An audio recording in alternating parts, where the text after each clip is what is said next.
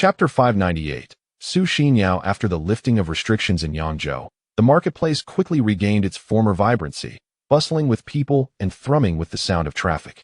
Yuan Kelly and Wen Tian ordered the release of merchants from various regions, providing compensation according to regulations, resulting in a lively scene at the Yangzhou dock.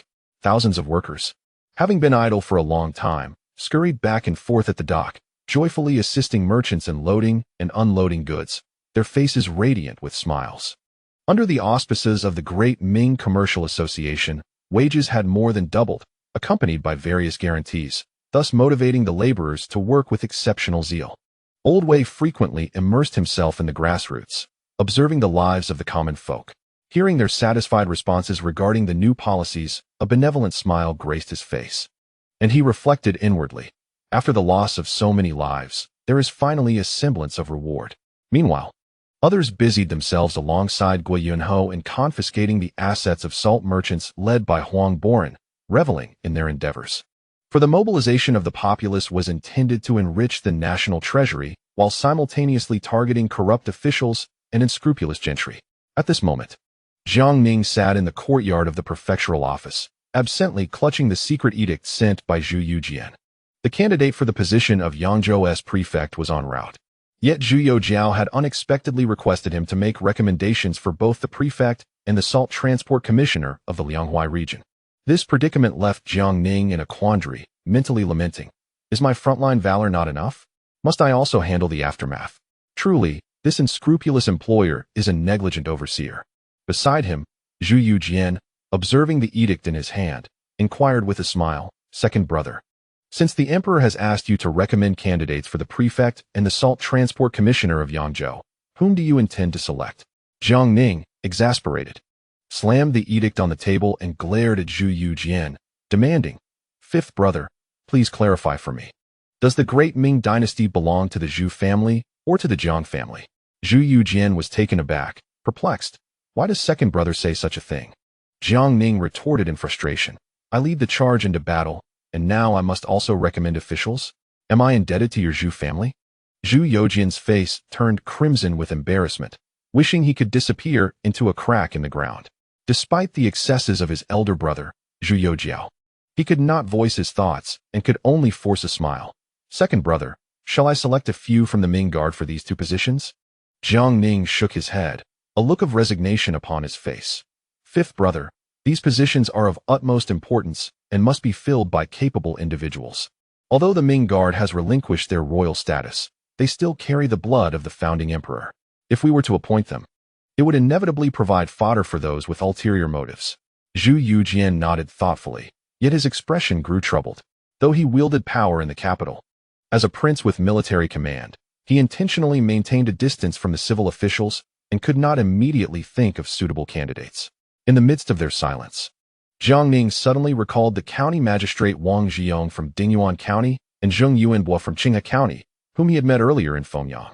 Both were known for their impartial enforcement of the law and their dedication to their duties, never engaging in favoritism. In the current context of the Lianghuai region implementing new policies, with official salaries tripling and all payments in silver, Wang Zhiyong still donated the majority of his salary to benefit the populace, living a modest life while often providing free medical consultations for the people, exemplifying the ideal of serving both in governance and medicine. Zheng Yuanbo, possessing a keen understanding of human affairs and a resolute approach, became a vanguard in promoting the new policies, ensuring that anyone who dared to obstruct him was swiftly dealt with. Having formed a resolute opinion, Jiang Ning took up his pen to draft a memorial, recommending Wang Zhiyong for the position of Salt Transport Commissioner of Lianghuai and Zheng Yuanbo as the governor of Yangzhou. Zhu Youjian leaned in for a closer look, his curiosity piqued. Brother, you actually recommend these two?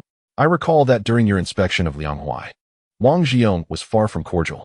Jiang Ning set down his pen, replying, it is said that one should not avoid recommending relatives when it comes to internal affairs, nor should one shy away from adversaries in external matters.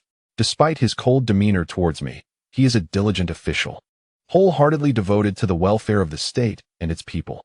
He entrusted the memorial to Gao Wenkai, instructing him to arrange for swift delivery to the capital for Zhu Youjiao's review.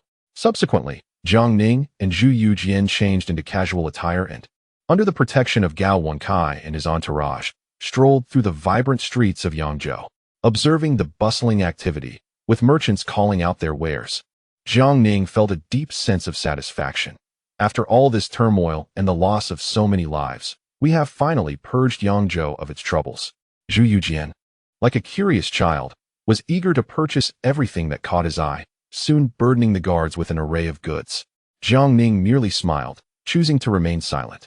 Unbeknownst to them, they wandered to the banks of the Grand Canal, where flower boats were plentiful, and young maidens played melodies while scholars and merchants reveled in merriment aboard the vessels.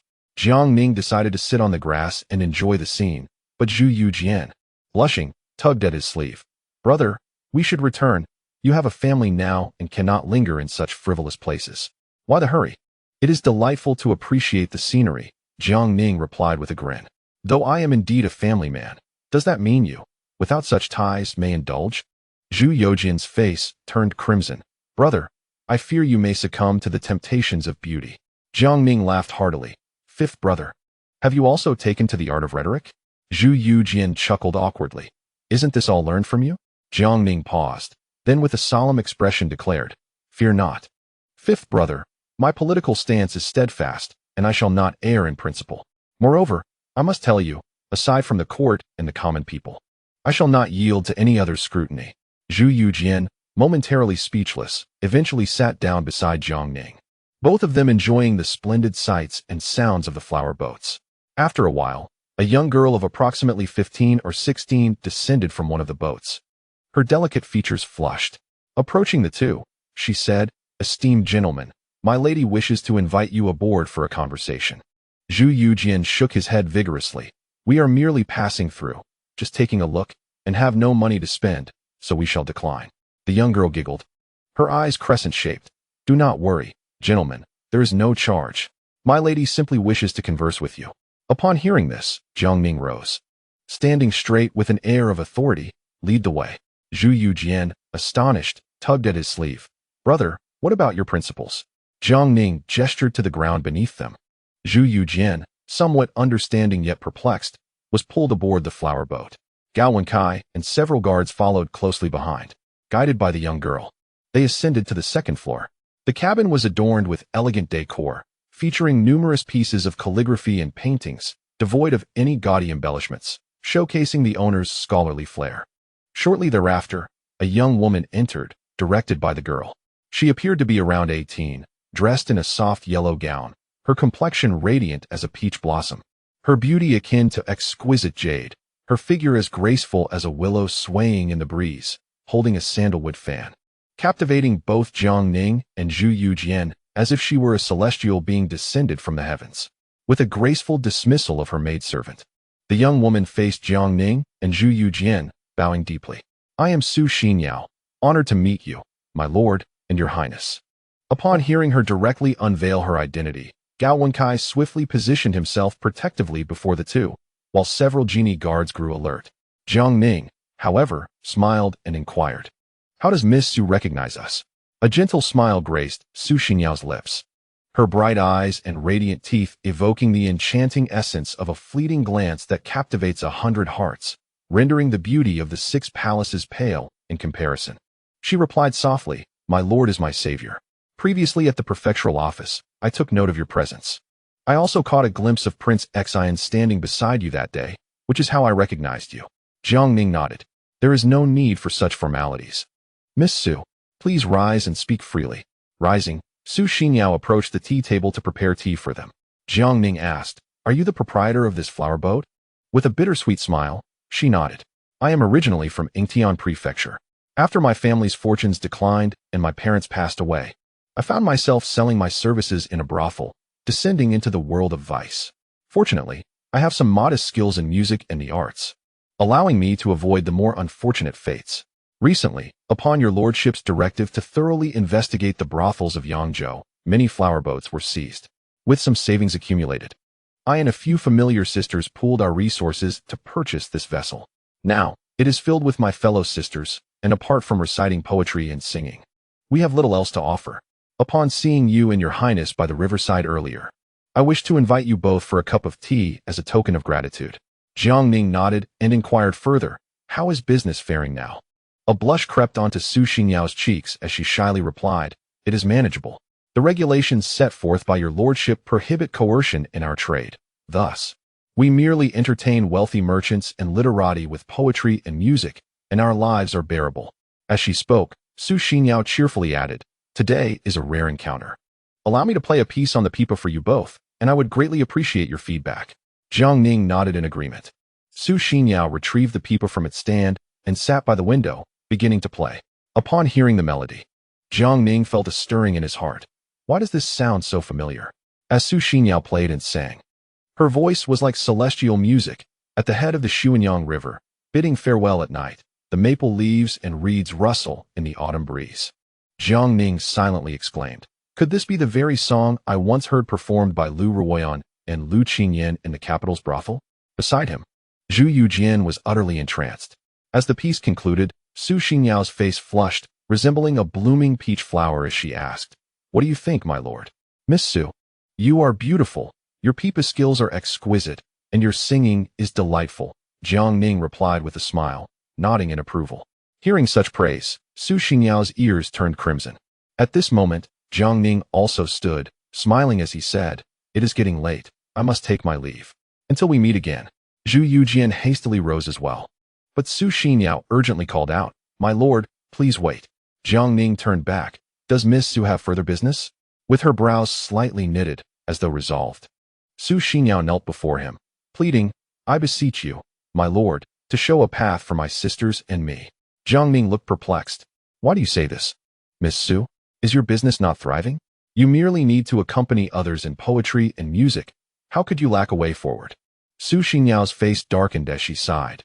"In response to the Lord, before your arrival in Yangzhou, the flower boats were thriving. And even us sisters who sell our talents without selling our bodies could earn a decent living. However, since your rigorous reforms, the business of brothels and flower boats has plummeted. What you witnessed today was merely a fleeting spectacle. Now, the whole of Jiangnan is filled with scorn for Yangzhou. The local merchants alone cannot sustain so many brothels and flower boats. If this continues, the situation will only worsen. And I fear many sisters will be forced into unspeakable circumstances." Even Zhu Youjian, standing nearby, appeared anxious as he exclaimed, "Second brother, Miss Su is right. Yangzhou has suffered so much under our hands. You must take action." Jiang Ning silently cursed. "How dare you, Zhu Youjian, speak to me like that? What is your stance?" Yet he, too, found himself in a dilemma. It was impossible to persuade Xinyao and her sisters to sell their bodies instead of performing. The animosity from Jiangnan towards Yangzhou was palpable. Even if merchants from the north and southwest filled the void, it would take time. If this dragged on, these unfortunate women might not escape their fates. After a moment of contemplation, Jiang Ning smiled and said, "Miss Su, this matter is not insurmountable, but I will need your assistance to connect with the major brothels and flower boats in Yangzhou." Xinyao was taken aback. "What do you mean, my lord?" "Let them criticize us," Jiang Ning replied with a grin. "We shall close our doors and entertain ourselves. Who knows? They might even come to join the festivities in the end. In a few days, we will host a grand competition for courtesans in Yangzhou. Representatives from the government, major merchant guilds, and literary circles will judge, and wealthy merchants, scholars, and students from all over will be able to bestow rewards. However, the rewards will require a twist. Instead of silver, they will purchase various fresh flowers from the government, ranging from low to high prices, to present to their favored courtesans. Flower boats or brothels.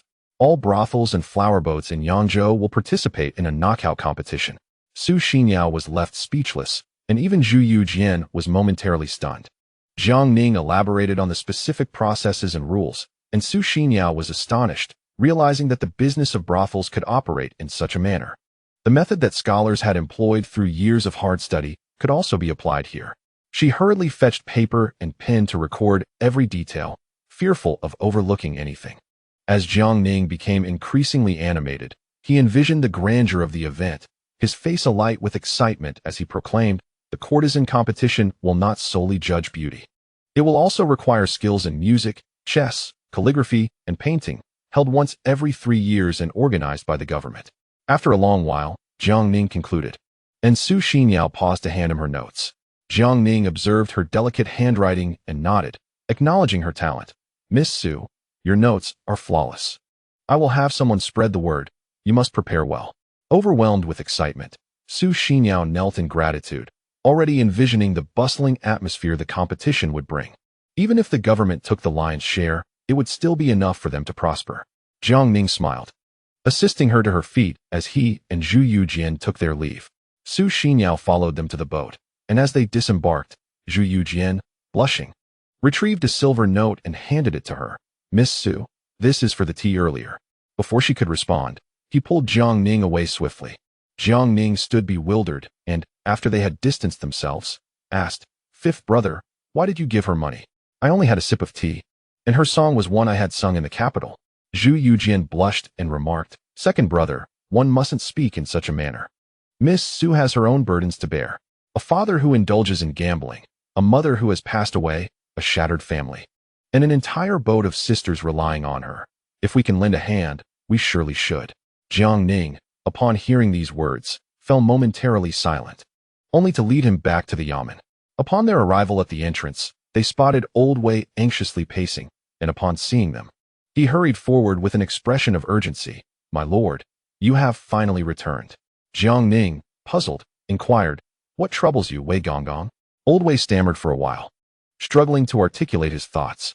Observing his predicament, Jiang Ning decided to usher everyone into the yamen. As soon as they settled, Old Wei leaned closer to Jiang Ning, lowering his voice in a frantic whisper, My lord, how could you take His Highness to the flower boats? If this news reaches the capital and His Majesty learns of it, our skins may well be stripped from our bones. Jiang Ning was taken aback, then chuckled, Wei Gonggong, what is the fuss about? We merely enjoyed a cup of tea, nothing more. Yet, Old Wei's face was etched with bitterness, but rumors can be quite terrifying. If any scandal reaches His Highness, and His Majesty seeks accountability, we cannot bear the consequences. Rest assured, Jiang Ning assured him. If His Majesty truly wishes to hold anyone accountable, I shall bear the responsibility alone. I will not allow you to suffer. With a sigh, Old Wei ultimately refrained from pressing further. Since the governor of Yangzhou had not yet arrived, Jiang Ning summoned Wen Tiren. Upon his arrival, Wen Tiren inquired, My lord, you summoned me. What are your commands? Old one, Jiang Ning stated directly. Yangzhou appears prosperous at present, yet the voices of criticism from Jiangnan echo relentlessly. Though the northern and southwestern merchant associations are stepping in to fill the void, it will take time. Thus, I wish to expedite the vibrancy of Yangzhou. Wen Tiren appeared somewhat perplexed. With the support of the major merchant associations from the north and southwest, prosperity is merely a matter of time. Why the urgency, my lord?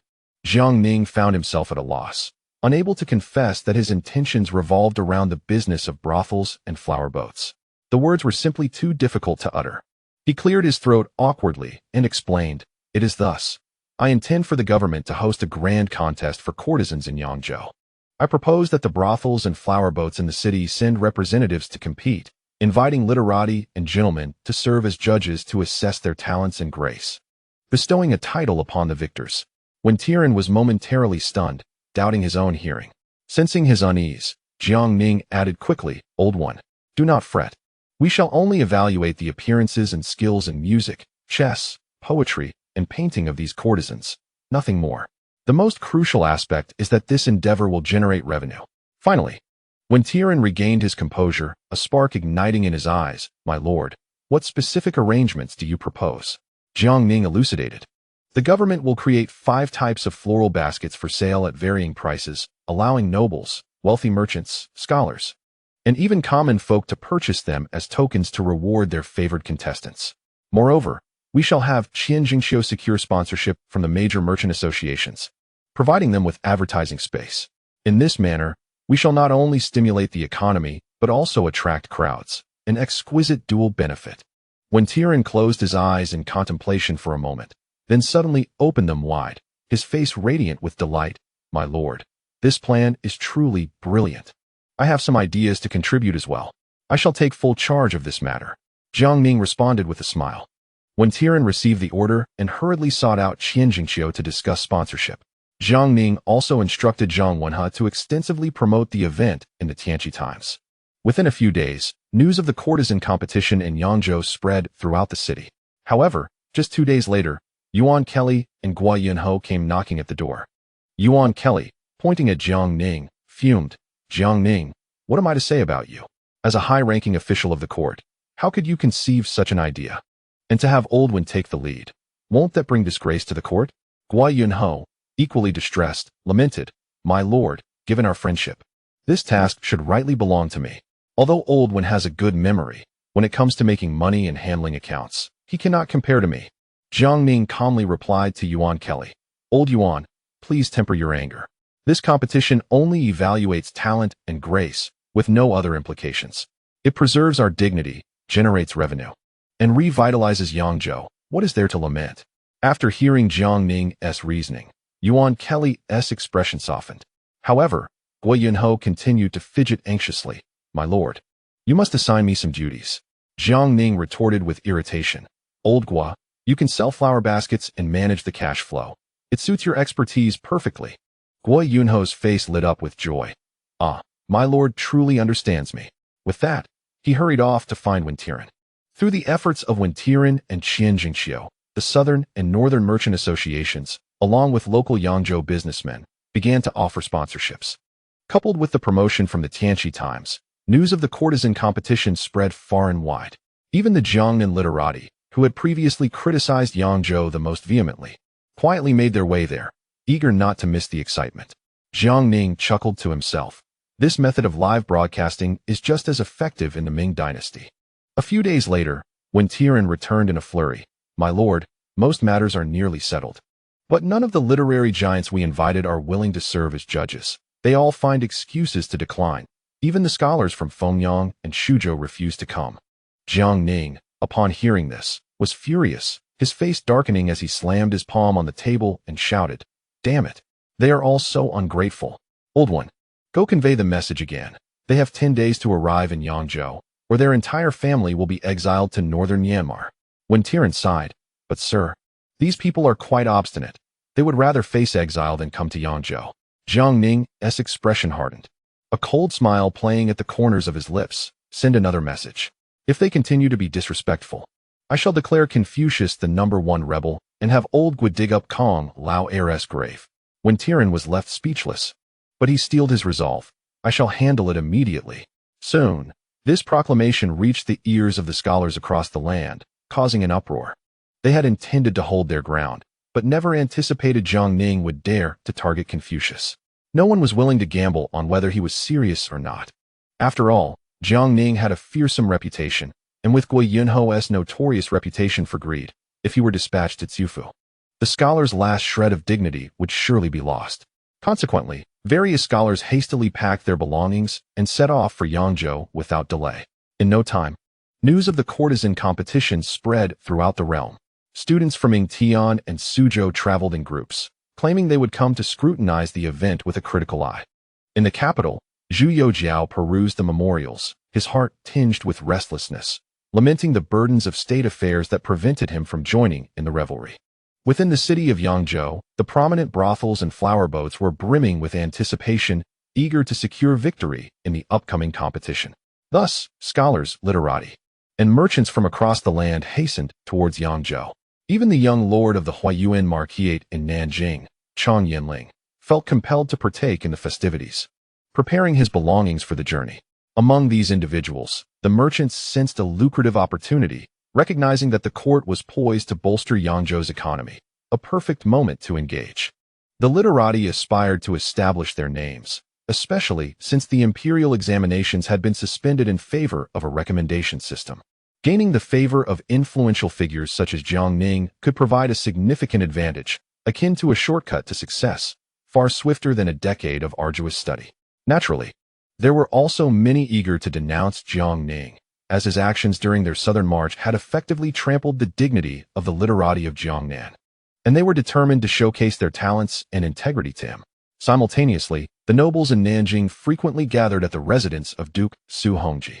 Having dismantled the Yangzhou salt merchants, Jiang Ning had severed their financial lifelines, prompting clandestine discussions among the assembled. Notable figures included the founding king of Dongou, Tianqi, the subsequent Marquis of Lingbai, Tang Guizhua, the descendant of King Qiang, Li Wenzhong, the Marquis of Lianghuai, Li Hongji, as well as Marquis Huaining, Sun Weiqing, Marquis Longping. Zhang Gongri, and others. The wealthy merchants and gentry of Nanjing had already cursed Jiang Ning 1,000 times and had contemplated uniting with the nobles to resist him, only to be left out in the cold. In the eyes of Su Hongji and his peers, Jiang Ning was a court-appointed envoy, the left commander of the 5 armies, a marquis of superior rank, an equal adversary. In contrast, these merchants were merely local tycoons, unworthy of comparison, without the support of the nobility. Though the merchants dared not confront him directly, they had ample resources. They employed individuals to concoct various rumors about Jiang Ning, spreading them through the streets, and even turning his deeds into plays for sale.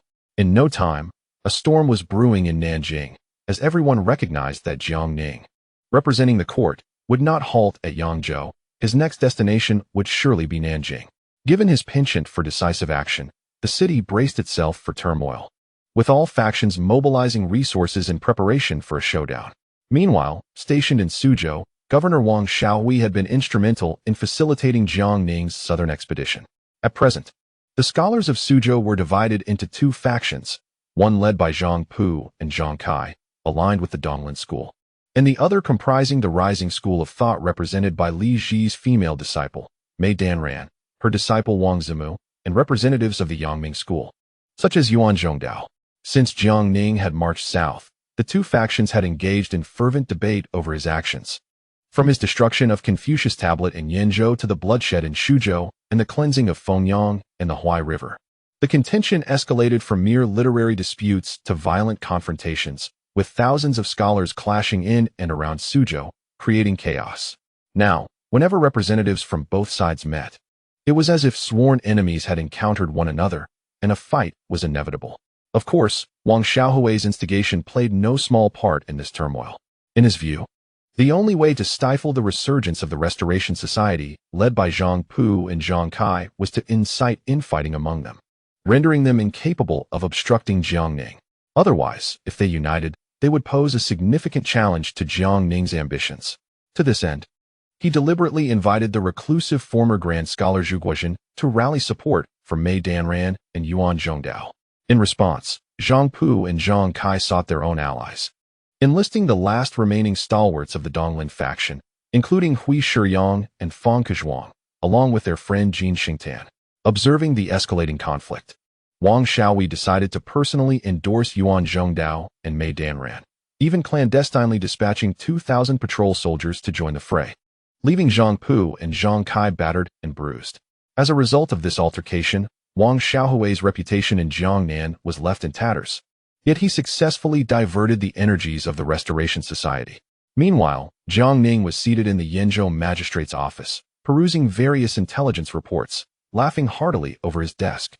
Zhu Youjian, intrigued by his mirth, inquired, "Second brother, what brings you such joy? Pray, share it with me." Jiang Ning, chuckling, passed him a letter. After reading it, Zhu Youjian was visibly astonished, exclaiming, "Second brother, this is rather exaggerated, is it not? They are all literati. How could they engage in brawls akin to ruffians?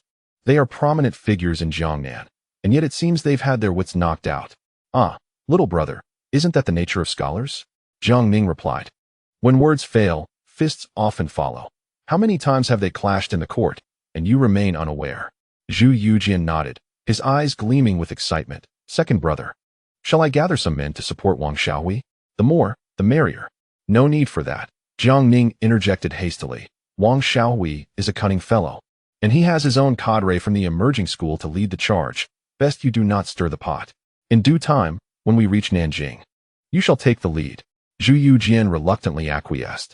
During this idle time, he felt restless. After the Reformation in Yangzhou, the ruffians and street thugs, along with the discontented literati, had vanished, leaving him without a target to unleash his frustrations upon. Just as Jiang Ning and Zhu Youjian were conversing, Wen Tiran and Guo Yunho entered the courtyard, laughing and chatting, and upon seeing the two, they hastily approached to pay their respects. Jiang Ning waved his hand with a smile, teasing, "Old one, old Guo, you seem quite jovial. What good fortune do you have to share?" As Wen Tiran began to speak, Guo Yunho interjected with great enthusiasm, "My lord, you cannot imagine the throng of wealthy merchants eager to sponsor the courtesan contest. The city of Yangzhou is nearly bursting at the seams. Each offer surpasses the last. all vying to promote their businesses through this opportunity. Just from the sponsorship fees alone, we have collected nearly 1 million taels in recent days, not including the shares from the Northern and Southwestern Merchant Associations. Jiang Ning, upon hearing this, smiled faintly. He had anticipated such developments. With the government leading the charge and the backing of both Northern and Southern Merchant Associations, their momentum was indeed formidable. He then turned to Guo Yunho. Old Guo, do not focus solely on sponsorships. How has the sale of the flower baskets progressed? Guo Yunho's face radiated with joy as he spoke animatedly. Rest assured, my lord, I have commissioned artisans to create 5 distinct types of flower baskets as per your specifications. They are categorized into 5 grades. The 5th grade at 1 tael, the 4th at 10 taels, the 3rd at 100 taels, the 2nd at 500 taels, and the 1st at 1,000 taels. Presently, affluent merchants, noble scions, and literati are clamoring to place their orders. I have even mentioned that the top 100 participants in the competition will have the opportunity to publish their goods or writings in the Tianqi Times, spreading their fame far and wide. You should witness the frenzy. It is as if they have lost their senses. Your strategy is nothing short of brilliant, akin to effortlessly collecting silver. He then leaned in with a mischievous glint in his eye and added, to be honest, is this strategy not something imparted by your master Luo? Jiang Ning's countenance darkened as he retorted curtly, what are you insinuating? Master Luo has no such leisure. His method for earning is simple and straightforward. He places a knife to the throat and inquires whether one prefers wealth or life. Guo Yunho listened in awe, indeed. This Master Luo is a remarkable individual. I must have the pleasure of meeting him someday. When Tian interjected with a smile, my lord, the literary luminaries from Suzhou, Fengyang, and Yangzhou have nearly all gathered in Yangzhou. Jiang Ning raised an eyebrow and chuckled. It appears the fortitude of these literati is rather feeble. I was hoping a few would stubbornly refuse to come, providing an opportunity for old Guo to make a trip to Ciufu in Shandong. Guo Yunho appeared perplexed, prompting Wen Tian to clarify, your strategy has effectively grasped their weak point. After all, they dare not jest with Confucius. Jiang Ning continued, his tone laced with sarcasm, indeed. If Confucius were to witness his disciple's lack of ambition, he might very well rise in ire. Wen Tian chuckled in silence. Though he hailed from a scholarly background, he never regarded himself as a Confucian disciple, yet openly disparaging Confucius was a line he found difficult to cross. Guo Yunho, increasingly bewildered, scratched his head and said, my lord, what exactly are you and Minister Wen discussing? I find myself utterly lost. Jiang Ning stifled a laugh and elucidated, not long ago, I sought to invite the literary titans from Suzhou, Fengyang, and Yangzhou to serve as judges. This group was quite obstinate, declaring they would rather be exiled to northern Myanmar than attend. Eventually, I sent word that if they refused to come, I would label Confucius as the foremost rebel and dispatch you to Ciufu to excavate his grave. Would you believe it? They all capitulated and obediently made their way to Yangzhou. Guo Yunho was left speechless, his eyes wide with astonishment, before he quickly exclaimed, my lord, how could you tarnish my reputation in such a manner? I am a minister of the court. Jiang Ning scoffed, to tarnish a reputation. One must first possess a reputation to tarnish, right? Old Guo, reflect sincerely upon your past deeds. Do you still have a reputation? Guo Yunho was left at a loss for words, his face flushed and frozen in place. Chapter 601. Onward to Nanjing. Apologies, brothers. I had a bout of bad liquor last night, and have felt unwell all day. Today's update is a bit late. I hope for your understanding. As the grand courtesan competition approaches, Yangzhou is bustling with throngs of people, a scene of extraordinary vibrancy. High-ranking officials, wealthy merchants, and learned scholars are ubiquitous, and the prior tumult has seemingly faded into memory, with the current splendor surpassing all that came before.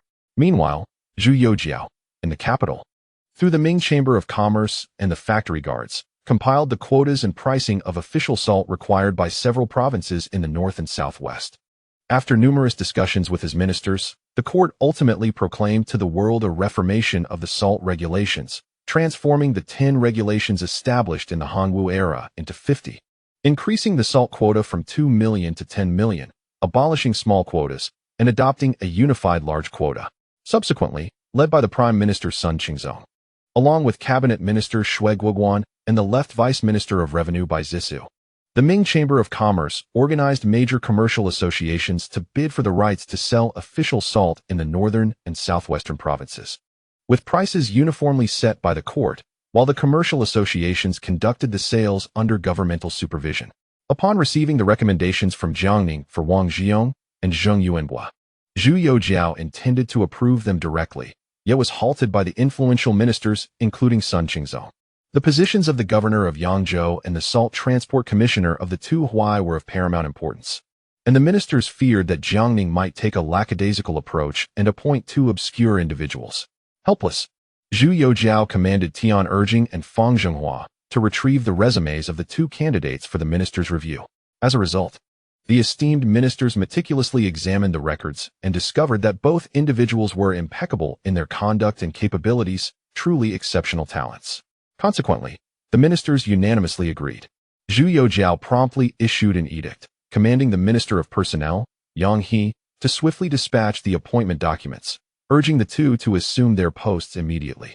Considering the tense situation between the court and Jiangnan, Zhu Youjiao further conferred with his ministers and decided to allocate the rights to sell official salt in Jiangnan provinces by prefectures, states, and counties, allowing Jiangnan commercial associations to compete with those from the north and southwest. This approach not only facilitated mutual checks and balances, but also prevented the northern commercial associations from acting unilaterally, while curbing the resurgence of Jiangnan associations. Following by Zis's calculations, it was concluded that the court's salt tax could reach a minimum of 12 to 15 million taels annually. The news sent ripples through the court. It is noteworthy that in Zhu Youjiao's 4 years of reign, the highest salt tax during the second year of the Tianqi period was only 180,000 taels, and thereafter it had stabilized around 100,000 taels annually. Now, following the reformation of salt management, it had surged over tenfold, eclipsing even the peak of 5 million taels during the reign of the founding Emperor Han Wu, and Zhu Youjiao was overwhelmed with joy. Upon hearing that Gui Yanhou had reclaimed 75 million taels in salt taxes from the salt merchants in Yangzhou, coupled with the findings from Jiang Ning, the total had nearly approached 100 million taels of silver, further broadening his smile. The entire court was equally jubilant. After all, the Ming dynasty had long been impoverished, plagued by corruption in the late Wanli period, tax arrears, and the financial burdens of the Liaodong military campaigns, leaving the treasury in dire straits. Now, with the treasury's revenues reaching unprecedented heights since the founding of the nation, Zhu Youjiao's momentum in revitalizing the Ming dynasty seemed assured, and everyone aspired to etch their names in history, filled with enthusiasm. Days later, the general Zhao Shuijiao sent military reports stating that the king of Siam had once again offered 500,000 stones of rice to the Ming dynasty, which were already on their way to the capital, prompting the Ministry of Revenue to prepare for their receipt.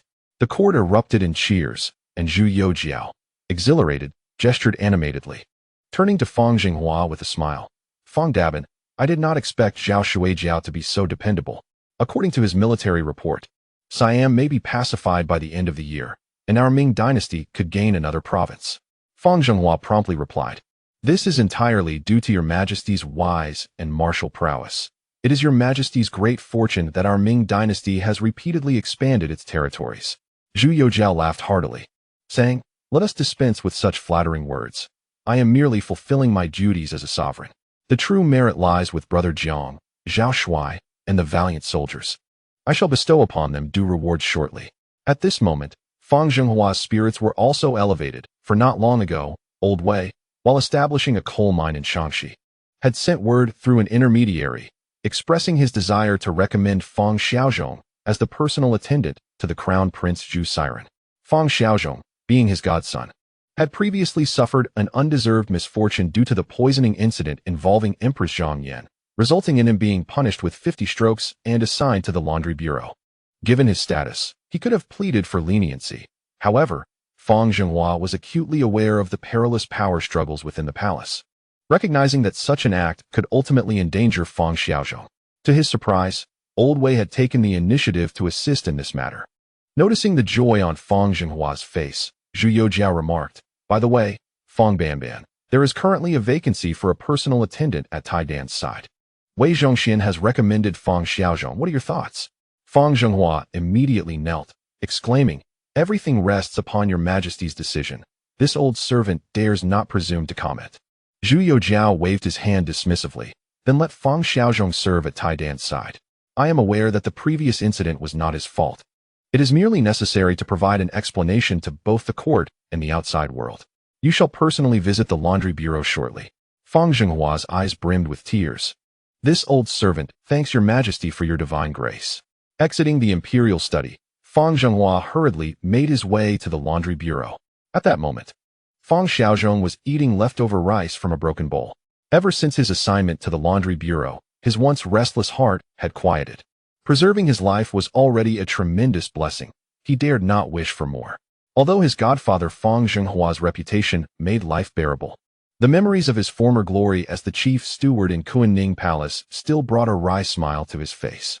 Suddenly, he heard the door swing open and saw Fang Zhenghua entering. Fang Xiaozhong quickly knelt, his eyes reddening as he choked out, "Son greets his godfather."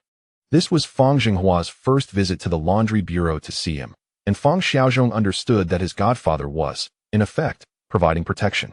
Fang Zhenghua observed his disheveled appearance, his eyes glistening with emotion. "Xiaozhong, rise and speak." Fang Xiaozhong trembled as he stood, hastily wiping the chair with his sleeve. "Godfather, please sit. This place is too dirty for proper hospitality. I beg you not to take offense." Fang Zhenghua sat down without concern. "Xiaozhong, come sit beside me." Fang Xiaozhong cautiously took a seat and hesitantly inquired, "Godfather, what brings you to the laundry bureau today? Is it possible that His Majesty intends to punish me?" Fang Zhenghua chuckled, "Silly child, it is good news. Lord Wei has petitioned His Majesty to establish a coal business in Tianqi.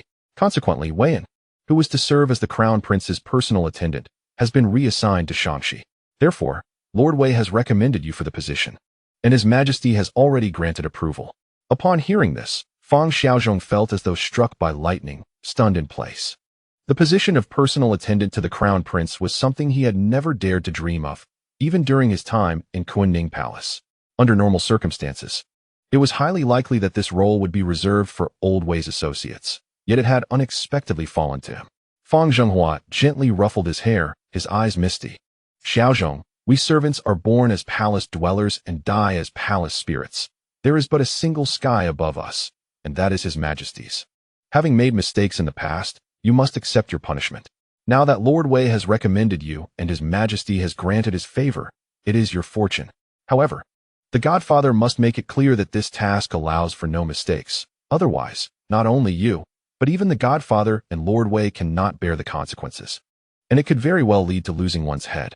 Fang Xiaozhong's face turned pale, for he understood all too well that this position, seemingly glamorous, was fraught with peril, and he hesitated inwardly. Fang Zhenghua saw through his thoughts and slowly said, "Xiaozhong, let me impart two pieces of wisdom.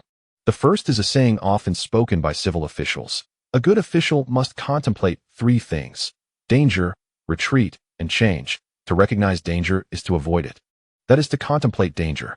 To withdraw to an unnoticed place is to contemplate retreat. Reflecting on past mistakes and strategizing for the future is to contemplate change." Upon hearing this, Fang Xiaozhong could not hold back his tears. The poisoning incident involving the queen had nearly shaken the foundations of the country. Had it not been for His Majesty's mercy, he and his godfather would have long since lost their lives. Having been in the laundry bureau for nearly 2 years, he had seen many truths, yet always feared being abandoned by his godfather. In this moment, he realized that the other party had always cared for him. Fang Zhenghua continued solemnly, "The second is a saying by military generals. Place oneself in a position of life and death to find rebirth.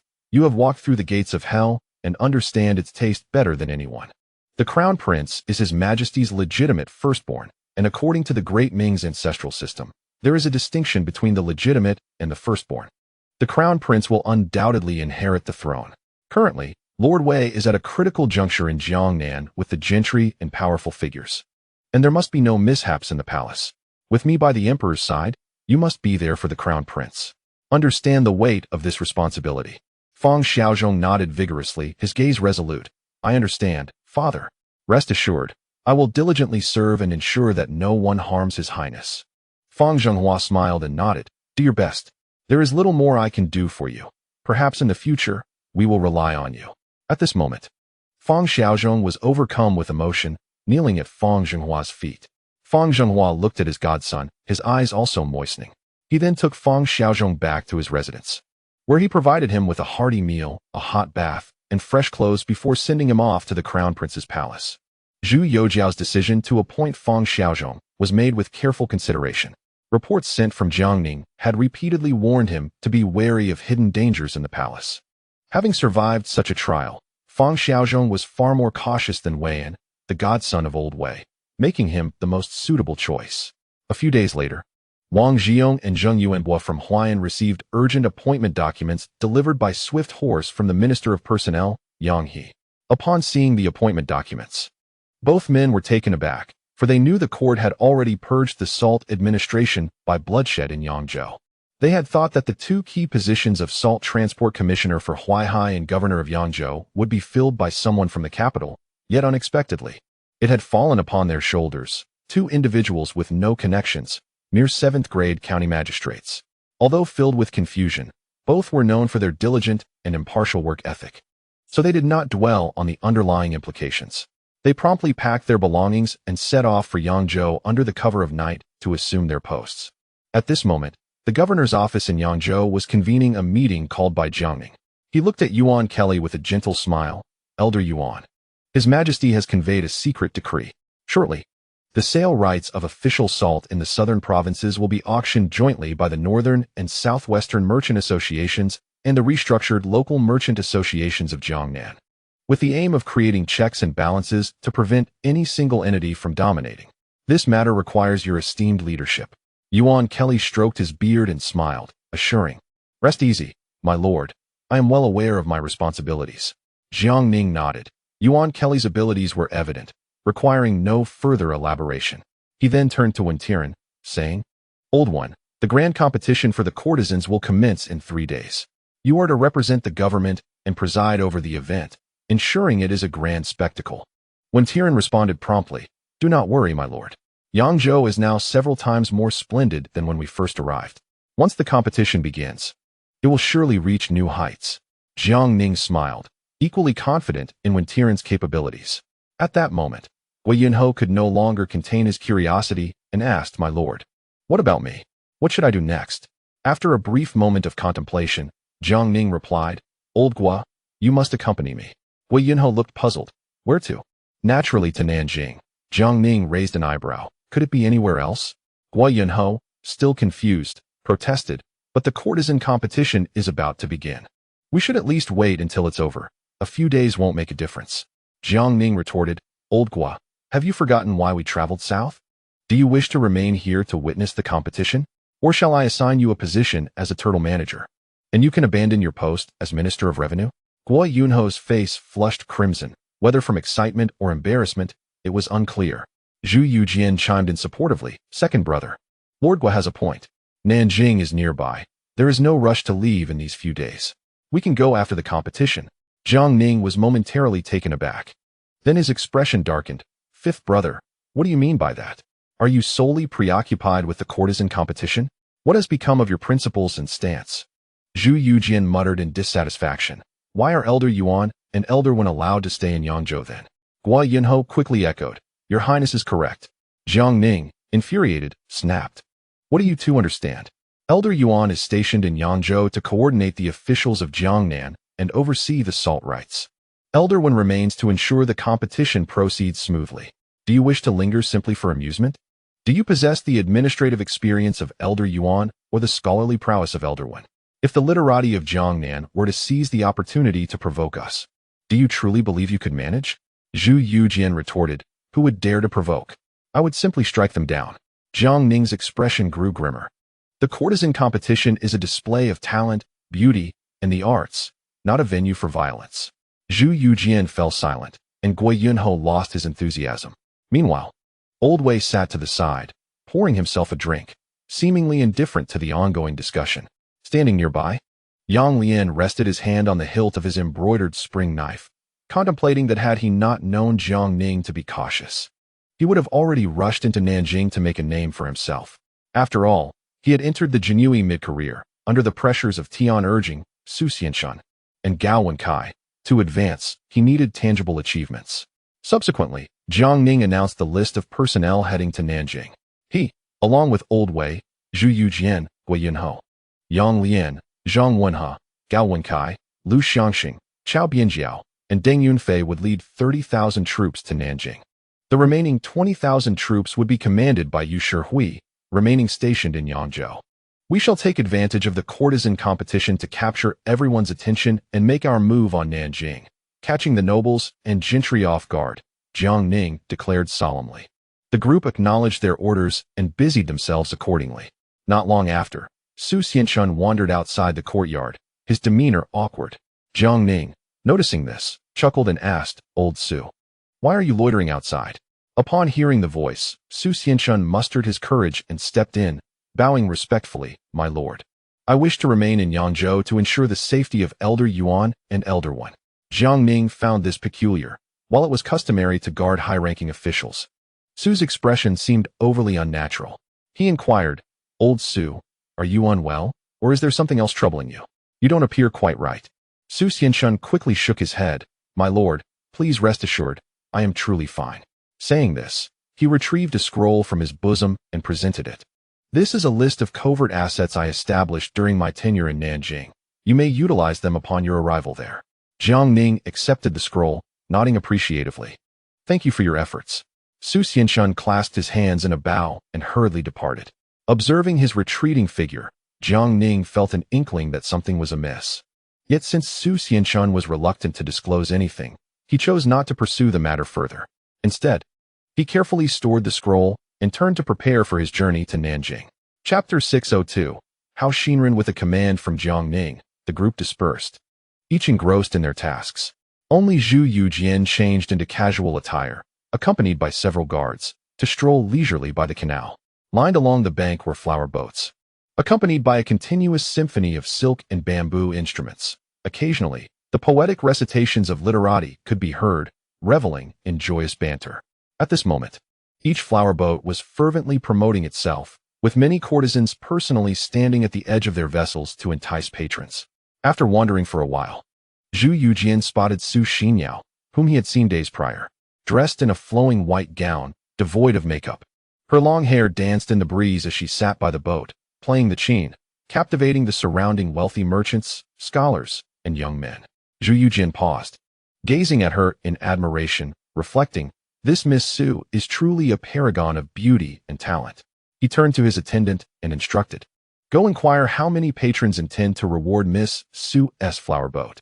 The attendant complied and hurried off, returning shortly with a hushed report, "Your Highness, the affluent merchant by Wantong from Suzhou has declared his intention to reward 20 first-class flower baskets. Lord Su Wenjue from the Duke of Wei's estate in Nanjing also plans to bestow 10 first-class baskets, while other wealthy merchants and young lords are offering around several thousand taels. Miss Su's popularity is soaring, and she is likely to enter the top 3. Zhu Youjian pondered for a moment, thinking, given Miss Su's remarkable talents, it would be a pity if she were to place only in the top 3. Thus, he resolved to assist her. After rummaging through his belongings, he managed to find 3,000 taels in banknotes and several silver coins. Contemplating the modest sum in his hand, he felt a pang of difficulty. He had never worried about finances in the capital, yet now he found himself constrained. After a brief hesitation, he instructed his attendant, "Please inquire again with the official responsible for recording rewards. Is it possible to extend credit for the flower boat rewards?" The attendant was momentarily taken aback, thinking he had misheard, but seeing Zhu Youjian's earnest expression, he reluctantly proceeded. Zhu Youjian felt a twinge of anxiety. If the credit route proved unfeasible, he would have to abandon his plan. He was uncertain when the next courtesan competition would occur, nor did he know whether he would be stationed in Korea or leading troops elsewhere by then. Soon, the attendant returned, his face flushed, and whispered, "Your Highness." The clerk stated that unless there is a decree from the imperial envoy, credit cannot be extended. Zhu Youjian stood there in a daze, unable to muster the courage to directly seek a decree from Jiang Ning. After much contemplation, he resolved to make a decision that defied the expectations of his ancestors. If a direct approach was unfeasible, then he would resort to subtler means. As he pondered this, a group of individuals approached, among them a young gentleman brandishing a folding fan, flanked by bodyguards who cleared the way. causing passers-by to curse in frustration. The guards resorted to violence, striking the bystanders who cried out in despair. Zhu Youjian furrowed his brows, intrigued by the young man's origins. The gentleman possessed an acceptable appearance but exuded an air of ostentation, clearly a spoiled youth. As he reached Zhu Youjian, the bodyguards advanced to disperse them. Zhu Youjian's own guards swiftly shielded him. The young gentleman glanced dismissively at Zhu Youjian and his companions, instructing his attendant, "Go, tell these people to step aside. Do not obstruct my path." The attendant, immediately adopting a sycophantic demeanor, approached Zhu Youjian and barked, "Do you not see my master is passing? Dare you block the way? Move aside at once, or you shall find yourselves missing limbs." Zhu Youjian's expression grew colder, a derisive smile gracing his lips. "Those who would dare to maim me have long since found their graves overgrown with grass. Who do you think you are? Come, teach this insolent cur a lesson." Without hesitation, his guards seized the attendant, delivering several resounding slaps. The opposing bodyguards rushed forward, leading to a standoff. Zhu Youjian waved his hand, signaling his guards to release the attendant, who fell to the ground, blood streaming from his mouth and nose as he crawled back to the young gentleman, crying, "Master, they made me yield, and they dared to strike me. To strike a dog, one must consider its master, and they have shown you no respect." The young gentleman's expression darkened, and he kicked the attendant aside, growling, "Useless wretch. You have brought disgrace upon me." He then stepped forward, scrutinizing Zhu Youjian and his entourage, and coldly declared, "You, lad, is it you who struck my attendant?" Zhu Youjian retorted with a sneer, "Indeed, it was me. Who could tolerate such an undisciplined cur boasting here?" The onlookers began to distance themselves, sensing the tension. It was clear that neither party was of ordinary standing, and any altercation could have dire consequences. Hearing this, the young gentleman snapped his fan shut with a sharp sound. Smirking, very well, very well. You possess quite the spirit, lad. It has been years since I encountered someone so audacious. Do you know who I am? To dare speak so arrogantly?" Zhu Youjian paused, bewildered, and replied, "Who are you? You ought to inquire with your father. Why ask me? I am not your father." The guards behind him could not suppress their laughter. Enraged, the young gentleman's face turned crimson as he shouted, "You insolent fool! Dare you mock me? Let me enlighten you. I am Zhu Youjiao, the heir of the Duke of Wei, a relative of the current emperor. If you are wise, you will kneel and bow 3 times, then sever one of your limbs. Perhaps I might spare your life. Otherwise, I shall cast you into the canal to feed the fish." He then advised his bodyguards, "Remain discreet while we are out. Do not reveal our identity." The guards nodded in agreement. Upon hearing this, Zhu Youjian silently scoffed. "Do not think that merely because you are Zhu Youjiao, or even your father Zhu Hongji, you can intimidate me." Zhu Youjiao, witnessing that his opponent remained unfazed, grew increasingly arrogant, prompting doubts about his adversary's identity. The servant who had previously been beaten re-emerged, shouting, "Boy, do you now comprehend my master's status? Kneel and pay your respects, as he commands. Otherwise, I shall cast you all into the canal to feed the fish." The phrase "dogs relying on their masters" could not be more aptly applied to you. Zhu Youjian regarded the servant and remarked, "Regrettably, this dog cannot intimidate me, nor can your master." With that, he turned to depart.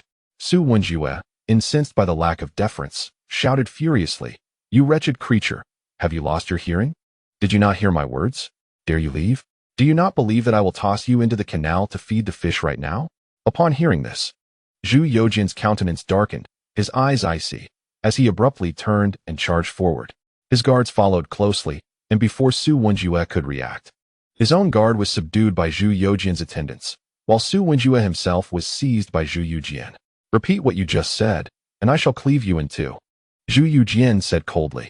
Zhu Youjiao struggled with all his might, but could not contend with Zhu Youjian's iron grip, ultimately shouting in embarrassment, "Release me at once. My father is the Duke of Wei. How dare you act so recklessly? If my father finds out, he will undoubtedly annihilate your entire lineage." Zhu Youjian sneered. "How could the king of Zhongshan, a figure of such heroism, produce such a worthless failure as you? Even the likes of Zhu Youjian from the capital surpass you. Very well. Today I shall take it upon myself to discipline you on behalf of your father." With that, he raised his hand and struck Zhu Youjiao, leaving him bruised and bloodied, before kicking him into the canal and turning to leave with his guards. Zhu Youjiao, upon hitting the water, immediately startled the surrounding crowd, with some exclaiming, "Look, someone has fallen into the water." The throng quickly gathered around. Zhu Youjiao's guards hastily jumped into the water to rescue him, soon dragging him, drenched and disheveled, onto the shore. As he coughed up canal water, he glared at the onlookers, wishing he could devour Zhu Youjian alive. He had intended to bask in the limelight of the courtesan competition, but had instead suffered such a monumental disgrace. He produced the waist token of the Duke of Wei and commanded his guards fiercely, "Use my token to instruct the officers to apprehend that lad from earlier. I want him to wish for life, but find none." The guards took the token and swiftly sought out the patrolling officers. Upon hearing that it was the heir of the Duke of Wei, the officers were greatly alarmed, and under the guards' guidance, a dozen of them immediately rushed in the direction Zhu Youjian had taken. When they caught up, the officers were stunned into silence at the sight of Zhu Youjian. Their mouths agape. They had not expected to encounter this esteemed gentleman. The Duke of Wei's guards shouted. It was they who struck the young master. "Quickly bind them and bring them forth." Yet the officers stood frozen, unmoving. The guards were equally bewildered, unsure of the situation. Zhu Youjian glanced back at the crowd not far behind and coldly commanded, "All of you, get lost. Do not let me see you again." The officials hastily knelt and bowed their heads, then swiftly departed, leaving the guards of the Duke of Wei's residence bewildered and at a loss. Zhu Youjian disregarded the people around him and, accompanied by his attendants, returned to the governor's yamen. At that moment, Jiang Ning was seated in a small courtyard, enjoying tea. In 3 days, the courtesan competition would commence, marking their journey to Nanjing. Upon his return, Zhu Youjian made his way to the courtyard where Jiang Ning was. And as he took a few steps, he encountered Guo Yunho, who was holding a stack of official documents. Guo Yunho promptly bowed, and Zhu Youjian, puzzled, inquired, "Lord Guo, what brings you here?" With a smile, Guo Yunho replied, "Your Highness, I am here to deliver these documents to the Marquis.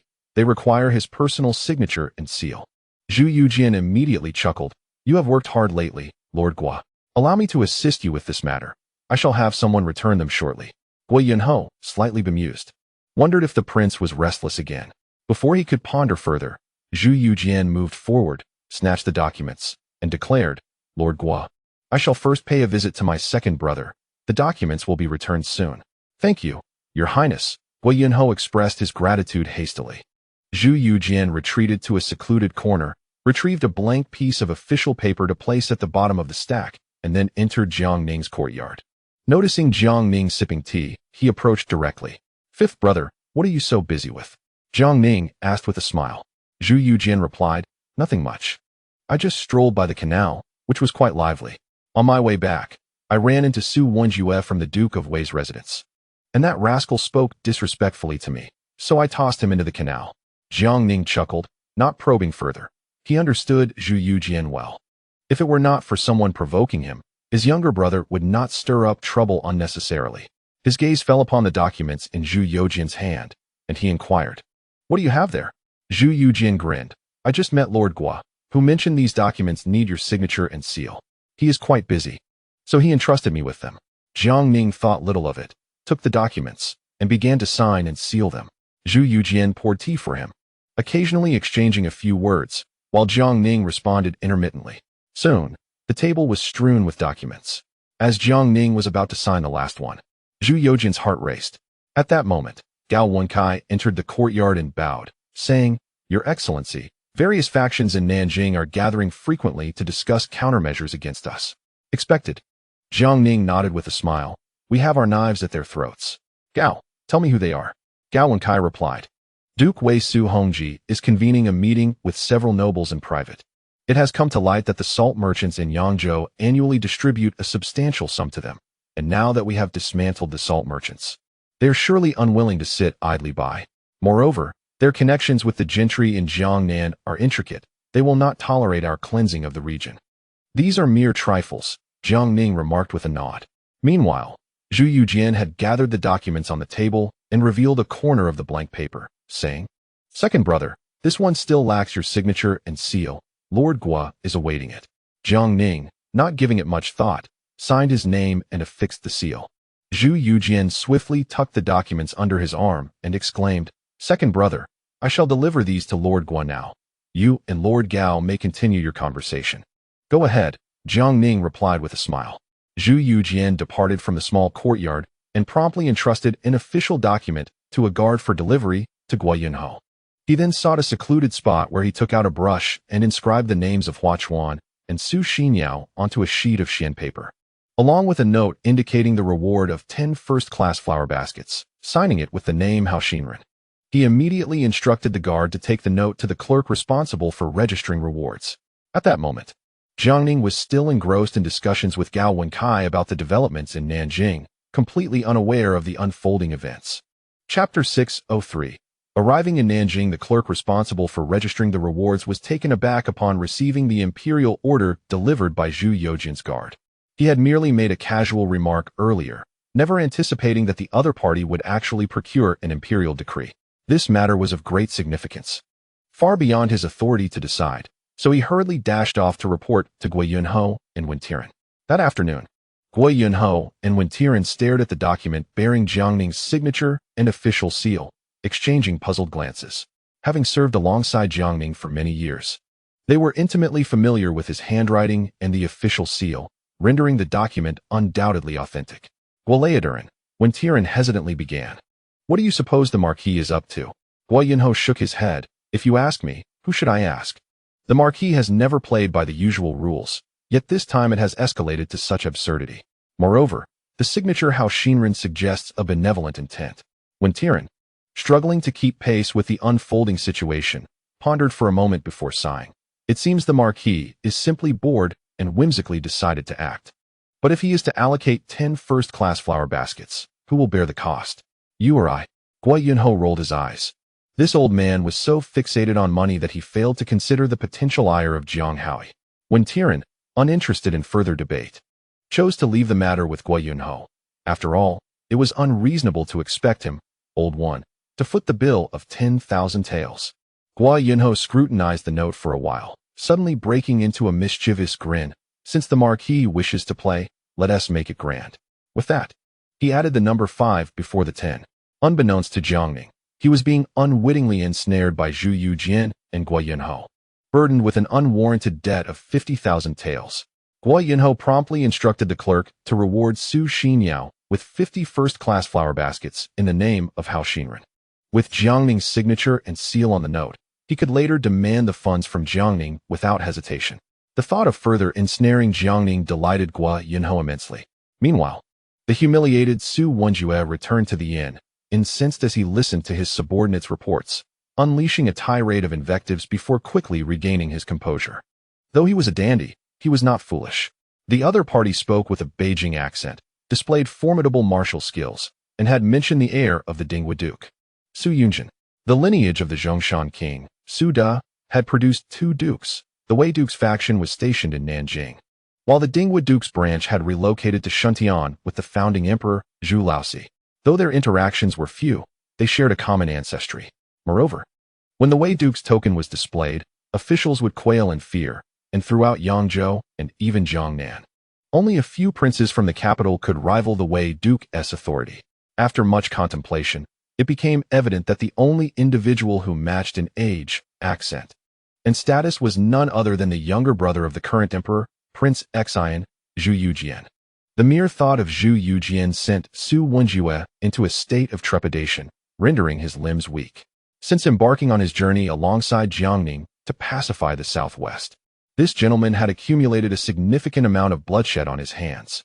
Recalling his own disrespectful words towards him, demanding an apology through prostration, mutilation, and even threatening the annihilation of his entire clan, Su Wenjue felt as though he had plunged into an icy abyss, as if the spirit of his ancestor, King Sudu of Zhongshan, was beckoning him. 3 days later, the inaugural courtesan competition in Yangzhou commenced. The banks of the Grand Canal were adorned with hundreds of flower boats, each displaying their respective banners. Wentiren, clad in a dragon robe, was accompanied by the newly appointed Salt Transport Commissioner Wang Zhiyong, Yangzhou's Governor Zhang Yuanhua, and the Jin Yiwei leader Su Xianshan with his personal guards, along with literary luminaries invited by Jiang Ning and the prominent merchants summoned by Qianjingqiu, the sponsors of the event. The shore was festooned with colorful flags and banners, all serving as advertisements. The populace of Yangzhou flocked to the scene, while Yu Shiwei deployed 5,000 soldiers to maintain order amidst the throngs of people, bustling traffic, and brilliant lights, showcasing the city's opulence. One by one, the courtesans from various flower boats made their appearances, showcasing their talents in music, chess, calligraphy, and painting, eliciting gasps of admiration from the crowd. Wealthy merchants lavishly bestowed gifts, and officials placed flower baskets beside the respective boats, calling out names with great fervor. Scholars and literati, in a frenzy, showered poems as gifts, with some reciting them publicly, all eager for renown. As the competition progressed, the donations grew increasingly enthusiastic, and rankings began to emerge. Xinyao felt her heart leap into her throat. The excitement of the contest surpassed her expectations, and under the current circumstances, she believed her boat would at most secure a spot in the top 10. Previously, she had hoped for clandestine assistance from Jiang Ning, but now it seemed utterly absurd. Given Jiang Ning's standing, any intervention would be a favor. Why would he concern himself with a mere courtesan? Lost in her thoughts, she suddenly heard the official call out loudly.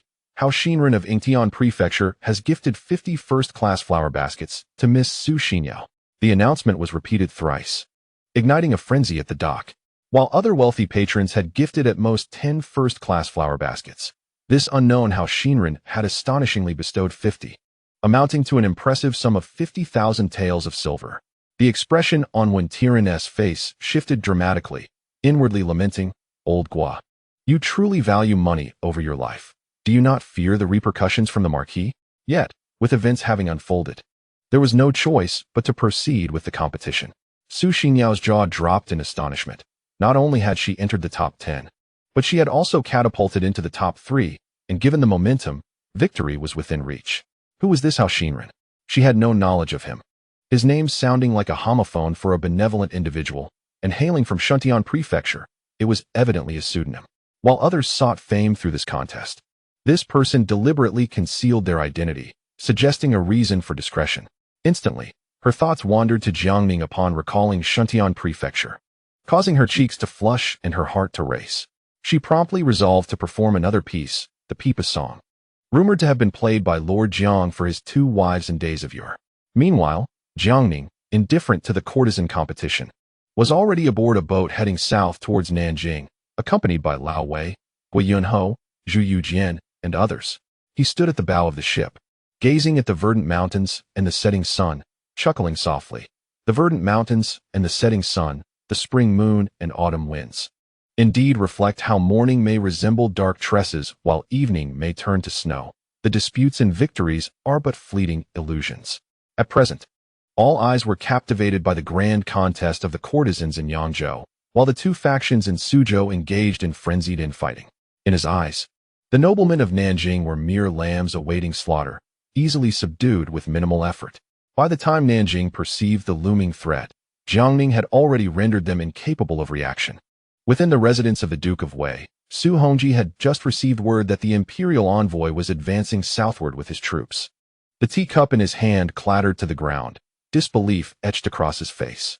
The uproar surrounding the Yangzhou courtesan competition was so great that everyone assumed Jiang Ning would wait until the event concluded to act. Unexpectedly, he moved as soon as the contest commenced. Su Hongji hastily summoned the noble families to his residence for deliberation. Moments later, all the noble families, except for the Marquis of Huayuan, Chang Mingliang, gathered at the Duke of Wei's estate, agitated like ants on a hot stove. Yet they could not devise a viable strategy after much commotion. Before they could reach a conclusion, new intelligence arrived. Jiang Ning had landed his forces and begun disembarking. Su Hongji gritted his teeth and instructed everyone to prepare for the envoy's reception, then to act according to circumstances. Jiang Ning led his army fully ashore, advancing towards the city of Nanjing. Gazing at the city within arm's reach, he could not help but marvel.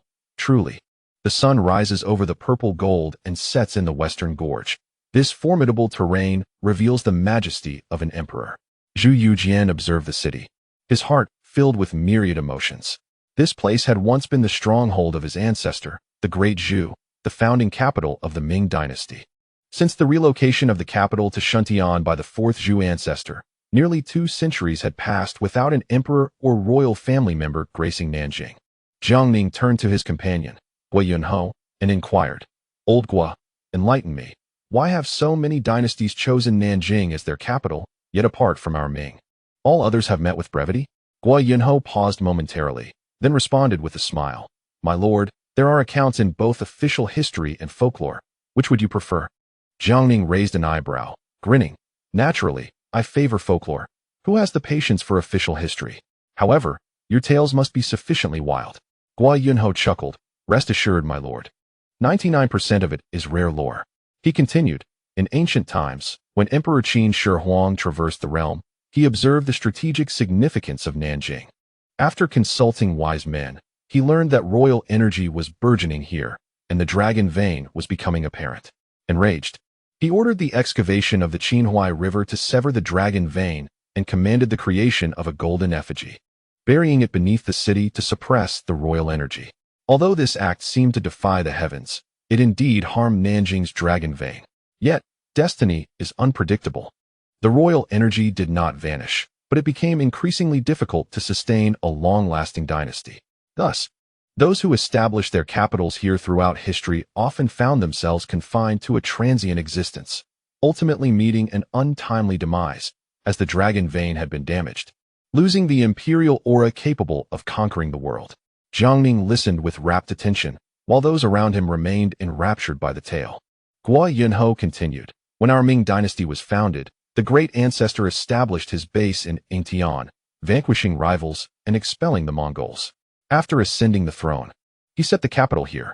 Later, the esteemed Liu Bowen advised that Yingtian should serve only as a temporary capital, unsuitable for permanence.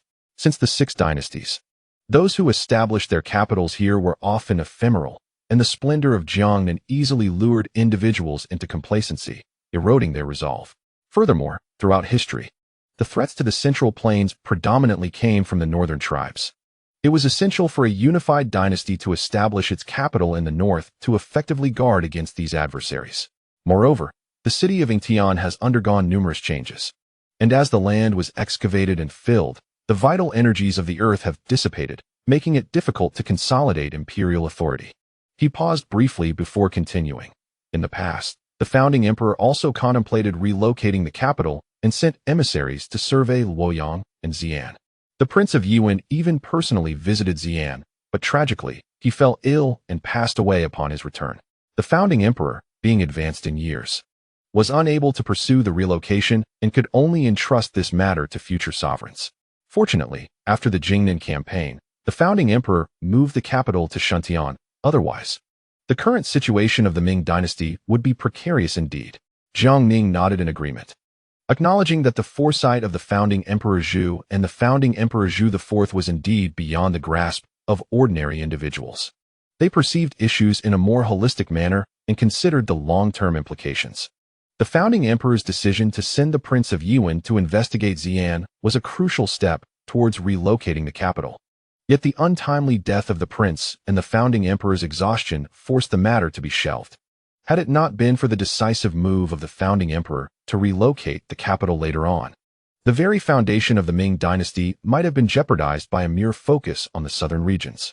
Jiang Ning and the others came to a halt, as a multitude of civil and military officials had already gathered at the city gate of Nanjing, their expressions a complex tapestry of emotions, particularly among the noble military officials left behind, whose faces were so grim they could have dripped water. The civil officials, on the other hand, were mostly impassive expressions, as the 6 ministries in Nanjing were essentially places for those sidelined or sent away due to loss of favor, holding little power, and thus had little to gain by confronting Jiang Ning and his companions. It was far better to avoid incurring blame than to risk being sent home in disgrace. Jiang Ning raised his hand to signal the halt of the procession. The banners of the imperial envoys suddenly unfurled, displaying the title of the loyal and righteous duke, governor of the 5 provinces, which glimmered glaringly in the sunlight, creating an oppressive atmosphere. Gao Wenkai, riding ahead, pulled the reins and positioned himself before the officials, coldly commanding, "The imperial envoy, the governor of the 5 provinces, the loyal and righteous duke has arrived. All civil and military officials of Nanjing, proceed 10 miles beyond the city gates to welcome him." As soon as his words fell, without waiting for a response, he turned his horse and returned, leaving the assembly in stunned silence. Duke Su Hongji clenched his fists, a surge of anger rising within him. In the past, when an imperial envoy arrived, they would have shown them due respect by greeting them outside the city. Yet this Lord Jiang was acting with such arrogance. However, upon further reflection, given the unusual circumstances surrounding Jiang Ning's visit, none could afford to be accused of disrespecting the imperial envoy or belittling the heavenly mandate. Reluctantly, the officials continued their advance, and after traversing several more miles, they finally reached Jiang Ning's horse. Zhu Hongji, suppressing his fury, was the first to bow and pay his respects. I, Zhu Hongji, Duke of Wei, humbly welcomed the esteemed imperial envoy. Following closely, Wei Yangming, the Minister of War in Nanjing, led the officials of the 6 ministries in a deep bow. I, Wei Yangming, Minister of War in Nanjing, together with the officials of the 6 ministries, humbly welcomed the esteemed imperial envoy. Jiang Ning sat tall upon his horse, his gaze as sharp as a blade, sweeping over the gathered assembly in silence. Behind him, Zhu Youjian, Old Wei, and Yang Lian each gripped the hilt of their swords, knuckles white, ready to draw their blades at a mere command from Jiang Ning, prepared to execute those before them with swift and decisive action. The air seemed to have solidified, as the officials were weighed down by the oppressive silence of Jiang Ning. The aristocrats had beads of sweat forming on their foreheads, while the civil officials held their breaths in trepidation. The aura of the imperial envoy was far more formidable than they had anticipated, suggesting that the tranquil days of Nanjing were drawing to a close. Chapter 604. A long remembrance seated firmly upon his steed, Jiang Ning's gaze was as sharp as a blade, coldly surveying the kneeling civil and military officials of Nanjing before him. His mind swirling with countless thoughts, he vividly recalled that in the original course of history, when the Manchu prince of Pingding, Duerdi, led his troops into Nanjing, the overwhelming majority of these individuals had offered no resistance whatsoever, unhesitatingly opening the city gates and prostrating themselves in surrender. It seemed to be raining heavily that day. They showed no concern for the cold nor the filth of the ground, lying motionless in the mud. Duerdi had later rewarded them with food, which brought smiles to their faces. The only one who had committed suicide in loyalty to the country was the Minister of Justice, Gao Zhua, along with a handful of lower-ranking officials and scholars. Truly, it was a time of peace, where the nobles reveled in their honors while the nation lay in ruins. And these dignitaries led the way in treachery. Duerdi had successfully coaxed the defectors into submission, ultimately accepting 24 generals and 47 deputy generals, with the combined military forces amounting to 230,000, including the Yangtze River Navy and the Nanjing garrison, all surrendering without a fight. Contemplating this, the murderous intent in Jiang Ning's eyes was unmistakable. Although the northern territories of the Ming had been devastated, the populace still rose in resistance after the Manchus breached the Great Wall. Even the remnants of Li Zicheng's and Zhang Xinzhong's forces, who had once fought fiercely against the Ming, ultimately united to resist the Qing. In stark contrast, the officials of Nanjing appeared utterly spineless. As he pondered this, Jiang Ning caught sight of an individual among the ranks of the aristocrats who stood apart from the likes of Duke Zhu Hongji, Marquis Tengguozhua, Marquis Li Hongji, Marquis Sun Weicheng, Marquis Zhang Gongri, and Earl Zhao Zhilong. This person maintained a calm demeanor, which piqued Jiang Ning's curiosity. Turning his attention to the officials of the 6 ministries in Nanjing, Jiang Ning couldn't help but laugh at the sight of them. Most were elderly men sent to Nanjing to spend their twilight years, blending in with the mundane. At that moment, Zhu Hongji's anger surged. He had already led the civil and military officials of Nanjing in kneeling and paying respects, yet Jiang Ning remained unresponsive, clearly aiming to assert his authority over him. Although Jiang Ning had earned the trust of Zhu Youjiao, he was ultimately just a newly appointed marquis, while Zhu Hongji was a descendant of Su De, one of the 6 kings of the Ming dynasty. Since the Yongle era, the blood of the Su family had flowed through the veins of successive emperors. Since the time of the founding emperor, only the Duke of Qian and the Su family had been honored with such a privilege to govern their respective territories. Reflecting on this, Zhu Hongji felt emboldened and stood up first. The other aristocrats behind him cheered silently. Well done, very spirited, not losing face, truly courageous. As expected of the Duke of Wei, they too rose in unison. The officials of the 6 ministries in Nanjing were taken aback, their mouths agape. Although they were not particularly close to Zhu Hongji, they were familiar with him and had never expected him to dare to rise before the imperial envoy had spoken. He had certainly not tarnished the reputation of their ancestor. Zhu Hongji's voice was icy as he proclaimed, The imperial envoy has traveled a great distance. Let us first enter the city. Later, I shall host a banquet to welcome the esteemed envoy." Having spoken, he turned and strode towards the city of Nanjing. Behind him, Lianghuai and Zhu Youjian were poised to erupt, but were restrained by Jiang Ning. With a smile, he urged, "Esteemed officials, please rise. As the imperial envoy, I have come uninvited and thus feel like a most unwelcome guest. Let us proceed into Nanjing." Only then did the officials, led by Wei Yangming, the Minister of War, rise. Jiang Ning and the others dismounted and walked alongside Wei Yangming, engaging in light-hearted conversation. Occasionally, Jiang Ning inquired about the current situation in Nanjing, to which Wei Yangming candidly responded with detailed reports. As they walked, Jiang Ning suddenly pointed out a nobleman clad in a dragon robe, who seemed incongruous among the other dignitaries, and asked Wei Yangming, "Who is that individual?" Wei Yangming quickly glanced in the indicated direction and replied, "That is His Highness Chang Mingliang, the Marquis of Huaiyuan." Jiang Ning instinctively remarked, "I did not expect him to be a descendant of the loyal and virtuous." Upon hearing this, Wei Yangming and the other ministers were taken aback. Among the numerous nobles present, Jiang Ning had chosen to inquire specifically about Chang Mingliang, referring to him as a descendant of loyalty and virtue. What then of the rest of the nobles? The unspoken question lingered. Did the envoy intend to sweep away these nobles in one fell swoop? After all, Jiang Ning had displayed formidable authority throughout his journey. He then summoned Chang Mingliang. The Marquis approached briskly, bowing respectfully. "No need for excessive formalities, Marquis of Huaiyuan." Jiang Ning smiled and gestured for him to rise. He then inquired about Nanjing's military preparations and defenses. After listening, Chang Mingliang sighed deeply, his expression laden with bitterness. "To be candid with you, esteemed envoy, everything is in utter disarray." This declaration took everyone by surprise. They had not anticipated such bluntness from a nobleman. An uninformed observer might have mistaken him for a civil official rather than a member of the aristocracy.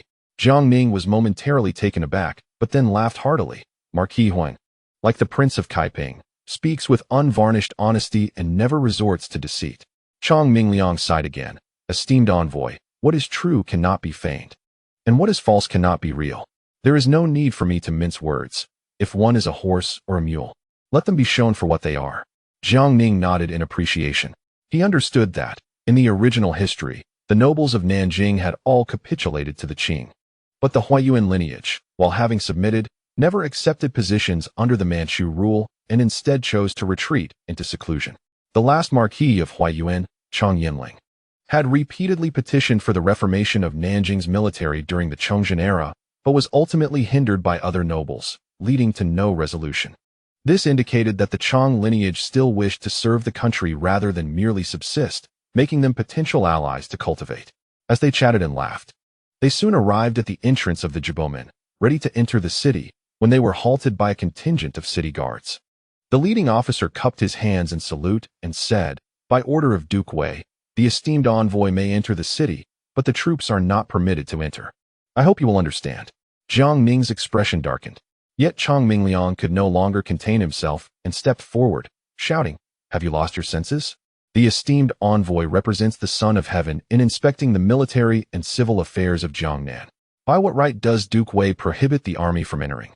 Is this city of Nanjing the territory of our Ming, or merely Duke Wei's fief?" The general stammered, "Please, my lord, temper your anger. I am merely acting upon orders."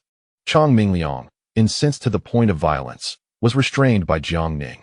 He turned to the side and whispered to Zhu Youjian, "Fifth brother, go give them a couple of slaps to instill some lasting lessons." Zhu Youjian, already teetering on the brink of fury, charged forth like a fierce tiger, accompanied by a dozen Ming guards. Without uttering a word, he brandished his wax staff, unleashing a furious display of martial prowess. The city guards were soon left howling in pain, too intimidated to retaliate, for the Ming guards were meticulously trained in their techniques. Moments later, this group of guards was dragged aside like lifeless dogs. As for the soldiers on the city walls, they observed with rapt attention, maintaining silence. The clash of the titans was not a matter for mere foot soldiers to interfere with. It was wiser to feign death. Jiang Ning then commanded, "Let the army enter the city." In accordance with tradition, Deng Yunfei was to lead 20,000 troops to take control of the city defenses, while the original garrison was to return to their barracks immediately, without delay. Any resistance would be met with immediate execution. Liu Xiangxing was tasked with maintaining order within the city with 5,000 troops, instructing all city patrol officers and officials of the Yangzhou prefecture to return to their respective offices without lingering. Those who opposed would face the same fate. Subsequently, Jiang Ning and others, under the guidance of Wei Yangming and Chongming Liang, arrived at the Forbidden City in Nanjing. Gazing upon this grand palace, Jiang Ning could not help but reflect, as if he were witnessing the moment when the founding Emperor Zhu established his reign, vanquished rivals, expelled the Mongols, and proclaimed the glorious establishment of the Ming dynasty in the Hongwu era. Shortly thereafter, Su Hongji led a group of nobles to the vicinity of the Zhengyang Gate. Jiang Ning cast a cold glance their way, but remained silent. Before long, an elderly eunuch led a contingent of attendants and guards, hastily kneeling in greeting. Jiang Ning, indifferent, sent Old Wei to negotiate. After a brief exchange, Old Wei guided everyone into the Forbidden City, crossing the Golden Water Bridge and arriving at the Hongwu Gate. Jiang Ning surveyed the imposing structure and sighed. This scale is even greater than that of the Forbidden City in Shuntian.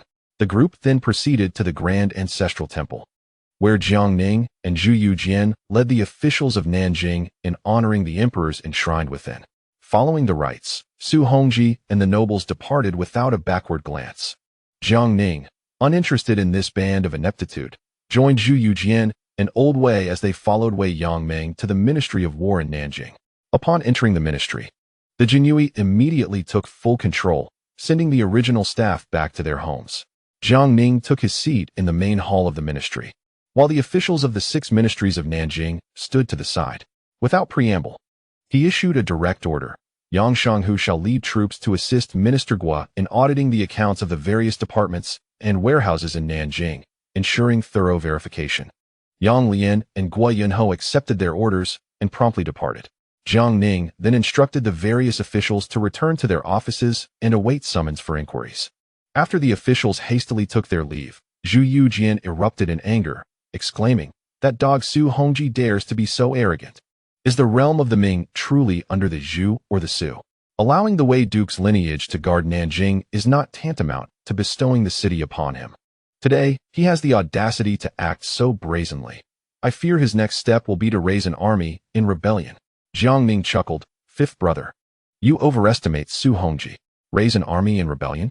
He lacks both the capability and the courage. It is merely that we have intruded upon his territory uninvited, causing him displeasure." Zhu Youjian instantly became incensed, his face contorted with anger as he exclaimed, "Second brother, which side are you truly on? He is upset, yet you show concern for him. I am displeased, yet you give no thought to my feelings." Jiang Ning burst into laughter, proposing, "Fifth brother, let us don civilian attire and wander through the streets of Nanjing to observe the local customs and culture." Upon hearing this, Zhu Youjian nodded in agreement. Subsequently, the two, along with Old Wei and others, changed into plain clothes and exited the Ministry of War, only to find a throng of scholars and common folk gathered outside. Peering in with curiosity, Jiang Ning, perplexed, summoned the Imperial Guard to inquire, discovering that these individuals wished to catch a glimpse of the esteemed envoy. Observing the gaudily dressed scholars, Jiang Ning felt a surge of indignation, exclaiming that they were not there to witness the envoy, but rather to behold a spectacle akin to a monkey show. He promptly ordered the Imperial Guard to disperse the crowd, declaring that anyone daring to linger would face punishment with clubs. The guards obeyed, brandishing their wooden sticks and whips to drive the onlookers away. Many protested vociferously, but they were swiftly overpowered and sent sprawling to the ground. Seizing the opportunity, Jiang Ning and his companions slipped away. As they strolled through the streets of Nanjing, Jiang Ning could not help but marvel at the city's grandeur, a testament to its status as an ancient capital, far surpassing the capital in splendor. The citizens, adorned in fine silks and satins, clearly led prosperous lives. However, he was dismayed to observe that many scholars were dressed in women's garments or flamboyant attire, a sight the townsfolk seemed to accept as commonplace. Furrowing his brow, Jiang Ning lamented, "The moral fabric of society is deteriorating, which is certainly an ill omen." The more they wandered, the more agitated they became, witnessing the stark contrast between the affluent elite indulging in exquisite delicacies and the destitute commoners begging on the streets. Suffering from hunger and cold, truly exemplifying the saying that wealth breeds corruption while the poor perish in silence. Even more troubling was the sight of wealthy youths frolicking with courtesans in broad daylight. While ruffians oppressed the populace, even the beggars were not spared, as the wealthy took delight in inciting their servants to beat the beggars and passers-by. Realizing that further observation was unnecessary, Jiang Ning decided to return to the Ministry of War, instructing Gao Wenkai to summon Gao Chongdao, the head of the Nanjing Imperial Guard, for questioning. Gao Wenkai complied and departed, while Jiang Ning remained in the main hall, contemplating his next course of action. Before long, Old Wei and Zhu Youjian emerged clad in ceremonial robes. Jiang Ning, puzzled, inquired, "Fifth brother, Lord Wei, what are your intentions?" Old Wei replied with a smile. "To your excellency, since we have some idle time, we have decided to seek out some tasks to undertake." Jiang Ning, intrigued, pressed for details. "What sort of tasks?" Old Wei responded, "To eradicate vice and combat gambling." Zhu Youjian, with a serious demeanor, added, "To punish the wicked and promote virtue." After a moment's contemplation, Jiang Ning nodded with a smile. "Proceed with caution." The two took their leave, leading the Ming guards and the Eastern Factory operatives out in full force. Chapter 605. The Nanjing storm. Old Wei and Zhu Youjian, commanding 3,000 Ming guards and 2,000 operatives from the Eastern Factory, swept through the streets of Nanjing. The local dignitaries and scholars watched in bewilderment, pondering what kind of upheaval the imperial envoy was about to incite. With a command from the two leaders, thousands of hands immediately took to the streets to enforce the law, with brothels and gambling houses becoming primary targets. Even the pleasure boats along the Xinyao River fell under the scope of rectification. On the streets, the ruffians and scoundrels were ruthlessly subdued. Those noble servants who were mercilessly beating beggars and oppressing the common folk were swiftly brought down by the imperial guards of the Ming dynasty. As for the wealthy young masters indulging in revelry with courtesans, they were dragged out of the tavern without hesitation, each receiving a dozen blows for their immoral conduct. The sons of the nobility who attempted to rally their subordinates in rebellion were met with a harsher fate, resulting in a feast of punishment. Stirring a tempest within the city of Nanjing, the officials from the 6 ministries had already received word and remained obediently within their offices, fearful of encountering the emperor's envoys and suffering dire consequences. Only the sons of the nobility became prime targets for crackdown, each apprehended by the imperial guards of the Ming. At this moment, Su Tianjue, the second son of the Duke of Wei, was reveling in a tavern with several other noble youths, surrounded by exquisite wine and beautiful women. Intoxicated beyond measure, he spotted a comely woman passing by on the street and, in a drunken haze, commanded his servant Su San, "Fetch that young lady for me. I wish to indulge in merriment with her." Su San, eager to please, immediately replied with a sycophantic grin, "Rest assured, my lord, I shall bring her forth at once." With that, he and a few brutish servants hastily descended, blocking the woman in the center of the street. The onlookers quickly dispersed, fearful of the impending chaos. The woman, already terrified, turned pale, while Su Tianjue on the second floor laughed heartily. Beside him, the heir of the Marquis of Longping, Zhang Chongqun, and the heir of the Earl of Xinqing, Zhao Henian, joined in the revelry. "Su brother has an eye for beauty. This young lady is indeed a treasure to have caught your attention." Su Tianjue beamed with pride, his eyes gleaming with greed. A courtesan feigned indignation. "Young master, that woman is merely a peasant. Is my beauty not superior?" Su Tianjue's expression darkened, and he struck her face with a resounding slap, leaving her in a state of terror. Coldly, he retorted, "You wretched harlot, do you presume to flaunt yourself before me? Go serve my servants." The crowd erupted in laughter, while the courtesan bowed her head, tears streaming down her cheeks, too afraid to speak. As the favored son of Su Hongji, the Duke of Wei, Su Tianjue had always acted with impunity in Nanjing, surpassing even his elder brother Su Wenjue in his reckless behavior. Soon, the peasant woman was being dragged up the stairs by Su San and his cohorts, trembling with fear. Just then, a contingent of imperial guards rushed over, led by a captain who barked, "What are you doing? Release her at once." Su San turned, recognizing the soldiers, and cursed, "Are you blind? Who are you to meddle in the affairs of the Duke of Wei? Away with you." The captain Zhu Qiusong chuckled sinisterly. "While I may not concern myself with other matters, the affairs of the Duke of Wei are certainly my business." With that, he and the imperial guards encircled Su San and his gang, swiftly determining their heinous crimes of abduction, human trafficking, and coercion into prostitution. Before Su San could defend himself, Zhu Qiusong issued a command, and the imperial guards unleashed a flurry of blows upon them, eliciting cries of agony. Hearing the commotion from above, Su Tianjue leaned out the window, his face flushed with rage, and bellowed, "Who are you ruffians, daring to disturb the peace under the auspices of Tai Sui?" Zhu Qiusong raised his head to look at him, smiling as he inquired, "Might I ask, dear sir, was that young lady you just mentioned captured at your behest?" Su Tianjue retorted sharply, "For one of my stature to take notice of her is indeed her good fortune. You dare to disrupt my affairs and strike my associates? All of you shall kneel in repentance and present that woman to me. Perhaps I shall allow you to retain your lives." Zhu Qiusong nodded, instructing those behind him, "Brothers, the principal culprit has confessed. Let us ascend to enforce the law." The imperial guard acted promptly, rushing up to the second floor without hesitation. Su Tianjue and his companions were suddenly taken aback. Just as they attempted to assert their identities, the imperial guard struck Su Tianjue across the face with a staff, knocking out several teeth and causing blood to flow from his mouth and nose. The other noble youths were similarly toppled to the ground. Su Tianjue, gazing at his lost teeth and the bloodstains, wailed from the window, "Su San, where have you vanished to? Summon help. I shall have these insufferable ruffians flayed alive." Before he could finish, the imperial guard yanked him back and delivered another round of brutal blows.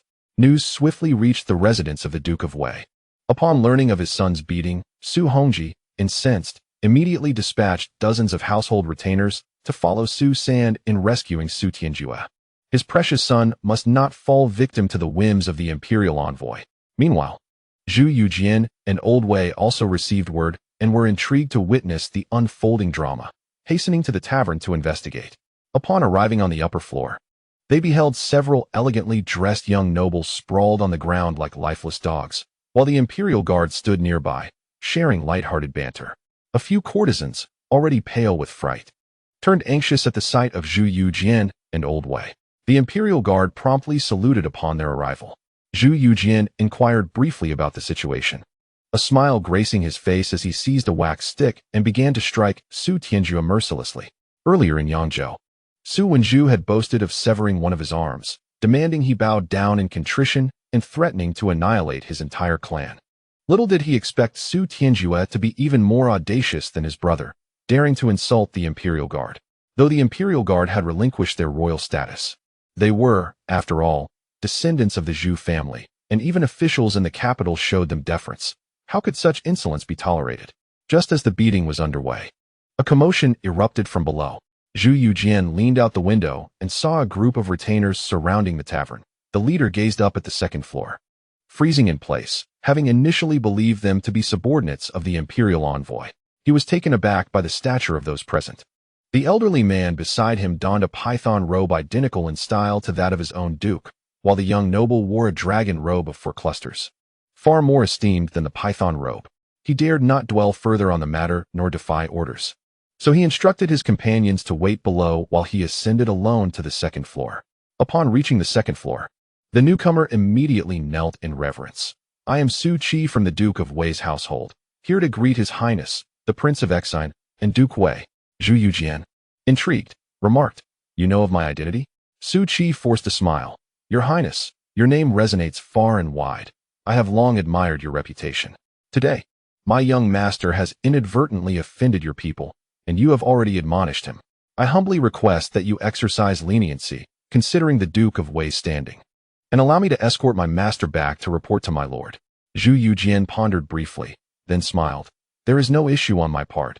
However, you must consult him." He gestured toward Zhu Qiusong. Zhu Qiusong replied with a smile, "Since your Highness bears no grievance, I too have no objections. Return and inform Su Hongji that if his son cannot manage himself, we shall continue to assist in his discipline next time." With that, he raised his foot and kicked Su Tianjue towards Su Qi. Su Qi hurriedly caught him, quickly bowed, and without daring to linger, left in a state of disarray. As for the other noble youths, he did not dare to intervene. Zhu Youjian paid them no further heed and led the others to continue their efforts in eradicating vice and gambling, as well as rooting out crime. By the time Su Tianjue was brought back to the residence of the Duke of Wei, he was utterly unrecognizable. Su Hongji gazed upon his beloved son, now battered and bruised, and felt darkness close in, nearly fainting. Upon hearing that the assailants were from Prince Xian Zhu Youjian's entourage, his anger dissipated, despite being a duke. His opponent was a prince, the younger brother of the current emperor, and thus he could only summon people to hastily carry Zhu Youjiao away for treatment. Soon, news reached the various noble households, prompting them to quickly dispatch individuals to retrieve their own sons. Witnessing the dire condition of their progeny, they were consumed by fury and flocked to the Duke of Wei's residence to discuss countermeasures with Su Hongji. The Duke of Longping, Zhang Gongri, and the Earl of Xinqing, Zhao Zhilong, were particularly incensed, as their sons had suffered the worst. Su Hongji's expression darkened. "Everyone, cease your clamoring. Return and keep a close watch on your sons. During this period, it is best to avoid going out to prevent running into Prince Xian." Zhang Gongri and Zhao Zhilong urged, "Duke Wei, are we to simply swallow this grievance?" Su Hongji retorted with a cold smile. "What? Do you wish to seek an explanation from Prince Xian? Let us not forget, though we are noble, he is a prince and the emperor's own brother." The assembly fell silent, momentarily stunned, accustomed to wielding power in Nanjing. They had momentarily forgotten the identity of their adversary. The Marquis of Lingbai, Tangguizhua, suggested, "It would be wise to heed Duke Wei's counsel. Keep a close watch on your sons and refrain from provoking trouble." The others nodded in agreement. Earl Lianghuai, Li Hongji, then inquired, "I have heard that the imperial envoy, Lord Jiang, has dispatched the Minister of Revenue, Gui Yunho, to audit the accounts of the Nanjing treasury. How should we respond?" Su Hongji scoffed, "Let him investigate. After all, they are all rotten accounts. He will find nothing to implicate us. Few in the 6 ministries of Nanjing have clean hands." Zhao Zhilong asked, "Should we still host a banquet to welcome the imperial envoy?" Su Hongji scolded with a stern face, "To welcome him? I would rather invite that Jiang to drink urine and see if he dares to come." The assembly fell silent. The chaos that accompanied Jiang Ning's arrival was a clear declaration of intent to upend the status quo, rendering any attempts to appease him futile. Li Hongji added, "Yet we cannot simply sit idly by, we must devise a strategy." Su Hongji pondered for a moment. "Earl Lianghuai, you command the navy. Ensure that you maintain firm control over the military authority. Unless they produce the emperor's decree, even if Prince Xian were to arrive, they must not be allowed to take command of the navy." Li Hongji nodded in agreement. Su Hongji continued, "The 100,000 troops in Nanjing are under my command. Without my approval or the emperor's decree, neither Jiang nor Prince Xian will be able to touch the imperial troops. For now, we must remain still and observe how this Lord Jiang intends to stir the waters." Upon hearing this, the assembly dispersed. Chapter 606. The nephew Deng Yunfei at this moment. In the grand hall of the Ministry of War, Jiang Ning paid little heed to the commotion stirred by Lianghuai and Zhu Youjian in Nanjing. After all, given the stature of the two, even if they turned the city upside down, it would hardly matter. Shortly thereafter, Gao Wenkai entered, dragging a middle-aged man clad in a flying fish robe. The man appeared gaunt and emaciated, reeking of alcohol and perfume. Gao Wenkai hurled him into the center of the hall, grumbling, "Why the fuss? We are all from the Jinyui. Do you wish to kill me?" Furious, Gao Wenkai retaliated with 2 resounding slaps, knocking him to the ground, exclaiming, "Gao Chongdao, have you lost your senses? How dare you speak so insolently in front of the commander of the Jinyui and the loyal Marquis? Do you seek death? I shall send you and your family to meet the King of Hell." Only then did Gao Chongdao come to his senses, turning to see Jiang Ning seated high above. He was instantly seized by fear and quickly knelt, declaring, "I am Gao Chongdao, the pacification envoy of the Nanjing Pacification Office. I pay my respects to the esteemed commander." Jiang Ning ignored him and turned to Gao Wenkai, asking, "Xiao Gao, what was this Gao gentleman doing when you summoned him?"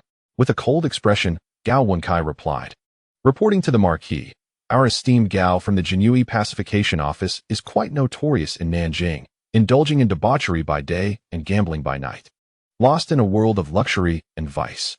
Since Su Xinshuan's departure, the Nanjing Pacification Office has been rendered utterly ineffective."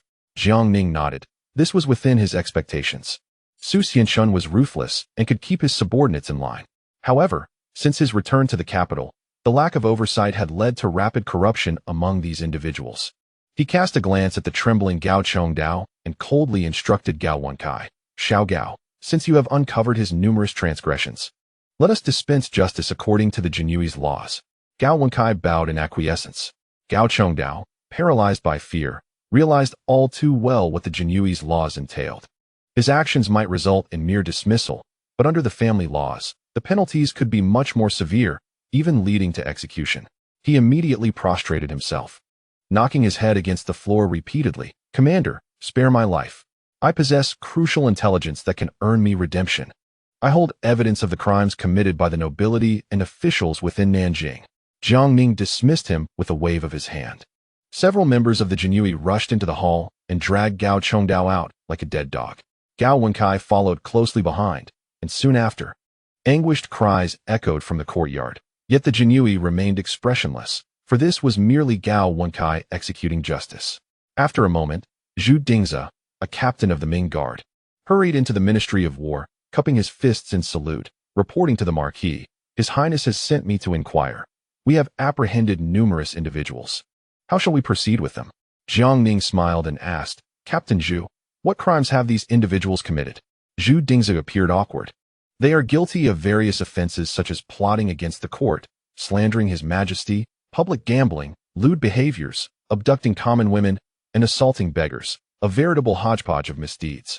Jiang Ning nodded, his mind already speculating on the origins of these individuals, who were likely nothing more than the ruffians and scoundrels of Nanjing, along with a few disillusioned scholars. Though they seemed insignificant, they should not be underestimated. In the early days in Yangzhou, after the salt merchants ceased their trade, it was these individuals who nearly set the entire city ablaze, resulting in the demise of countless innocent souls. He had formulated a plan and addressed Zhu Dingzi. "Zhu Qianhu, could you inquire with Lord Wei if there is a shortage of laborers in the coal mines of Shaanxi? If so, we shall send these individuals to work as peasants." Zhu Dingzi nodded and departed, his admiration for Zhu Youjian deepening. Zhu Youjian had intended to send these individuals to the black coal mines of Old Wei. Yet Wei insisted on consulting Jiang Ning. As Zhu Youjian had anticipated, Jiang Ning made the same arrangements. Due to the shortage of personnel, each with their own tasks, Jiang Ning summoned Marquis Chang Mingliang of Huayuan for assistance. Upon learning that he was to escort these ruffians and down-and-out scholars to Shaanxi for coal mining, Chang Mingliang gladly accepted the assignment. Jiang Ning also allocated 2,000 troops to him, and he set off with great enthusiasm to fulfill his duty. As night fell, Zhu Youjian and Old Wei hurried back to the Ministry of War, both wearing expressions of delight and carrying numerous packages. Jiang Ning, intrigued, asked, and Zhu Youjian replied with a smile, "Elder brother, knowing you haven't dined, Old Wei and I have brought you duck blood vermicelli soup, sesame cakes, and roasted duck from Nanjing." Jiang Ning's interest piqued, and as they ate, he inquired about their day's progress. Zhu Youjian, devouring his meal, wiped his mouth and sighed, "Elder brother, the moral fabric of society is deteriorating. The hearts of the people are no longer what they used to be.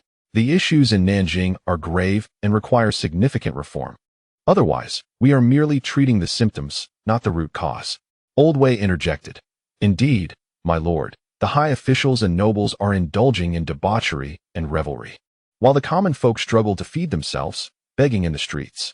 Those wealthy gentry take pleasure in humiliating and beating the beggars, even encouraging bystanders to applaud, illustrating the depth of moral decay."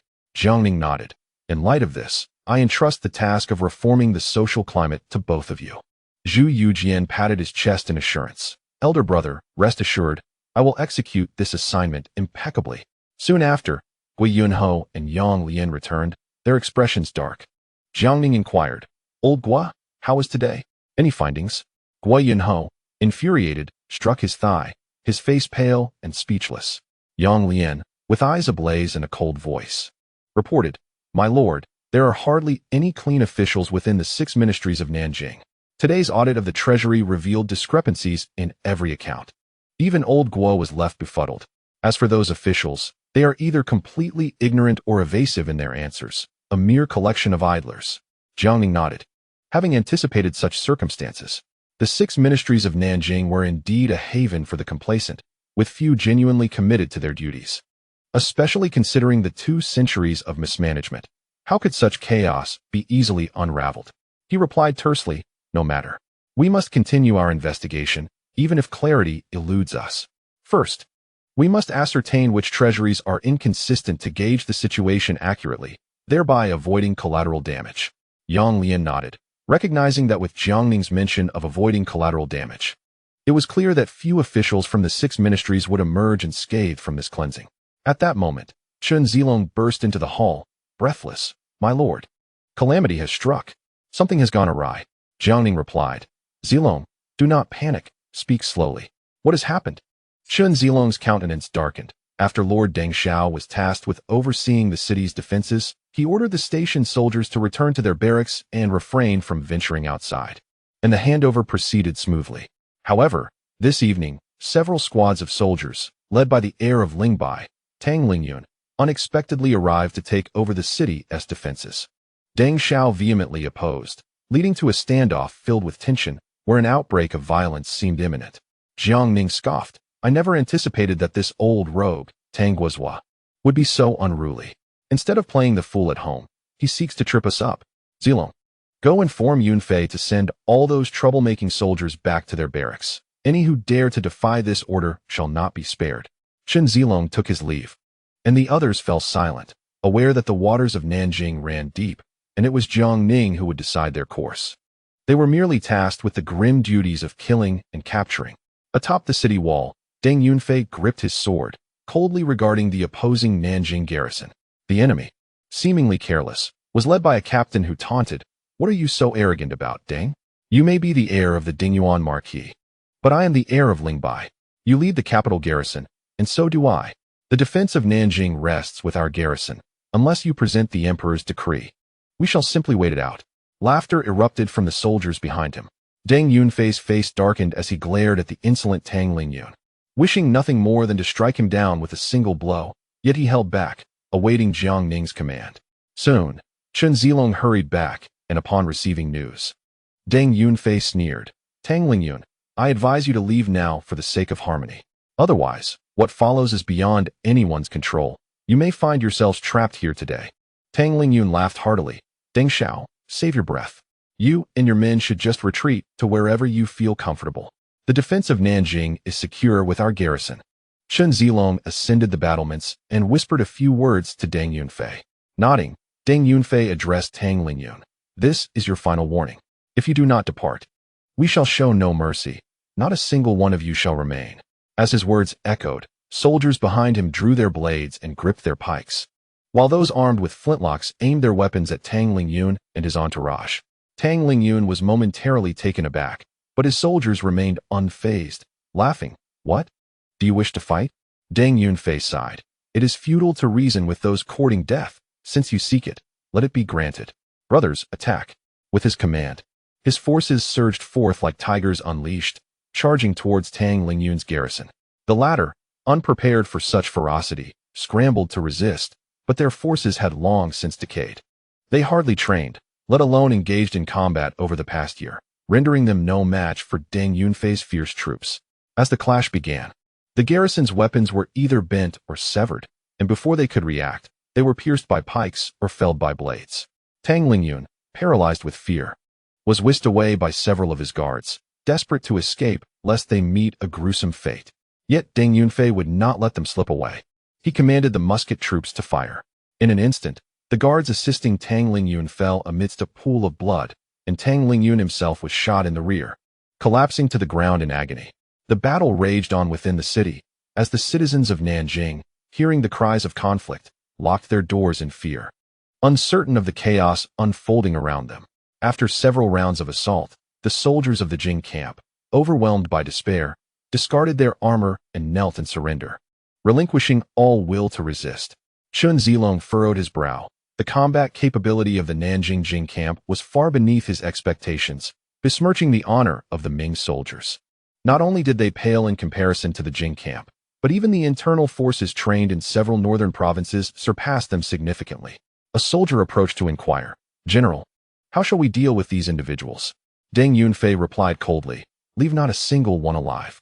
The soldiers obeyed the command, while the already kneeling Jing camp soldiers panicked. Some shouting, "We have surrendered. You cannot kill us." Their cries were met with swift execution.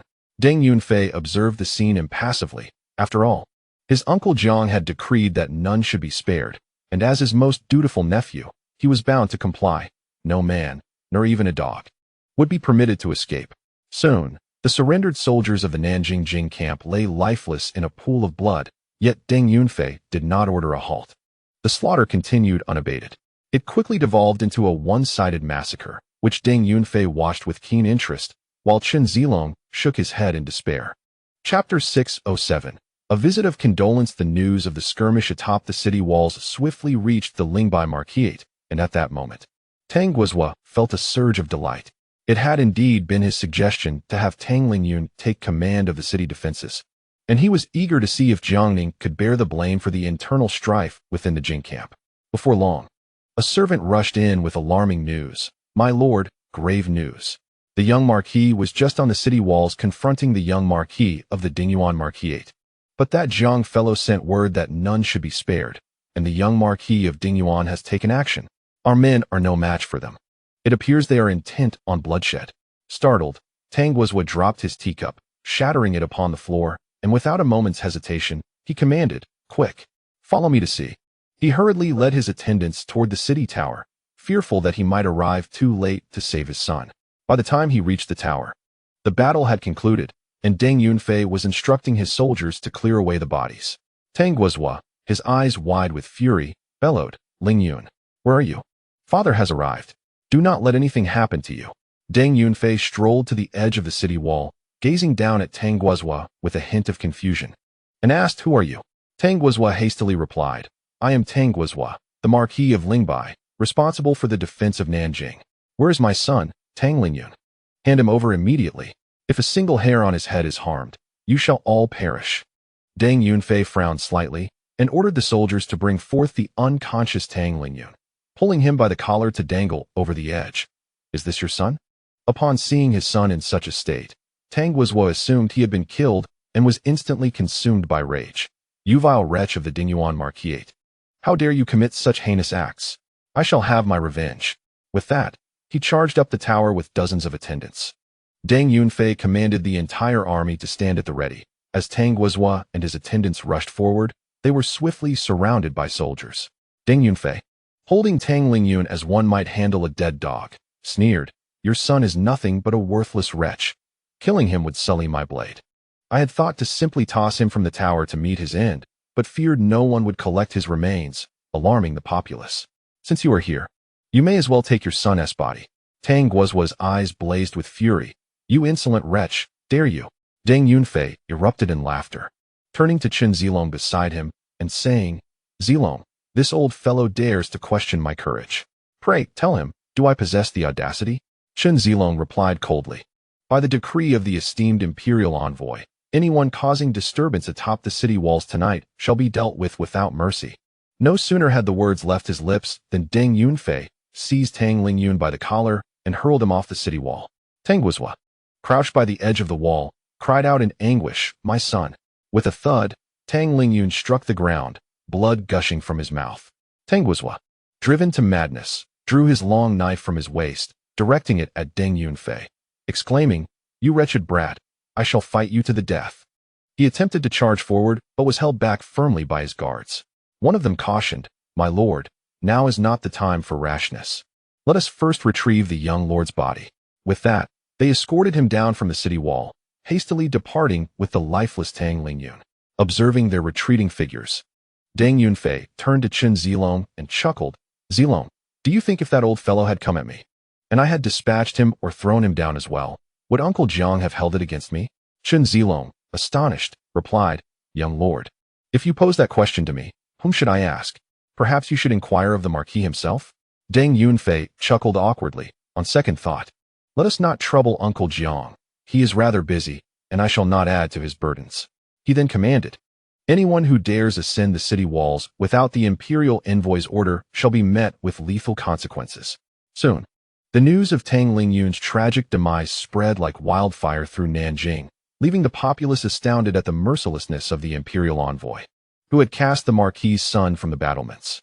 Simultaneously, they felt a sense of relief that their own sons, despite having been beaten, had managed to escape with their lives. When the news reached Jiang Ning, he too was taken aback, pondering, what on earth has Yunfei done? He actually threw the son of the Lianghuai Marquis from the city walls? Zhu Youjian chuckled, "Second brother, this matter falls upon you to explain."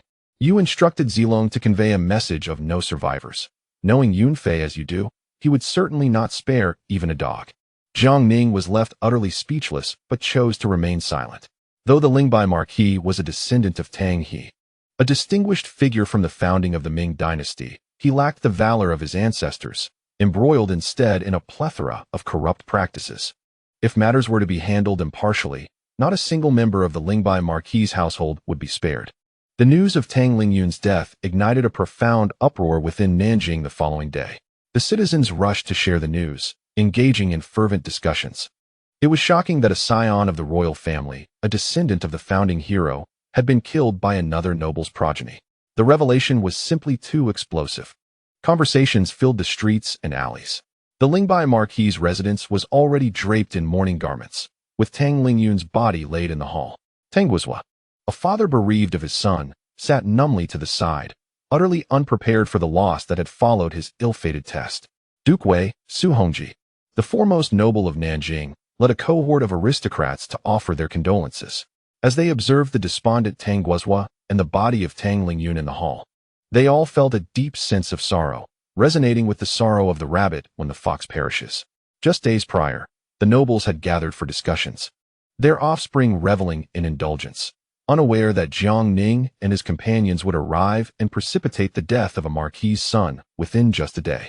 Su Hongji's expression darkened as he approached Tangguozhua, urging, "Lord Lingbai, it grieves me to see your noble nephew lost under such obscure circumstances. As a colleague, my heart is heavy.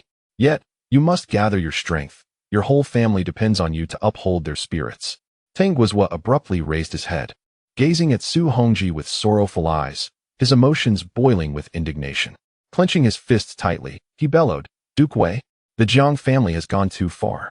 And that wretched Deng, who has caused my son's untimely and tragic demise. I demand retribution. That vile creature must pay for my son's life. His father, Deng Wenming, is a marquis, and I too am a marquis. I refuse to believe that in Nanjing they can wield such unchecked power. Surely the Ming dynasty has laws." The crowd shifted uncomfortably, their faces tinged with embarrassment. They had intended to offer words of comfort, but were taken aback by Tangguozhua's vehement reaction. However, none dared to confront Jiang Ning directly. Though he was a marquis, he served as the emperor's envoy and was accompanied by a prince of the realm, the emperor's own brother. Even Su Hongji refrained from a direct challenge, and the others were even less inclined to intervene. Noticing the somber expressions around him, Tangguozhua suddenly burst into laughter. "What? Are you all going to cower like turtles? The Jiang family does not come with good intentions. Today it is my son who lies dead. Tomorrow it could be one of your own." Turning to Duke Wei, he added, "Do not forget how your second son was beaten only days ago." Su Hongji's face darkened to an inky hue. The incident involving his son Su Tianjue had already brought him great shame, and he could not tolerate Tangguozhua airing their grievances in public. Just as he prepared to respond, a herald's voice rang out from outside. "The esteemed envoy, the governor of the 5 provinces, Lord Zhongyi has arrived. His Highness, Prince Xian, is here. The Grand Eunuch Wei has arrived." Everyone was taken aback, glancing towards the entrance, astonished that Jiang Ning would dare to personally pay his respects.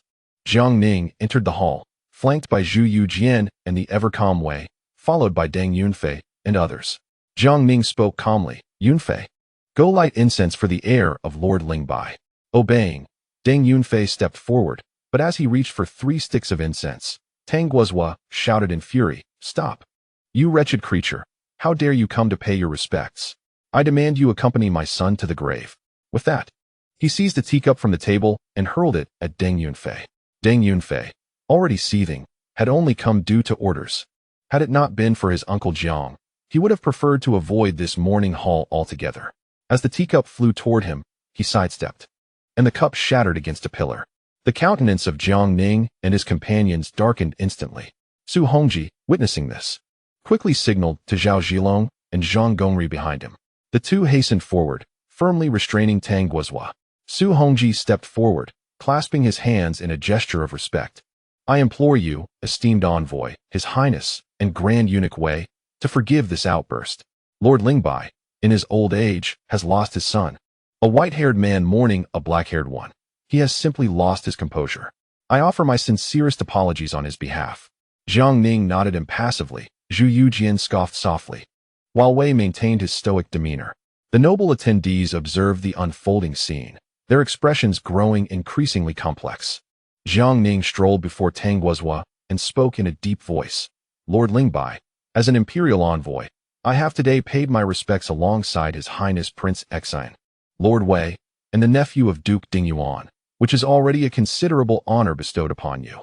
Yet, I am taken aback by your audacity. Your son previously led the soldiers of the Nanjing garrison back to the military camp.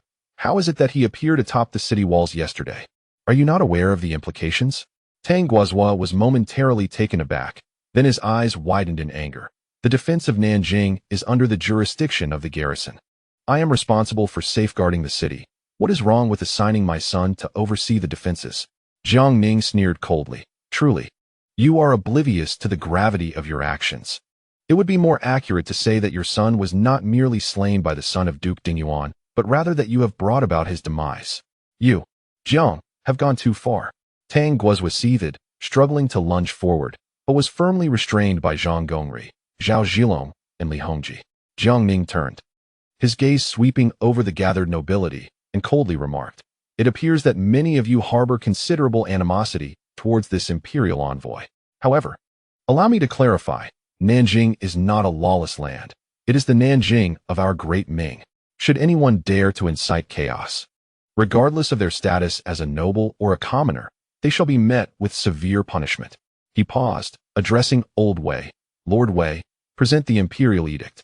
Upon hearing this, Old Wei hastily approached, holding the edict aloft. Jiang Ning unfurled the document, prompting Old Wei and the others to immediately kneel in reverence. Su Hongji and the others, witnessing the edict, did not dare to be remiss and also knelt, while Tang Guozhua, despite his furious countenance, was forced to kneel by Zhang Gongri and Zhao Zhilong. Jiang Ning's voice rang out as he proclaimed, by the heavenly mandate of the emperor. It is decreed, the Left General of the Central Military Command of the Five Armies, Lord Jiang Ning of Zhongyi, is appointed as an imperial envoy, overseeing military and political authority across the 5 provinces of Jiangsu, Zhejiang, Fujian, Guangdong, and Jiangxi. Wherever he may go, it is as if I were present myself. He is granted the imperial sword, with permission to act at his discretion. Thus it is decreed. As his words concluded, Zhu Youjian stepped forward, presenting the imperial sword to the assembly, following an enthusiastic chorus of Long Live the Emperor. From Old Wei and others, they rose, leaving Su Hongji and the Nanjing nobility, led by Tang Guozhua, in a state of shock. Jiang Ning leaned in, fixing his gaze on the enraged Tang Guozhua, and coldly asserted, Lord Lingbai, your son's forcible ascent to the city yesterday was a capital offense, and Duke Dingyuan's son merely executed his duty. Allow me to elucidate what it means to act at my discretion. I could wield this imperial sword to execute you, Lord Lingbai, and the emperor would say nothing. Nor would any official in court raise a voice in your defense. Would you care to test this? Zhu Youjian, with a flick of his wrist, unsheathed the imperial sword, its cold glint flashing before them. He chuckled menacingly. Lord Lingbai, care to try your luck? I shall personally see you on your way. Chapter 608. Old Wei studies. Zhu Youjian's blatant threat left the attendees pale with fear, and Su Hongji was drenched in cold sweat. At that moment, Tang Guozhua felt as if struck by lightning, utterly dazed. He had no doubt that should Jiang Ning give the command, this Prince Xinyao would indeed dare to execute him on the spot. Subsequently, Jiang Ning and his entourage turned to leave. As they departed, the Lingbai Marquis' residence fell into a profound silence. Once Jiang Ning was out of sight, Su Hongji rose with a sigh, placed a comforting hand on Tang Guozhua's shoulder, and departed with his companions. Upon returning to the Ministry of War, Jiang Ning instructed Lao Wei and Zhu Youjian to continue leading the Imperial Ming Guards, as well as to rectify the Eastern Depot's operations in Nanjing. The two received their orders with cheerful enthusiasm and hastily departed, prepared to combat vice and corruption, for they were indeed professionals in this domain. Before long, Yang Lian and Guo Yunho returned with grim expressions. Jiang Ning immediately sensed that trouble was afoot, as he overheard Guo Yunho banging the table in exasperation, exclaiming, Damn it! The Nanjing Ministry of Revenue was supposed to have a reserve of 185,000 taels. Yet after our scrutiny today, not only is there no trace of 185,000, but even 85,000 is absent. There are merely 20 to 30,000 taels. When I inquired, the Minister of Revenue, Wang Yingjiao, claimed ignorance. He is utterly incompetent, with a shortfall of over 100,000 taels. He has no idea where the funds have gone, and he even dares to question me about where the money could possibly be. Lord, had you not restrained me, I would have urged young Darren to drag this old fool out and execute him on the spot. Jiang Ning chuckled, Old Gua, do not let your health be jeopardized by anger. Make a note of this discrepancy. We shall settle the accounts later. Gua Yunho nodded and inquired, what of the inspections of the Nanjing Imperial Army and the Yangtze River Navy? Jiang Ning, lifting his teacup for a sip, replied with a laugh, Old Gua, what is there to inspect? Did not the Marquis Huayuan tell us upon our arrival in Nanjing? It is all rotten to the core. What good is there in investigating? We shall simply dismiss everyone and reinforce the ranks with troops from the north to fill the vacancies. Gua Yunho concurred, recounting how his recent inspections of the 6 ministries' treasuries nearly drove him to despair, as he was nearly driven to the brink by the sheer incompetence of the so-called financial overseers of the Ming dynasty. The two then exited to attend to their pressing duties. A moment later, Zhang Wenhe entered with a somber demeanor and paid his respects. Jiang Ning jested, Wenhe, what troubles you? Your countenance is rather bleak. Zhang Wenhe sighed, My lord, I have discovered the descendants of Fang Xiaoru here in Nanjing. I had intended for them to clarify in the Tianqi Times that Emperor Qingzu did not execute Fang Xiaoru's entire clan and to publish an apology for him. However, they adamantly refuse, claiming that I must produce an imperial edict or else they will not consider an apology. Jiang Ning furrowed his brow, surprised that after 2 centuries, the descendants of Fang Xiaoru remained so resolute, showing no sign of weakness. He then asked, what do the people of Nanjing think about the rumors surrounding Emperor Qingzu's actions against Fang Xiaoru's family? Zhang Wenhe, looking resigned, replied, My lord, you may be unaware, but the literary culture in Jiangnan is flourishing. Nanjing was once the capital, and a great many people are literate. This has spawned a plethora of various novels, creating an entire industry within the city. On Sand Mountain Street, one finds an abundance of woodblock printers, with many impoverished scholars and unsuccessful candidates writing frivolous works in their spare time. Business owners commission engravings and printing of these works for sale at remarkably low prices, resulting in high output, albeit often of poor quality. Furthermore, there are numerous villages outside Nanjing dedicated to paper production, profiting handsomely from this demand. He paused before continuing. Sand Mountain Street not only offers ordinary literature, but also many prohibited texts at low costs, making it a treasure trove for Jiangnan's intellectuals. Many rumors emanate from this place, as those scholars and students, armed with nothing but their voices and pens, dare to speak and write anything, without verifying its authenticity. They pen what is found in history books and fabricate what is not, justifying their actions with the belief that official histories may not always be truthful. But unofficial accounts certainly hold their own truths. Thus, matters such as the execution of the 10 clans by the founding emperor, the confiscation of Shun Wansan's property by the founding patriarch, and Hai Rui's tragic fate of starving his daughter have led many to believe in these absurdities as truths. Jiang Ning nodded and smiled, remarking that these individuals are indeed talented and that their abilities are squandered in Nanjing. When he arranged for the Jinyui to thoroughly investigate and confiscate all establishments along Sinshan Street, registering the names of all bookstore owners and printing workers, and have the Marquis Huayuan assist in escorting them to the capital. Since they have such a penchant for literary pursuits, let them come to the capital to lend their talents to us, as the court can certainly afford it. Zhang Wenhe was taken aback. My lord, that amounts to thousands of people. Even if there are 10,000, they must all be brought back to the capital. Jiang Ning replied, otherwise, these individuals remaining in Nanjing will only bring calamity to the region. Zhang Wenhe expressed his astonishment. My lord, is it truly necessary? Can they pose such a significant threat? Jiang Ning jested. Wenhe, have you forgotten how you wielded your pen like a sword in the capital, rendering the Donglin party and the Qinglu party unable to raise their heads? Zhang Wenhe's face flushed with embarrassment. Jiang Ning then spoke solemnly. Never underestimate the depravity of these scholars. When impoverished, they beg for mercy, yet when affluent, they become accomplices in tyranny. Likewise, do not overestimate the discernment of the common folk. Most are blindly conformist, echoing whatever others say without verifying its truth, merely relishing the spectacle. Zhang Wenhe nodded. I shall take my brothers to handle this matter at once. However, Regarding the descendants of Feng Xiaoru, I shall leave that to His Highness the Prince of Xian. As it pertains to his family affairs, you may proceed with the matters of Sanshan Street. Zhang Wenhe accepted his orders and led a contingent of Jinyui directly to Sanshan Street. Upon arrival, with a single command, the Jinyui swiftly sealed off the street. The scholars and common people who had come to purchase books scattered in fright, and the once bustling street fell eerily silent. The owners of the various bookstores and vendors looked on in trepidation at the imposing Jinyui. Zhang Wenhe entered a bookstore named Yangzhou and inquired, "Where is your proprietor?" A middle-aged man hurriedly approached, smiling obsequiously. "I am the owner of Yangzhou. How may I serve you, esteemed sir?" Zhang Wenhe inquired. "What books do you have in your store?" The owner, with a glint of cunning in his eye, replied, "What genre does the esteemed sir seek?" "Whatever you desire. I am likely to have it in stock. Even if you cannot recall the title, I can procure it for you if you describe the content." Zhang Wenhe raised an eyebrow, intrigued. "Oh, do you possess any exceptional works?" The owner chuckled. "You have certainly come to the right place. The books in my shop are guaranteed to be captivating." He promptly summoned his assistants to bring forth a large assortment of books.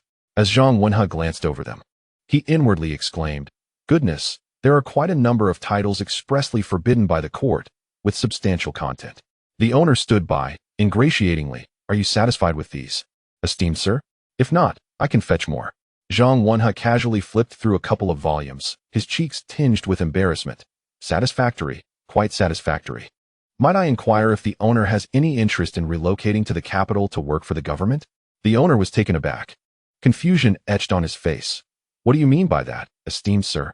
Zhang Wenhe smirked. "By order of the esteemed imperial envoy, all bookstores on Sanshan Street are to be relocated to the capital, with all expenses borne by the government, and your staff will accompany you." The owner, as though struck by lightning, stood frozen in place. Just as he was about to speak, Zhang Wenhe patted him on the shoulder and said, "Enough talk. Here is your chance to prove yourself. Gather everyone on this street, and help register the names and positions of the shop owners and their assistants. Then tidy up and prepare to head to the capital." With that, he signaled the Jinyui to begin searching the major bookstores. Chaos immediately erupted throughout Sanshan Street. Zhang Wenhe led the Jinyui to seize all the bookstores on Sanshan Street, creating an uproar. The contraband books discovered alone filled dozens of boxes, leaving even Zhang Wenhe astounded. The literary culture of Jiangnan was flourishing, and the people were remarkably open-minded, reaching such an extent. Had this occurred in the capital, the bookstore owners and their assistants would have long been imprisoned. He finally understood why Jiang Ning referred to these individuals as a menace. However, upon seeing the throngs of people before him, he realized that he couldn't manage with just his own men, and promptly sent someone back to the Ministry of War to request reinforcements from Jiang Ning.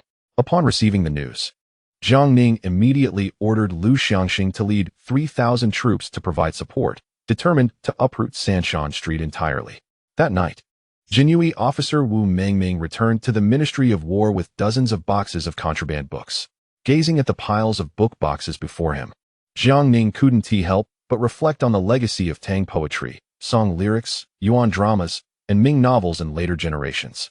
The great Zhu Youjian vigorously promoted social education, and coupled with Jiangnan's economic prosperity and flourishing literary culture, the high literacy rate among the populace had birthed such a hub for pirated works as Sanshan Street. Furthermore, the court's weakening control over Jiangnan had allowed these people to brazenly concoct wild histories and spread rumors. He recalled that over 1,700 Ming novels had survived to later generations, even after the Qing dynasty's purges. How many more remained unpurged? Jiang Ning dared not dwell on it. This was precisely why he was determined to escort these individuals back to the capital. Otherwise, who knew what rumors they might fabricate, leading to disastrous consequences? After all, if scholars turned rogue, they could bring catastrophic ruin to a nation. Before long, Zhu Youjian and Old Wei hurried back and were taken aback to see dozens of book boxes piled in the courtyard, promptly inquiring about the situation. After Jiang Ning provided a brief explanation, Old Wei was left speechless in astonishment, casually picking up a few books to peruse. Moments later, he became completely absorbed. Jiang Ning was somewhat surprised. Wasn't he Old Wei illiterate? Had he secretly been reading by candlelight? Glancing at Zhu Youjian nearby, who held a book and appeared equally entranced, his face flushed. Jiang Ning approached, and saw that Old Wei was examining a picture book with annotations, suggesting that although he couldn't read the words, he could still grasp some meaning from the illustrations. As for the book in Zhu Youjian's hands, its cover boldly displayed the characters for Jinping Mei. Jiang Ning was incensed, seizing the book and retorting, "You little rascal, how dare you read such banned literature? No wonder your face is so red." Zhu Youjian looked embarrassed, like a child caught misbehaving, muttering softly, "Second brother, I was reading it with a critical eye." "Nonsense," Jiang Ning scolded. "Do you even believe that yourself? This book is harmful, and I'm confiscating it." With that, he tucked it into his own clothing. Zhu Youjian was left wide-eyed in shock, while Old Wei completely ignored the dispute between the two and continued to focus on the book, thoroughly engrossed. Subsequently, Zhu Youjian, seizing an opportunity when Jiang Ning was distracted, hastily concealed 2 volumes from the bookcase within his bosom. Chapter 609, The Crisis of Chinese Literature. Zhang Wenhe, hurrying back, bowed and reported, "My lord, I have led my brethren in the inspection of 387 bookstores on Sanshan Street.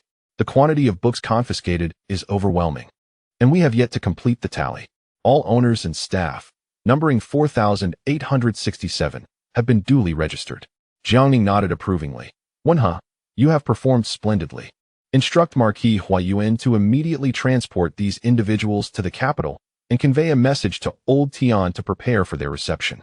Upon arrival in the capital, they must be strictly monitored in their publishing activities. We cannot allow them to perpetuate their reckless fabrications." Zhang Wenhe accepted the command and departed. Suddenly, Jiang Ning recalled the matter concerning the descendants of Fang Xiaoru and turned to Zhu Youjian, saying, "Fifth brother, I have a task for you from second brother." Zhu Youjian, still vexed over the confiscation of Jinping Mei, grumbled, "Second brother, I have enough on my plate these days. Why not assign it to someone else?" Jiang Ning chuckled coldly. "Oh, you rascal, this is a family affair. If you do not handle it, shall I?" Zhu Youjian was taken aback. "Second brother, what family matter?" Jiang Ning replied with a smile. "Fifth brother, you are aware that in a fit of rage, the founding emperor executed the entire Fang family, correct?" Zhu Youjian nodded. "I know, but upon investigation, it was merely fabricated. The founding emperor never executed his entire clan." "Your belief is inconsequential. The populace of Nanjing believes otherwise," Jiang Ning countered. "This calumny has lingered for 2 centuries. As a scion of the Zhu family, can you stand idly by?" Zhu Youjian inquired. "What am I to do?" Jiang Ning continued. "I have located the descendants of Fang Xiaoru residing in Nanjing. Previously, I sent Wenhe to seek them out with the intent of issuing a retraction in the Tianqi Times and apologizing on behalf of the founding emperor, yet they flatly refused. This is a matter for the Zhu family, and I entrust it to you." Zhu Youjian nodded. "Rest assured, second brother, I shall visit them tomorrow. If they are wise, they will comply and publish a retraction to apologize to the founding emperor. Otherwise, I shall enact the very punishment they fear." Jiang Ning shrugged, choosing not to elaborate further. As it was, after all, a family matter he preferred to avoid.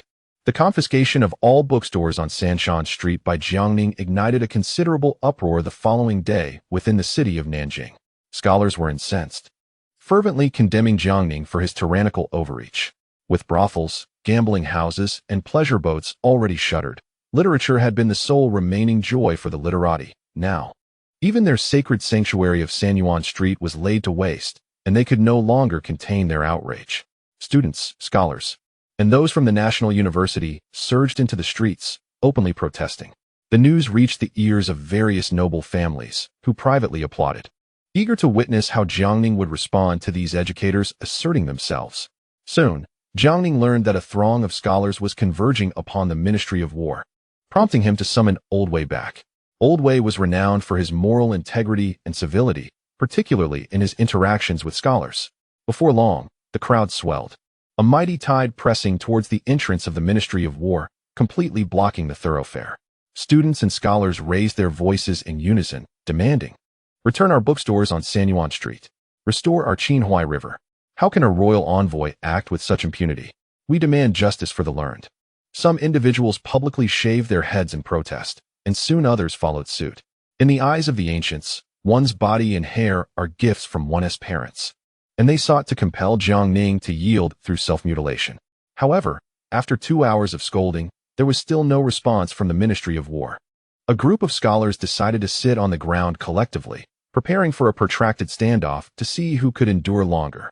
Meanwhile, Jiang Ning and Old Wei were seated in the main hall, sipping tea. Old Wei chuckled, "My lord, it seems quiet outside. Perhaps those scholars have grown weary of shouting. Shall we pay them a visit?" Jiang Ning nodded. "Wei Gong, you go, but remember to be courteous. They are all learned individuals." Old Wei grinned. "Rest assured, my lord. I hold scholars in the highest regard and have always believed in winning people over with virtue."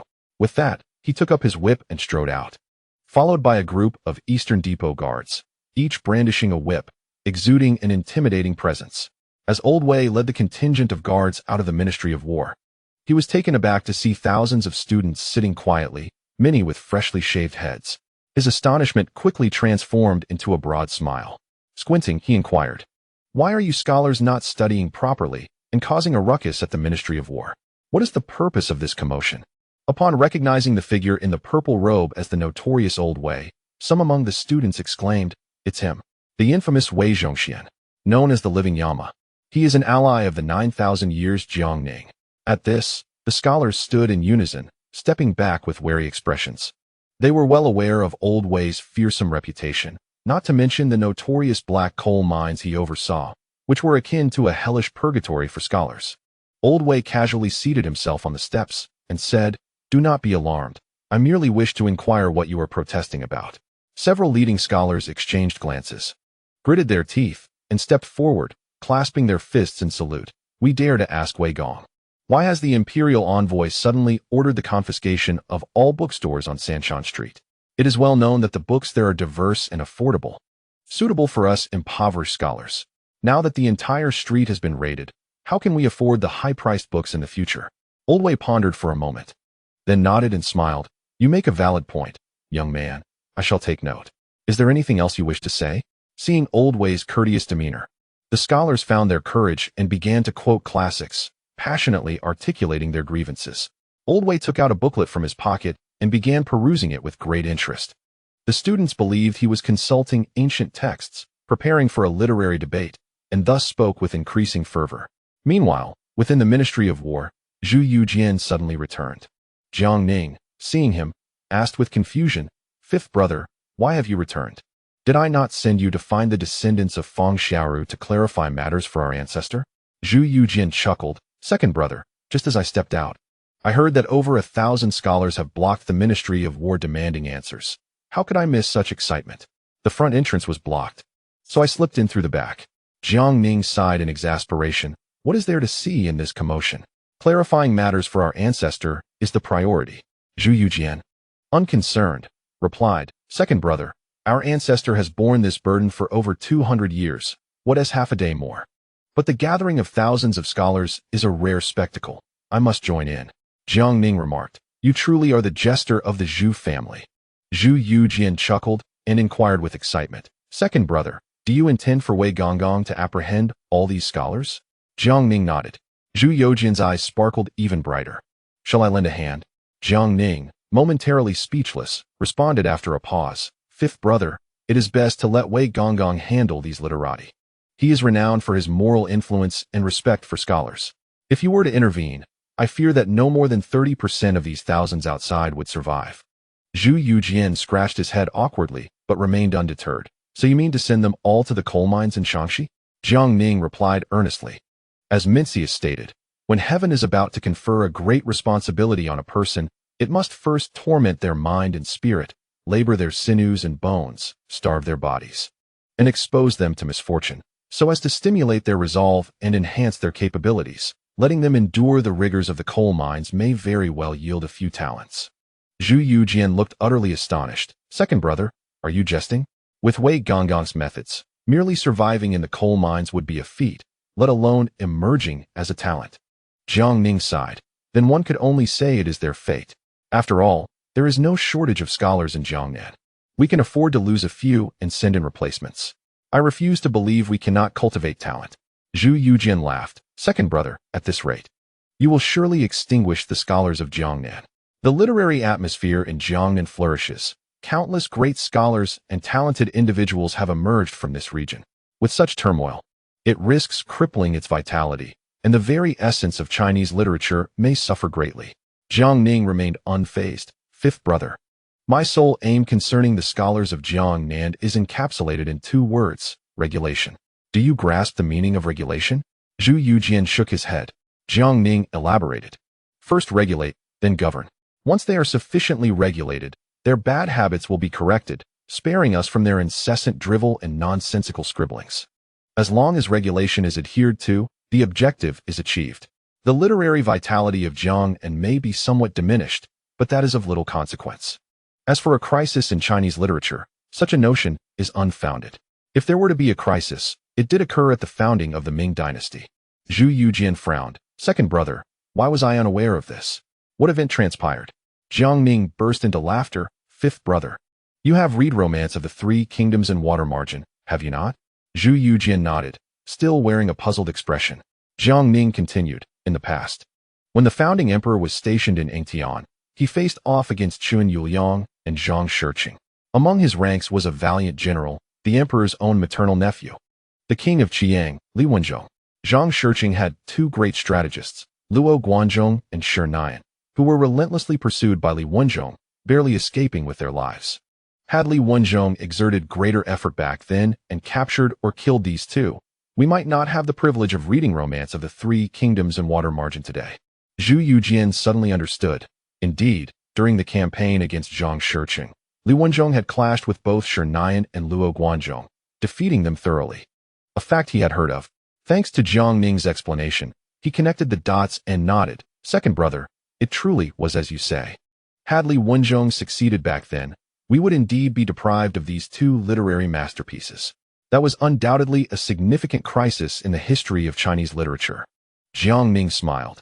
Thus, how could I dare to compare myself to King Qiang? The literary world of Jiang Ning may suffer significant turmoil, but it shall not descend into a crisis for Chinese literature. Zhu Youjian nodded, urging Jiang Ning to witness how Old Wei dealt with the scholars. Unable to resist, Jiang Ning reluctantly followed him outside. At that moment, outside the Ministry of War, the scholars took turns passionately quoting classical texts, while Old Wei sat on the steps, cradling an art book with a beaming smile, occasionally nodding in approval. Jiang Ning and Zhu Youjian were puzzled. Had Old Wei changed his temperament? Suddenly, Old Wei stood up to stretch his limbs and remarked with delight, Indeed, indeed. The scholars, believing they were being praised, grew increasingly proud. However, Old Wei carefully tucked the art book back into his embrace and, with a puzzled expression, inquired, What were you all babbling about just now? I didn't understand a single word. The scholars were struck dumb, and one angrily asked, Lord Wei, what book are you holding? Old Wei produced it with a grin, saying, The Chronicle of the Heroic Figures of the Ming Dynasty, merely an art book. The scholars fell into a profound silence, realizing that their lengthy discourse had been akin to playing a lute to a cow. Old Wei waved his hand dismissively. Enough of that. It's time to attend to serious matters. Seeing your rosy complexions and robust voices, one can surmise you lead a life of indulgence. I have found you a suitable place. Go to the coal mines in Shaanxi to atone for your sins. The scholars erupted in furious protests, declaring the Shaanxi coal mines to be the hell for scholars, vehemently refusing to go, with some even cursing Old Wei's ancestors for generations. Old Wei's expression grew cold, and he scoffed. What a stubborn bunch. I kindly invite you, and you repay me with disdain. Do not blame me for being ungracious. He bellowed, Men, attack. Strike them hard. The guards of the eastern depot brandished their whips and charged forward, the sharp crack of the whips sending the scholars scattering in panic. Some attempted to resist, but the feeble scholars were no match for the fierce guards. Soon, they were thrown to the ground. Those who sought to escape found the streets already blocked by Jiang Ning's soldiers, leaving no avenue for flight. Old Wei, drawing a whip from his waist, entered the throng, mercilessly striking the shorn-headed students while cursing, Have you read your books into a dog's belly? Your body and hair are gifts from your parents, and yet you dare to shave your head. Today, I shall teach you a lesson on behalf of your ungrateful parents. Chapter 610. Descendants of Feng Xiaoru. The guards exerted their full strength, eliciting cries of anguish from the crowd of scholars. Observing this, Jiang Ning exchanged a knowing glance with Gao Wenkai. Comprehending, Gao Wenkai departed, and soon a contingent of soldiers from the capital arrived to bind the beaten scholars one by one. After 2.5 hours of turmoil, thousands of scholars were entirely subdued. Before long, Marquis Huiyin, Chang Mingliang, rushed in with a group of soldiers, exclaiming anxiously, "Lord Wei, I hope I am not late." Old Wei replied with a smile, "You have arrived just in time, my lord. We've just finished binding them, and I need you to take them away." Chang Mingliang reassured him, "Do not worry, I shall escort them right away." He then ordered the soldiers to escort the bound scholars out of Nanjing, administering a beating to those unwilling to comply. Soon, tranquility returned to the Ministry of War, the crowd of onlookers having scattered in fright. News arrived at the residence of the distinguished Wei family in Nanjing, leaving everyone astonished and speechless. They had not anticipated the ruthlessness of Jiang Ning, who had apprehended thousands of scholars, including the students of the Imperial Academy, without a shred of hesitation. Though the eminent scholars of Nanjing seethed with indignation, none dared to seek redress at the Ministry of War. It was only at this moment that they truly felt the oppressive weight of the northern imperial authority. Previously, they had only heard tales of the court's harsh treatment of scholars in the north, believing it merely to be a case of killing the chicken to scare the monkey. Yet today, Jiang Ning had apprehended several thousand individuals in one fell swoop, without batting an eye, intending to transport them north for coal mining. The mere thought of the infamous Old Wei's black coal mine sent a chill racing from their feet to the crown of their heads. As Old Wei completed his dealings with Chang Mingliang, darkness had descended.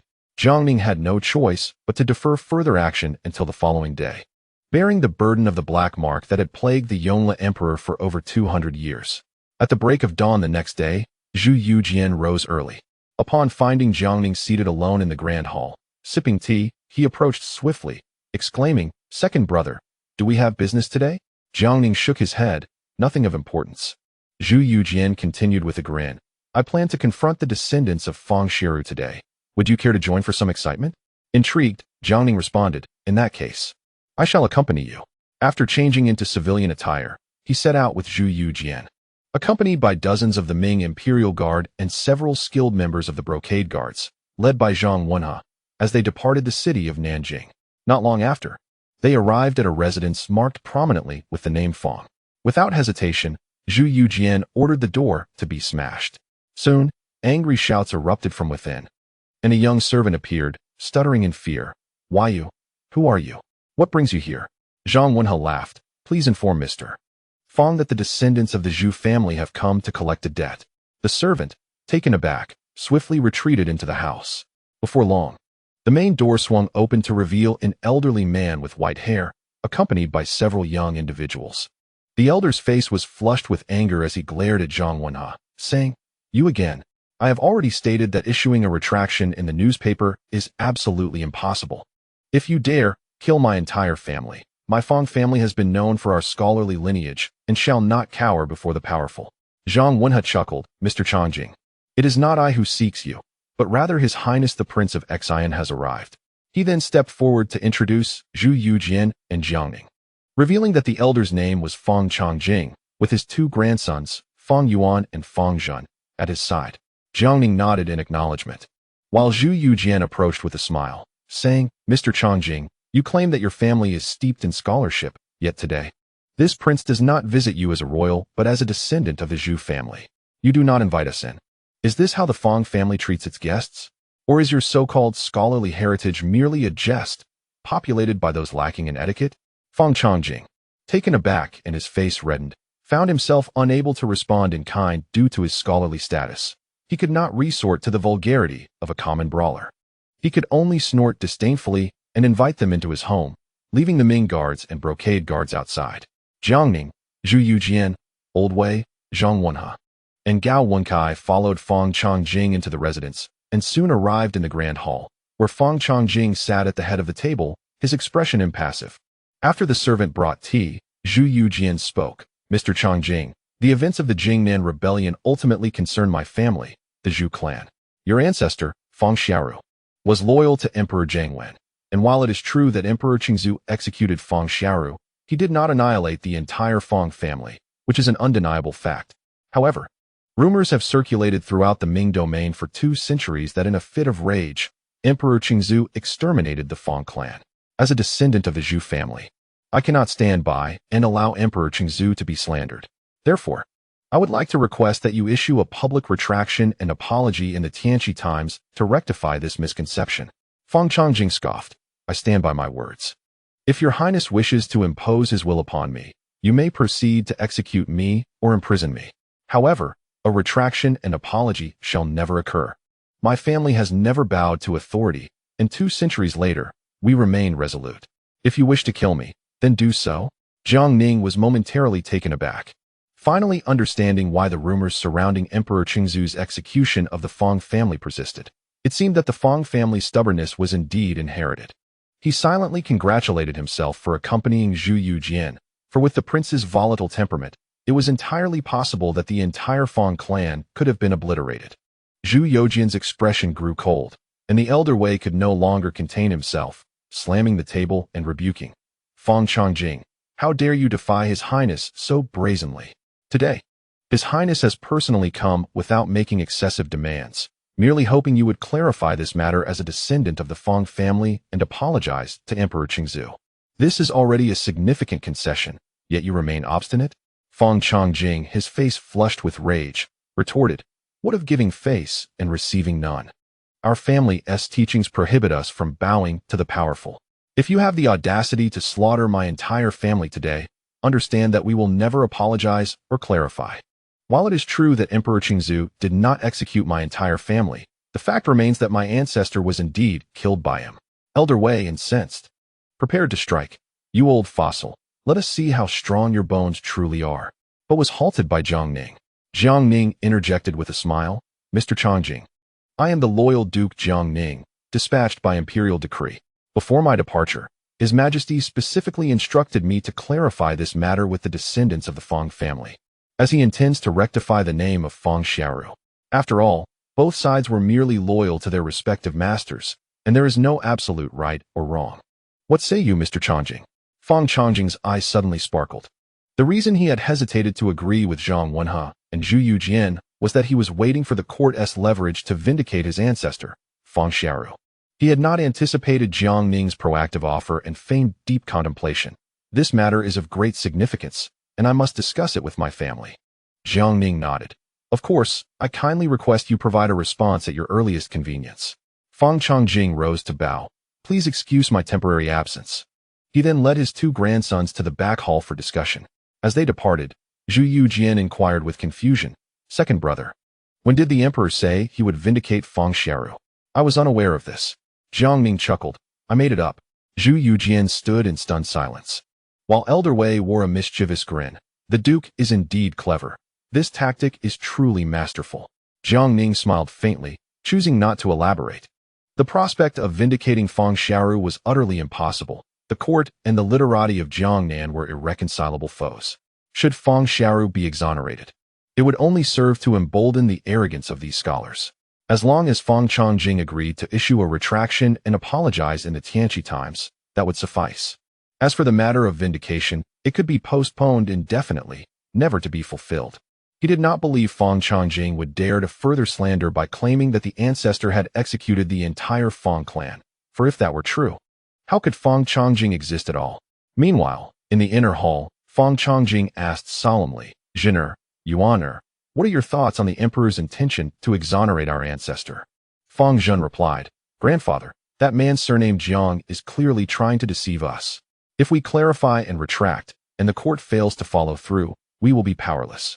We cannot go out claiming that the ancestor executed the entire Fang clan. It would only tarnish our family's reputation. Fang Yuan chuckled lightly. Every choice comes at a price. Our ancestor was loyal to Zhang Wen and was executed by the Qingzu. If we stubbornly adhere to the old teachings, that man Jiang and Prince Xian might truly dare to annihilate the Fang family, at which point the execution of our clan would become an undeniable fact. Fang Zhen exclaimed anxiously, Elder brother, we cannot simply fall into their trap. Fang Yuan smiled. The heavens do not completely cut off human pathways. As long as there is a will to walk it, the road lies before us. Let us first agree with Jiang and Prince Xian. Then seek an opportunity to compel them to write a petition for our ancestors' vindication. Both Fang Changjing and Fang Zhen were taken aback, with Fang Zhen pressing, Brother, do you have a strategy? Fang Yuan nodded. Currently, the court and the scholars of Jiangnan are at odds. It will not be easy for that man Jiang to placate them. As long as our Fong family lends a helping hand to the court and achieves great merit. Even if the emperor and the court are reluctant to reward us, they will have no choice. We seek nothing more than to vindicate our ancestor. The emperor will have to acquiesce. Otherwise, how can he justify not rewarding merit? How can he attract more scholars to support the court? Fong Changjing stroked his beard in silence for a long while, then sighed. In that case, let us agree to Jiang and Prince Xian. Whether our Fong family can achieve our goal now rests upon you. Fong Yuan smiled. Grandfather need not worry. Everything is under control. Soon after, Fong Changjing, accompanied by Fong Yuan and Fong Zhun, returned to the main hall and declared with a smile, just now, I discussed with my family, and we have agreed to clarify and issue an apology in the Tianqi Times. I wonder how His Highness Prince Xian and the Marquis feel about this? Zhu Youjian nodded with a smile. Mr. Changjing's wise choice is commendable. Jiang Ning also nodded, but suddenly noticed Fong Yuan beside Fong Changjing, grinning at him with an intensity that sent a shiver down his spine, as if he were being eyed by a venomous snake. He pondered why this young man evoked such a feeling in him, yet he dismissed it without further thought. Soon, at Zhu Youjian's request, Fong Changjing dictated while Zhang Wenhe took notes, swiftly composing a lengthy, clarifying report of several thousand words. Subsequently, Fong Changjing also dictated an apology on behalf of the Fong family to the Yongle Emperor, which Zhang Wenhe recorded meticulously and presented for his review. After confirming its accuracy, Fong Changjing nodded, and Jiang Ning and the others took their leave. Fong Changjing did not rise to see them off, instead sending his grandson Fong Yuan to escort them. As they were parting, Fong Yuan suddenly said softly, Marquis, please wait. Jiang Ning turned back and asked, is there something else? Fong Yuan smiled and replied, my lord, do not underestimate the scholars of Jiangnan. If you encounter difficulties, feel free to seek me out. I shall lend you my assistance. Jiang Ning chuckled, nodded, and departed. On the way back, Zhu Youjian curiously inquired, second brother, what did Fong Yuan just say to you? Jiang Ning replied with a smile, just a few casual words. Nothing of consequence. Chapter 611. The sincere Duke Lu Kongzhao upon returning to the Ministry of War. Jiang Ning promptly instructed Zhang Wenhe to publish Fong Changjing's article refuting the rumors along with an apology in the Tianqi Times, and then to promote it vigorously. Zhang Wenhe took his orders and hurried away.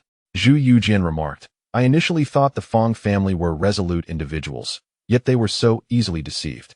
This simplifies matters. Otherwise, I might have genuinely needed to eradicate the Fong clan entirely.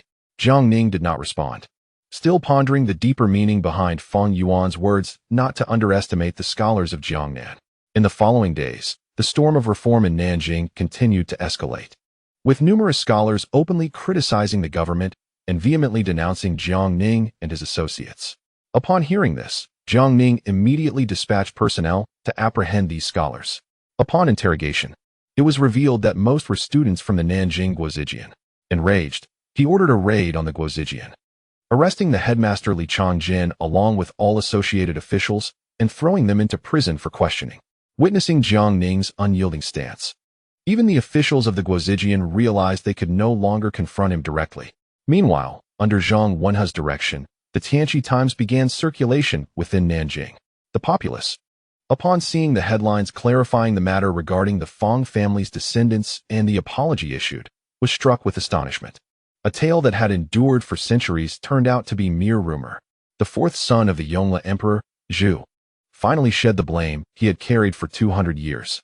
However, the scholars relentlessly condemned the Fong family, accusing them of succumbing to tyranny, thus tarnishing the dignity of scholars and sullying the legacy of their ancestor Fong Xiaoru. Upon receiving the news, Fong Changjing, feeling utterly helpless, withdrew from public appearances. A few days later, the streets of Nanjing were plastered overnight with hand-copied pamphlets, all criticizing the government and vilifying Jiang Ning and others for their malfeasance, even incorporating the origins of Jiang Ning's two wives from the brothel into the narrative.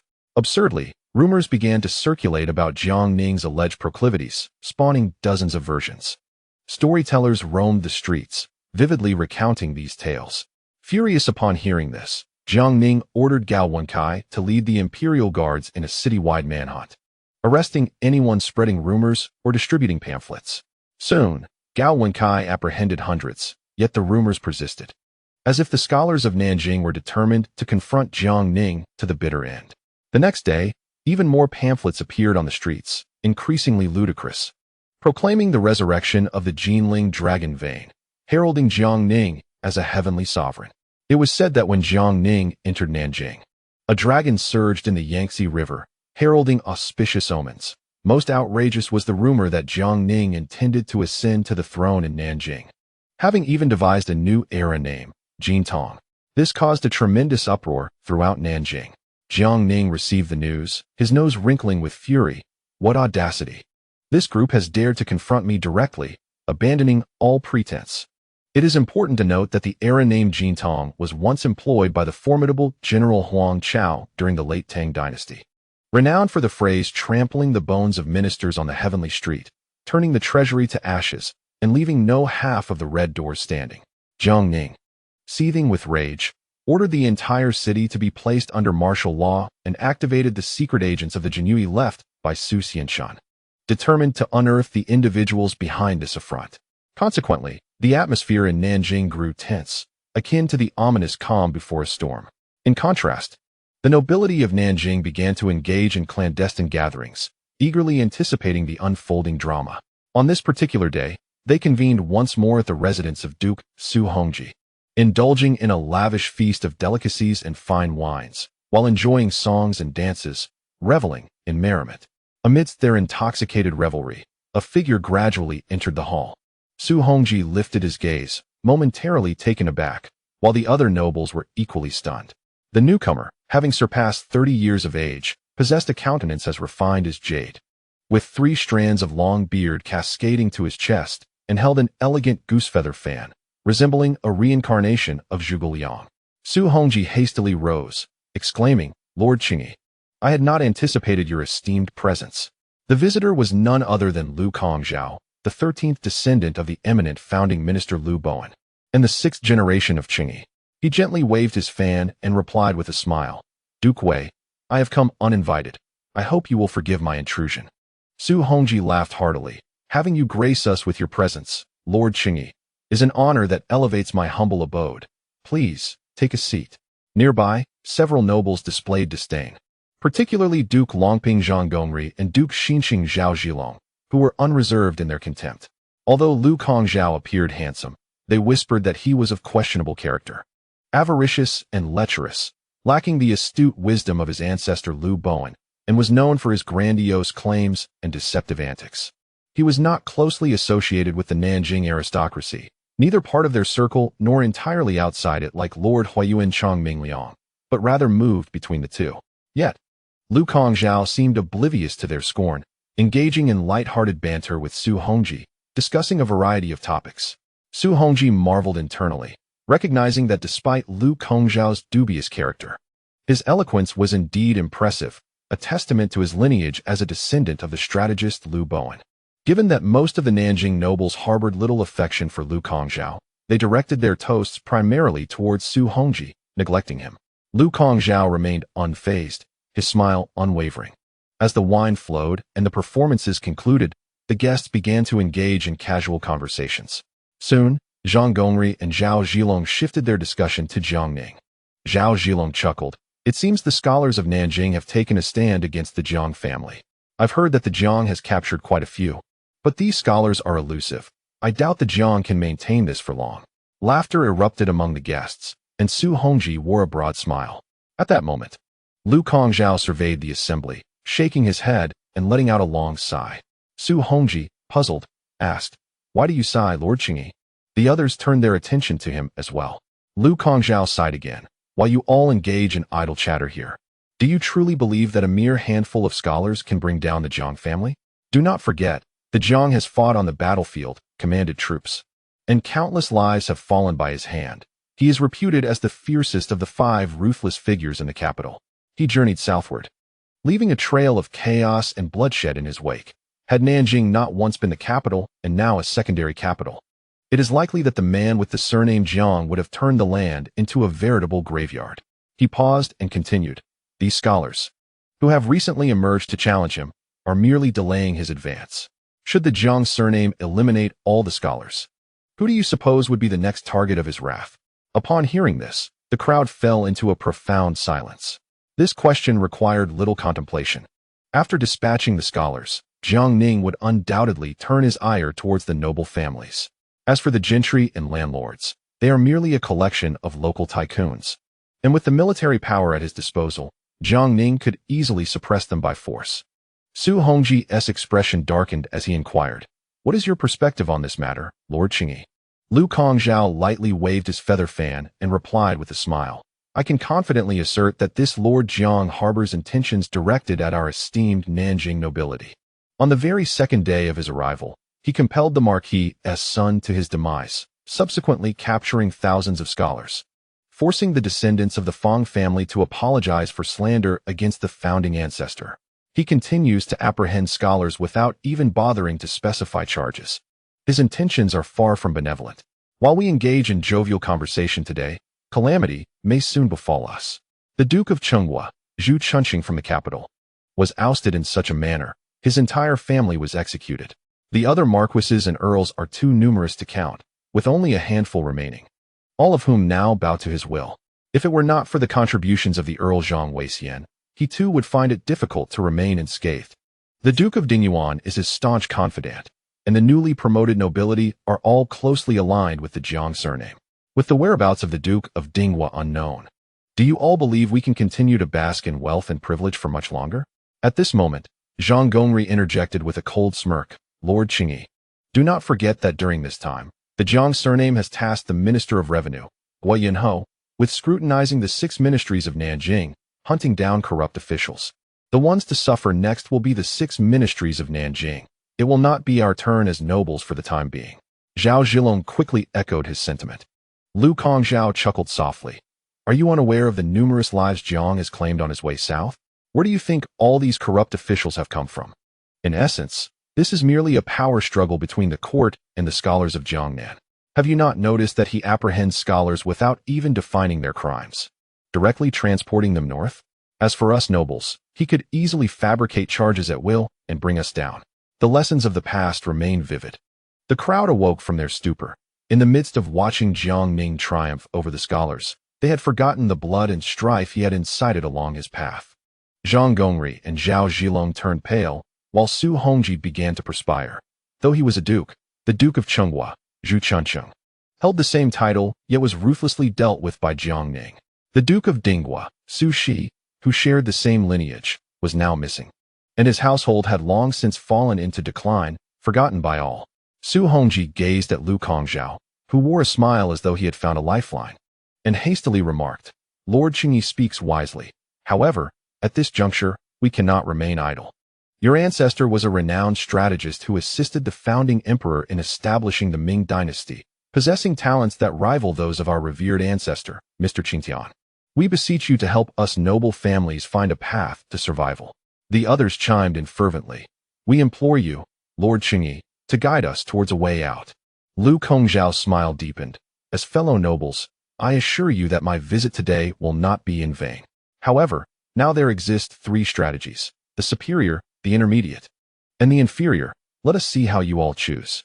Su Hongji, Zhang Gongri, and Zhao Shuilong hurriedly inquired, "May I ask, Lord Qingyi, what is the superior strategy?" Lu Kongzhao replied, "The superior strategy is to immediately seek out the one surnamed Jiang to confess our faults and petition His Majesty for leniency. We are all descendants of the founding heroes, bearing the Golden Edict. At most, we would lose our titles, yet our wealth and lives would surely be preserved." The others immediately erupted in outrage. Can Lord Qingyi truly speak? What kind of superior strategy is this? Without titles, how could we hope to retain our wealth? Is the court not free to manipulate us at will? It would be better to perish. Su Hongji shook his head. "Lord Qingyi, this superior strategy is unfeasible. His Majesty has been on the throne for 4 years, and now the entire northern region is as stable as a mountain. I fear we have missed this boat." Lu Kongzhao chuckled. "Then there is the intermediate strategy, to proactively petition His Majesty, requesting to lead troops to the front lines to fight and achieve merit, thereby safeguarding our lives and fortunes. Did not the Earl of Pingjiang, Qinqi, do just that? Did he not emerge unscathed from the hands of the one surnamed Jiang?" The faces of the crowd darkened instantly, and Zhang Gongri slammed the table. "Lu Banxian, What nonsense are you spouting? Fighting? Is that a task for men of our stature? Though it has been said that we, the noble families, do not labor, since the founding of the Ming by Taizu and the pacification by Qingzu. Which of our ancestors has not shed blood for the Ming, fought in battle? Our work was long completed by our forebears. As he spoke, he raised his hand to wipe away tears, declaring that sending us to battle was out of the question. That scoundrel Tianqi must have been frightened by the one surnamed Jiang to utter such foolishness about going to the front lines. The noblemen all silently nodded in agreement. Though they were descendants of meritorious officials, they had long since lost the valiant spirit of their ancestors, excelling instead in indulgence and oppressing the common folk. Chapter 6:12. Killing to establish authority. Su Hongji also shook his head. Lord Qingyi, going to the front lines to fight is utterly impossible. Those who know their own affairs best, let me speak for myself. Despite commanding 100,000 troops in Nanjing, I have not practiced martial arts for many years. If I were to truly step onto the battlefield, I would likely not survive beyond the second day. It would be better to end my own life outright. Let us discuss the inferior strategy instead. Zhang Gongri and Zhao Zhilong echoed. Both the superior and intermediate strategies are rotten ideas. The inferior strategy, pray tell. Does it not entail us taking our own lives? If so, we might as well confront the one surnamed Jiang. Yet Su Hongji gazed at Lu Kongzhao with an expression of anticipation. Lu Kongzhao sighed, saying nothing, but extended his finger into his wine cup, inscribing a character upon the table. Su Hongji, upon seeing this, turned pale with fright and quickly erased the inscription, exclaiming in shock, Lord Qingyi, you cannot be jesting. Lu Kongzhao, in resignation, replied, Duke Wei, do I seem to be joking? You are unwilling to relinquish your titles for the sake of preserving wealth, and unwilling to return to the battlefield to achieve merit. Thus, we are left with no choice but to pursue the inferior strategy. In any case, death is inevitable. Yet perhaps we might carve out a path for survival. Su Hongji trembled in fear, while Zhang Gongri, Zhao Zhilong, and Li Hongji hastily pressed for further clarification. But Su Hongji waved his hand, remaining silent. The others, in resignation, could only curse as they dispersed. Soon, only Su Hongji, Lu Kongzhao, and Tang Guozhua remained. Tang Guozhua's eyes sparkled, gazing at the two, as if pondering something. Su Hongji stood frozen, lost in thought. Lu Kongzhao sighed, Duke of Wei, I have said all that I can. As for the path ahead, I leave it to your discretion. With that, he stood up, preparing to depart. Tang Guozhua immediately called out, Please, Sir Qingyi, do not leave. Lu Kongzhao, puzzled, inquired, What is it, Lord Lingbai? Tang Guozhua hastened to stand before them and spoke gravely. Sir Qingyi, what you inscribed on the table earlier, was it not a reversal? Lu Kongzhao's expression shifted momentarily, but he quickly regained his composure. Lord Lingbai, in broad daylight. Do not speak such reckless words. It could be fatal. Observing Lu's change of demeanor, Tang Guozhua became even more convinced of his suspicions, turning to Su Hongji and declaring, Duke of Wei, at this juncture, we are facing a dead end. Why not simply rebel? Su Hongji lifted his gaze, regarding the fervent Tang Guozhua and the impassive Lu Kongzhao, and sighed, My Su family has been loyal for generations. Since the Yongle era, the blood of my lineage has flowed through the veins of the Ming emperors. If I were to rebel, how could I face my ancestors? Tang Guozhua scoffed. And if the Duke of Wei's household meets the same fate as that of Duke Chang, facing annihilation, would you then have the audacity to confront your forebears? The Jiang family now holds a blade to our throats. If we do not resolve to act, we might as well all hang ourselves. Su Hongji's face reflected uncertainty, yet, although I command the Nanjing garrison of 100,000, in truth, our numbers barely exceed 50,000, and we have not trained in ages. How can we contend with the Jiang faction? Tang Guozhua chuckled darkly, Duke of Wei, do not forget that the soldiers of Nanjing are not limited to just the imperial garrison. I command 30,000 city defense troops. While they may not match the Jiang's elite, sheer numbers are on our side. Moreover, we can enlist the support of Lord Lianghuai, who oversees the navy, along with several other noble houses wielding military power. Su Hongji was suddenly stirred, the notion of rebellion igniting an inexplicable fervor within him. As Tang Guozhua had articulated, Jiang Ning had brought merely 30,000 troops to Nanjing, supplemented by the Jinyue, Dongchang, and the Huangming Guard, totaling no more than 40,000. In contrast, the nobility in Nanjing commanded over 200,000 soldiers, and with household retainers factored in, they could easily overwhelm Jiang Ning. A surge of ambition welled within him. Should they seize Jiang Ning, given the tense relations between the court and Jiangnan, the literati of the south would undoubtedly rally to his cause. Even if they could not reach the capital, a strategic retreat could allow them to govern south of the river, establishing a standoff with the court. Noticing Su Hongji's animated expression, Tang Guozhou recognized that the seed of rebellion had taken root in him. He had long abandoned hopes of sharing in the glory of such an uprising. His only desire was to avenge his son by eliminating Jiang Ning and Deng Wenming. Lu Kongzhao observed the two, nodding with a smile. Su Hongji rose, striving to temper his excitement, and spoke earnestly. Gentlemen, this matter is of utmost significance, and I require time to deliberate. However, under no circumstances should we divulge this information, as it could spell disaster for our noble houses.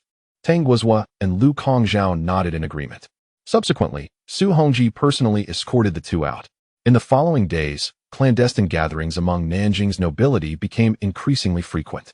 At one banquet, although the attendees understood the implications of Lu Kongzhao's earlier writing to Su Hongji, they feigned ignorance, discussing strategies privately, eagerly anticipating that Duke Wei would take the lead. Lu Kongzhao, too, was not idle, working diligently behind the scenes to unite various noble houses, effectively becoming the linchpin in their covert endeavors. Su Hongji sequestered himself within the ancestral temple, seated before the portrait of his forebear, King Suda, lost in contemplation of his own inscrutable thoughts. Unbeknownst to him, the esteemed nobles of Nanjing had surreptitiously conspired to elevate him to the throne, eagerly awaiting his command to rally behind him, hoping to bask in the glory of his rise. Meanwhile, Jiang Ning had ordered a thorough investigation into the purveyors of rumors and the clandestine authors of pamphlets circulating within Nanjing, concurrently promoting the seasoned officer of the Jinyue, Wu Mingming, to the position of inspector of Nanjing, tasked with overseeing the civil and military officials of the city. Wu Mingming, upon receiving the news, was nearly overcome with disbelief at his swift elevation, immediately prostrating himself to pledge his loyalty. Jiang Ning responded with a smile, acknowledging, Wu, you are a veteran of the Jinyue, and I am well aware of your capabilities. However, it is crucial that you understand, rewards await those who perform well, but failure will incur penalties. Should you err, the laws of the Jinyue are unforgiving. Take heed of the fate of the previous inspector, Gao Chongdao. Let that serve as your caution. Wu Mingming solemnly assured, rest assured, my lord. A day in the Jinyue is a lifetime of service. I shall dedicate myself wholeheartedly to my duties and will not disappoint your trust. Jiang Ning nodded approvingly and sent him off to reorganize the inspectorate of Nanjing. That evening, Gao Wenkai hurried in with urgent news. My lord, I have uncovered some leads. Many of those stirring unrest in Nanjing are dispatched from Suzhou. It seems the situation there is equally dire. Jiang Ning nodded gravely, understanding now why the apprehended individuals had not quelled the rising tide of dissent. He remarked, Thank you for your hard work, Gao. You may retire for the night. Once Gao Wenkai departed, Jiang Ning was left in solitude, lost in thought. Before long, Lao Wei and Zhu Youjian returned, and upon seeing him alone, Zhu Youjian smiled and inquired, What preoccupies you, brother? Jiang Ning replied with a wry smile, Fifth brother. Despite capturing so many, the rumors persist unabated. This group has even concocted an era name for me. If this continues, I may truly be branded a rebel. Zhu Youjian laughed heartily. These people are fools. They weave tales of rebellion against you while assigning an era name. Why have they not implicated me? After all, I am a legitimate descendant of the Zhu family and a prince of the realm. Such accusations against me would carry more weight. He added, Only a fool would believe that you would rebel. His jest, however, left Lao Wei pale with fear, prompting him to caution, Your Highness, you must tread carefully. Such words cannot be spoken lightly. Zhu Youjian chuckled, Lao Wei, I am merely jesting with my brother. There is no need for such alarm. Lao Wei sighed inwardly, bewildered by the absurdity before him. One brother falsely accused of rebellion, while the other lamented the lack of slander directed at himself. Shortly thereafter, Yang Lian and Guo Yunho hastily returned, with Guo Yunho wearing an expression devoid of hope.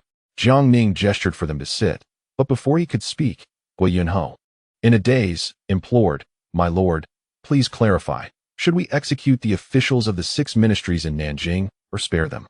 Yang Lian, equally agitated, with bloodshot eyes, awaited Jiang Ning's decree, poised to take decisive action. Jiang Ning pondered for a moment. If the issue were trivial, there would be no need for execution. They primarily resided in Nanjing for their twilight years. A complete purge would inevitably lead to perceptions of the court's excessive harshness towards its officials. However, if the problem were severe, it must be dealt with according to the law. Guo Yunho nodded in agreement. In that case, I shall heed your counsel, my lord. Yet, regarding Nanjing's deficit, I find myself at a loss. I beseech you to determine a figure so that I may pursue the recovery. Jiang Ning was momentarily taken aback. Slightly displeased. Old Guo, are you the Minister of Revenue, or am I? Do you not have an estimate of how much to recover? Guo Yunho, with reddened eyes, choked out. My lord, this time I truly have no figure. After all, it is a 200-year-old account. How could one possibly ascertain it? If I recover too little, I shall depart this world with regret. If I recover too much, it may implicate the innocent, which is indeed a dilemma. You are wise and resourceful, my lord. It would be best if you set a figure, and I shall comply. Jiang Ning was rendered speechless. Old Guo was clearly attempting to ensnare him. Should he propose a low figure, his frugal nature would undoubtedly inflate it. Should he suggest a high figure, he would be left bearing the blame. He shook his head. Old Guo, as the steward of the Ming dynasty, it is your prerogative to decide. If assistance is required, I shall lend my utmost support. As for the specific amount, I too am uncertain. You shall decide. Observing Jiang Ning's evasion, Guo Yunho glanced at Old Wei, only to find his face alight with curiosity. He realized he had sought counsel from the wrong person. A glance at Zhu Youjian revealed a mischievous grin directed at him, causing him to shudder. Should this individual take action, many lives might be lost. At that moment, Yang Lian coldly interjected, My lord, Old Guo, from my perspective, it would be prudent to pursue a recovery of 70 million taels, in accordance with the standards set in Yangzhou. The assembly fell silent at his words, prompting Jiang Ning to inquire, Lord Yang, what basis do you have for this 70 million taels? Without hesitation, Yang Lian replied, We recovered 70 million taels in Yangzhou, and yet it remains prosperous and scathed. As Nanjing serves as a secondary capital, pursuing 70 million taels should pose no significant issue. Guo Yunho's countenance brightened at this. While Jiang Ning was left speechless, what was wrong with these individuals? Their statements seemed to stem from mere whimsy, devoid of foundation. However, with no alternative in sight, he nodded. Very well, I shall entrust this matter to you and Old Guo. Yang Lian smiled in agreement. To him, this matter appeared straightforward. The accounts examined over merely a decade revealed a substantial deficit, and delving further would only unravel a tangled web. Therefore, it was wise to simply adopt the standards from Yangzhou. After all, Nanjing is rife with officials, corrupt bureaucrats, and landowners, providing a perfect opportunity to eliminate a few, amass some achievements, and upon returning to the capital, secure an opportunity for advancement from Zhu Youjiao, competing for the position of commander of the Jinyue. After a brief period of idle chatter, they learned that the rumors in Nanjing had yet to cease, which troubled Guo Yunho. However, Yang Lian remarked with a smile, My lord, from the outset, you have erred in this matter. Jiang Ning quickly asked, Lord Yang, what do you mean by that? Yang Lian explained, whether in Shuzhou, Fengyang, or Yangzhou, we have established our authority through decisive actions. Yet in Nanjing, only the son of the Lingbai Marquis has perished, and we have not drawn our blades again. Hence, these literati feel emboldened to act so arrogantly, openly challenging us. In the present day, breaking the deadlock appears remarkably simple. One must assert dominance through the act of murder, slaying enough individuals with sufficient ferocity to instill fear in these buffoons. Jiang Ning, momentarily taken aback, reflected that Yang Lian was indeed ruthless and succinct. Although this method was crude, it bore the essence of overwhelming force. He nodded in agreement, declaring, If that is the case, let us establish our authority through bloodshed. The following day, upon Jiang Ning's command, those previously apprehended for spreading rumors and affixing posters were brought forth to the Ministry of War for execution. In a single stroke, over 2,000 were slain, their blood staining the street crimson. This decisive action swiftly subdued the noble elite, gentry, literati, and students of Nanjing, who were taken aback by Jiang Ning's mercilessness, slaughtering 2,000 without so much as a blink. Indeed, the rumors and pamphlets circulating the streets diminished considerably the next day. Jiang Ning further commanded the execution of 1,000 related offenders from the prison, all put to death at the Ministry of War. The populace of Nanjing, gripped by fear, hastily shuttered their doors, and even the nobles who conspired to rebel became notably subdued. Witnessing the profound effect of executing 3,000, Jiang Ning could not help but smile ruefully. In his prior fervor to capture individuals, he had neglected the importance of executing them, which had led to disarray instigated by the scholars. Now, with authority established through bloodshed, their fervor was extinguished, yielding remarkable results. 3 days later, Jiang Ning issued another decree, commanding a thorough investigation of all officials at the Nanjing National Academy. Any who violated the laws of the Ming dynasty were to be executed, resulting in the deaths of over 100 individuals. Thus, the literary world of Nanjing experienced the most severe upheaval in its history, evoking memories of the stringent times during the reign of the founding emperor, Hongwu. Chapter 613. The initiation of the Literary Inquisition with Jiang Ning's command. The secret police mobilized entirely, capturing those who traversed the streets of Nanjing, spreading rumors and posting pamphlets in a sweeping net, subsequently executing thousands at the Ministry of War. Even the officials of the Nanjing National Academy faced substantial purges. Within a matter of days, the momentum of rumor-mongering was thoroughly quelled. The scholars of Nanjing finally felt the palpable weight of the northern imperial authority, and even the nobles who had previously rallied in secret were considerably restrained.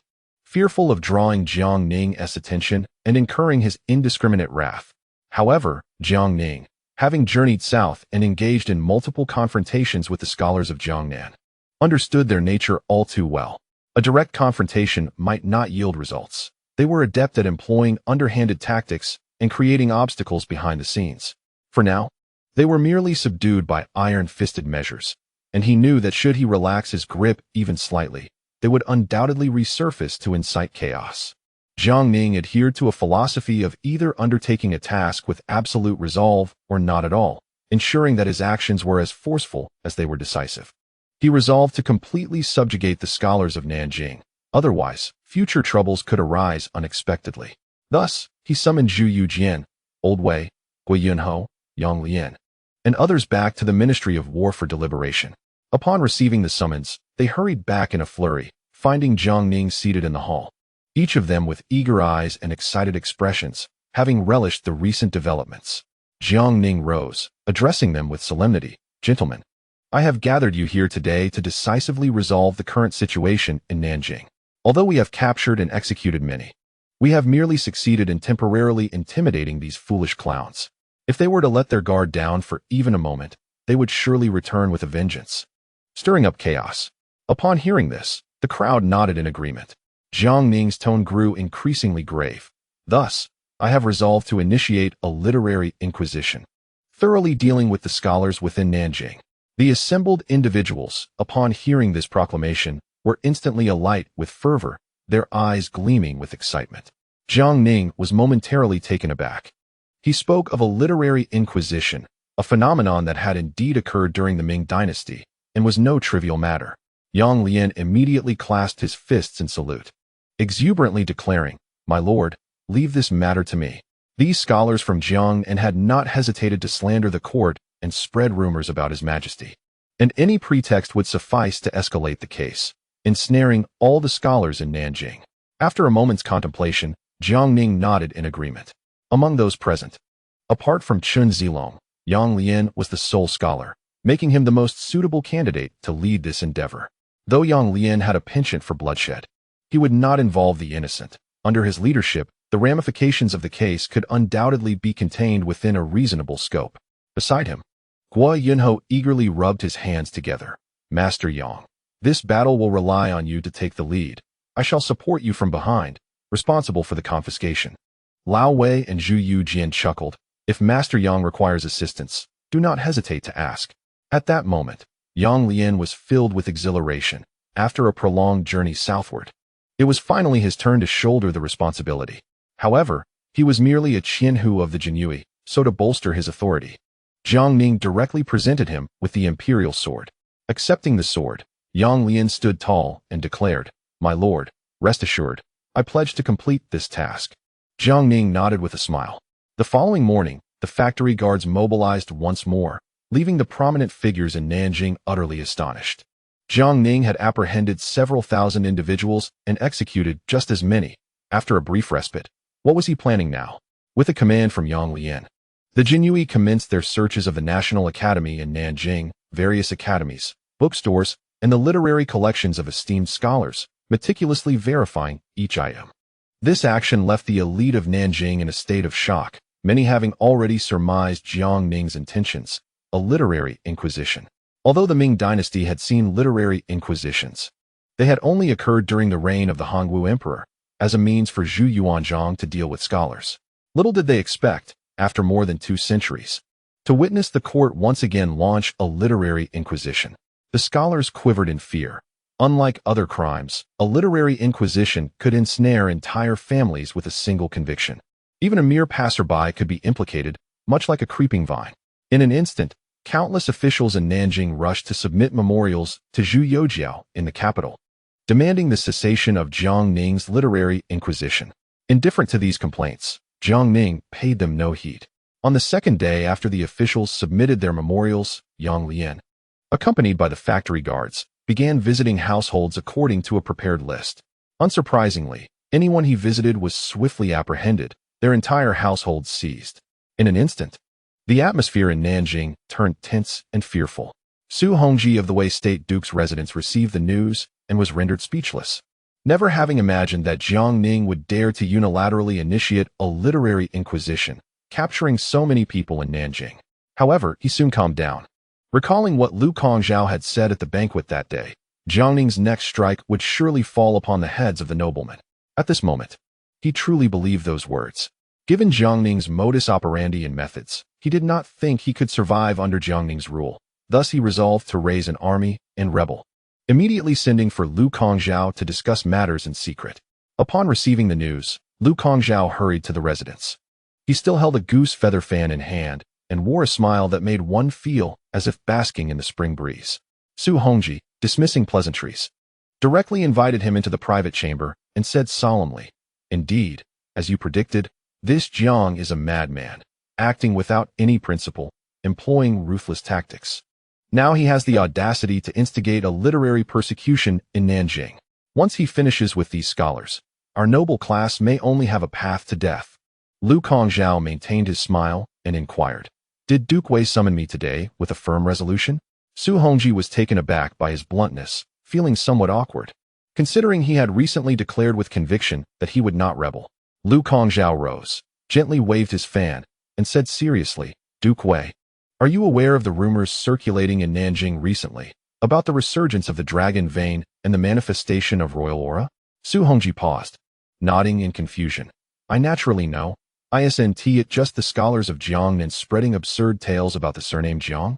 Lu Kongzhao smiled and shook his head. "Not at all. The resurgence of the dragon vein and the manifestation of royal aura are indeed true. But the mandate of heaven does not rest with the surname Jiang." Su Hongji grew increasingly perplexed, his expression grave. "I implore you to elucidate, sir." Lu Kongzhao sighed.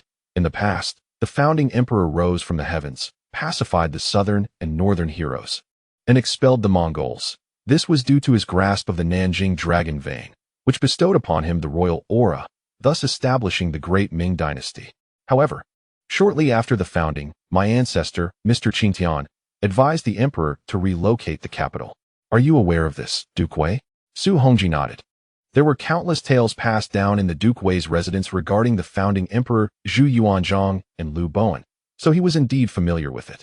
Lu Kongzhao's face turned serious. "My ancestor fervently urged the emperor to move the capital because he perceived that the new dragon vein nurtured by heaven was far stronger than that of Nanjing. Furthermore, after the Great Ming had waged wars north and south, the royal aura accumulated in Nanjing had long since diminished, unable to support the fortunes of the Ming dynasty. The events that followed are well known to all. I do not dare to compare myself to my ancestor, yet I am fortunate to have inherited his esoteric arts. For these years, I have remained indoors, diligently researching. Recently, while observing the celestial phenomena at night, I noticed the dimming of the Ziwei star. And from the northern view of Mount Zijin towards the capital, a crimson light soared to the sky, indicating turmoil and foretelling the decline of the capital's dragon vein and the inevitable decline of the Ming dynasty's fortunes. Yet just a few days ago, Upon ascending Mount Zijin again, I discovered the dragon vein of Nanjing had been reborn, and the royal aura had begun to coalesce anew, heralding the emergence of a true sovereign from Nanjing. Initially, I presumed the destined one would bear the surname Jiang, but upon examining his likeness, I found him to have a sharp jaw and monkey-like features, lacking any imperial demeanor. 5 days ago, I ascended Mount Zijin once more and beheld the tomb of Duke Zhongshan, enveloped in radiant light, with golden glimmers emanating from the earth, accompanied by the sound of dragon roars. This signifies that the dragon vein lies beneath the tomb of Duke Zhongshan, indicating that the true sovereign to emerge from Nanjing must be a descendant of Duke Zhongshan. Su Hongji was utterly mesmerized by these words, rendered speechless and trembling. If spoken by another, such words would surely invite scorn or violence. However, Lu Kongzhao's illustrious ancestor, Lu Bowen, casts a long shadow. It is said that upon his passing, Lu Bowen left behind a tome of celestial secrets, bequeathing that whoever possesses it shall attain dominion over the realm. In those days, the great founder Zhu Youjian dispatched the imperial guards to search fervently, yet they returned empty-handed. Just moments ago, Lu Kongzhao had mentioned his seclusion in studying the enigmatic art of Qi Min Dun Jia handed down by Lu Bowen, which instantly sparked Su Hongji's imagination, leading him to ask, astonished, could the Qi Min Dun Jia that you speak of, dear Sir Qingyi, be the very celestial tome left by our ancestor, Master Qingtian? Lu Kongzhao smiled and nodded affirmatively. Su Hongji trembled with excitement. His resolve to rebel solidified, for fortune, geography, and the will of the people were all on his side. In Jiang Ning, the current oppressive literary inquisition had incited discontent, and with a mere rallying cry, could he not don the imperial yellow robe and ascend to the highest throne? At that moment, Lu Kongzhao sighed and cautioned, Lord Wei, do not rejoice too soon. I have yet to finish my discourse. Su Hongji, eager, replied, Dear Sir Qingyi, we are now as grasshoppers on the same string. Speak freely. There is no need for concealment. Lu Kongzhao nodded solemnly. My talents are limited, and despite years of study, my understanding of Qi Min Dun Jia pales in comparison to that of our ancestors. I cannot promise to assist Lord Wei in unifying the realm, but I can certainly aid you in establishing a division along the river, creating a northern and southern dichotomy. This is well within reach. Can Lord Wei accept this? Su Hongji laughed heartily. Dear Sir Qingyi, should you assist me in establishing control along the river and create a standoff with the capital, you shall be the foremost benefactor. As for unifying the realm, we can await the opportune moment. After all, the court is currently embroiled in conflict with the Mongols and the Liao. And once the situation shifts, we shall march northward to unify the realm. Lu Kongzhao nodded, then respectfully bowed, stating earnestly, the common people shall look to you for hope henceforth, my lord. Su Hongji, hearing this, felt a flush rise to his face and replied, Dear Sir Qingyi, the weight of the common people is too great for one man to bear alone. I implore your steadfast support. Lu Kongzhao smiled. That is only natural. Kongzhao shall exert every effort to assist you, my lord. At this moment, Su Hongji's elation mirrored that of Lu Xuanda when he sought Zhuge Kongming thrice at his humble abode. Alas, while they had the valiant Zhang Fei and Guan Yu, he found himself a solitary commander. He sighed, Dear Sir Qingyi, among the nobles in Nanjing, which can be swayed to join us in arms. Chapter 614. A family exiled. Lu Kongzhao stroked his beard in contemplation and replied gravely, My lord, the Marquis of Lingbai holds a vendetta against the Jiang clan and commands tens of thousands of city guards. He could be a valuable ally in our grand endeavor. Additionally, there is the Marquis of Lianghuai, Li Hongji, who oversees the Yangtze River Navy with a force of 100,000 sailors. Should he lend his support, great achievements could be realized. Moreover, the Marquis of Longping, Zhang Gongri, who commands the 5 military divisions of Nanjing, and the Earl of Xinqing, Zhao Zhilong, who oversees the 8 guards outside the city, together muster nearly 200,000 troops, adding in personal retainers and hired hands. We could field an army of 250,000, a force several times greater than that which the great founder commanded upon entering Yingtian. What is there to fear in accomplishing great deeds? Su Hongji nodded vigorously. Your words ring true, dear Sir Qingyi. However, a look of hesitation crossed his face. But can we truly trust the Marquis of Lianghuai, Li Hongji? In the past, his ancestor, Duke Li Jinglong of the Chao family, commanded hundreds of thousands of southern troops, yet was defeated by the founding emperor, ultimately abandoning his armor and welcoming the emperor into Nanjing through the Golden River Gate. Had it not been for this act, the Li family would have faced severe repercussions.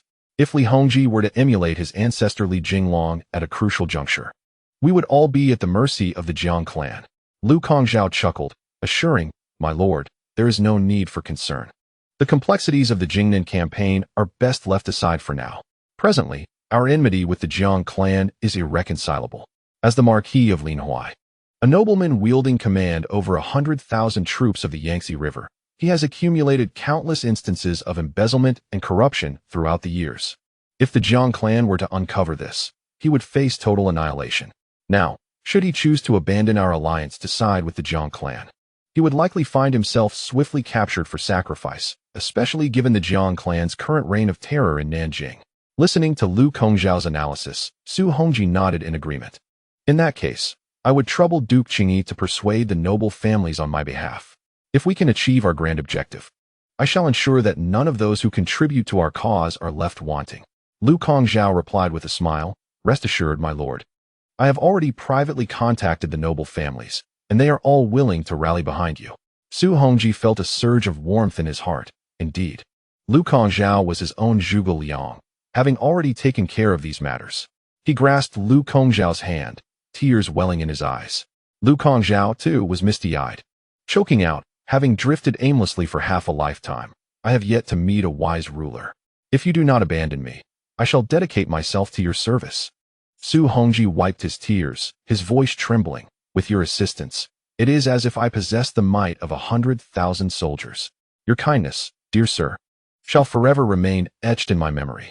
On the day of our success, you shall be hailed as the foremost contributor." Subsequently, the two delved into the specifics of their rebellious plans. Just as Su Hongji and Lu Kongzhao were plotting their grand insurrection, Jiang Ning received news from Gao Wenkai. Gao Wenkai respectfully presented a list, which Jiang Ning perused briefly, finding it populated with notable gentry and wealthy merchants from within Nanjing.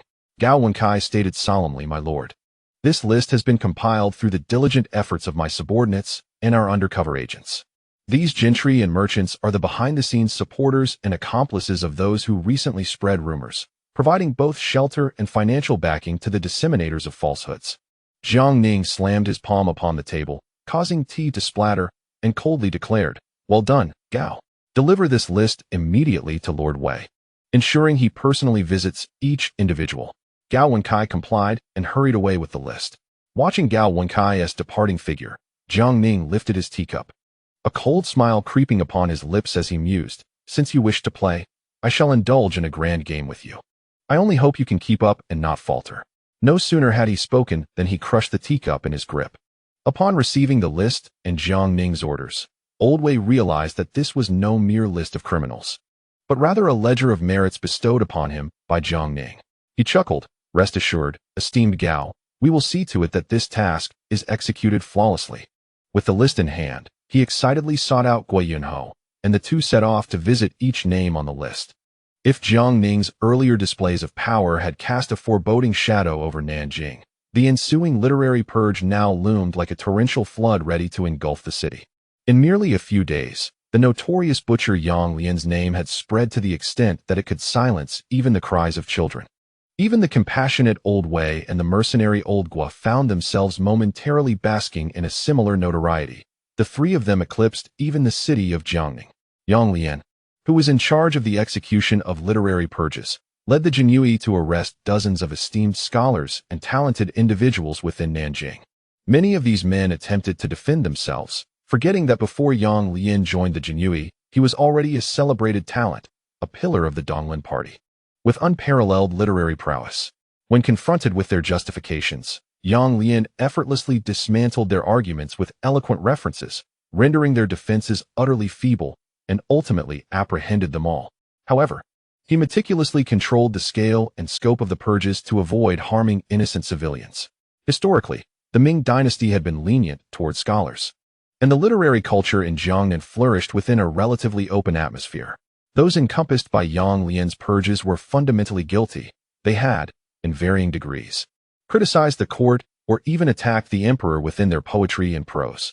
Furthermore, the early dominance of the civil officials in Jiang Ning had exacerbated such malpractices. Now, with the court united in purpose, many found themselves unable to defend against the overwhelming evidence. Yet, there remained a considerable number of scholars who, after being silenced by Yang Lian's rebuttals, resorted to tantrums, adamantly refusing to accept their fates. In response, Yang Lian showed no mercy. He unsheathed the embroidered spring knife bestowed upon him by Zhu Youjiao and executed these individuals on the spot. Consequently, the scholars of Nanjing were left utterly cowed. Yang Lian, the iron-willed butcher, was both a man of letters and a warrior, with a pen in one hand and a blade in the other. They found themselves unable to counter his intellectual prowess or physical might. Like autumn leaves swept away by the wind, he swiftly cleared away a substantial number of them. Following this, Yang Lian set his sights on the scholars within the National Academy of Nanjing, targeting those who were either of noble birth or prominent talents, known for their vigorous criticism of the government and the emperor. Naturally, Yang Lian would not let them escape unscathed. He led a large contingent of soldiers to surround Jilong Mountain, personally guiding the Jinyui into the National Academy. By this time, all officials had been purged from Jiang Ning, and over 1,000 students were left pale with fear, confronted by the formidable butcher Yang Lian. As he gazed upon these students, memories of his own decade of diligent study flooded back to him, and with a sigh, he felt a pang of compassion, deciding to grant them a chance. He ordered the Jinyui to gather the students together and spoke sternly. You, as scholars, neglect your studies, incessantly discussing state affairs and attacking the emperor, reveling in your scornful critiques. Why, upon seeing me, do you all turn pale and tremble? Where has your so-called scholarly integrity vanished to at this moment? Show it to me. The students, filled with trepidation, dared not utter a word. In terms of literary debate, Yang Lian was a renowned talent, far surpassing them all. In terms of martial prowess, he was the iron-willed butcher, armed with a blade granted by the emperor, leading the Jinyui, the emperor's own troops, who held the authority to act decisively. How could they dare to confront him directly? Observing the anxious expressions of the students, Yang Lian sighed. At this moment, I finally comprehend the wisdom behind the saying better to be a captain than a mere scholar. Yet, as a former scholar myself, I still wish to offer assistance to you misguided students. He spoke solemnly. The Ming dynasty has endured for 265 years since the reign of the Hongwu emperor. When the emperor ascended to the throne, he proclaimed the expulsion of the barbarian invaders, the restoration of the Chinese nation, the establishment of order, and the relief of the common people. The Ming was founded by those who truly understood the suffering of the populace, following the emperor to establish a new order. The sages of the Ming believed that we, as scholars, must be ever vigilant for the welfare of the people, which enabled us to, under the emperor's leadership, vanquish the regional warlords, drive out the Mongols, restore our nation, and reforge the backbone of the Han people. It is through their sacrifices that we, the Han, can stand tall upon this land, allowing you to study at the Imperial Academy without concern for your sustenance. But what of you? You neglect your studies, disregard the plight of the people, and instead engage in reckless criticism of the government, denouncing the court and the emperor, even taking pride in it. Do you not realize that the clothes you wear, the food you eat, the ink and paper you use, none of these are not gifts from the court? None are not the fruits of the labor of the common folk, who toil to pay their taxes. You harbor no regard for the people or the court. Ask yourselves honestly, what can you do for the court or the people once you achieve fame and fortune? Will you merely prattle on with grandiloquent rhetoric? Listening to Yang Lian's words, the students exhibited expressions of anger or fell into deep contemplation. Yang Lian chuckled softly. This question, I too only recently came to understand. Rather than engage in empty boasts and self-aggrandizement, it is far better to take tangible actions for the benefit of the people, even if it means staining one's hands with blood and bearing the scorn of others. Thus, I joined the Jinyui. Since my entry into the Jinyui, I have eradicated 386 corrupt officials, uncovered 641 wrongful cases, and directly rescued over 2,850 citizens. The corrupt officials in the court despise me, and unscrupulous merchants hold grievances against me. But so what? My actions are justifiable before heaven and earth, accountable to the common people, and worthy of the emperor and my official robes. Yet, you all, not long ago, schemed and spread malicious rumors within Nanjing, slandering the imperial envoy. Were you not participants? Why is it that now, you are all rendered mute? Dare you not own up to your actions? As his words fell, the students turned pale. They indeed had partaken in fabricating accusations against Jiang Ning, but with the officials of the Imperial Academy and even the headmaster having met their demise, who among them dared to admit it? At that moment, a student stepped forward, gritting his teeth, and after bowing, spoke earnestly. I dare to ask, Master Yang, why did the Imperial envoy, upon receiving orders to inspect the military and civil affairs of Jiangnan, proceed to seal off brothels and gambling houses en masse in Nanjing? Furthermore, he permitted his subordinates to force the son of the Marquis of Lingbai to death. Does this serve the country and the people? Countless brothels and gambling houses exist throughout the Ming territory. Why single out those in Nanjing? Is it the way of governance for an envoy to abuse the trust of the emperor and wield power without restraint? If the court's envoys can act with impunity, what purpose do the laws of the Ming serve? If we, the students, were to align ourselves with the Jinyui, it would serve us well to emulate the esteemed envoy in the future. It is said that the envoy himself hails from the ranks of the Jinyui, yet what he has enacted, which of it adheres to the laws of the Ming dynasty? Yang Lian furrowed his brow and inquired, what is your name? The student clasped his hands and replied, I am Huang Zongxiao.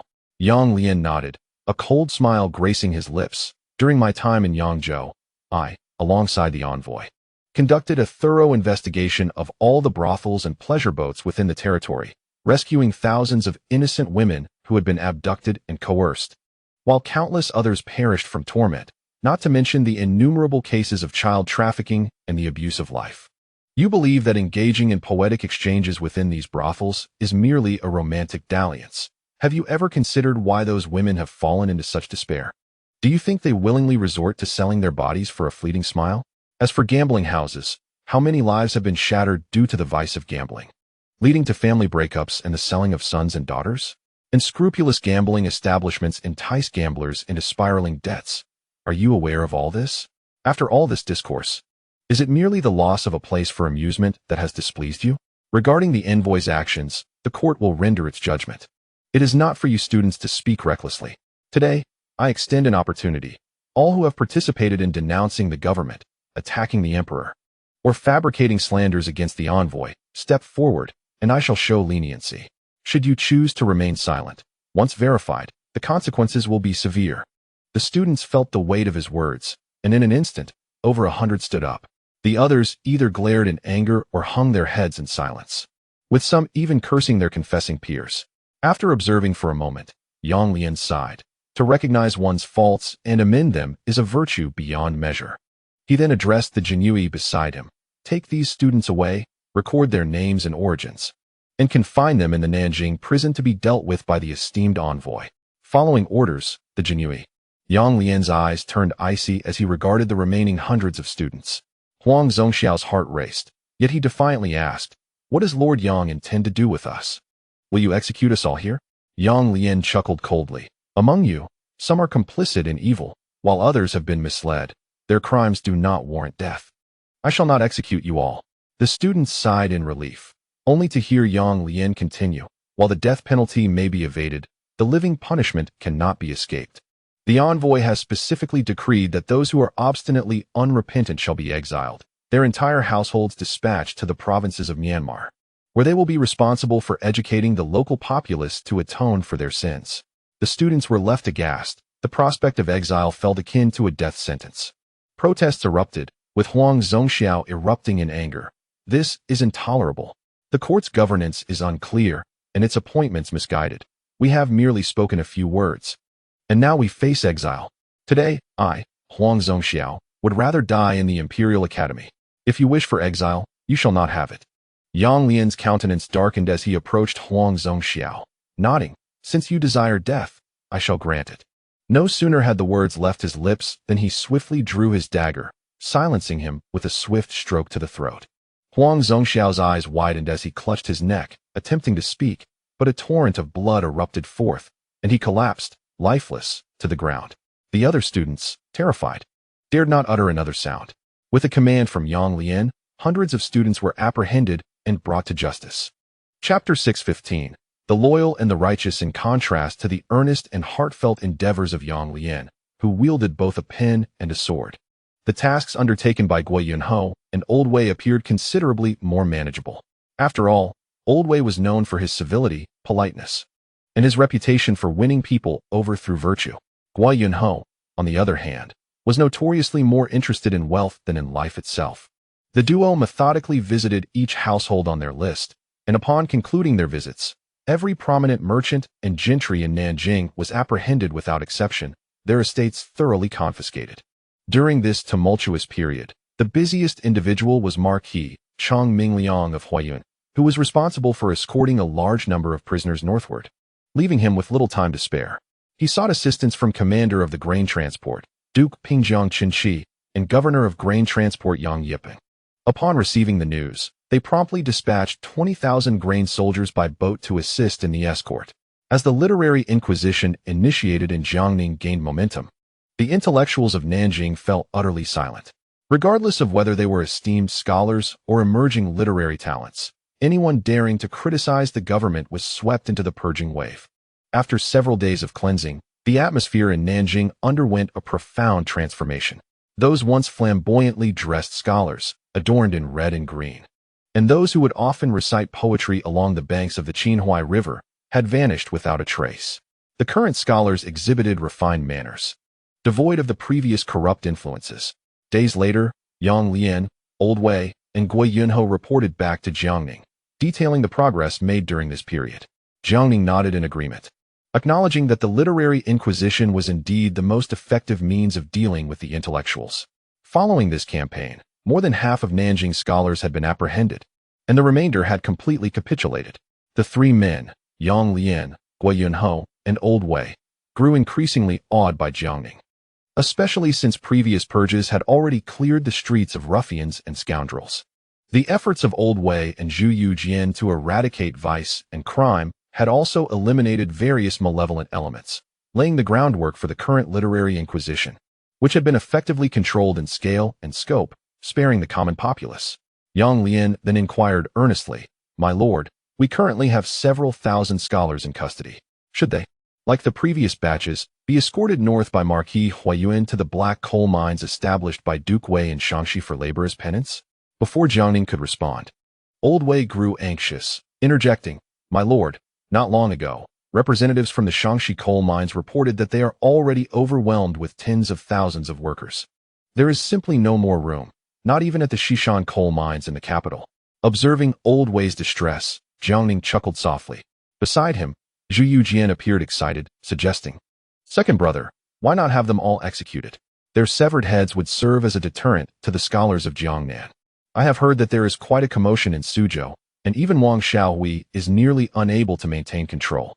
Jiang Ning shook his head, responding with gravity, "Fifth brother, while killing may resolve many issues, it cannot resolve them all. We have already executed thousands. Further bloodshed would only incite the resistance of Jiangnan scholars. These individuals cannot be killed. Instead, they should all be escorted to Hunan and Shaanxi to be entrusted to Zhuo Guangdou, who can assist in dredging the waterways, improving irrigation, and planting trees, thereby serving as their penance." The group nodded in agreement. Jiang Ning then turned to Zhu Youjian, asking, "Fifth brother, what news have you regarding the nobles of Nanjing during this time?" Zhu Youjian sighed, replying, "Second brother, the nobles of Nanjing are acting submissively, as if they have all chosen to feign death. I conduct daily inspections with the imperial guards, yet have failed to apprehend even a single noble scion." Jiang Ning felt a tinge of perplexity. Not long ago, when scholars were fabricating rumors, he had anticipated that these nobles would seize the opportunity to stir unrest, but to his surprise, they remained remarkably composed. He nodded and remarked, "If that is the case, we shall continue to observe. I am curious to see how long they can maintain their restraint." After the crowd dispersed, Jiang Ning summoned Gao Wenkai to inquire about the situation. Gao Wenkai replied earnestly, "My lord, recently the noble families in Nanjing have been engaging in clandestine meetings, though the purpose of their discussions remains unclear. Among them, Duke Wei Su Hongji, Marquis Lingbai Tangguozhua, and Earl Qingyi Lu Kongzhao are the most proactive." Jiang Ning furrowed his brow. These nobles were notorious for their misdeeds, unafraid to act upon any scheme. After a moment of contemplation, he said gravely, "Continue to investigate. It is imperative that we monitor their every movement." Gao Wenkai nodded and added, "The governor of Suzhou, Lord Wang, is struggling to contain the scholars in Jiangnan. Although Lord Wang is mediating and the court has been vigorously supporting the emerging schools of thought, their foundation is too fragile, and the scholars in Jiangnan are numerous. Recently, Zhang Pu and Zhang Kai from the Revival Society have rallied many prominent scholars to their cause. And even Lord Wang and the former Grand Secretary Zhu Youjian have been unable to suppress the unrest. The subordinate expressed concern, if we instigate a literary inquisition in Nanjing, the scholars in Suzhou might act out of desperation and resort to drastic measures. Jiang Ning nodded, acknowledging, our military force is less than 40,000, which is indeed insufficient. Should those scholars feel cornered, it could lead to significant turmoil. With that, he retrieved a token from his robe and handed it to Gao Wenkai, meticulously imparting several instructions. Gao Wenkai clasped his fists in salute and departed in haste. As Jiang Ning prepared to confront the nobles of Nanjing, Lu Kongzhao was tirelessly networking to rally support for Su Hongji among the noble families. Marquis Lingbai Tangguozhua took on the role of the vanguard. Driven by the desire for vengeance for his only son, who had indirectly perished at Jiang Ning's hands, his sole focus was on exacting retribution. Indifferent to any merits of loyalty, Lu Kongzhao adeptly utilized his eloquence and quickly amassed a significant coalition of nobles wielding military power in support of Su Hongji. That evening, under the cover of darkness, Lu Kongzhao stealthily returned to the Duke Wei's residence to inform Su Hongji of the list of nobles he had successfully contacted. Su Hongji, filled with exuberance, felt invigorated by the considerable support and military strength at his disposal. With only a few thousand troops, Jiang Ning stood no chance against him. Moreover, the literary inquisition had incited widespread outrage, with chaos erupting in Suzhou that even Lord Wang Xiaohui struggled to quell. He turned to Lu Kongzhao with a serious tone. Earl Qingyi, I must trouble you to make another trip to rally the scholars in Suzhou, particularly Zhang Pu and Zhang Kai of the Revival Society. Securing their support would mean gaining the allegiance of the entire scholarly community in Jiangnan. Lu Kongzhao nodded with a smile. Rest assured, my lord. I shall exert every effort to persuade them to align with you. Su Hongji nodded and personally escorted him to the door. Upon returning home, Su Hongji realized he could not remain passive. He promptly summoned his most trusted confidants from the Nanjing garrison to gauge their sentiments. Despite having commanded the garrison for many years, he had seldom visited the camp, relying on his trusted aides to lead the troops. Should these men prove disloyal, he would need to find justifications to dismiss them and replace them with more reliable individuals. Unexpectedly, as he spoke but a few words, the crowd promptly pledged their loyalty, expressing their willingness to heed his commands and advance or retreat together. Su Hongji's spirit soared. He yearned to rally his forces that very night and engage in a decisive battle with Jiang Ning. Unbeknownst to him, Lu Kongzhao, after departing from the Duke of Wei's residence, had stealthily approached the Ministry of War to seek an audience with Jiang Ning. Upon learning of Lu Kongzhao's request, Jiang Ning was filled with intrigue. He was not unfamiliar with Lu Kongzhao, particularly due to his ancestor Lu Bowen, whose legendary status in history paralleled that of Zhuge Liang, with the common folk often drawing comparisons between the two great strategists. Jiang Ning promptly ordered his attendants to invite Lu Kongzhao into the modest courtyard where he was temporarily residing. Lu Kongzhao, in his 30s, possessed a visage as refined as jade, with 3 wisps of long beard cascading down to his chest and a feather fan in hand. Resembling a living embodiment of Zhuge Kongming, he surveyed Jiang Ning, who, in his early 20s, donned a python robe and a golden crown, his waist cinched with a jade belt. With sword-like brows and starry eyes, though youthful, he exuded a calm demeanor. The palpable aura of menace surrounding him was almost suffocating. Lu Kongzhao mused inwardly. Truly, he is the most trusted confidant of the emperor and the foremost among the 5 formidable figures of the capital. He hastily clasped his hands in salute. Jiang Ning, with a puzzled expression, inquired about the purpose of Lu Kongzhao's late-night visit. Lu Kongzhao replied with a smile. I have come to convey a matter of great importance to your excellency. Jiang Ning smiled back, remaining silent and fixated on him. He had some understanding of Lu Kongzhao. Historically, when the Qing army marched south into Nanjing, all the noble families surrendered, with only the Marquis Huiyin, Chang Yanling, refusing official titles and retreating to the mountains. Lu Kongzhao, despite his dubious character, had not surrendered outright like many others nor withdrawn like Chang Yanling. Instead, he fled to Lu Jiangua, later gaining favor and fighting alongside Zhang Mingjin and Zhang Huanyan against the Qing forces. Despite some military achievements, they ultimately faced overwhelming odds and were annihilated. The truth of their fate remains shrouded in speculation, with tales of either dying in battle for their country or becoming monks, the exact reality difficult to ascertain. However, Jiang Ning was aware that during this period, Liu Kongzhao had frequented the Duke of Wei's residence, mingling closely with various noble families, leaving Jiang Ning curious about his intentions. Under Jiang Ning's penetrating gaze, Liu Kongzhao began to perspire. The reputation of Jiang Ning was intimidating. He had hoped to allow Jiang Ning to initiate the conversation, providing an opportunity for negotiation. But with Jiang Ning's silence, he found himself at a loss. Fearing Jiang Ning's wrath, he abruptly knelt, anxiously declaring, "Your Excellency, I have come to reveal a conspiracy.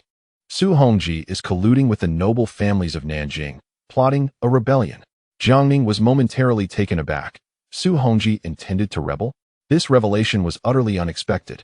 Historically, the Duke of Wei's lineage had surrendered without resistance in the face of the Qing forces, and now, to his astonishment, they exhibited the audacity to plot rebellion in his presence. His eyes turned icy as he demanded, "How did you come by this information, Liu Kongzhao? Do you possess any evidence? If not, the accusation against the sitting duke is a weighty charge you cannot bear." Liu Kongzhao quickly divulged the details of Su Hongji's conspiracy to rebel, explaining how he had been tasked with contacting the noble families to initiate the uprising. Upon hearing this, Jiang Ning's fury ignited. He felt an overwhelming urge to eliminate Liu Kongzhao on the spot. Su Hongji's rebellion was likely orchestrated by this old rascal, who had also gathered over 200,000 troops to support his treachery. With merely 40,000 troops at his disposal, should conflict arise, the scholars and wealthy merchants of Jiangnan might seize the opportunity to turn against him, leading to his potential downfall. Yet, at this critical juncture, Liu Kongzhao inexplicably betrayed Su Hongji, leaving one utterly baffled. He sneered, "Esteemed sir, you have exerted considerable effort in support of Su Hongji's rebellion. Why now do you seek to report him to the commissioner? By siding with him, you might even secure a position of merit." Liu Kongzhao hastily retorted, "Su Hongji, who has long enjoyed the emperor's favor, has betrayed that trust by conspiring to rebel, an egregious crime. As a loyal descendant of the noble, how could I possibly be complicit in his treachery? I must expose his malevolent deeds. And I implore the commissioner to discern my unwavering loyalty to the court and his majesty." Jiang Ning was amused, almost wishing he could deliver a couple of sharp slaps to Liu Kongzhao's face, were it not for the fact that the man had come to seek his allegiance. To proclaim loyalty to the court while having rallied over 20,000 supporters for Su Hongji was sheer folly. Chapter 616. The Divine Ally. Noticing Jiang Ning's continued stern demeanor, Liu Kongzhao resolved to unveil his trump card. Gritting his teeth, he declared, "Commissioner, I have further news. The traitor Su Hongji has dispatched me to Suzhou to liaise with Zhang Pu and Zhang Kai of the Restoration Society, seeking the backing of Jiangnan's literati to join in rebellion against the court." Jiang Ning, with an inscrutable expression, nodded, "I am aware of what you speak. If there is nothing further, you may return to attend to the tasks assigned by Su Hongji." Liu Kongzhao was momentarily taken aback, struggling to process the response. He quickly protested, "Commissioner, my loyalty lies with the court and his majesty. How could I serve the traitor Su Hongji?" Jiang Ning scoffed, "You profess loyalty to the court. Yet you have already done so much for Su Hongji, reaching out to numerous nobles, gathering over 20,000 troops. What is one more connection to Zhang Pu and Zhang Kai? As the saying goes, one should fully commit to their endeavors. You have already aided him extensively. It would be prudent to complete the tasks Su Hongji has set before you." Liu Kongzhao, struck dumb, found himself at a loss for words. It appeared that Jiang Ning intended to use him to eliminate Su Hongji, and a chill crept up his spine. Overwhelmed, he wept profusely, exclaiming, "Commissioner, please see clearly. I have received the emperor's grace and remain loyal to the Ming dynasty and his majesty. How could I possibly sink to Su Hongji's level?" He then clung to Jiang Ning's legs, sobbing uncontrollably. Jiang Ning, suppressing the urge to dispose of him, managed a faint smile. "I am well aware of your loyalty to his majesty and the court. However, you must follow my instructions, and upon the successful completion of your tasks, I shall personally commend you to his majesty." Upon hearing this promise, Liu Kongzhao finally released Jiang Ning's legs, wiping his tears and snot. He inquired, Might I request the commissioner's guidance on how to navigate this situation? Should I misstep, the consequences could be dire. Jiang Ning pondered briefly before calling Zhao Feng. Lu Kongzhao, puzzled, watched as a figure suddenly appeared before them. Zhao Feng clasped his fists in greeting. I pay my respects to the Marquis. Lu Kongzhao nearly stumbled in shock, exclaiming, Where did you come from? Zhao Feng replied disdainfully, Such confidential matters cannot be casually shared with an outsider like you. Lu Kongzhao wore an awkward expression and chuckled. Indeed, a capable aide of the Lord Marquis, a youthful prodigy. Jiang Ning pointed towards Zhao Feng and said, This is Zhao Feng, currently a 100-man commander of the Jinyui, a rare talent devoted to the emperor and the nation, and also a trusted confidant of mine. From this moment forth, he shall accompany you to Suzhou. Any developments will be promptly reported to me, and he will provide guidance on the specifics. Lu Kongzhao hurriedly bowed to Jiang Ning and, with a beaming smile, said to Zhao Feng, I hope you will take good care of me, Commander Zhao. Zhao Feng replied with a smile, Not at all, we are all serving the court. Jiang Ning instructed Zhao Feng to escort Lu Kongzhao out. Upon Zhao Feng's return, Jiang Ning smiled at him and said, Young Zhao, you have served alongside me for quite some time. Now is your moment to contribute.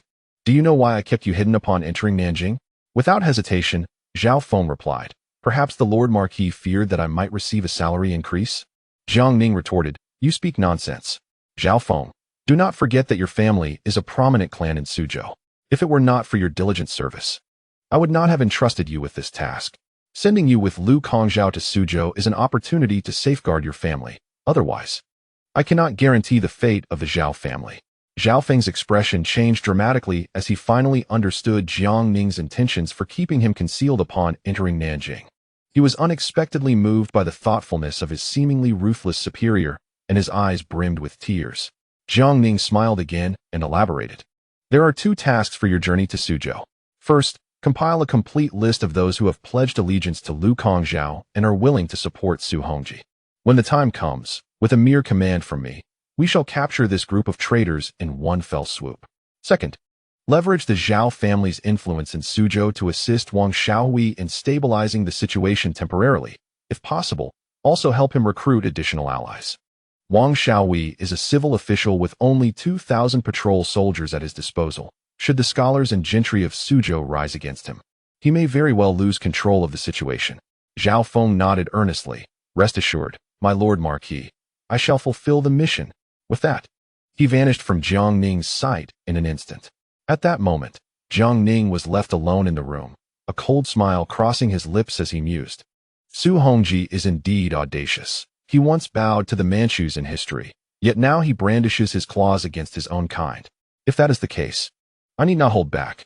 In the following days, to avoid alarming the snakes in the grass, Jiang Ning ignored the petty maneuvers of the Nanjing aristocracy and instead dispatched his most esteemed disciple, Chen Zilong, to take the lead, implementing the new policies of the court in Nanjing, while assigning Gui Yunho and Yang Lian to assist him. Both Yang Lian and Gui Yunho held Chen Zilong in high regard. Yang Lian believed that Chen Zilong, a man of great renown, had fortuitously chosen the path of martial prowess like himself, demonstrating diligence in his duties, loyalty to the court, and responsibility towards the people. Such talent was indeed rare. And as a senior, he felt it was his duty to support this promising junior. Gui Yunho was equally fond of Chen Zilong. Had he not already pledged allegiance to Jiang Ning, Gui Yunho would have sought to recruit him for his own faction. This young man was sharp-minded, skilled in strategy, and possessed both literary and martial talents, making him exceedingly likable. With the assistance of these two, Chen Zilong was able to shoulder the significant responsibilities with ease. In an instant, the atmosphere in Nanjing appeared particularly peculiar.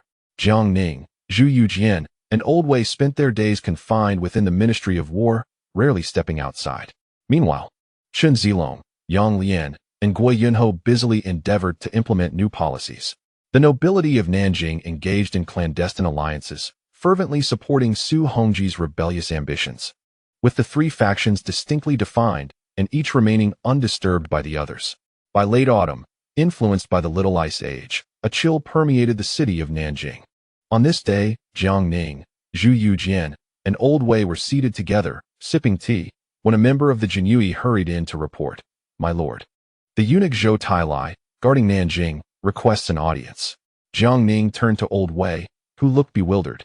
He then glanced at Zhu Youjian, who shook his head and replied, "Second brother, I do not know this individual, nor do we have any prior dealings." Old Wei echoed the sentiment. "My lord, while we are acquainted with Zhou Tailai, we do not share a close relationship." After a moment of contemplation, Jiang Ning instructed the Jinyui, "Please admit eunuch Zhou." Shortly thereafter, a white-haired Zhou Tailai, aged over 60, entered the courtyard under the escort of the Jinyui. Upon seeing the three men, he hastily bowed, saying, "I am Zhou Tailai, the eunuch guarding Nanjing. I pay my respects to the esteemed envoy, to His Highness the Prince of Faith, and to Lord Wei." Jiang Ning smiled and nodded, inquiring, "What brings you here today?" "Eunuch Zhou?" Zhou Tailai, trembling with trepidation, replied, "In response to my lord, previously. Eunuch Li Ryu of the Bureau of Rites and Eunuch Chao Huachun of the Imperial Horse Department were ordered to inspect the temples and palaces of Jiangnan. According to the Emperor's command, they intended to retrieve all copies of the Yongle Dadayan from the Nanjing Palace. However, due to inadequate supervision and other reasons, the number of volumes remaining in Nanjing has dwindled from the original 11,095 to merely 4,701, with 6,394 volumes unaccounted for. Consequently, the emperor was greatly enraged and ordered the arrest of the former eunuch in charge, Gao Shiwan, along with the other supervising eunuchs, for questioning. Subsequently, I was appointed as the new eunuch to investigate the whereabouts of the Yongle Dadayan in secrecy. Upon my appointment, I conducted thorough inquiries and discovered that many of the lost texts had been privately sold or borrowed by the nobility and officials of Nanjing. However, due to the passage of time, many had already passed away. Following the leads, I ultimately traced numerous wealthy merchants and gentry in Jiangnan who had bribed Nanjing's officials and supervising eunuchs to facilitate the theft of the Yongle Dadayan. As he spoke, Zhou Tailai retrieved a list from his bosom, raising it above his head, and anxiously stated, "This is the list I have compiled thus far." Jiang Ning took the list, and his expression darkened instantly. In contrast, Zhu Youjian and Old Wei appeared unfazed. Jiang Ning understood well that this compendium encompassed not only the classics and histories, but also fields such as engineering, agriculture, medicine, and divination, representing a vast array of knowledge, a veritable crystallization of millennia of Chinese civilization. The absence of these volumes was especially concerning, as the Yongle Dadayan stored in the imperial palace's literary halls remained incomplete. To his dismay, he learned that nearly 2/3 of the texts had gone missing from Nanjing. It was crucial to note that, based on his proposal, officials of the Ming Royal Academy could borrow the Yongle Dadayan no more than twice a year, while only trusted confidants of the emperor, like himself, were permitted unrestricted access, with management being exceedingly stringent.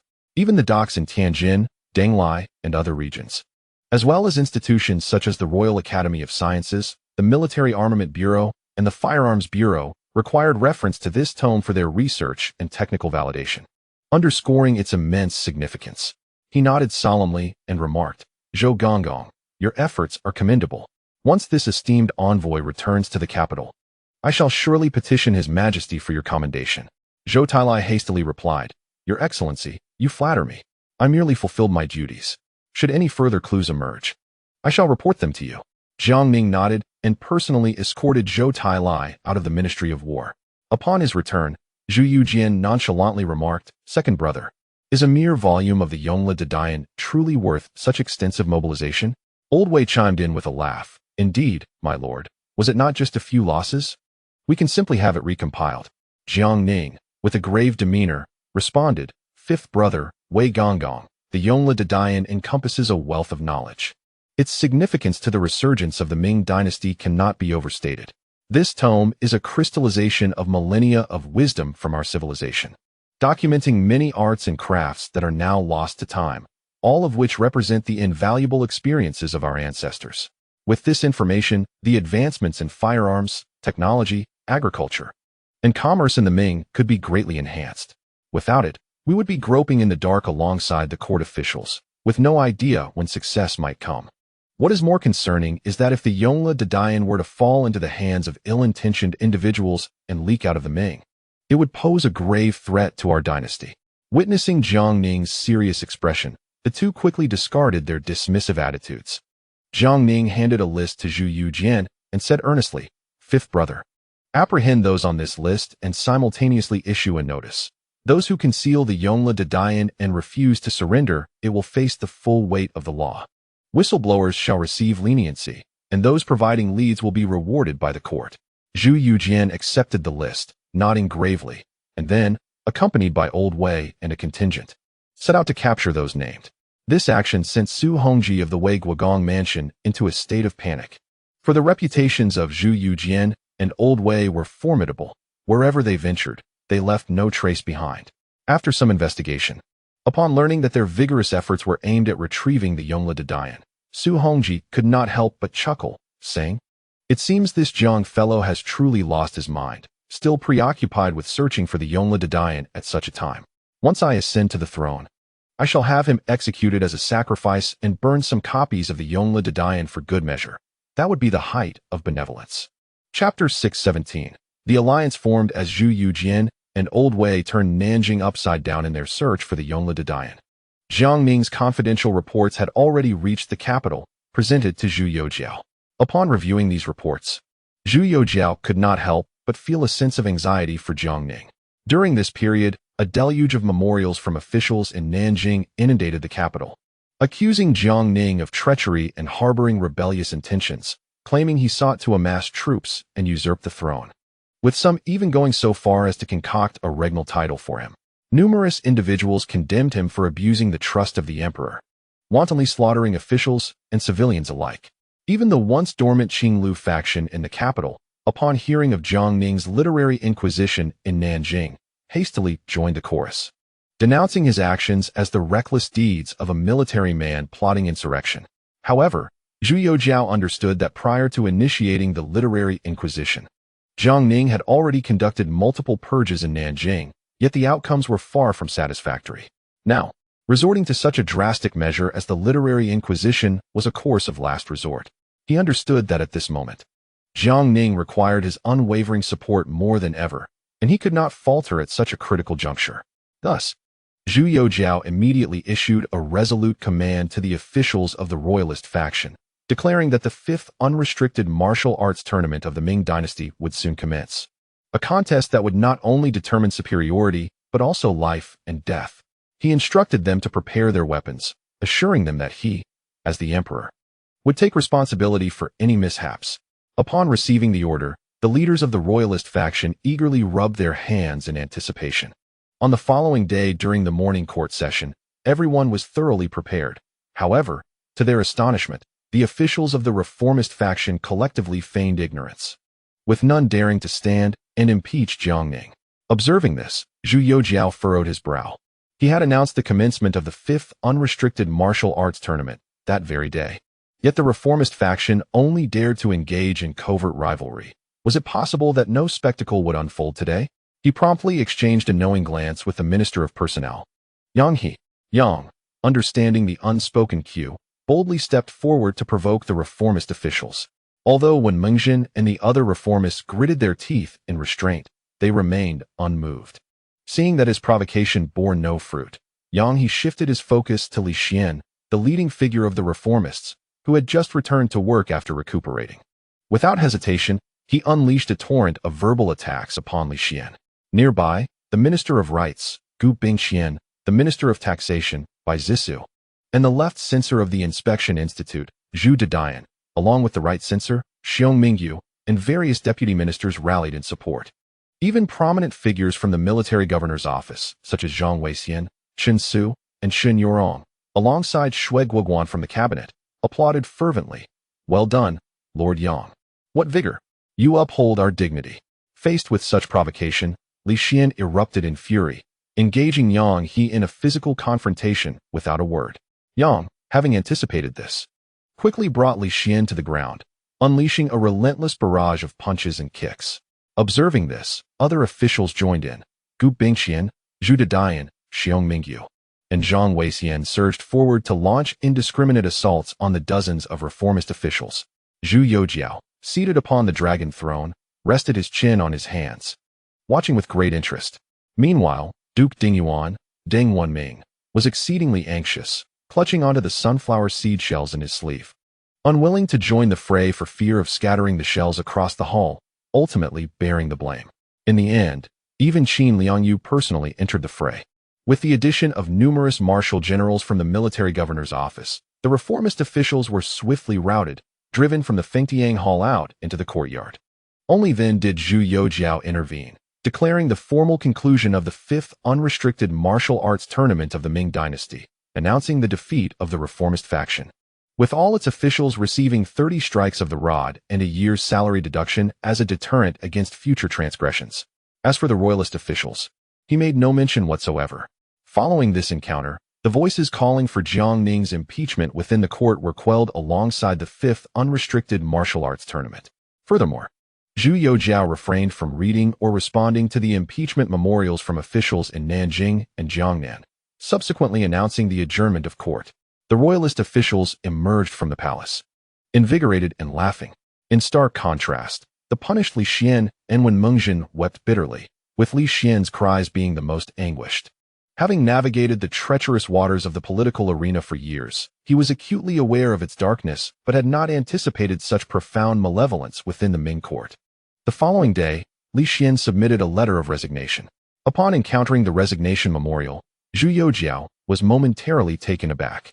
He promptly issued a decree of disapproval, praising the individual as a pillar of the nation and expressing hopes for their continued efforts. Concurrently, news of Li Xian's intention to abandon his post spread among the Qinglu faction, prompting a host of officials, despite their own injuries, to rush to Li Xian's residence in tears, pleading with him to remain. The Qinglu faction relied heavily on Li Xian's leadership, should he flee. They feared for their lives once Jiang Ning and Lianghuai restored order in Jiangnan. Witnessing his colleagues weep inconsolably, with some even threatening to hang themselves, Li Xian reluctantly acquiesced to their pleas, which brought them a sigh of relief. At the same time, Jiang Ning remained at the Ministry of War in Nanjing, closely monitoring the movements of various noble factions. Even Lu Xiangxing, Chao Bianjiao, and Deng Wanming received his secret orders, refusing to part with their armor and remaining poised for battle, as Jiang Ning commanded a mere 40,000 troops. Meanwhile, Su Hongji, with the assistance of Lu Kongzhao, had enlisted several military nobles, amassing a formidable force of over 200,000.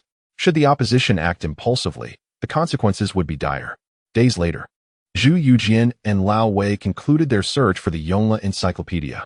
Officials in Nanjing who had hoarded the texts were imprisoned and interrogated, resulting in the recovery of 887 volumes of the encyclopedia.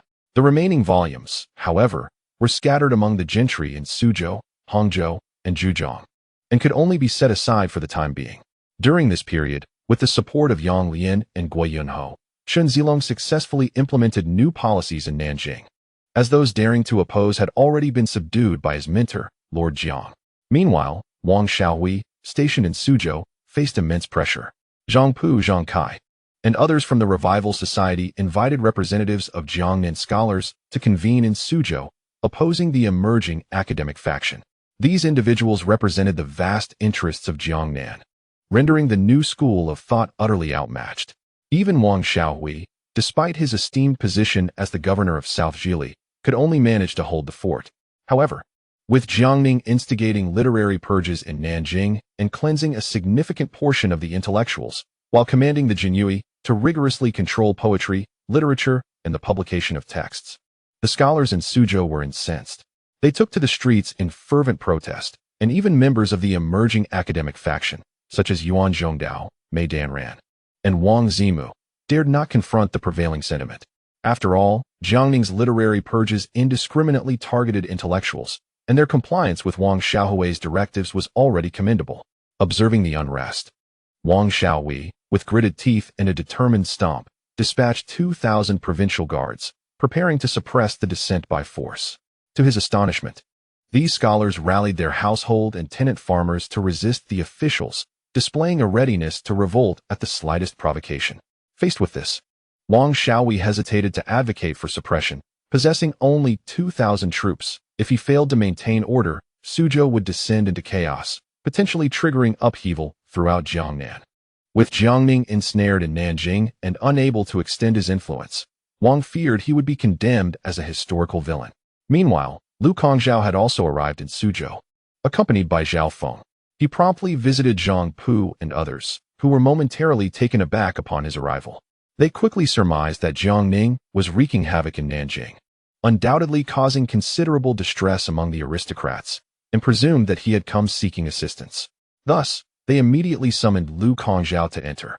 As for Zhao Feng, he had already disguised himself, masquerading as Lu Kongzhao's bodyguard. After a brief exchange of pleasantries, both parties vehemently denounced Jiang Ning's actions, their fervor escalating to the point where they cursed his ancestors through generations. Lu Kongzhao felt a sense of unease, internally fretting that he had resorted to such underhanded tactics to infiltrate the enemy's ranks, fervently hoping that Zhao Feng would not betray him before Jiang Ning.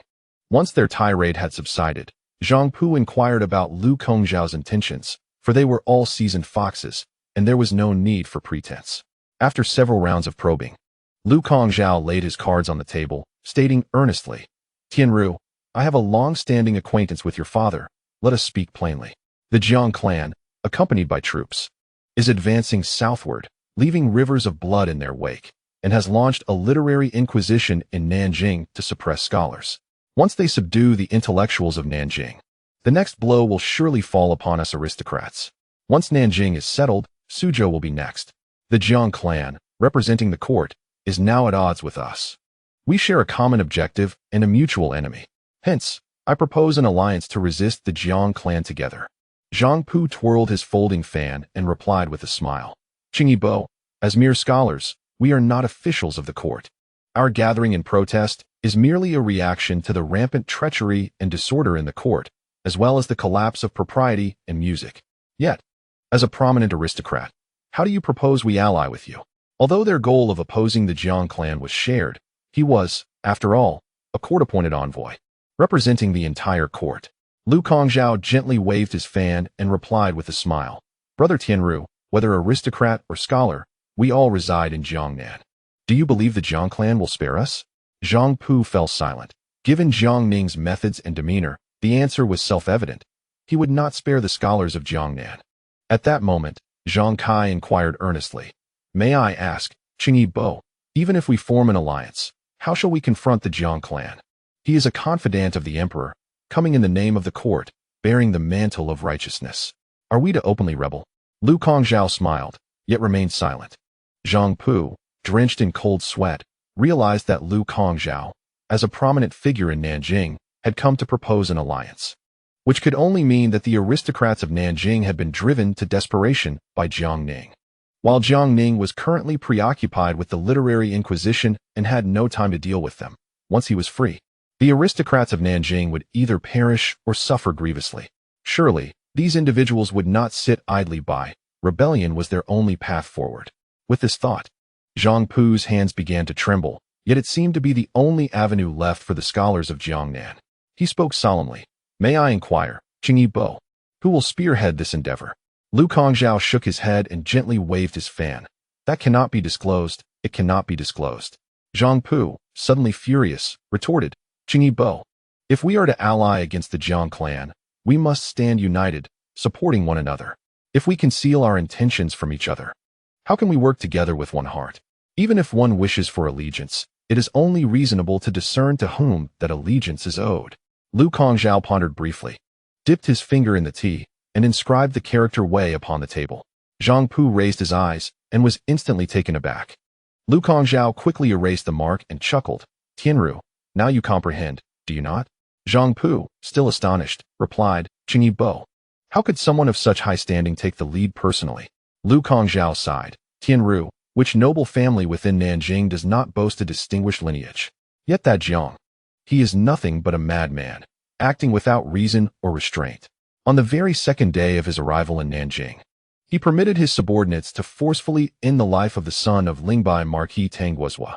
You are aware of this, I presume? Moreover, during his time in the capital, he instigated countless violent upheavals, and many nobles have met their demise at his hands. Naturally, this one fears him as well. Zhang Pu fell into deep contemplation, and after a moment, spoke, "I understand the intent of Qingyi Bo, but this matter is of great significance. I cannot hastily draw conclusions. I hope you will allow me a few days, and I shall provide you with a definitive response." Lu Kongzhao nodded, then rose to take his leave with Zhao Feng.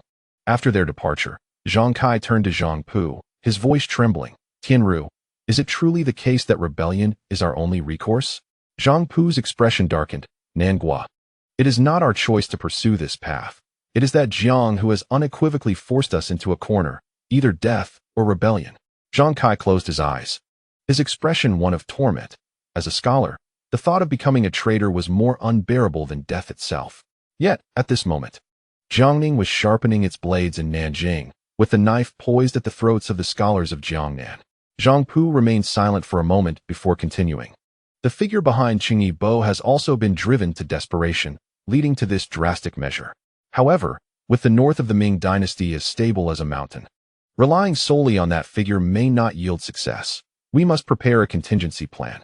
Should the individual in Nanjing fall to Zhang's machinations, we shall not find ourselves in disarray. Zhang Kai observed him and inquired, Tianru, what do you intend to do? Zhang Pu shook his head. Nangua. This matter is not for you to concern yourself with. Leave it to me. Since someone is willing to advocate for us, we might as well temporarily collaborate with the nobles of Nanjing. Once they falter, we shall immediately activate our contingency. Zhang Kai sighed. How do we come to this? Yet Zhang Pu's countenance remained grim, as if lost in contemplation. Chapter 618. The return of the wayward son after bidding farewell to Lu Kongzhao and Zhao Feng. They returned to his estate in Suzhou. Upon entering the estate, Lu Kongzhao, with a tense expression, addressed Zhao Feng, Zhao Baihu. My words today were merely to ascertain whether Zhang Pu and his associates of the Revival Society truly harbor rebellious intentions. It was never meant to disrespect the Marquis. I implore you to clarify this before the Marquis to prevent any misunderstandings. Zhao Feng nodded in agreement, yet inwardly cursed, you Lu Kongzhao. If it were not for the Marquis having informed me beforehand of your allegiance to the court, I would truly believe, based on your earnest endeavors to win over Zhang Pu and the others today, that you are resolutely intent on rebellion. He then excused himself under the pretext of pressing business. As he departed the estate, Zhao Feng gazed upon the familiar sights of Suzhou, overwhelmed by a flood of emotions. Standing outside the Qinxiang Tower, he paused, listening to the joyful songs and the playful laughter of the courtesans from above. A tumult of emotions surged within him. It was here, on this very day, that he had engaged in spirited discourse with the wealthy youths of Suzhou, vehemently denouncing the court, and, spurred on by the crowd, had boldly declared his intention to march north and slay the traitorous Jiang Ning. A group of sycophantic friends had pledged their unwavering loyalty. Yet in a fit of drunken bravado, he had charged into the capital alone, only to be swiftly apprehended and beaten by Gao Wenkai. Believing his life to be in peril, he was unexpectedly thrust into the service of the Jinyui, laboring without pay for 2 years. Now, returning to Suzhou, Zhao Feng's heart was a cacophony of conflicting sentiments. During his years alongside Jiang Ning, he had never witnessed any acts of corruption or favoritism. Rather, he observed him diligently occupied with official duties, whether at the yamen or at home. Even when visiting the brothel, it was merely to listen to music and drink, invariably accompanied by colleagues, without stepping beyond the bounds of propriety. Reflecting on this, he silently extended his regards to the so-called friends who had incited him to commit regicide. Then, with a determined stamp of his foot, he made his way homeward. As night fell, he arrived at his doorstep, gazing upon the familiar residence. Zhao Feng's eyes glistened with unshed tears. Just as he was about to knock, he was halted by 2 servants. One of them, with a serious demeanor, commanded, "Halt." At that moment, Zhao Feng, having disguised his appearance, dared not reveal his identity. After a moment's thought, he produced the badge of 100 households from the Jinyui and presented it. The servants, upon recognizing the official insignia, immediately bowed in deference, exclaiming, "We were unaware of your esteemed presence. What are your instructions?" Zhao Feng lowered his voice intentionally. "I have come to pay a visit to your master. Please announce my arrival." The servant repeatedly acquiesced, trembling as he returned the badge and hurried back inside. Before long, a middle-aged man, visibly anxious, emerged from the house, accompanied by several others, including a worried woman and a young man. Upon their first encounter, Zhao Feng nearly broke down in tears.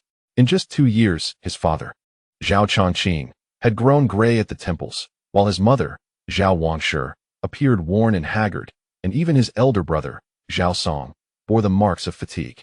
Zhao Chongqing regarded the man before him, who was clad in a broad-brimmed hat, with a hint of confusion. May I inquire why this esteemed Jinyui has sought out a humble citizen? Zhao Feng struggled to contain his emotions and replied solemnly, I have come to pay my respects. Is this how you treat a guest, Zhao Leoi? Zhao Chongqing was taken aback, mistaking him for an extortionist, and could only force a smile. I beg your pardon for my rudeness. Please, do enter. Zhao Feng nodded and followed the others into the hall, where he instructed Zhao Chongqing to dismiss the attendants. Although puzzled, Zhao Chongqing complied and waved the servants away. He then accepted a tray covered with a red cloth from Zhao Song and awkwardly said, This small token of appreciation, I hope you will graciously accept. To his astonishment, without a word, Zhao Feng knelt down. This sudden act sent Zhao Chongqing, Zhao Song, and Zhao Wangshi into a state of shock. According to the laws of the Ming dynasty, even though they were affluent merchants, they were insignificant in the eyes of officials, especially one from the Jinyui, the emperor's personal guard. Such a kneeling gesture, if it were to be made public, could spell disaster for the entire Zhao family. Given the current enforcement of the law, the three hastily followed suit, kneeling in reverence. As Zhao Chongqing's face turned pale, if you are dissatisfied, I can offer more. Why such a gesture? I implore you to show mercy and spare the Zhao family. Zhao Feng slowly removed his bamboo hat and tore off his false beard. His eyes reddened as he smiled and said, Father, it is I, Zhao Feng. What? Zhao Chongqing gasped in astonishment, staring at the unfamiliar figure before him.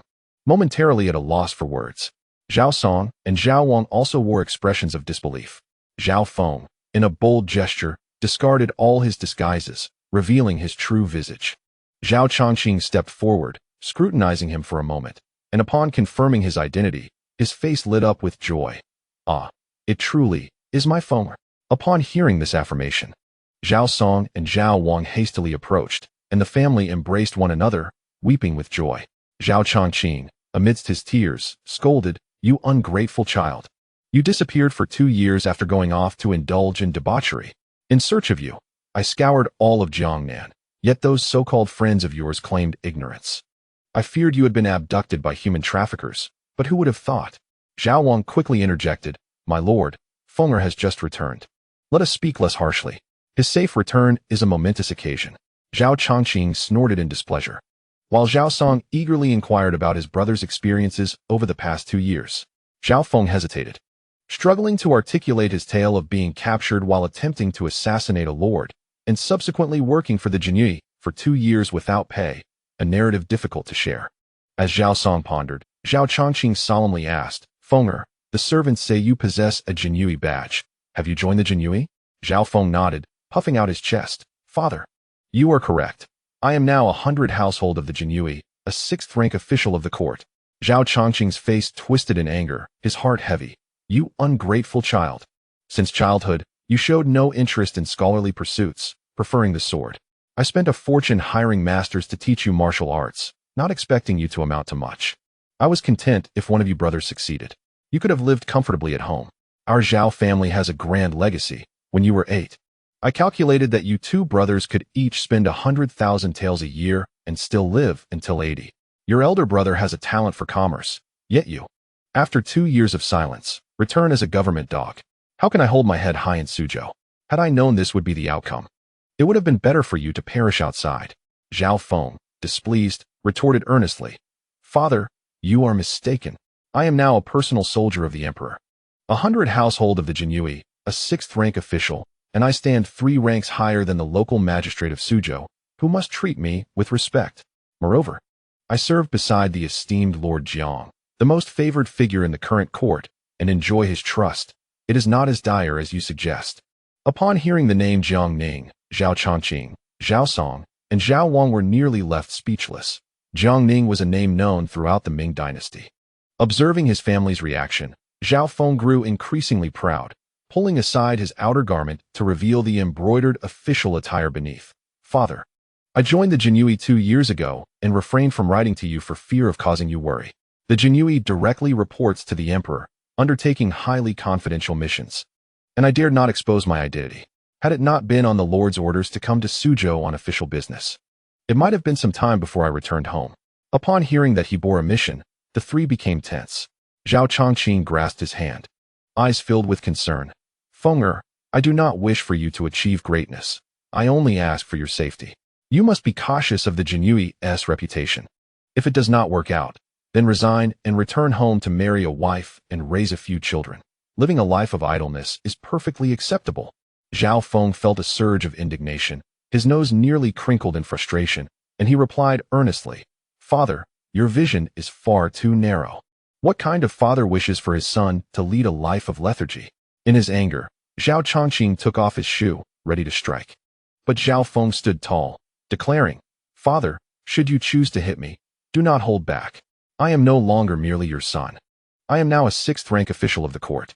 According to etiquette, as a mere merchant, you have no authority to strike a court official, especially not a member of the Jinyuai. However, in the interest of appeasing your anger, I stand here for you to strike." Zhao Chongqing was momentarily taken aback.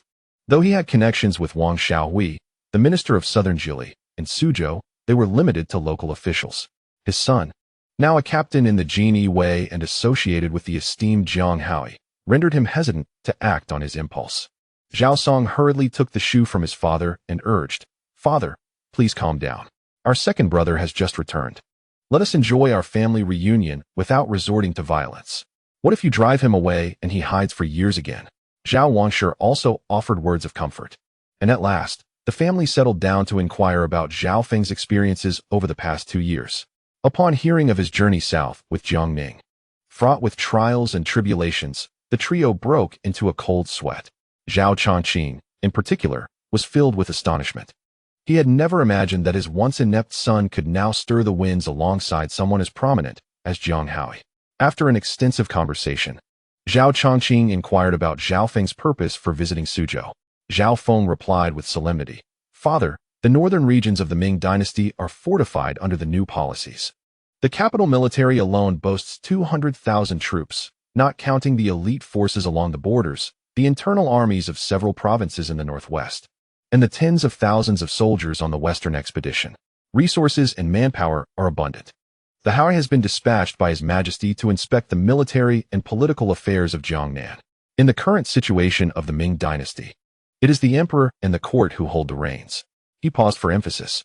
"I must advise you to recognize the reality and avoid excessive interactions with the scholars and gentry of Jiangnan, lest you become entangled in their affairs. As a court official, my mission alongside the Howe is to rectify their conduct. Should anyone dare to conspire, do not blame me for my ruthlessness." Zhao Chongqing trembled in fear. Acutely aware of the hostility between the court and Jiangnan, even a fool could discern the danger. He nodded in agreement. Zhao Song quickly added, "Rest assured, second brother. Father and I shall conduct only legitimate business and will refrain from excessive dealings." Zhao Feng nodded, continuing, "Father, elder brother, I have come to Suzhou not only on official business for the Howe, but also to safeguard the Zhao family. It is fortunate you have not formed deep ties with those individuals. However, the court and Jiangnan are at odds, and our family cannot remain passive observers indefinitely. I hope you can take the lead in contacting reliable wealthy merchants in Suzhou to support Lord Wang, the governor of southern Jili, in dealing with those scholars and gentry. This approach will not only allow us to earn merit, but also help the Zhao family emerge unscathed." Zhao Chongqing and Zhao Song nodded repeatedly. Since Zhao Feng joined the Jinyuai, the Zhao family had aligned themselves with the court, and any entanglement with the forces of Jiangnan would not be tolerated. Not only by Zhao Feng, but also by the court. Zhao Feng offered a few more words of caution before standing to take his leave, saying, "Father, mother, elder brother, it is getting late.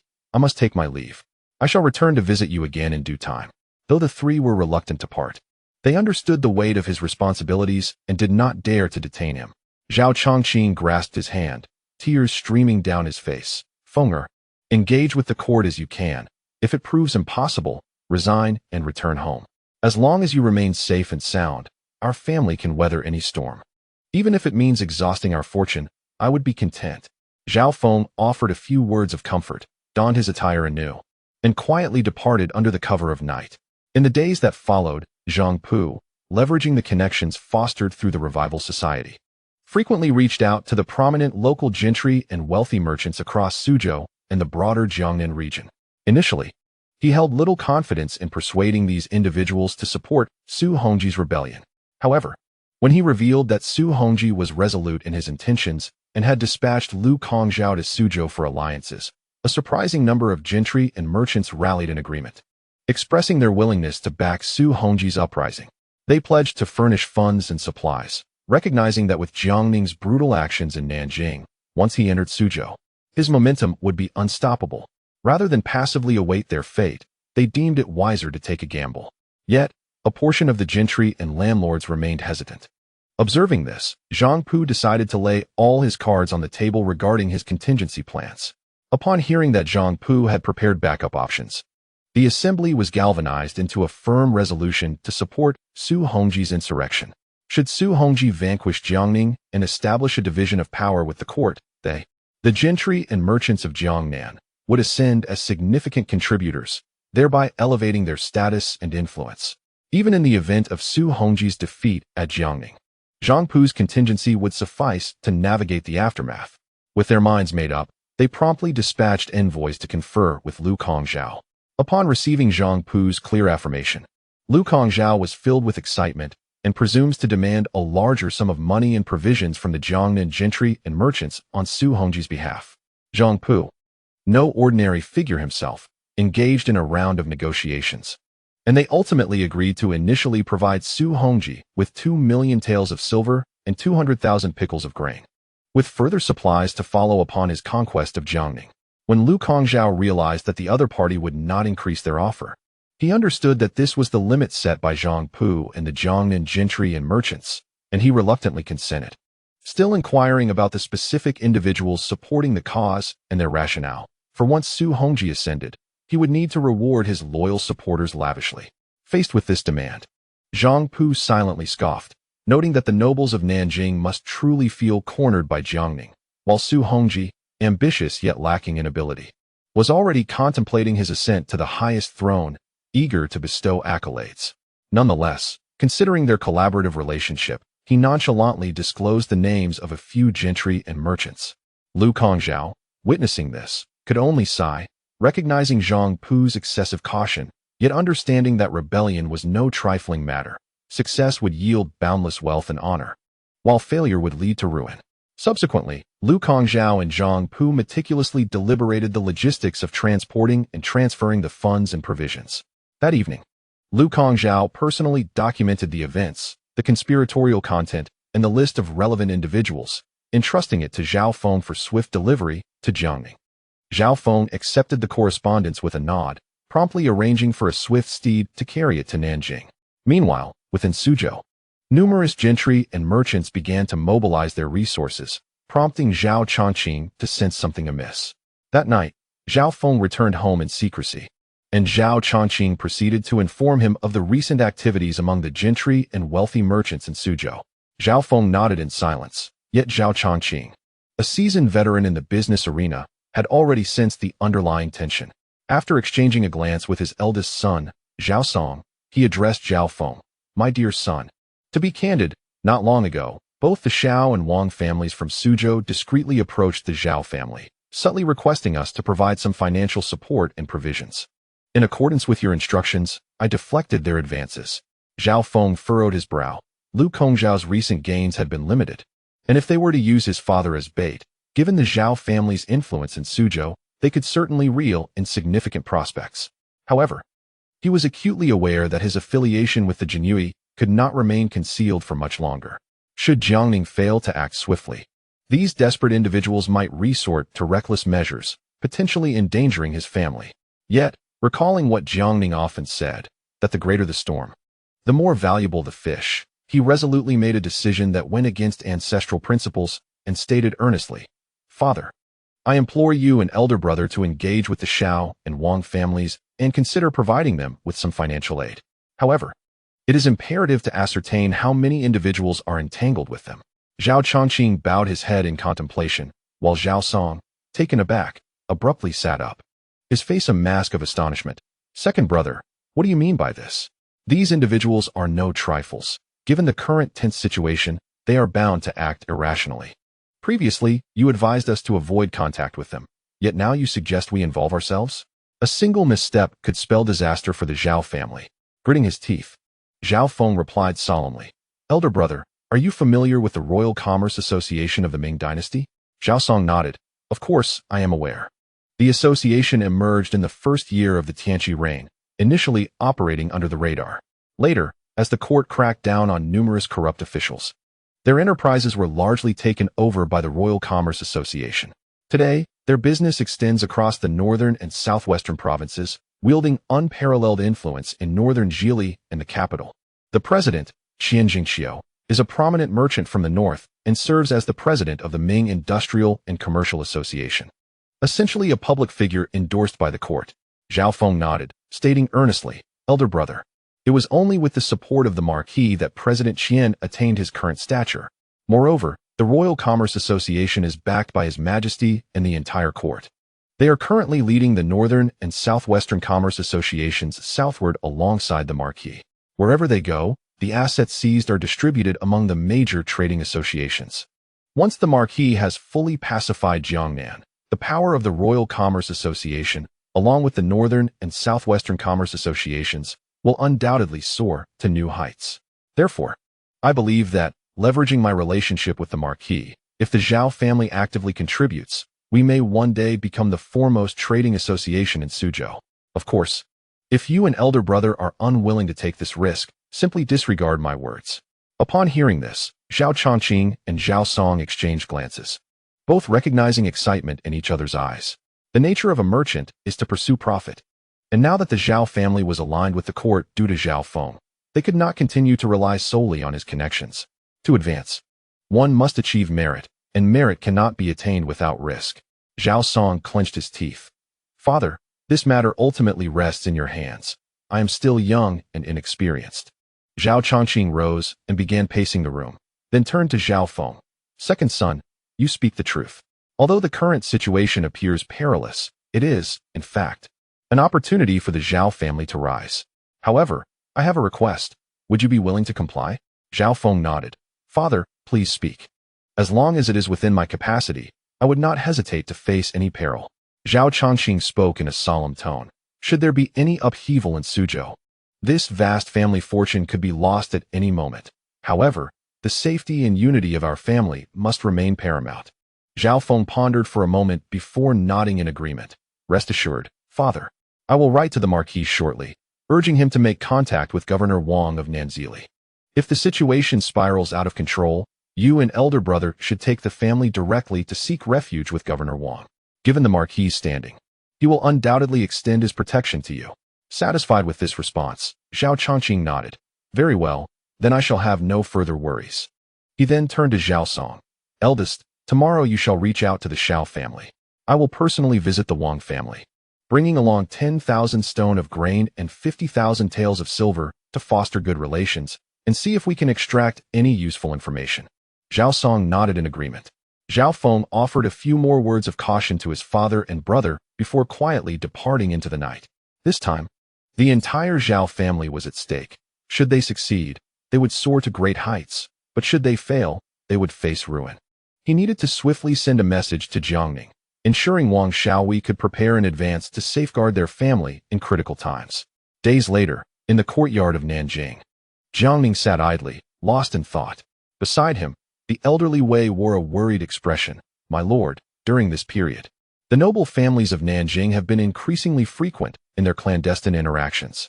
Even the military nobles such as Duke Wei Su Hongji, Count Zhao Zhilong of Xinqing, Marquis Tang Guozhua of Lingbai, and Marquis Li Hongji of Lianhuai have been visiting the barracks frequently. We feel that something significant may be brewing. Should we not prepare ourselves?" Jiang Ning chuckled. "Lord Wei, you are overthinking it. As military nobles, it is entirely reasonable for them to inspect the barracks. There is no need for such paranoia." Nearby, Zhu Youjian, bare-chested and wielding a spear with vigor, approached Jiang Ning after overhearing their conversation. He raised a cup of tea and downed it in one gulp, expressing his confusion. "Second brother, it is not just Lord Wei who senses something amiss. I too feel that there is something wrong. The noble families of Nanjing surely harbor ill intentions. If you command it, I shall eliminate them all now to prevent any future chaos." Jiang Ning quickly interjected. "Fifth brother, please remain calm. I have my own plans for this matter. You need not concern yourselves." With a sigh, Zhu Youjian ceased his words and continued his practice. Old Wei remained troubled. Before long, Gao Wenkai returned in haste, looking weary. Upon seeing him, Jiang Ning smiled. "Ah, little Gao, you have finally returned. How did the task go? Gao Wenkai replied earnestly. Reporting to the marquis, all went smoothly. Jiang Ning smiled and nodded, pouring him a cup of tea. Gao Wenkai, unceremonious, drank it all at once. Jiang Ning then instructed him to take some rest, and Old Wei, understanding the unspoken agreement, refrained from inquiring about Gao Wenkai's whereabouts. After all, Jiang Ning was the commander of the Jinyue, and Gao Wenkai was his trusted subordinate. They frequently undertook confidential assignments, with the authority to report directly to Zhu Youjiao. Days later, Zhao Feng's letter arrived in Jiang Ning's hands. After reading it, a smile crept upon Jiang Ning's lips as he mused to himself. The situation grows increasingly intriguing.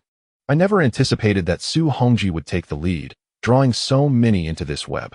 It seems my time spent within the Ministry of War has not been in vain, as I have managed to create opportunities for you all. Upon opening the second letter, Jiang Ning was left utterly astounded. He never anticipated that Zhao Feng, often derided as the most foolish member of the Jinyue and a source of shame for the organization, would take such a monumental risk by wagering the entire Zhao family's fortune. This audacious young man truly had the capacity to terrify. Was he not afraid of catastrophic failure that might bring ruin to the Zhao clan? Upon reading Zhao Feng's request, Jiang Ning pondered briefly before summoning Gao Wenkai and handing him the letter. After perusing its contents, Gao Wenkai was rendered speechless for a considerable time. Finally, he hesitantly inquired, "My lord, is this truly penned by that young rascal Zhao Feng? I find it somewhat hard to believe."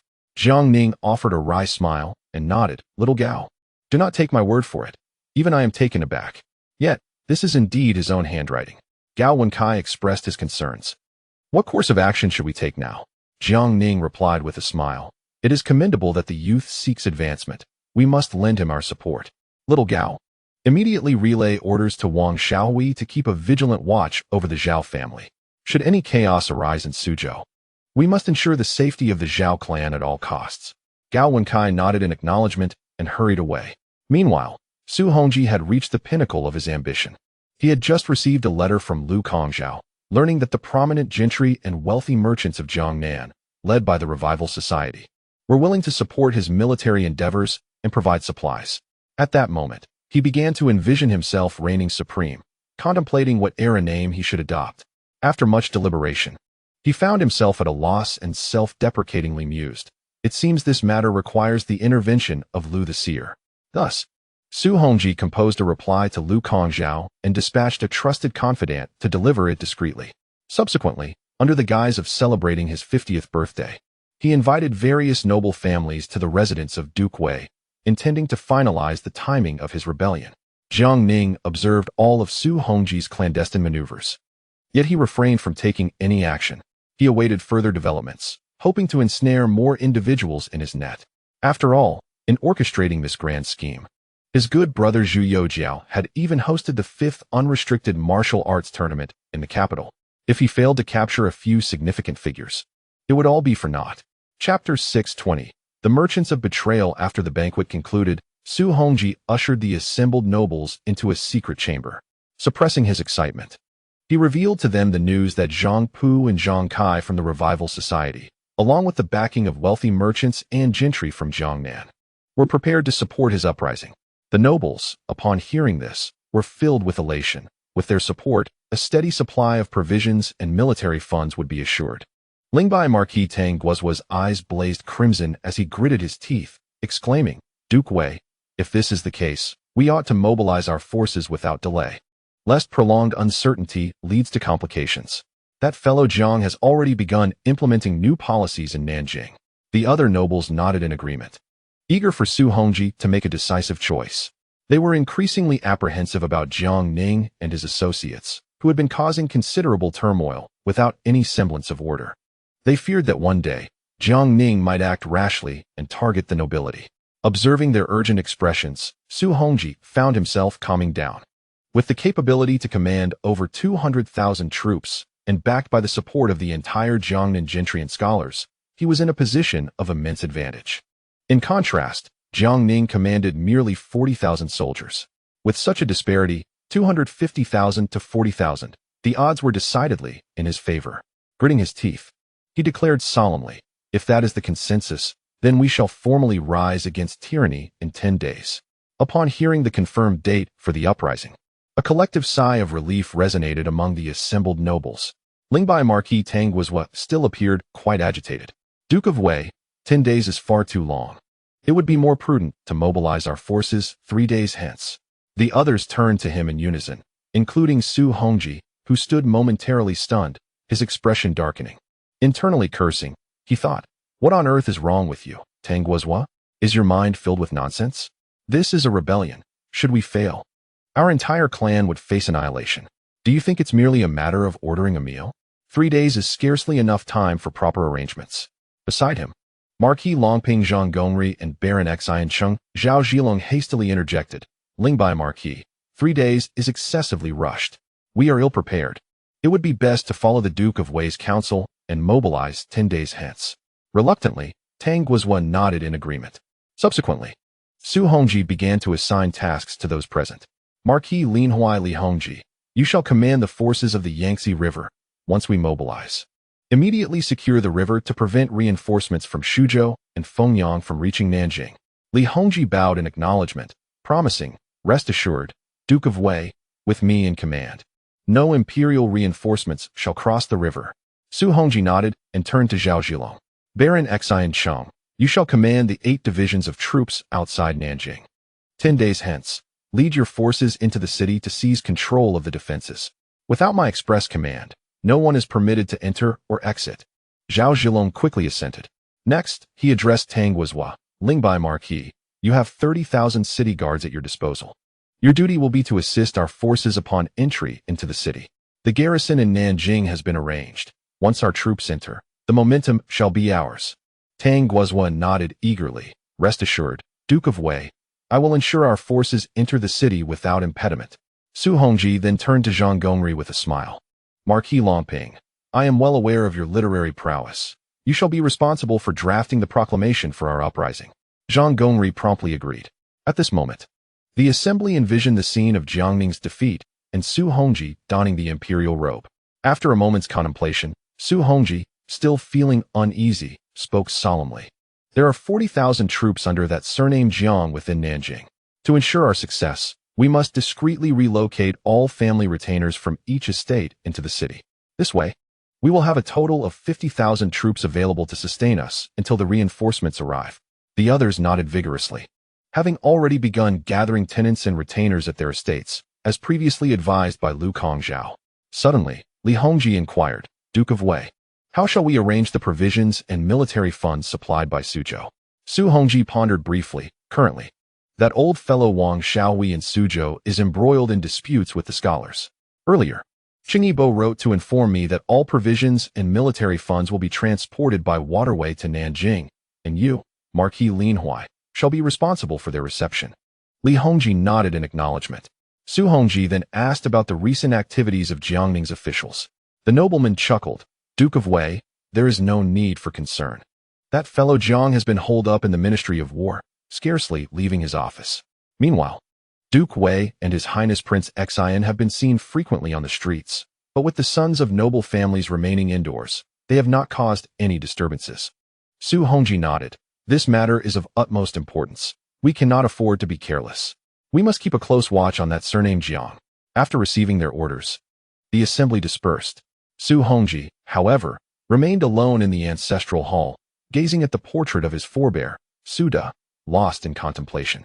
Meanwhile, news of Su Hongji and his associates' clandestine plotting had already reached Jiang Ning's desk through the spies of the Jinyue. Jiang Ning held the confidential letter with a faint smile. Though the specific contents eluded him, it undoubtedly pertained to insurrection. Intrigued by the capabilities of these individuals, he resolved to observe them closely. Thus, on the following day, he dispatched a messenger to Su Hongji, instructing him to prepare for an inspection of the Nanjing garrison. Upon receiving the order, Su Hongji was taken aback. Just the previous day, he had conferred with the nobleman regarding a military uprising set to commence on the 10th, and now Jiang Ning sought to inspect the garrison. What could this signify? He promptly summoned Marquis Li Hongji of Lianhuai for counsel.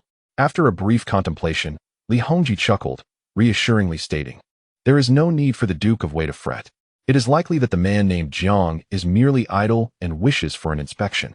Besides, we have sufficiently reinforced the Nanjing garrison. Even if he is inclined to investigate, he will uncover nothing of consequence. Moreover, the 100,000 troops of the Nanjing garrison are entirely under your command, Duke of Wei. Unless we act on the agreed-upon day, a mere command from our camp could easily apprehend Jiang. Why, then the concern? Su Hongji, upon hearing this, smacked his forehead in realization, exclaiming, I have indeed lost my composure, forgetting that the 100,000 troops of Nanjing are under my jurisdiction. Let him inspect as he wishes. What could he possibly uncover? Following a few brief reminders from Li Hongji, Su Hongji sent a reply to Jiang Ning, offering to accompany the imperial envoy for the inspection. Upon receiving the news, Jiang Ning promptly set forth with Old Wei, Zhu Youjian, and a contingent of 5,000 men, including 3,000 loyal Ming guards, 1,000 brocade-clad guards, and 1,000 spies from the Eastern Depot.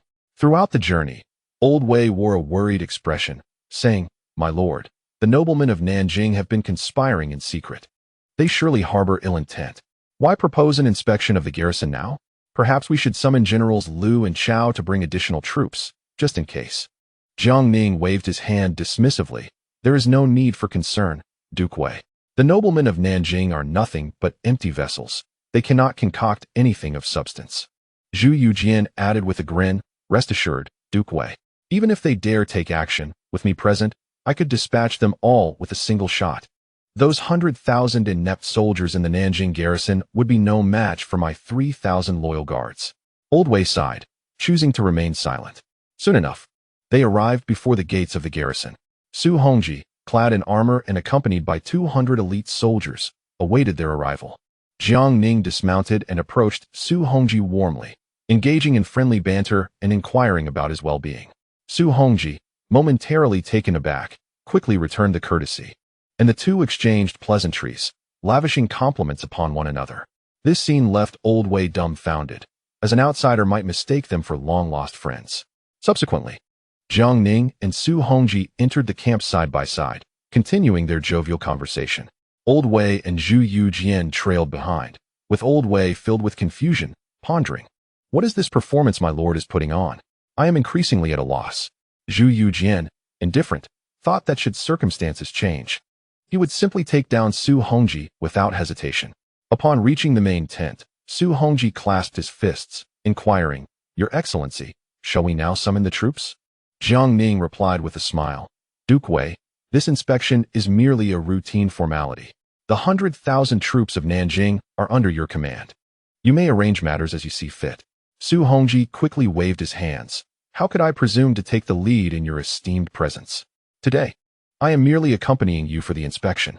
The two individuals exchanged polite refusals, and in the end, Su Hongji found himself utterly perplexed regarding Jiang Ning's intentions.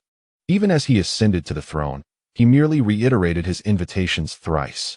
Now, in the midst of a drumroll to summon the generals, he had deferred no less than a dozen times. If this continued, night would soon fall.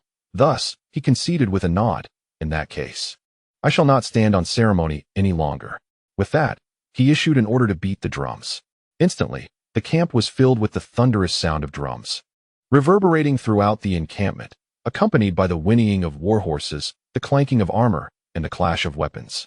Old Wei's heart raced, while Jiang Ning and Su Hongji sat side by side, engaging in lively banter.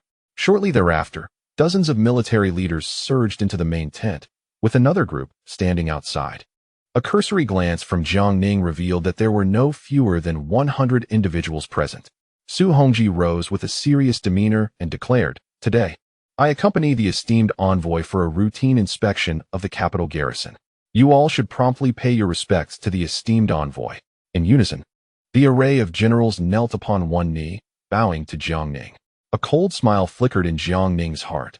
Su Hongji had become increasingly arrogant, mistaking a few polite words for genuine reverence, blatantly attempting to assert his authority. Nevertheless, he maintained a smile, saying, There is no need for such formalities, esteemed generals. I am merely here for a routine inspection. Please rise. However, upon finishing his statement, not a single individual moved to stand. Jiang Ning's brow furrowed slightly, and Zhu Youjian's eyes turned icy as his hand rested upon the hilt of his sword, enveloping the tent in an eerie silence. Su Hongji, however, was secretly elated, thinking to himself, Jiang, No matter your status as a trusted aide to the emperor or an esteemed envoy, you may disrupt the capital, but here in Nanjing, I hold the reins. Jiang Ning harbored a similar disdain. These over 100 warriors appeared imposing and formidable, yet they were nothing more than a facade. Their expressions were devoid of the fierce aura cultivated from years of combat. Did Su Hongji believe he could intimidate him with such a troop? What a fanciful notion. If these 100 generals were replaced with his own seasoned elite, the mere bloodlust emanating from them would be enough to terrify any ordinary individual. These men were no different from actors on a stage. Suddenly, Su Hongji chuckled. I wonder what the esteemed envoy thinks of my Nanjing garrison generals? Just as Jiang Ning was about to respond, Zhu Youjian interjected with a cold laugh. In my view, they are nothing but a group of country bumpkins, mere pretenders. Chapter 6:21. His Highness's might. The crowd within the tent was momentarily taken aback by his words. Jiang Ning sighed inwardly. Oh, my fifth brother. While your assessment may hold truth, one must also consider their dignity. Such bluntness leaves no room for face-saving. Su Hongji, who had been all smiles, now wore an expression of utter darkness. The dozens of generals kneeling inside the tent, along with those outside, glared furiously. Old Wei's mind raced as he contemplated whether he should seize Su Hongji or strike him down on the spot. After all, the Marquis often stated that to capture the bandit, one must first seize the leader. To insult someone, one must first insult their mother. If he could take down this arrogant fellow, the rest would be leaderless. Zhu Youjian pointed at a young general within the tent. What are you glaring at? Do you think that by bulging your eyes like a bull's, you can intimidate me? With your caliber, I could single-handedly defeat 10 of you. The young general, singled out, felt his face flush with anger, but dared not retaliate. Su Hongji coldly remarked, Prince Xian possesses innate divine strength and unmatched courage, making it impossible for the generals of the Nanjing garrison to compare themselves to His Highness. However, today, as the imperial envoy inspects the garrison, I dare to request guidance from Prince Xian. A spark of excitement flashed in Zhu Youjian's eyes, but he turned to Jiang Ning, fully aware that he must not act without Jiang Ning's approval. Jiang Ning rose with a smile and said, in that case, I kindly ask His Highness to impart some wisdom. Upon hearing this, Zhu Youjian felt a surge of joy and nodded eagerly. Jiang Ning then addressed the assembled commanders. Very well, everyone, please rise. The crowd remained motionless, kneeling in place. Jiang Ning's expression turned stern as he fixed his gaze upon Su Hongji. Su Hongji quickly responded with a smile. Your Excellency, please do not take offense. Since the capital was moved to Shuntian during the Yongle era, no royal family member has set foot here, and even the imperial envoys dispatched by the court have never conducted inspections. These commanders only heed my command and do not recognize the authority of the imperial envoy. Jiang Ning smirked and nodded. Su Hongji then continued. Since the imperial envoy has instructed you to rise, please do so and refrain from kneeling. The generals swiftly stood up in unison. Subsequently, Jiang Ning, Zhu Youjian, and Old Wei were the first to exit the grand tent and proceeded to the training ground, where numerous soldiers and commanders from the garrison gathered to watch. Zhu Youjian took center stage in the training ground, standing with his hands clasped behind his back, his eyes filled with disdain. Su Hongji secretly cursed. You, Zhu Youjian, thrive under your brother's protection in the capital, acting with impunity. Yet here in the Nanjing garrison, you dare to be so arrogant? I will ensure you learn your place. Jiang Ning chuckled. Duke Wei, allow your subordinate generals to spar with His Highness. Su Hongji feigned reluctance. Your Highness is of priceless stature. My subordinates are merely rough soldiers. If they were to injure you, what would we do? Jiang Ning smiled. There is no need for concern, Duke Wei. Should any harm come to His Highness, I, as the imperial envoy, will take full responsibility upon our return to the capital. Su Hongji was instantly elated. This was precisely the assurance he sought. He feared that Jiang Ning might back down at the last moment, thus rendering today a mere farce. Yet, Jiang Ning continued with a smile. The prerequisite is that your subordinates must be capable of injuring His Highness. Su Hongji's face darkened with anger as he addressed the gathered commanders. Who among you wishes to challenge Prince Xian? The young general, previously scolded by Zhu Youjian, immediately cupped his fists and declared, I am Lin Daoan, willing to seek instruction from His Highness. Su Hongji nodded, and Lin Daoan stepped to the center of the training ground, cupping his fists. May I ask if His Highness prefers to compete in unarmed combat or with weapons? Since you are not wearing armor, Shall I also remove mine for our contest? Zhu Youjian scoffed. To deal with you, I require neither armor nor weapons. A single hand will suffice. Lin Daoan, clad in his armor, retorted, however, I must advise you that it is best to use weapons. Otherwise, if we fight barehanded, I fear you will not withstand even one strike from me. Lin Daoan's face flushed with anger, while Jiang Ning's Jinyi and Dongchang guards erupted in laughter. Lin Daoan coldly replied, if that is the case, I shall not hold back. With that, he charged at Zhu Youjian, fists raised. Zhu Youjian remained unfazed, hands behind his back, provocatively beckoning with his right hand. Enraged, Lin Daoan surged forward with increased force. As the two parties clashed, Zhu Youjian swiftly maneuvered behind Lin Daoan, evading a powerful strike. In an instant, he unleashed a fierce punch, striking Lin squarely in the back. With a resounding thud, Lin coughed up blood and collapsed, rendered unconscious by a single blow. The surrounding generals fell into a profound silence, their expressions a mix of shock and disbelief. The members of the Jinyui and Dongchang cheered, exclaiming, Your Highness is formidable. Your Highness is formidable. Jiang Ning couldn't help but smile. He was well aware of Zhu Youjian's martial prowess. During his time in the capital, only a few formidable figures from the capital garrison could match him, and only Cao Wenjiao, Cao Bianjiao, and Lu Xiangxing could best him. Other generals could only hope for a draw at best. Su Hongji stood frozen, stunned by the display, but quickly waved for several soldiers to check on Lin Daoan's condition. Zhu Youjian waved his hand dismissively, stating, There is no need for concern. I have only used 30% of my strength. He will not perish. The soldiers hurriedly carried Lin away. Zhu Youjian resumed his stance, hands clasped behind his back, and bellowed, Who else dares to step forward? The generals from the Nanjing garrison were struck with fear. Lin Daoan ranked among the top 5 in strength within their ranks, and had been knocked unconscious in a single move by the Prince of Xinyao, no less. While the latter had held back, fearful of suffering the same fate and losing face, the generals hesitated. Su Hongji, furious at their inaction, nearly erupted in anger. Jiang Ning, with a smile, encouraged, Gentlemen, the Prince of Xinyao merely wishes to engage in friendly competition today to determine who excels, not to decide life or death. Rest assured. Step forward. Rewards await the victors. In the center of the training ground, Zhu Youjian added, If one of you is insufficient, feel free to bring more. I shall withstand all challengers. Those who prevail will receive my personal commendation. Su Hongji, infuriated by the disdain and provocation in their words, shouted, The Prince of Xinyao is eager to provide guidance. Why do you not hasten to advance? He urged, If one is inadequate, then 2 should come. If 2 are inadequate, let 4 take their place. If the prince is untroubled, what do you fear? With gritted teeth, the generals soon sent 4 forward, who clasped their fists and said, We are primarily trained in weaponry and seldom practice hand-to-hand combat. We wish to know what weapon the prince employs, and we would like to exchange a few techniques with him. Zhu Youjian regarded the 4 with disdain and replied, You 4 may fetch your preferred weapons. I shall suffice with my bare hands. Joy surged within them. Zhu Youjian's audacious words gave them confidence. They quickly retrieved long spears and charged at him. Unfazed, Zhu Youjian advanced, pressing forward rather than retreating. 2 of the generals thrust their spears at him, but Zhu Youjian, summoning his strength, leapt high, landing atop the spear shafts. With a powerful thrust of his legs, he pinned the spears firmly to the ground. The 2 generals were astonished, unable to withdraw their weapons, as Zhu Youjian bore down upon them like a mountain.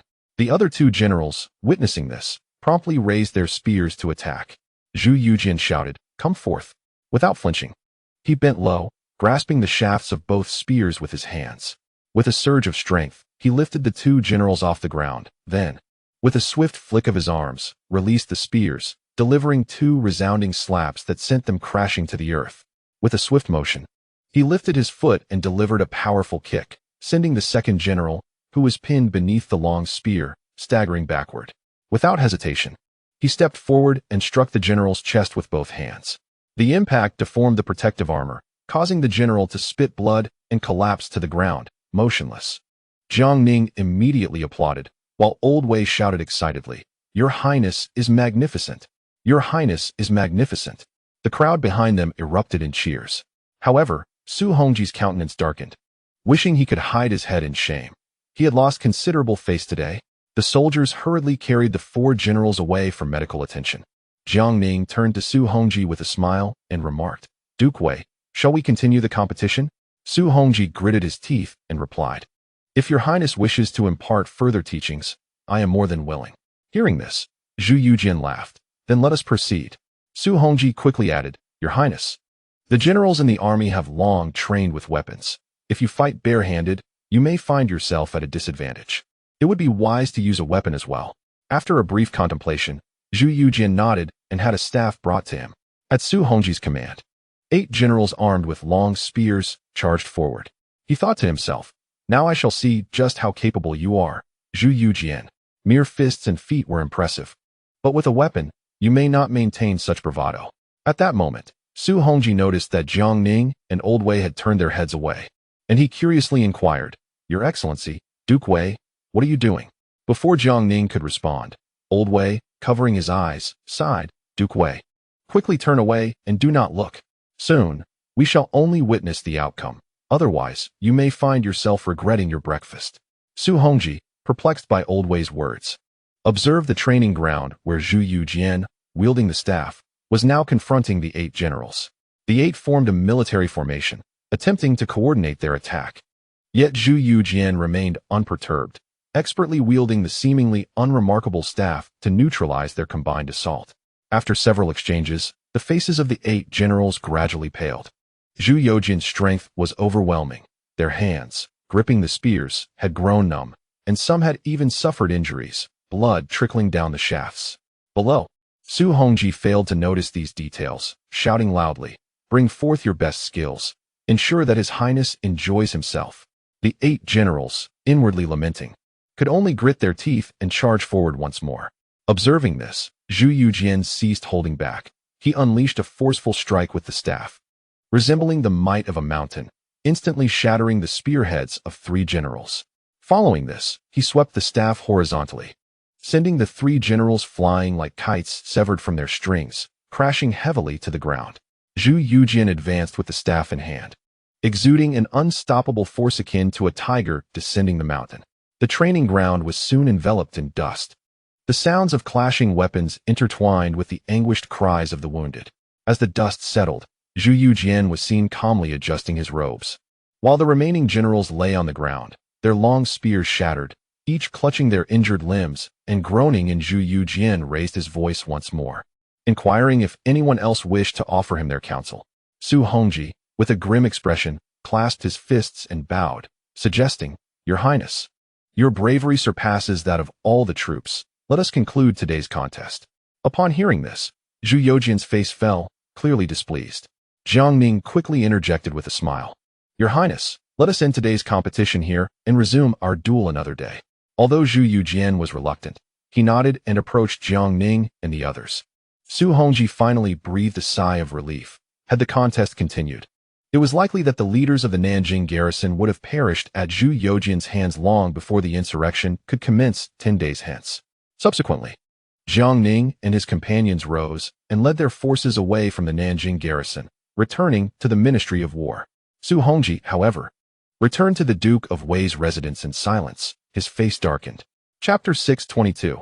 Enlisting Zhu Youjian for rebellion. Upon their return to the Ministry of War, Jiang Ning and his companions proceeded directly to their temporary quarters. With a smile, Jiang Ning turned to Zhu Youjian and asked, "Fifth brother, what are your thoughts on the Nanjing garrison today?" Without a moment's hesitation, Zhu Youjian exclaimed, "Second brother, those soldiers of the Nanjing garrison are utterly useless. I suspect the court's funds have all been squandered. Not a single one of them is worth my attention." Jiang Ning nodded in agreement, chuckling. It seems Su Hongji is indeed delusional, believing that sheer numbers alone can secure victory. The imperial forces have fully adopted firearms, and their soldiers are seasoned warriors forged in the crucible of battle.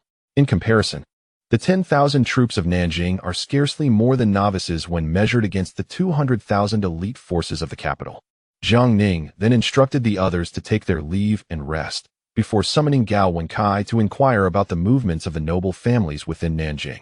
Upon learning that numerous aristocrats were drawing their retainers into the city from their estates, Jiang Ning nodded in satisfaction. It appears Su Hongji can no longer restrain himself. The day of rebellion is likely imminent. Meanwhile, Su Hongji returned to the Duke of Wei's residence, furious and cursing, having lost face in the contest. His animosity toward Zhu Youjian and Jiang Ning deepened further.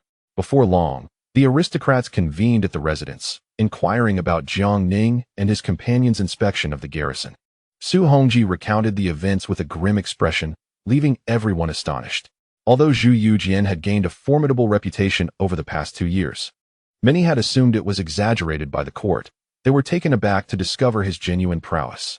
Moreover, in these 2 years, the court had been embroiled in continual warfare, and Zhu Youjian was not the only renowned general. The accomplishments of Cao Bianjiao and Lu Xiangxing within Nanjing were well known. As the expressions of the attendees shifted from concern to disbelief, Su Hongji laughed heartily. What troubles you all? Even if Prince Xian possesses remarkable valor, he is but one man. We command a formidable army of 250,000. Even if he were a reincarnation of a conqueror, we could overwhelm him with sheer numbers. What is there to fear? Count Tangguizhua of Lingbai quickly concurred. The Duke of Wei is correct. 250,000 against 40,000 is a decisive advantage. Unexpectedly, Duke Zhao Zhilong of Xinqing interjected. Duke Wei, since His Highness Prince Xian is so exceptionally skilled, why not attempt to win him over for our grand ambitions? This suggestion left the gathered aristocrats in stunned silence, while Su Hongji felt a wave of dizziness wash over him, barely managing to grit his teeth and respond. Duke Zhao, have you considered the implications of your words? To enlist Prince Xian? What leverage do you possess to make such an overture? He is the younger brother of the current emperor, the Grand Minister of the imperial clan, and wields military power. Can we possibly persuade a prince? Even if we manage to win him over, will it be us who dictate the terms? Or will he be the one in control? Lord Zhang Gongri of the Longping Marquisate remarked, isn't Lord Xinqing being utterly foolish? This prince of faith is undoubtedly one of the most powerful princes of the Ming dynasty since the Yongle era, capable of commanding both wind and rain. Are we really considering inciting rebellion alongside him? What conditions could we possibly offer? In terms of rank, he is already a prince. As for relationships, he is the emperor's own brother. In the end, will it be Duke Wei who listens to him, or he who listens to Duke Wei? As the discussion ensued, Zhao Zhilong felt a profound sense of shame, wishing he could bury his head in his trousers. Su Hongji, suppressing his anger, began to calculate. The fact that Zhao Zhilong could utter such foolishness revealed his unreliability. Su held command over the 8 guards outside Nanjing, and he could not allow this power to slip into Zhao's hands. If, at a critical moment, this incompetent ally faltered, he would find himself in dire straits.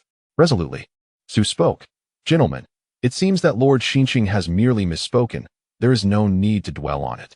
However, Lord Xinqing, if there are no pressing matters in the next few days, I suggest you remain within the city of Nanjing and join me in our endeavors. As for the 8 guards, I shall entrust their command to Lord Lianghuai. What do you think? Zhao Zhilong looked perplexed.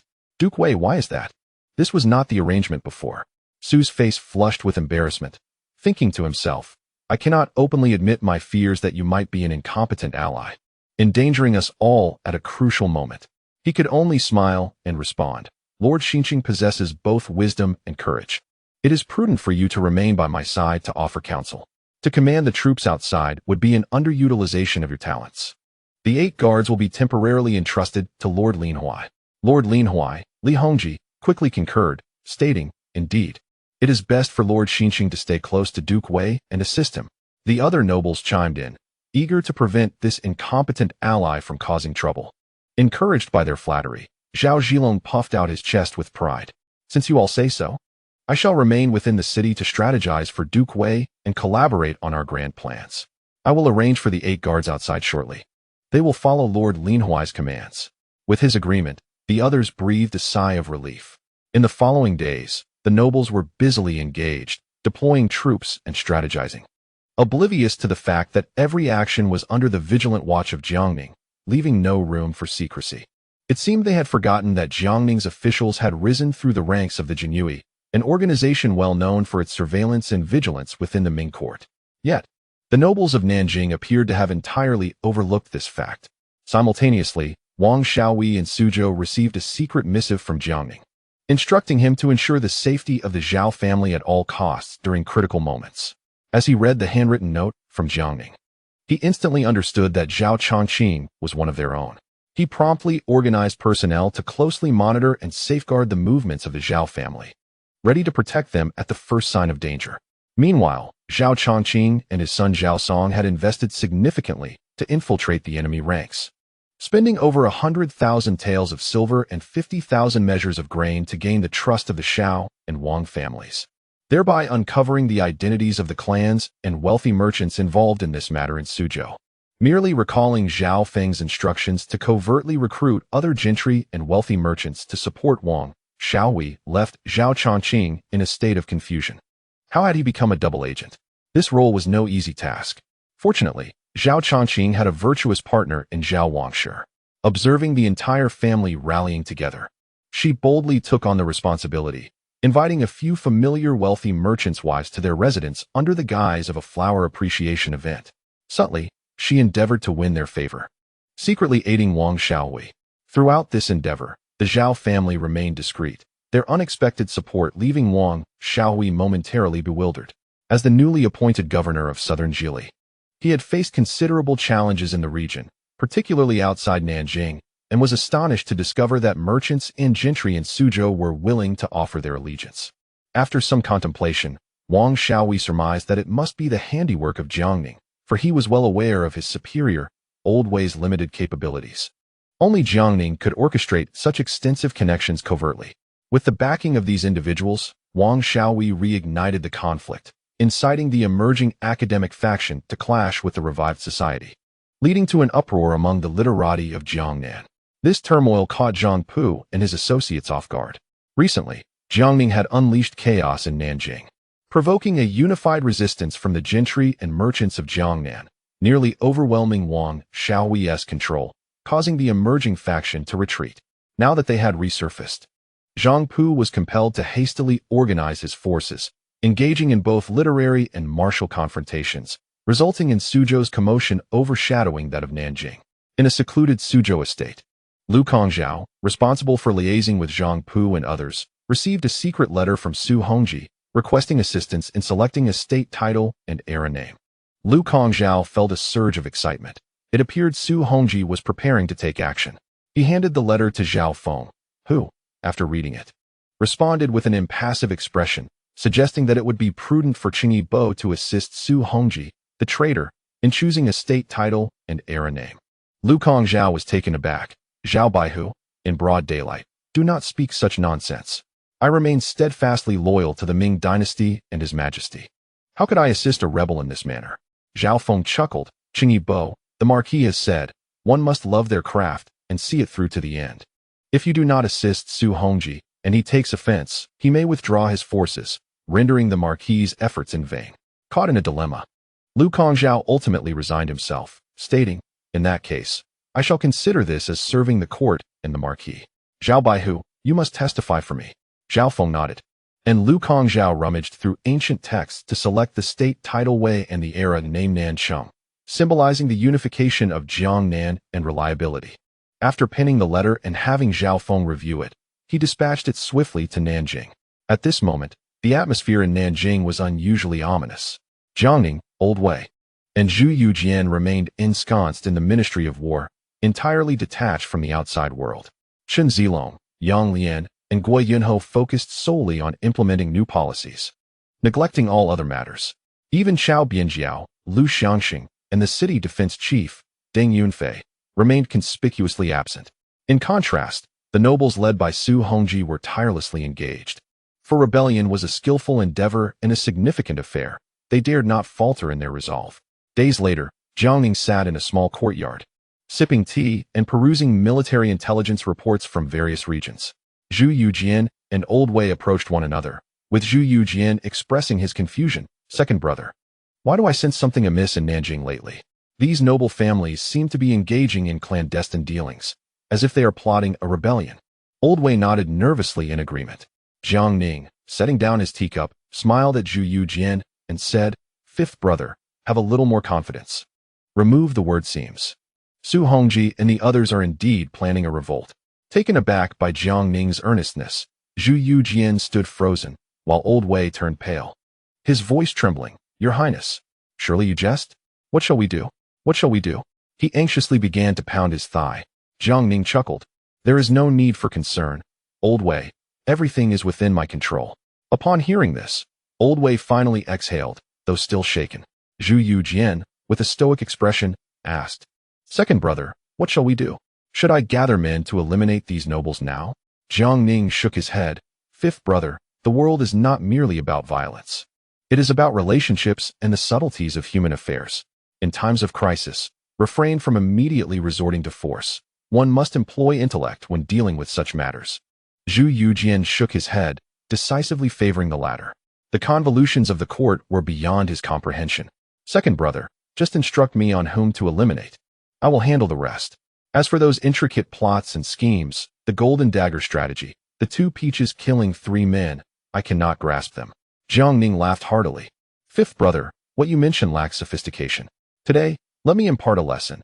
Both schemes and open strategies are merely means to achieve one's ends.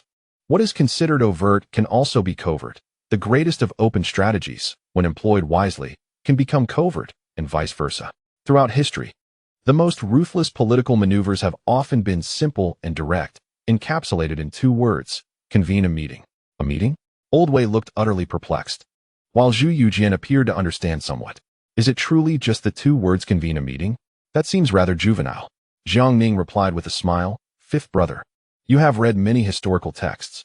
How did Han Xian, the military genius of the early Han dynasty, meet his demise? Was it not at the behest of Liu Bang, under the guise of a meeting, that he was summoned to the palace and subsequently killed by Empress Liu at Weiyang Palace? During the reign of Emperor Ling of the Eastern Han, General He Jin was also summoned under the pretext of a meeting and fell victim to the eunuchs. Many, such as Dong Zhuo at the end of the Eastern Han and Li Jiansheng at the beginning of the Tang, perished due to the very notion of a meeting. Zhu Youjian suddenly grasped the gravity of the situation, and Old Wei grinned broadly. Your Highness, such a tactic is insidious, despicable, shameless, and vile, yet we rather like it. Jiang Ning's expression darkened, and he replied sternly, Old Wei, you must not disparage a loyal minister who has achieved great military success and is devoted to his country. Old Wei, upon hearing this, quickly offered his apologies. Zhu Youjian then inquired, Second brother, do you intend to eliminate Su Hongji under the pretense of a meeting? Jiang Ning nodded in affirmation. Zhu Youjian, filled with excitement, exclaimed, Then you need not worry about the details. At the appointed time, you shall signal by smashing your cup, and I will have my men poised with blades. Once you give the signal, I will lead them to dispatch that old scoundrel Su Hongji. Jiang Ning chuckled, Fifth brother, it need not come to that. First, we shall apprehend him, then ascertain his guilt. The execution can wait. After all, he is a hereditary duke. His death must be justified. Zhu Youjian nodded in resignation. Chapter 623. Su Hongji's accidental entrance into the Hall of Affairs 2 days later. Jiang Ning received an urgent report from Zhao Feng in Suzhou, informing him that Su Hongji planned to mobilize troops starting November 15th, providing a comprehensive account of the process and details. After reading the letter, Jiang Ning expressionlessly slammed the confidential missive onto the table. Old Wei and Zhu Youjian hurriedly approached to inspect the contents.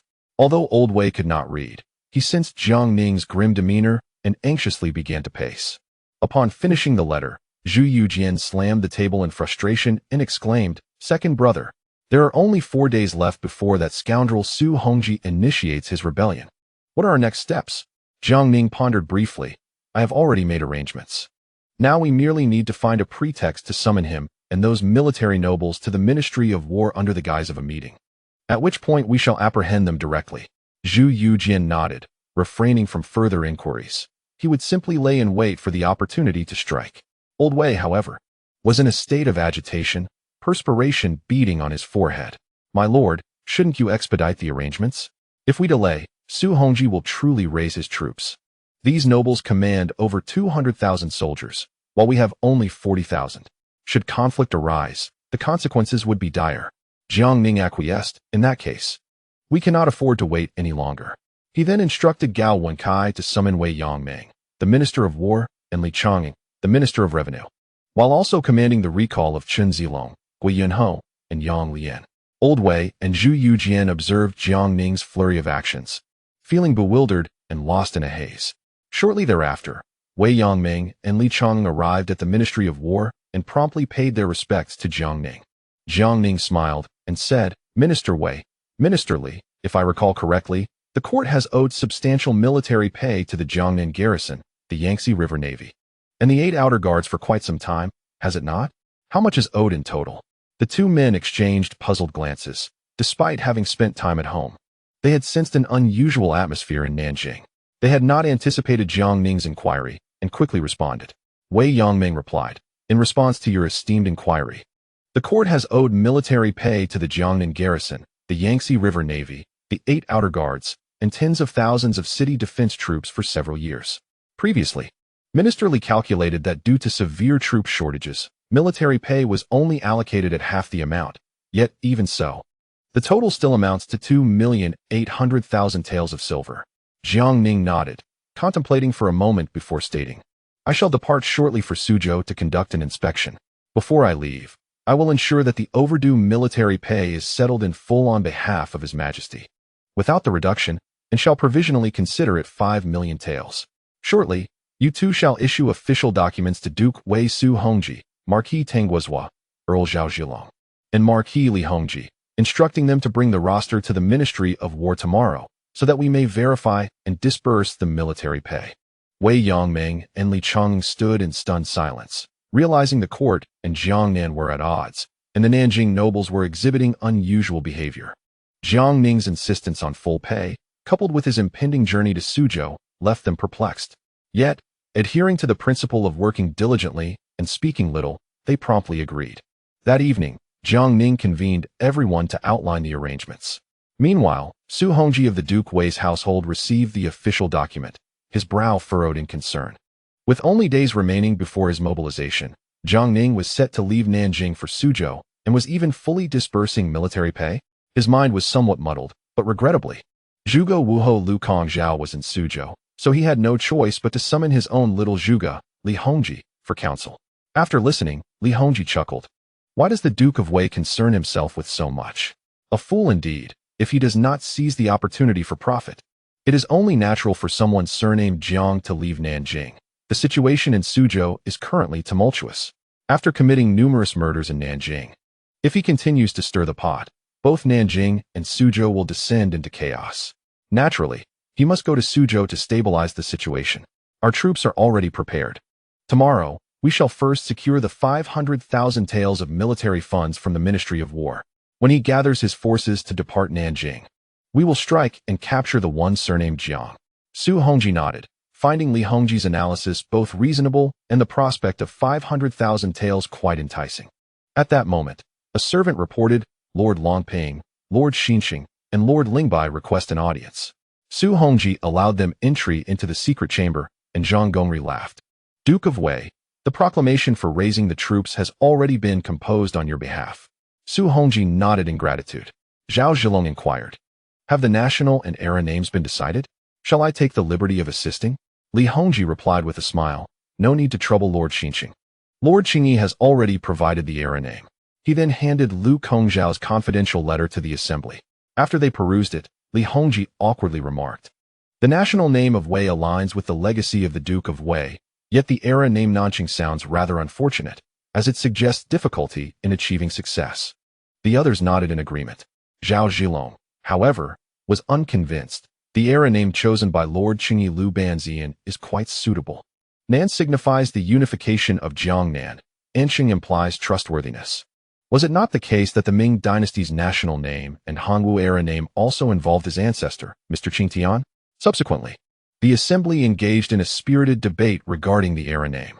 Su Hongji could only force a smile, as this was a matter concerning his own ascension. Ultimately, he decided to adopt the era name as suggested by Lu Kongzhao, and instructed everyone that upon securing the military funds the next day, they would immediately mobilize troops to seize control of Nanjing, apprehend Jiang Ning and his associates, raise the banner of rebellion, and ascend to the throne on Mount Zijin. The assembly was filled with excitement. Should Su Hongji ascend as emperor with the support of the gentry from Jiangnan, they would establish a division along the river, creating a north-south standoff with the court, thus securing their status as meritorious subjects. At that moment, within the Ministry of War in Nanjing, Jiang Ning, Lao Wei, Zhu Youjian, Guo Yunho, Yang Lian, Chen Zilong, along with the remaining Wei Yangming and Li Chongqing, gathered together. Wei Yangming and Li Chongqing exchanged glances, both sensing an unusual atmosphere, yet tacitly chose to feign ignorance. In contrast, Jiang Ning and the others casually chatted about the customs of Suzhou, as if eager to travel there. The following morning, Wei Yangming and Li Chongqing, feeling the strain of age, struggled to endure, while Jiang Ning and the others remained animated after a night of conversation. Subsequently, Jiang Ning dispatched Wei Yangming and Li Chongqing to wait outside the office for Su Hongji and the others. Meanwhile, Su Hongji and the nobles convened before the Duke of Wei's residence, only to find that Lord Li Hongji of Lianghuai was absent. As Su Hongji inquired, a servant from the Lianghuai Duke's estate rushed in, bowed, and stated, "I report to the Duke of Wei that my lord has caught a chill and cannot rise from bed. He has sent me to deliver the roster of the Yangtze River Navy for you to collect the military funds." Su Hongji accepted the roster and casually remarked, "Understood. Please return and advise your lord to rest well, so as not to delay important matters." He then led the assembly toward the Ministry of War. Upon arriving at the Ministry of War, Su Hongji discovered Wei Yangming and Li Chongqing, clad in resplendent crimson official robes, had been waiting for quite some time. The group hastily exchanged greetings. Su Hongji remarked with a smile, "Why do the two esteemed officials personally await our arrival?" Wei Yangming chuckled.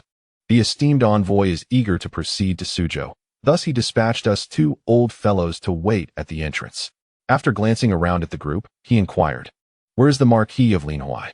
"He oversees the Yangtze River Navy." Su Hongji replied, "The Marquis of Lianghuai caught a chill last night. I shall temporarily take charge of the naval funds." As he spoke, he patted the roster in his hand. Wei Yangming and Li Chongqing nodded, leading the group inside. Passing through the ceremonial gate, the Grand Hall, and the Second Hall, they arrived at the West Wing. Su Hongji noticed a plaque inscribed with the words Wushi Hall and curiously asked, "Lord Wei, who inscribed this plaque? When I last visited a few years ago, it was still called Alien Hall."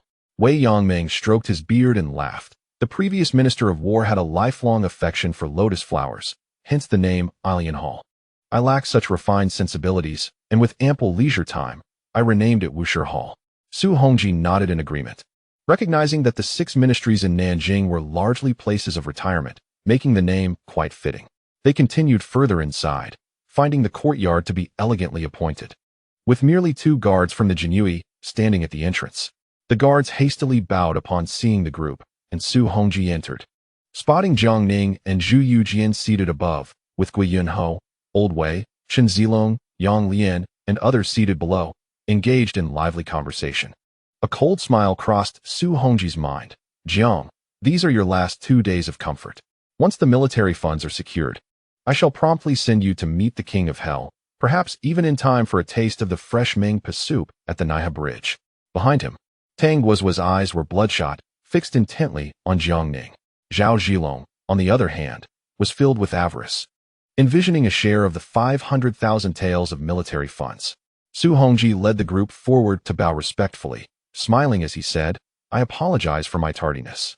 I regret keeping the esteemed envoy waiting." Jiang Ning waved his hand with a smile. "It is sufficient that Lord Wei has arrived. How could I possibly hold a grudge?" Su Hongji continued, "Esteemed envoy, I, along with the Marquis of Lingbai and the Earl of Xinqing, have brought the rosters of 100,000 soldiers from the capital garrison, alongside several tens of thousands from the city defense forces and the 8 guards outside the city. With the Marquis of Lianghuai unwell, I shall temporarily handle the naval funds. I hope for your understanding." Jiang Ning nodded and smiled. "Of course. The esteemed envoy and His Highness Prince Xian are eager to proceed to Suzhou. Let us conclude today's matters for everyone's satisfaction." Su Hongji and the others nodded in agreement, then extended the roster in their hands. However, Jiang Ning showed no intention of rising to accept it. Su Hongji, in a flurry, turned to pass the roster to Gui Yunho, who wore a mischievous grin as he watched the group, but also did not stand to receive it. Su Hongji grew increasingly perplexed and turned back to Jiang Ning, asking, "May I inquire as to the envoy's intentions?" As soon as he finished speaking, Jiang Ning's teacup suddenly slipped from his hand, shattering upon impact. Before Su Hongji and the others could react, a throng of Jinyui burst forth from both sides, swiftly pinning Su Hongji, Tang Guozuo, and Zhao Zhilong to the ground. Su Hongji was taken aback, as the abrupt turn of events left him in a state of shock. However, Su Hongji was a man of ambition, poised to raise an army and usurp the throne, destined for greatness. In such circumstances, he could not afford to lose his composure. Regaining his calm, he forced a facade of authority and demanded, "Your Excellency, what is the meaning of this? I am a duke in the current dynasty, entrusted with guarding Nanjing. Even as an imperial envoy, you cannot act recklessly." Tang Guozhua and Zhao Zhilong clamored for the Jianqi to release their hold. Jiang Ning approached Su Hongji with a smile, saying, "Duke Wei, today's banquet has been set specifically for you. Do you think I am unaware of your conspiratorial designs? Do not forget, I rose to power through the Jianqi. You know well their purpose." Su Hongji was struck dumb at this revelation, realizing that Jiang Ning had uncovered his rebellion. Even Tang Guozhua and Zhao Zhilong were left aghast, their faces ashen. As Su Hongji's mind raced, he swiftly pieced together the implications. Jiang Ning had known of his treachery from the outset. The reason for his delay was twofold. He aimed to capture all the nobles involved in the conspiracy, and he possessed only 40,000 troops, facing the overwhelming might of the 250,000 under Su and the other nobles, leaving him without a sure victory. With this understanding, hope rekindled in Su Hongji's heart. Supported by a vast army and the backing of the gentry of Jiangnan, he was but a step away from ascending the throne. He could not falter in this critical moment. With a fierce determination, he bit down hard and summoned all his strength to break free from the grasp of the two Jianqi.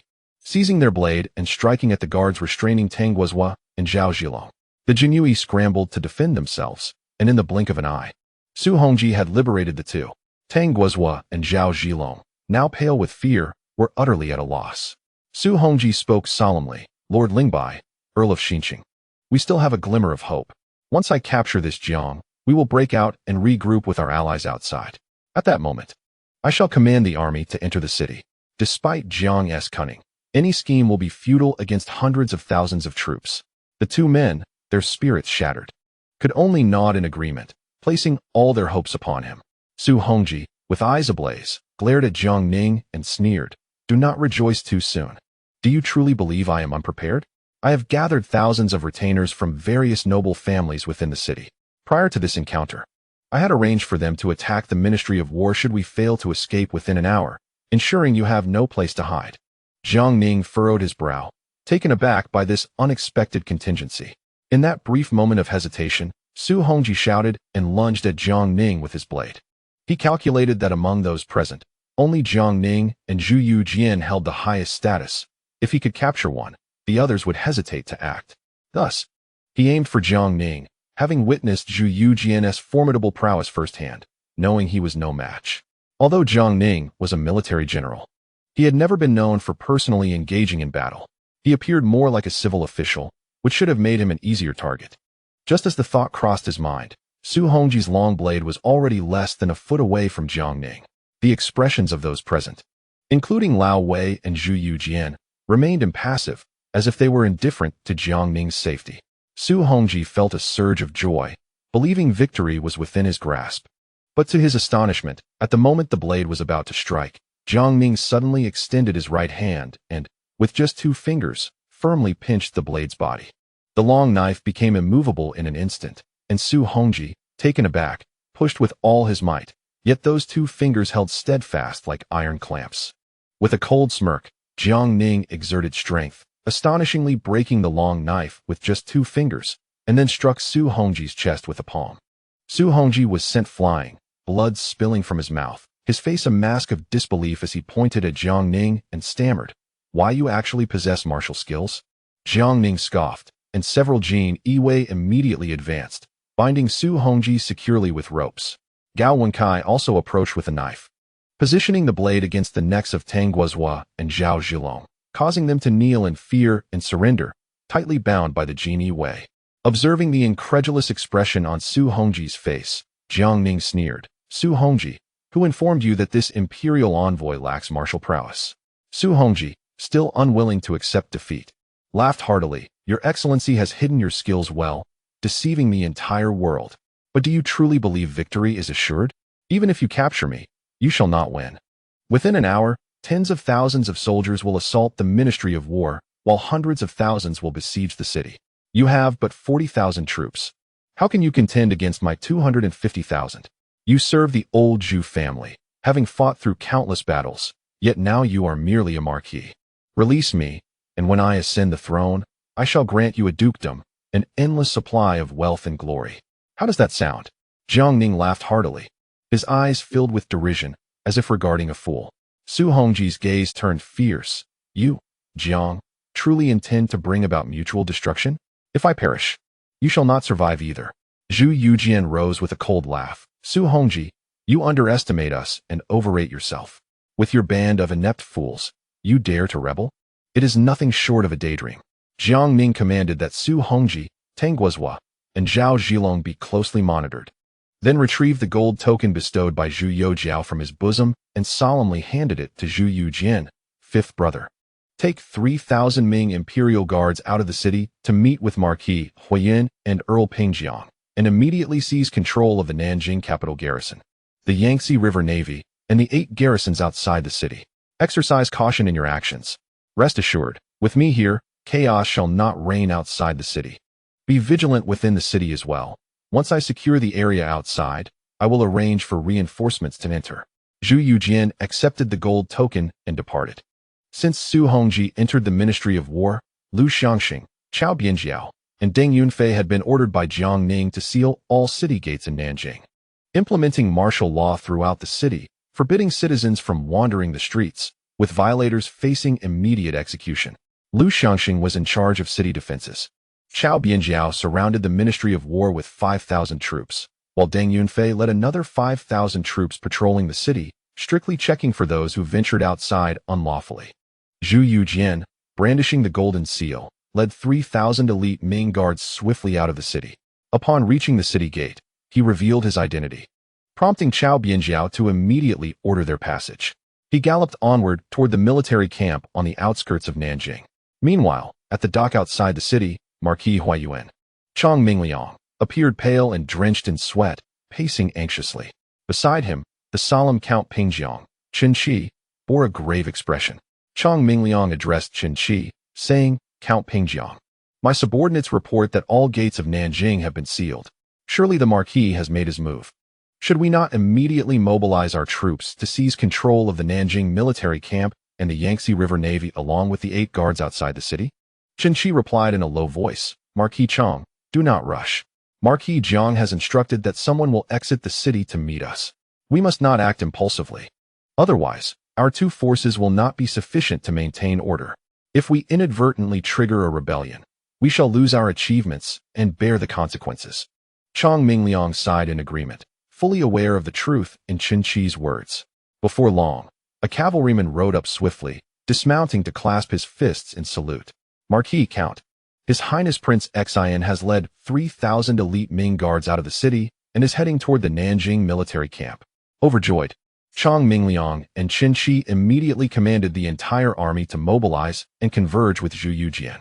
At that moment, inside Nanjing, Su Hongji's personal guards stationed outside the Ministry of War had been captured by the Jinyue. An hour passed, yet Su Hongji and his men had not appeared, prompting news to return to the Wei Guogong's residence. Su Hongji's 2 sons, Su Tianjue and Su Wenjue, sensed something amiss and dispatched someone to investigate. The hurried return of the servant brought alarming news. It is dire. Young master, second young master. The Ministry of War has been completely surrounded by troops led by someone surnamed Jiang, and the entire city of Nanjing is under martial law. All city gates are closed, and those who venture onto the streets shall be executed without mercy. Others sent to gather information have been slain by patrolling soldiers. Su Tianjue and Su Wenjue felt a ringing in their heads and realized the gravity of the situation. As frivolous young men unaccustomed to such turmoil, they quickly thought of the Bedouin Marquis of Lianghuai, Li Hongji, and dispatched someone to seek his aid, hoping he could take charge of the situation. Within the Marquis of Lianghuai's residence, Li Hongji sat in the main hall, listening to reports from his subordinates, his countenance dark as thunder. From the outset, he had harbored doubts about Su Hongji's rebellion plan. Although they claimed an army of 250,000, most were mere placeholders, long untrained. Their combat capabilities akin to that of ordinary civilians. In contrast, Jiang Ning's 40,000 troops were all elite soldiers, backed by the righteousness of the court. Even if they were to capture Jiang Ning, the capital still held 200,000 000 troops, and numerous new armies from northern provinces. The court could dispatch a large force southward at any moment, leaving Su Hongji with no chance of success. Upon hearing that Jiang Ning intended to disburse military funds, Li Hongji's first thought was of a banquet of betrayal. Yet Su Hongji and his cohorts were blinded by the allure of 5 million taels of silver. He understood that the outcome of this rebellion had already been decided, which was why he feigned illness early in the morning, allowing Su Hongji to lead the military funds. Fearing that if he accompanied them, he would be caught and eliminated by Jiang Ning, an unjust fate indeed. Upon learning that subordinates from the Wei Guogong's residence sought an audience, Li Hongji ordered them brought forth. Hearing that Su Hongji and his men had yet to return and that the Ministry of War was besieged, he reached a conclusion in his heart, realizing it was time to choose sides. Upon hearing that Su Tianjue and Su Wenjue had begun gathering their household guards and tenants, hoping for him to take charge, Li Hongji thought to himself that an opportunity for merit had arisen, promptly stating, "Quickly inform the 2 young masters that I shall emerge to take charge of the situation. Gather all personnel and remain at their respective residences, without my lord's command. Do not act recklessly."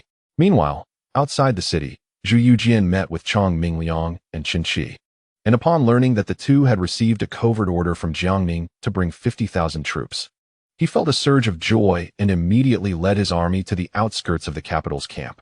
The commanders of the Nanjing garrison, upon receiving the news of a large contingent heading toward the camp, displayed expressions of confusion. Su Hongji had ordered them to attack the city the following day. Yet with this sudden turn of events, they could only remain idle and observe the unfolding situation. Zhu Youjian charged into the camp, heading directly for the central command tent, where he ordered the drums to sound and gather the generals. Soon, all commanders of the garrison arrived in haste, but Su Hongji was nowhere to be found.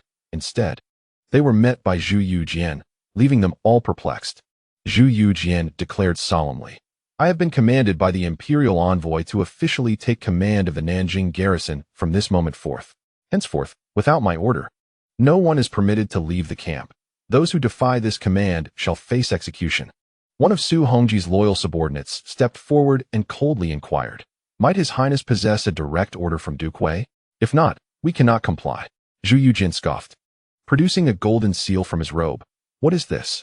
Is Duke Wei's military order to be deemed more authoritative than a decree from the emperor or an imperial gold medal?"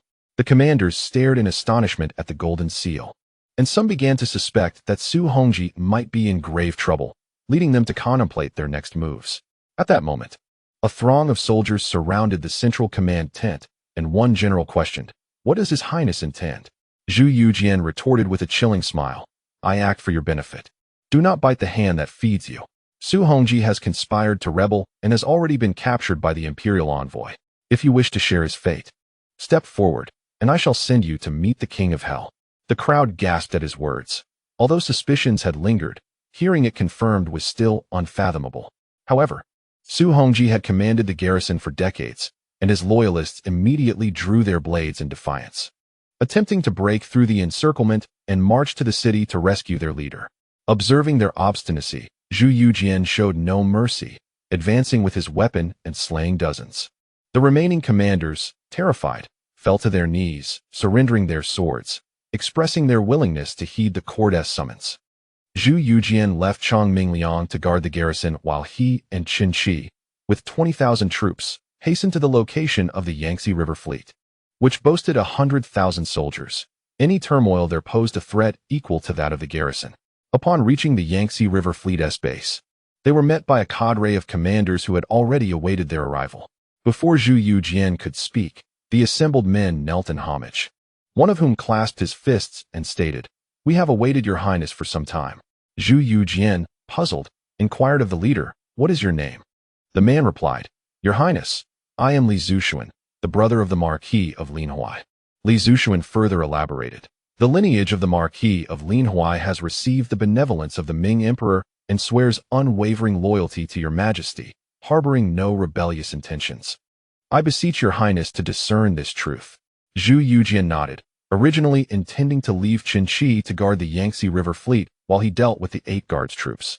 Li Zhuxiao reported, "Your highness, Last night the Duke of Lianghuai informed us that he has commanded all 8 commanders of the guards outside Nanjing to be brought to the grand camp of the Yangtze River for confinement. Now that we hold the 8 commanders in our grasp, how shall we proceed? I beseech your guidance. Zhu Youjian was taken aback, not expecting Li Hongji to be so adept in handling matters, having already secured control over the 8 commanders, thus alleviating much of his burden.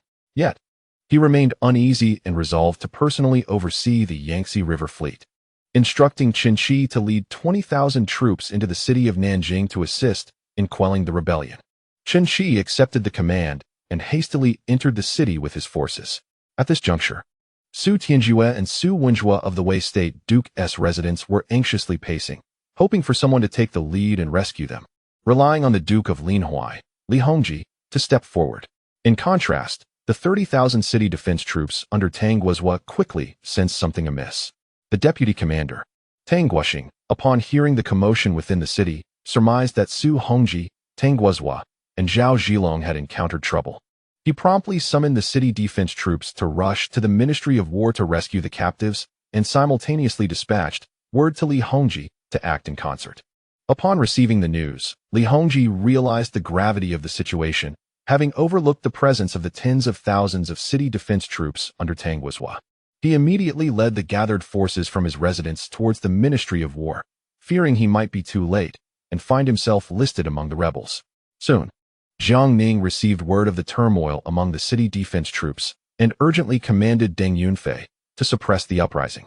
Deng Yunfei, with only 5,000 troops at his disposal, soon found himself engaged in fierce combat with Tang Guoxing's tens of thousands of city defense troops. The two sides clashed relentlessly, plunging Nanjing, which had enjoyed peace for over 200 years, into the flames of war, leaving the populace terrified and barricaded within their homes, fearing for their safety. Meanwhile, Su Tianjue and Su Wenjue at the Wei State Duke's residence also received updates and sent someone to the Duke of Lianghuai's residence to urge him to take action, only to be told that Li Hongji was not present. The two were momentarily stunned. Su Wenjue knew they could not afford to wait any longer, gritting his teeth as he rallied 5,000 men to assault the Ministry of War. However, due to the imposition of martial law in Nanjing and Li Hongji's orders for families to assemble their forces and remain on standby, they were unable to gather a larger contingent. When the news reached Jiang Ning, his expression darkened and his brows knitted in concern. He had not anticipated such unrest to erupt under his very nose. He had underestimated these noblemen. Meanwhile, Su Hongji, bound in the hall, laughed maniacally, exclaiming, "Do you see this, Jiang? This is the very foundation of my courage to rise. Now that the forces inside the city have you in a precarious position, when the troops outside assault the city, it will mark your end. Release me, and you may still be remembered as a loyal minister." Jiang Ning coldly scoffed, disregarding him. At that moment, a member of the Imperial Guard rushed in with news. "My lord, the rebellious city defense troops are nearing the Ministry of War, and Deng Xiaoho can hardly hold them off." Jiang Ning immediately ordered, "Relay the command to Deng Yunfei to retreat and defend the Ministry of War." Subsequently, he had Su Hongji and the others bound and taken outside the office to assess the situation.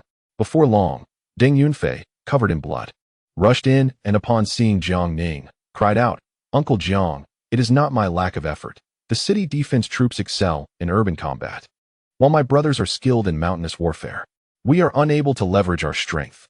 Otherwise, we would have taken them all down by now." Jiang Ning stepped forward and patted his shoulder, saying, "Yunfei, Uncle Jiang understands that you have tried your best, and I do not blame you. Let us secure the Ministry of War." Deng Yunfei nodded earnestly and replied, "Uncle Jiang, rest assured, as long as I draw breath, I shall not allow anyone to harm you in the slightest." Jiang Ning contemplated, realizing that it was not Deng Yunfei's incompetence, but rather that the troops dispatched southward were predominantly composed of local militia, adept in mountain warfare, and ill-suited for urban combat. Moreover, Deng Yunfei ranked merely as a third-rate general. Had it been first-rate warriors like Lu Xiangxing or Cao Bianjiao, the rebellion would have likely been quashed long ago. While he pondered this, a soldier rushed in to report, "My lord, the Marquis of Lianghuai, Li Hongji, is leading over 1,000 troops toward the Ministry of War." Jiang Ning furrowed his brow, perplexed by Li Hongji, the commander of the formidable Yangtze River fleet. Su Hongji burst into laughter, exclaiming, "You see, Jiang? My forces are upon you. Surrender at once, and I shall ensure your wealth and glory."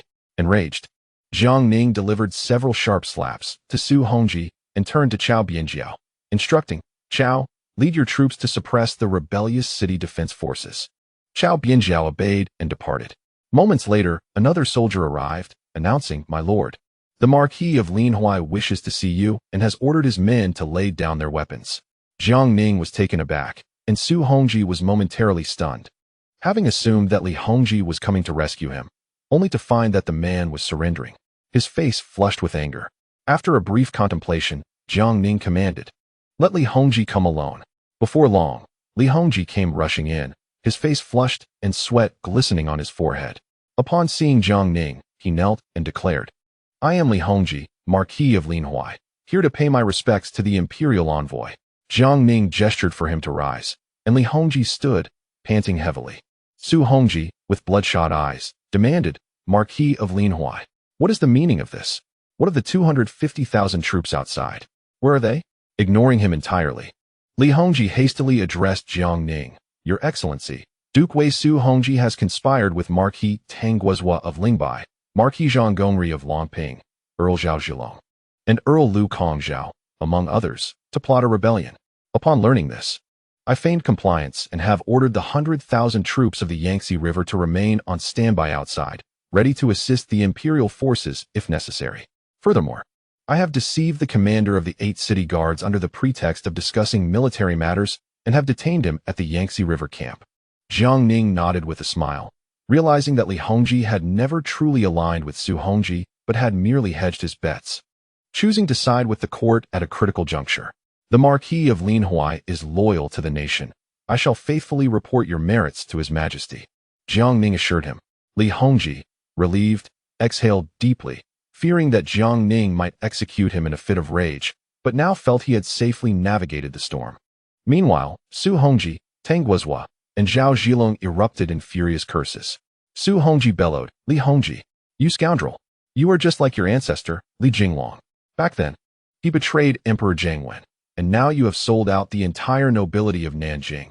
Truly despicable." Tang Guozhua cursed, "Lianghuai Marquis, may your ancestors be damned. We agreed to stand together, yet you betray us by siding with the court. May you meet a wretched fate." Zhao Zhilong's face was etched with bitterness. How could it come to this? Outside the city, there are 250,000 troops, and you command their surrender. This is an unparalleled humiliation for the noble families of Nanjing. Li Hongji, however, maintained a stoic expression. At that moment, Jiang Ning recalled that the Lianghuai Marquis' forebear was none other than the renowned first-generation war god of the Ming dynasty, Duke Li Jinglong, who had led countless southern troops to defeat at the hands of the Yan King, Zhu Di, and at a critical juncture, opened the Jinshuan Gate to sell out the Jiangwen Emperor, thus rising to the pinnacle of military command. Setting aside the military prowess of the old Li family, their political instincts were sharply attuned. Soon, the Earl of Pingjiang, Tianqi, arrived at Jinshuan Gate with 20,000 soldiers, presenting the imperial token and a handwritten order from Zhu Youjian. After Lu Xiangxing verified their authenticity, he ordered them to be let through, commanding Tianqi to assist in suppressing the city's defense forces. Tianqi, filled with joy, recognized this as a splendid opportunity for merit. Upon hearing the news, Jiang Ning's furrowed brow relaxed, revealing a smile. In stark contrast, Zhu Hongji and his companions were engulfed in despair, their faces ashen. Jiang Ning could mobilize the Grand Transport General, Earl Tianqi, and tens of thousands of troops to march south, clearly indicating he had been well prepared, rendering their rebellion a mere jest in his eyes. With Tianqi's arrival, the pressure on Zhao Bianjiao significantly eased. The fighting continued until sunset, with the rebellious city defense forces entirely subdued. Tang Guoxing fell victim to a fatal blow from Zhao Bianjiao. In this battle, over 300 enemies were slain, while more than 20,000 surrendered. Su Tianjue and Su Wenju were captured alive by Tianqi, and their forces capitulated as well. Although the rebellion of the noble families in Nanjing had been quelled, Jiang Ning did not dare to let down his guard, for many more nobles had conspired in the treachery. That evening, he ordered Zhao Bianjiao, Tianqi, and Deng Yunfei to apprehend all nobles involved in the conspiracy and their forces hidden within their mansions and estates. Rain fell heavily over Nanjing that night, casting a veil of melancholy over the ancient capital of 6 dynasties. While Jiang Ning and his men relaxed over tea in the Wushi Hall, their soldiers tirelessly apprehended suspects. By noon the following day, all conspirators and their accomplices had been detained. Subsequently, in his capacity as an imperial envoy, Jiang Ning commanded Marquis Huyan Chongmingliang to take charge of the Nanjing garrison, with Yang Lian assisting in purging Su Hongji's former loyalists. The Yangtze River Navy was temporarily entrusted to Tianqi. The wealthy merchants and common folk of Nanjing learned of Su Hongji's failed rebellion and were filled with trepidation. Jiang Ning swiftly posted public notices reassuring the populace that the rebellion had been quelled and there was no need for concern. He also summoned Wentiran from Yangzhou to oversee the situation in Nanjing, placing Lianghuai Marquis Li Hongji under house arrest. Additionally, he dispatched Gui Yunho and Old Wei to investigate the properties of the treacherous nobles. In a whirlwind of activity, everyone was preoccupied with addressing the aftermath of Su Hongji's insurrection. Meanwhile, news of Su Hongji's failure reached Suzhou, plunging the city into chaos. Governor Wang Xiaohui was beside himself with fury, knowing that Jiang Ning was preoccupied with post-rebellion affairs in Nanjing and could not offer immediate support. With only 2,000 provincial soldiers at his disposal and the local troops of Suzhou being woefully inadequate, many gentry and wealthy merchants began to gather their estate and household retainers, seemingly preparing to emulate the rebellion. At that moment, Zhang Wenhe of the Jinyui arrived, revealing his identity. Wang Xiaohui, seeing him as a beacon of hope, recounted his predicament and difficulties, imploring Zhang Wenhe for assistance. With a smile, Zhang Wenhe reassured, "Do not worry, Lord Wang. Reinforcements are on their way, and I ask you to prepare for their arrival." Wang Xiaohui, puzzled, replied, "But, Lord Zhang, is it not true that Lord Jiang is unable to spare any troops? His forces are already quite limited." Zhang Wenhe chuckled, explaining, "Have you forgotten, my lord? When the Grand Canal was blocked, the court shifted to maritime transport. Upon learning of Su Hongji's treasonous plot, the lord dispatched orders via the Jinyui to Yu Zigao, the Duke of Jinghai and Shandong, commanding him to lead the naval forces south to Suzhou, arriving within a day or two. At that time, we shall capture all those stirring up trouble." Upon hearing this, Wang Xiaohui was overwhelmed with emotion, shedding tears of joy, astonished at the reliability of the Jiang Ning administration. He reflected on how his former ally, Old Wei, now devoted to accumulating virtue and seeking ascendance, had grown indifferent to his subordinates, falling short in comparison to Jiang Ning. 2 days later, Wang Xiaohui and Zhang Wenhe awaited at the dock. Indeed, after half a day's time, Duke Yuzigao landed in Suzhou with an army of 30,000. After a brief exchange, Zhang Wenhe summoned Zhao Feng to cross-check the list of targets, and subsequently, he and Yu Zigao commenced the arrests based on the list. The first to be apprehended were the wealthy merchants of Suzhou, including the Xiao and Wang families, as well as Zhang Pu and Zhang Kai of the Fusa Society. Zhang Wenhe, having received covert orders from Jiang Ning, had discreetly gathered substantial evidence against them, unbeknownst even to Zhao Feng. In an instant, Suzhou was engulfed in chaos. Many scholars, unaccustomed to such turmoil, surrendered immediately. However, Zhang Pu and his associates understood that surrender was also a pathway to death. The Jinyui would surely be aware of their support for Su Hongji's rebellion. Therefore, they rallied the estate's servants and retainers to resist, even inciting the vigorous workers from the workshops to oppose the officials. All of this had been foreseen by Zhang Wenhe. With a single command, he ordered the distribution of the Tianqi Times, plastered across the streets, detailing the new policies of the court, the benefits provided to workers by the Ming Commercial Association, and the support of the common folk from Suzhou, Fengyang, and Yangzhou for these reforms. Many estate workers and retainers, upon seeing this, promptly surrendered, realizing that their meager earnings of merely 1 or 2 taels of silver each month were not worth risking their lives, nor were they willing to face the dire consequences for their families. Seeing the tide turning against them, Zhang Pu and his cohort attempted to escape, only to be captured by Zhang Wenhe. Duke Yuzigao ordered the Suzhou dock to be sealed off, prohibiting any vessels from departing, and then led his troops into the city to carry out widespread arrests. Wang Xiaohui also commanded Yuzigao, "Suppress all gentry and wealthy merchants who resist the court with force. Should any trouble arise, I, Old Wang, will take responsibility, and if I cannot bear it, my elder brother, Old Wei will shield us." Upon receiving this message, Yu Zigao felt a wave of relief, knowing that with Wang Xiaohui's elder brother, Old Wei, to shield him from blame, he could act freely. Years ago, his father, Yu Dao, was renowned alongside Qi Jiguang as the dragon and tiger of Yu and Qi, credited with quelling the pirate threat. Yet, due to a lack of support in court, despite his numerous accomplishments, he bore the brunt of blame, facing imprisonment multiple times and nearly losing his life, ultimately receiving scant recognition after his death. During the time when Qi Jiguang was under the protection of Zhang Jiujing, he engaged in numerous campaigns, defending Jizhou and causing the Mongols to flee in terror, earning a reputation that resonated throughout the realm. Although he later faced repercussions due to Zhang Jiujing's influence, leading to his downfall at the hands of Emperor Wanli, Qi Jiguang nonetheless experienced a period of glory. In stark contrast, his father, Yu Dao, faced a most dismal fate.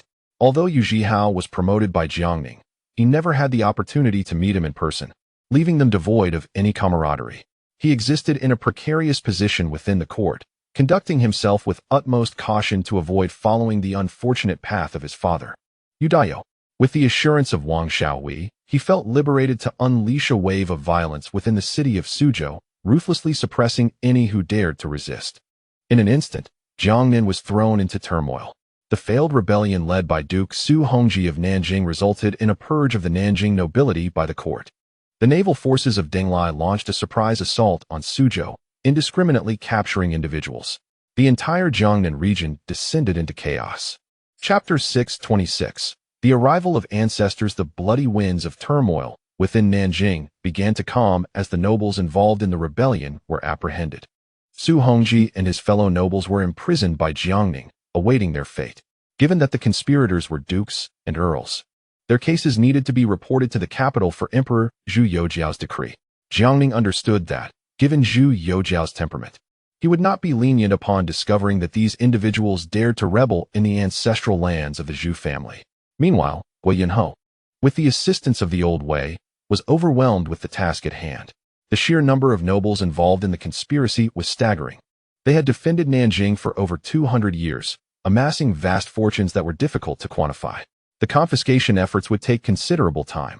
Guo Yunho thus summoned his foremost disciple, Chen Zilong, and the newly arrived human calculator, Wen Tian, to assist him. As for the Old Wei, his sole responsibility was to capture and execute, as he was entirely illiterate and incapable of managing accounts.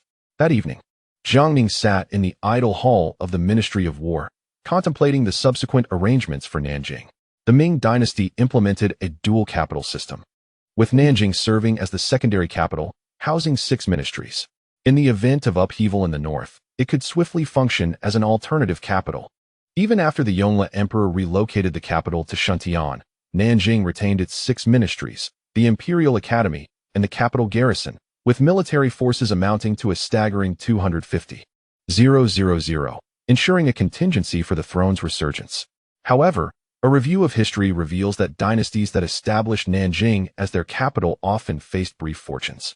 When warfare encroached upon Nanjing, it frequently signified the dynasty's demise. Much like the historical Ming, after Zhu Youjian's suicide at Meishan, the south descended into frenzied infighting, failing to mount an effective resistance, ultimately leading to the downfall of the realm. Though Zhu Youjian steadfastly defended the capital without dispatching princes southward or designating a successor, Jiang Ning felt that it would be ill-advised to hastily propose the abolition of Nanjing as a secondary capital, the dissolution of the 6 ministries, and the disbandment of the capital garrison. Consequently, he sought counsel from Wen Tian, known for his formidable intellect.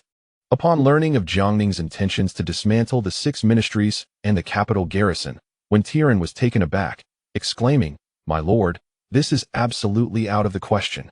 Nanjing is the birthplace of the Ming dynasty, where our founding ancestor ascended to the throne and established the nation, after the founding emperor relocated the capital to Shuntian.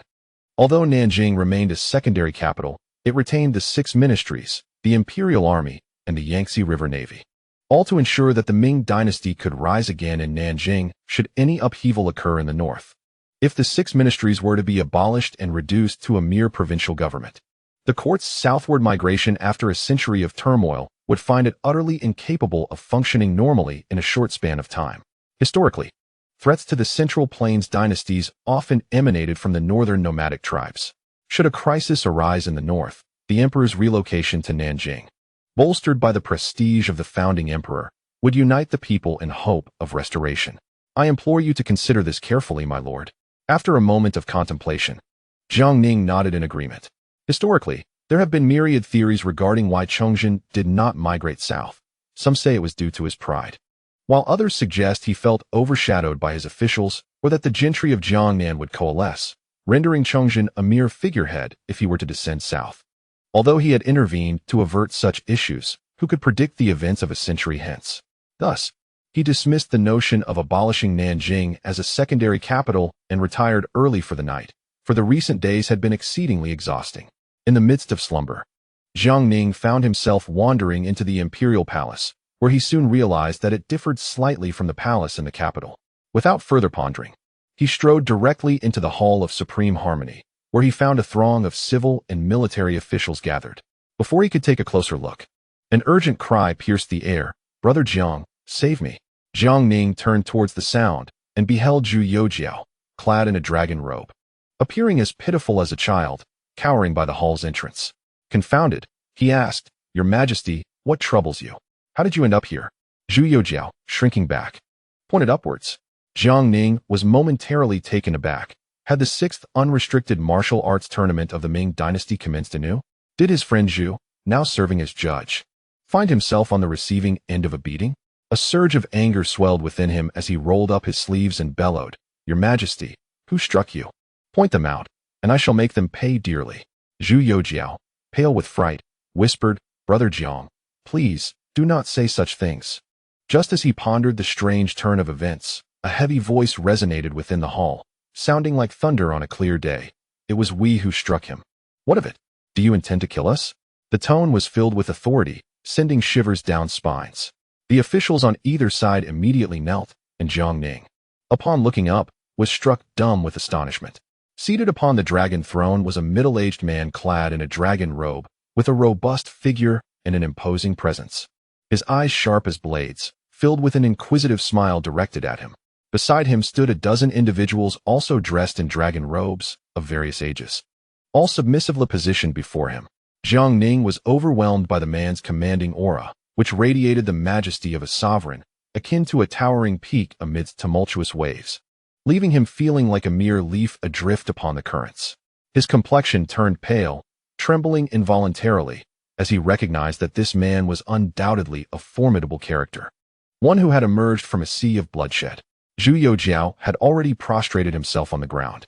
The middle-aged man regarded him with a smile and said, "Young man, it was your brother Zhu who was just struck by us.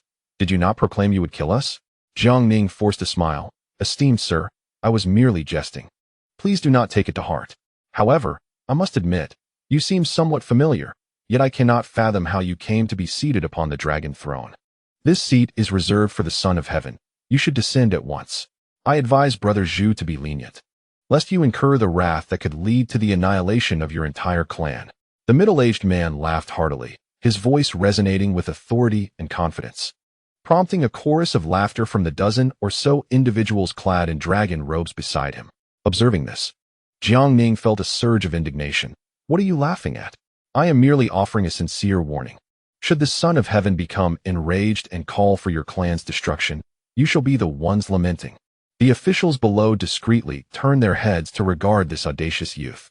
The middle-aged man stifled his laughter, yet the mirth remained in his eyes. "Young man, your brother Zhu cannot bring about the downfall of our clan, for we are indeed his kin." Jiang Ning was taken aback, his mouth agape, and turned to Zhu Youjiao.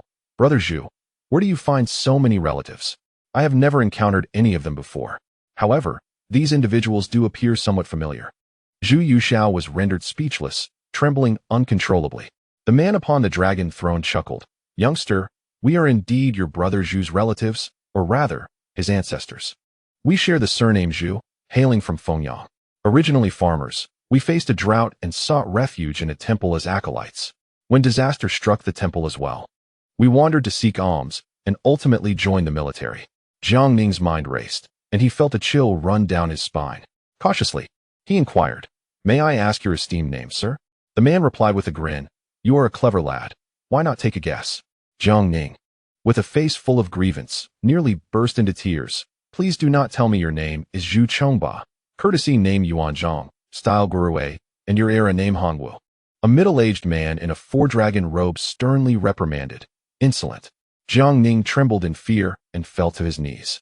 However, the middle-aged man waved his hand. Mark. Ignorance is no crime. We have come specifically to seek this young man. Do not frighten him. The man in the four-dragon robe fell silent and stepped back. Zhu Yuanzhong rose and smiled. Young lad, you guessed correctly.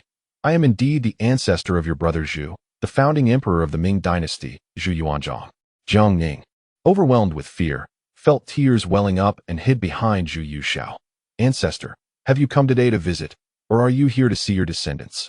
If it is merely a visit, you are more familiar with it than I. If it is to see your descendants, I am not of your lineage. So I shall take my leave. As he spoke, he attempted to flee. Zhu Yuanzhong chuckled. Young man, today we are neither visiting nor observing descendants. We have come expressly to seek you. Jiang Ning, having reached the threshold, froze in place upon hearing this, turned around, knelt properly, and stammered, Ancestor, I am lacking in talent and virtue, unambitious, indulgent, aimless, unlearned, and utterly inept. What merits do I possess that would warrant your esteemed visit? Zhu Yuanzhong laughed heartily. Is that so? Yet I find you quite impressive. In just a few short years at court, you have aided my inept descendants in achieving this current state of affairs, perhaps surpassing the likes of Xiao He, Li Shanchong, Zhang Liang, and Lu Bowen. Jiang Ning swallowed hard, his voice trembling. Ancestor, please do not frighten me. I am but an ordinary person. How could I possibly compare to Duke Han or Master Qingtian? Just then, a pale-faced man in a yellow robe smiled and said, Son, do not be afraid.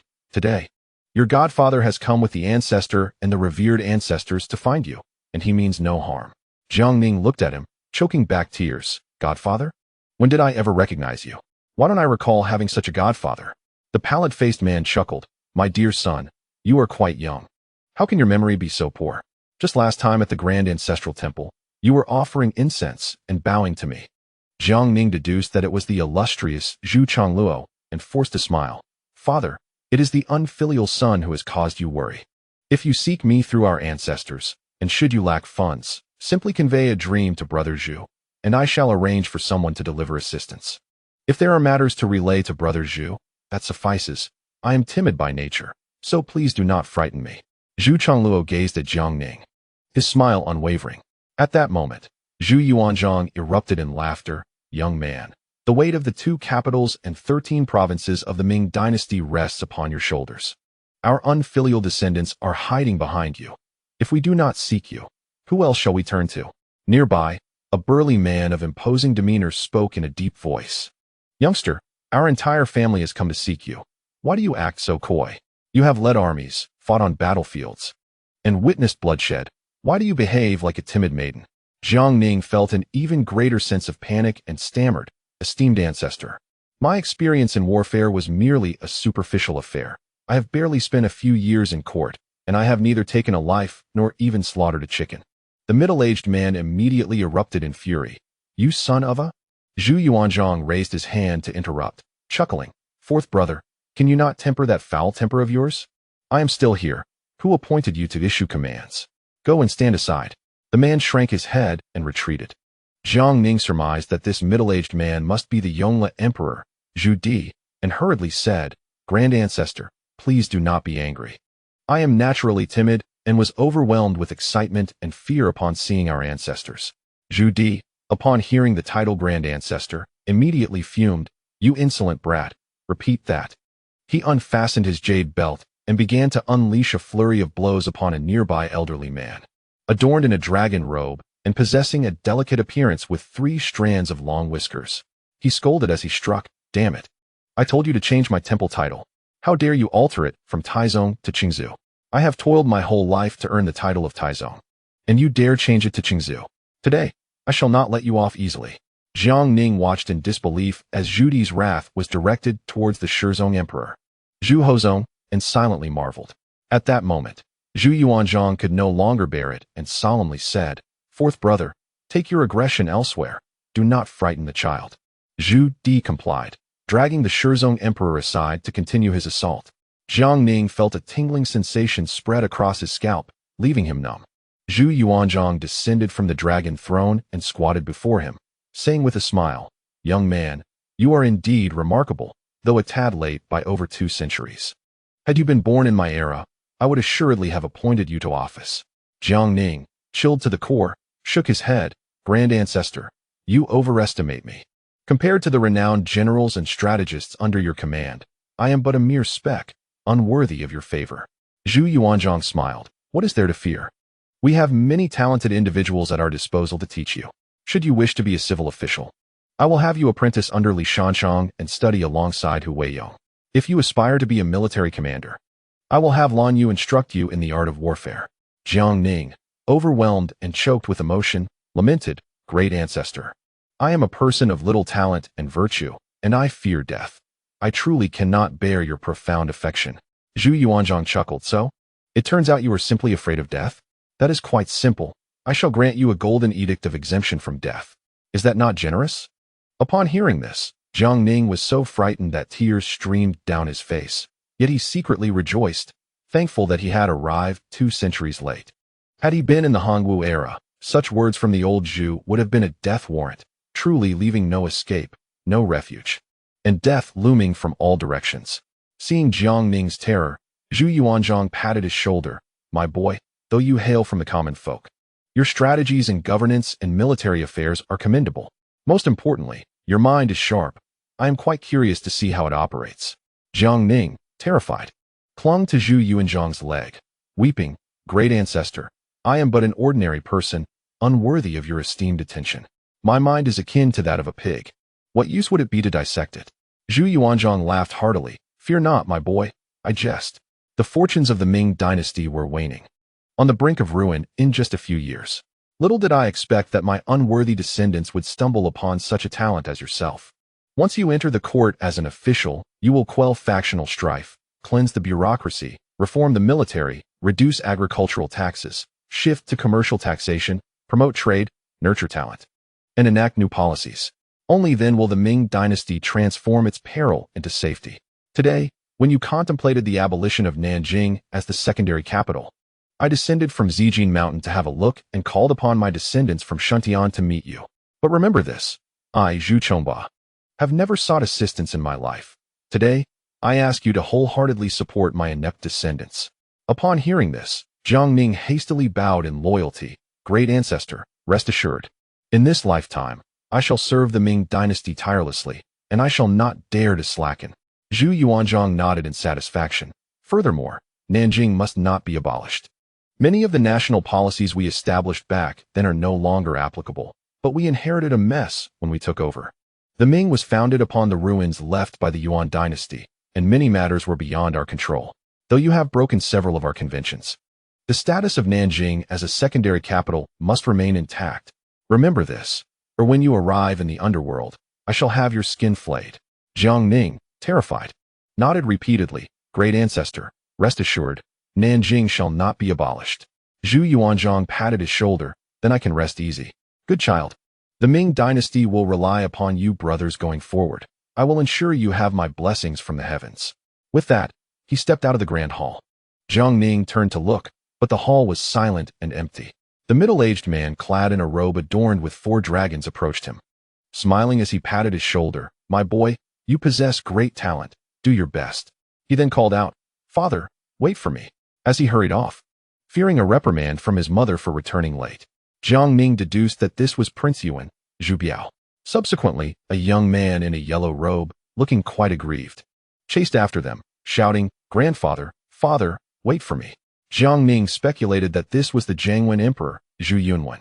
Subsequently, Zhu Di, holding the jade belt in one hand and tugging at Jiajing with the other, approached him with a smile, saying, as a man of great ambition, "You must now concentrate on expanding the territory of the Great Ming, employing your governance strategies to ensure the prosperity of the nation and the well-being of the people." Jiang Ning promptly nodded, affirming, "Rest assured, Grand Ancestor, I shall remember this." Zhu Di's expression darkened. "What did you just call me?"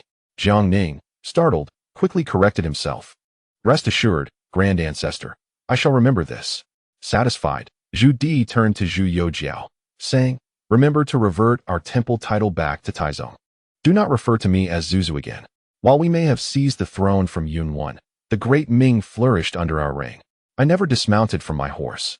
Even if my contributions were minimal, my hardships were significant. You descendants must not tarnish my legacy."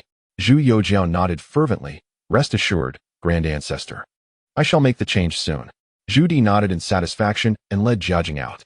Jiang lay on the ground, gazing at Jiang Ning with bright eyes. "Young man, I see great potential in you as a cultivator, and your master is indeed extraordinary. Allow me to recite a poem for your contemplation. It may guide you toward enlightenment." He began to chant softly. "With a form like a crane, I practice, beneath 1,000 pines, 2 volumes of scripture. I come to seek the way, with no reservations. Clouds in the green mountains, water in the vase." Jiang Ning quickly nodded. "Rest assured, Grand Ancestor. I shall remember this." Jiang smiled. "It is good that you remember. I have high hopes for you, so dedicate yourself to your cultivation." Before he could finish, Zhu Di erupted in fury, wielding the jade belt and delivering a series of fierce blows, exclaiming, "Cultivation? To hell with your cultivation. Just wait and see how I deal with you when we return." With that, he dragged Jiang out of the grand hall. Jiang Ning stood frozen in fear, watching the enraged Zhu Di and the howling Jiang. At that moment, a portly man in a yellow robe approached him, beaming with delight. "Good lad, you are truly commendable. The future of the Great Ming will rely on you." Just as Jiang Ning was about to speak, the man hurriedly interjected, "Enough, I must take my leave, or with my father's volatile temper. He might just beat that Zhu Holong senseless." With that, he hurried out. Jiang Ning, witnessing the chaotic scene before him, was left utterly dumbfounded. Yet he deduced the identity of the man, Emperor Renzong Hongxi, Zhu Gaoqi. Soon after, another man clad in a dragon robe seized the ear of another similarly dressed individual, followed by a young man in a dragon robe who wore an expression of grievance. The man tugging the ear scolded, "You worthless fool, lacking my capabilities. Yet you managed to inherit my ailments. I commanded you to lead the expedition and nearly jeopardized the Great Ming. You failed to abide by your duties, inciting the usurpation. You became a captive of the Walla, bringing disgrace to the Zhu family and allowing yourself to be called the door-knocking emperor. You have harmed your own brother." The 3 men grumbled as they exited the grand hall. Jiang Ning recognized them as Emperor Xuanzong, Zhu Zhanji, alongside the students of Tumu Fort, Yangzhou Zhu Qijian and Daizong Zhu Qiyu. Shortly thereafter, a man in yellow robes hurried out, calling as he ran, "Grandfather, please show mercy. My father is about to be beaten to death." As he passed by Jiang Ning, he halted his steps and smiled, saying, "Child, in the past, my Changhua plow fields were not properly tended, and for this finishing work, I must rely on your diligence." Jiang Ning promptly nodded, watching the figure depart swiftly. Knowing this was none other than the great romantic of the Ming dynasty, Emperor Xinyao Zhu Jianshan. Shortly thereafter, 2 men in yellow robes exited. The elder wore a face etched with bitterness, repeatedly bowing in apology. The younger one lamented, "Father, you have truly led me into a dire predicament. The civil officials flourished under your reign, yet once I ascended the throne, I could barely issue edicts beyond the palace walls. After finally managing the capital's bureaucrats and securing military power, I fell victim to my mother and my tutor. Could your judgment be any worse? What kind of tutor did you choose, and what mother did you select? Others have sons who bring shame upon their fathers, yet in our case, it seems the father has ensnared the son, leaving me to meet an untimely end." The elder man continued to apologize as the father and son departed together. Jiang Ning instantly deduced that these were the second-generation romantic, Emperor Xiaozong Zhu Youjiao, and the last cavalry emperor of the Ming, Emperor Wuzong Zhu Youjiao. Chapter 628, The Forbidden of the Ming Dynasty, Duke Dinghua. Just then, a gaunt man in yellow robes yanked another by the ear, delivering slaps while berating, "You good-for-nothing. How could I have given birth to such a creature? Had I known, I would have thrown you against the wall. I even left you with the finest tutor and the best companions, even if you did nothing but lie around all day. You could have been a ruler who maintained the status quo. Yet, here you are, directly incapacitating yourself. Your mother, though strict, ultimately acted for your sake. But after assuming power, you have targeted your own, allowing the civil officials to grow powerful, and then you began to languish, causing political turmoil. You even misguidedly worsened the situation, ultimately retreating into the palace to live in drunken stupor for decades, neglecting state affairs, leaving your descendants in dire straits. As he passed Jiang Ning, the lean man patted his head. Good child, you have truly suffered alongside him. Now, I can offer no assistance, but I can at least give this unfilial son a few thrashings daily to vent your frustrations. With that, he dragged the limping man out of the grand hall. Jiang Ning recognized the duo as Emperor Longqing Zhu Youjian and Emperor Wanli Zhu Youjian, father and son. Lost in thought, his godfather, Emperor Guangzong Zhu Chongluo, approached, affectionately ruffling Jiang Ning's hair, then doing the same to Zhu Youjiao, sighing, "What splendid children you are, yet regrettably caught in this disarray. Fortunately, the situation has improved. As your godfather, I ask for nothing more than for you both to unite and safeguard the Ming dynasty." Jiang Ning quickly nodded. "Rest assured, godfather, I shall remember your words. May you, in the heavens, watch over me and brother Zhu." At this moment, Zhu Youjiao looked up, clinging to Zhu Chongluo's leg, weeping uncontrollably as he recounted the hardships of recent years. Zhu Chongluo's eyes glistened with tears, lamenting his foolish child, before smiling, "It is getting late. I must take my leave." He turned and exited the grand hall. At this time, the civil and military officials also began to file out.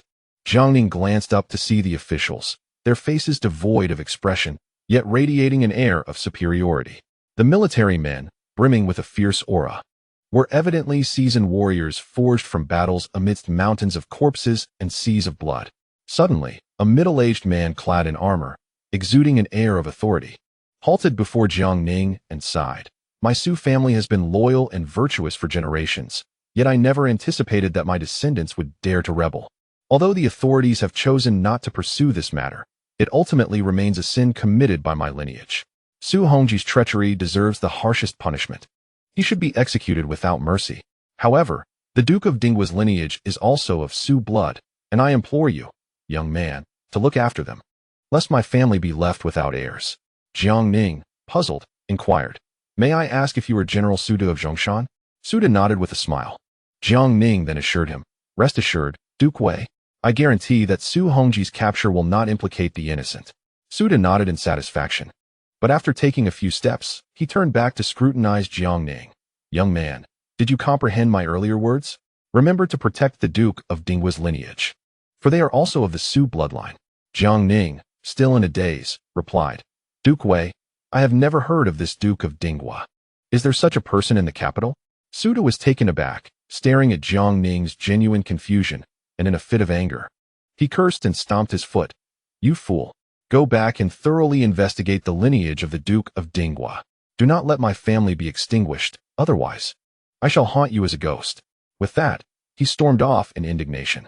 Jiang Ning was left in a sea of confusion, gazing at the empty hall as he helped Zhu Youjiao to his feet. He sighed, reflecting, "I never imagined that merely contemplating the withdrawal of Nanjing as a secondary capital would summon the ancestral spirits from Mount Zijin and the revered ancestors from the north." Zhu Youjiao, pale, looked at him and asked, "Brother Jiang, are you all right?" Jiang Ning awkwardly smiled. "I am fine. It's merely that the ancestral spirits frightened me, leaving my legs a bit weak." Zhu Youjiao chuckled wryly. "As long as you are well, that is what matters. Brother Jiang, did you bring spare trousers? Quickly fetch me a pair. I was so frightened I wet myself." Jiang Ning, at a loss for words, replied helplessly, "Your Majesty is young and vigorous. After drying for a while, it will be fine. You may manage with what you have for now." Zhu Youjiao, having lost his earlier temper, stood with Jiang Ning in the empty Fengtiang hall.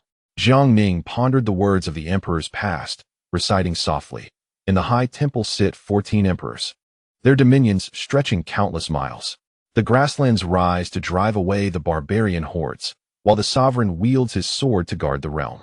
After speaking, he knelt before the dragon throne and solemnly declared, "To the revered ancestors, Taizu, Taizong, Rinzong, Xuanzong, Daizong, Xianzong, Xiaozong, Wuzong, Shizong, Muzong, Shunzong, Guangzong, may I, Jiang Ning, dedicate my life to restoring the glory of the Ming dynasty, to ensure the vastness of our territory, the tranquility of our nation, and the prosperity of our people. May the ancestral spirits in heaven bestow their blessings." After bowing deeply, Jiang Ning lifted his head, only to find Zhu Youjiao had vanished. The entire Fengtiang hall suddenly began to spin, and he closed his eyes forcefully. When he opened them again, he found himself lying in his own bedroom, drenched in sweat and panting heavily. Jiang Ning immediately rose, wiped the sweat from his brow, and carefully surveyed his surroundings, confirming it was indeed his room. It dawned on him that everything from the previous night had merely been a dream, though it had felt too vivid, as if he had lived through it.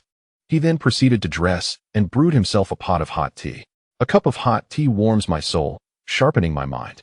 Yet the vivid echoes of last night's dreams linger before me, causing my hand to tremble slightly around the cup. Merely contemplating the dissolution of the Nanjing capital incited the spirits of the ancients from the Purple Mountain to manifest, seeking me out. The absurdity of it all is hard to fathom.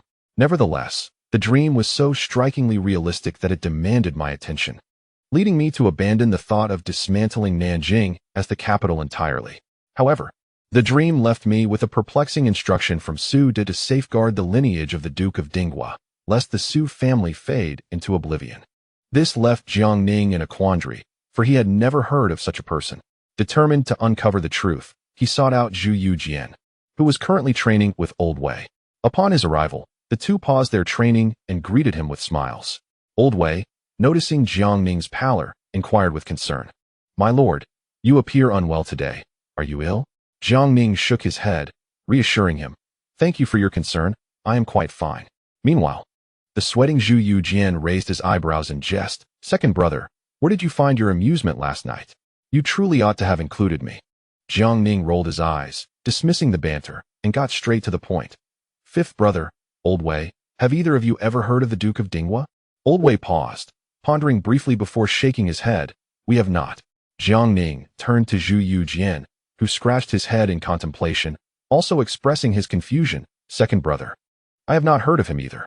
Jiang Ning stood frozen in disbelief, questioning if he had misremembered. Undeterred, he summoned Wen Tian, reputed for his intellect.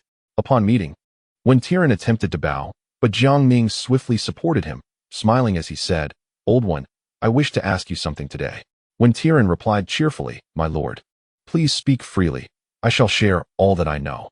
Jiang Ning cautiously inquired, "Old one, have you ever heard of the Duke of Dinghua?"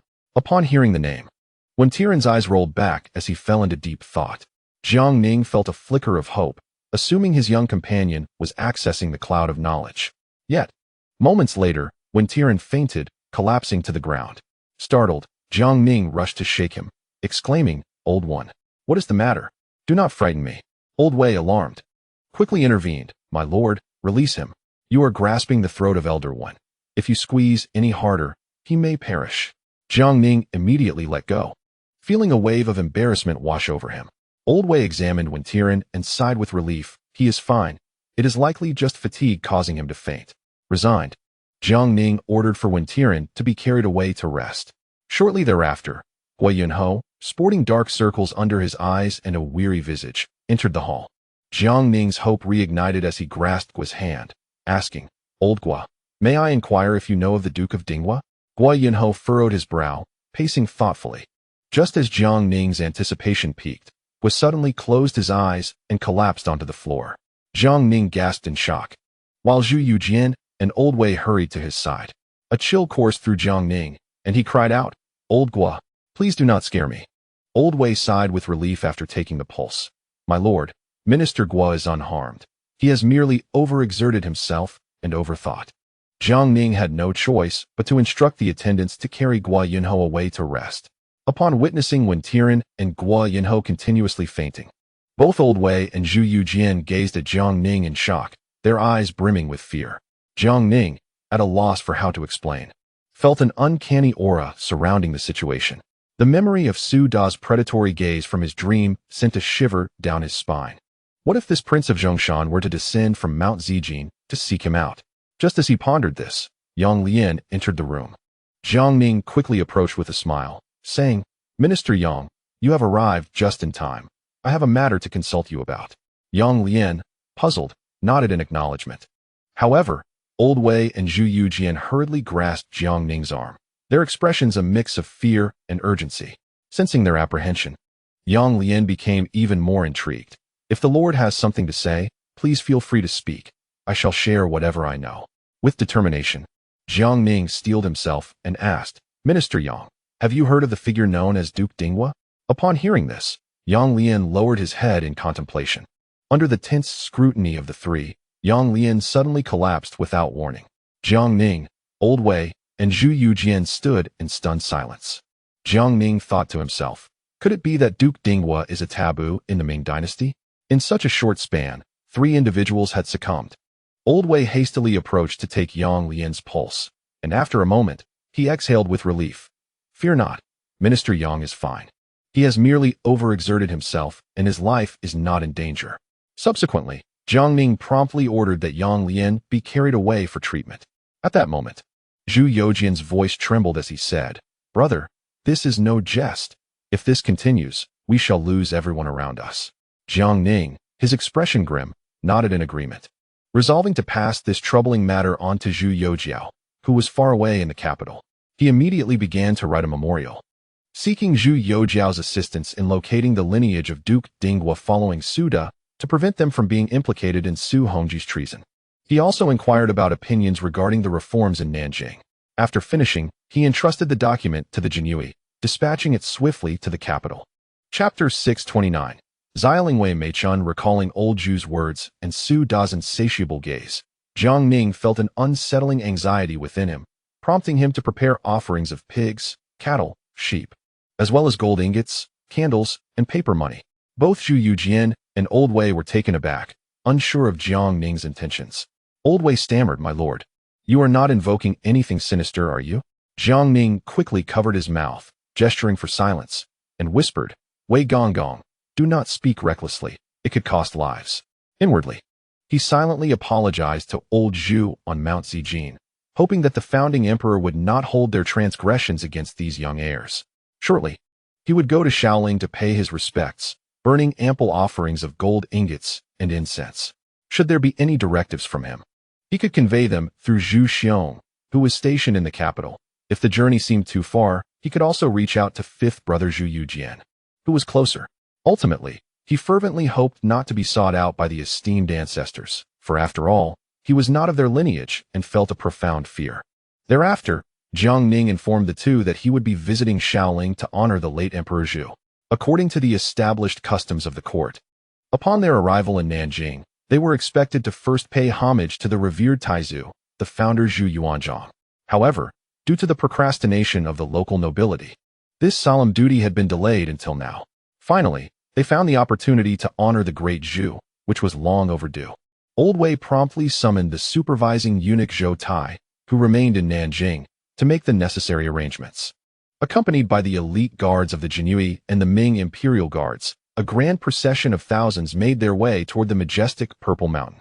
Throughout the annals of Chinese history, the area embraced by the imposing mountains of the lower Yangtze River, connecting the Lianghuai Plain to the southern Taihu Basin, has been aptly referred to as Jinling, the Stone City. Here, the Purple Mountain looms like a coiled dragon, while the Xuanwu Lake glistens like a mirror. The Qinhuai River meanders through the city. The renowned strategist Zhuge Liang once lamented at Chibi, remarking on the exceptional geography, with the mountains as dragons and the stones as tigers, this is indeed the abode of emperors. As Jiang Ning gazed upon the nearby Purple Mountain, he finally comprehended why Zhu had chosen this place as the foundation of his dynasty. Even without an understanding of feng shui, he could discern the exceptional nature of this land. Upon reaching the foot of the mountain, they were greeted by a formidable contingent of soldiers clad in resplendent armor, alongside the tomb guardians. These soldiers, standing tall, were none other than the illustrious Shaoling Guard. Historically, when the nobility of Nanjing surrendered to the Manchus, only the Shaoling Guard resolutely defended the tomb, fighting valiantly until the last man, exemplifying the final valor of the Ming dynasty.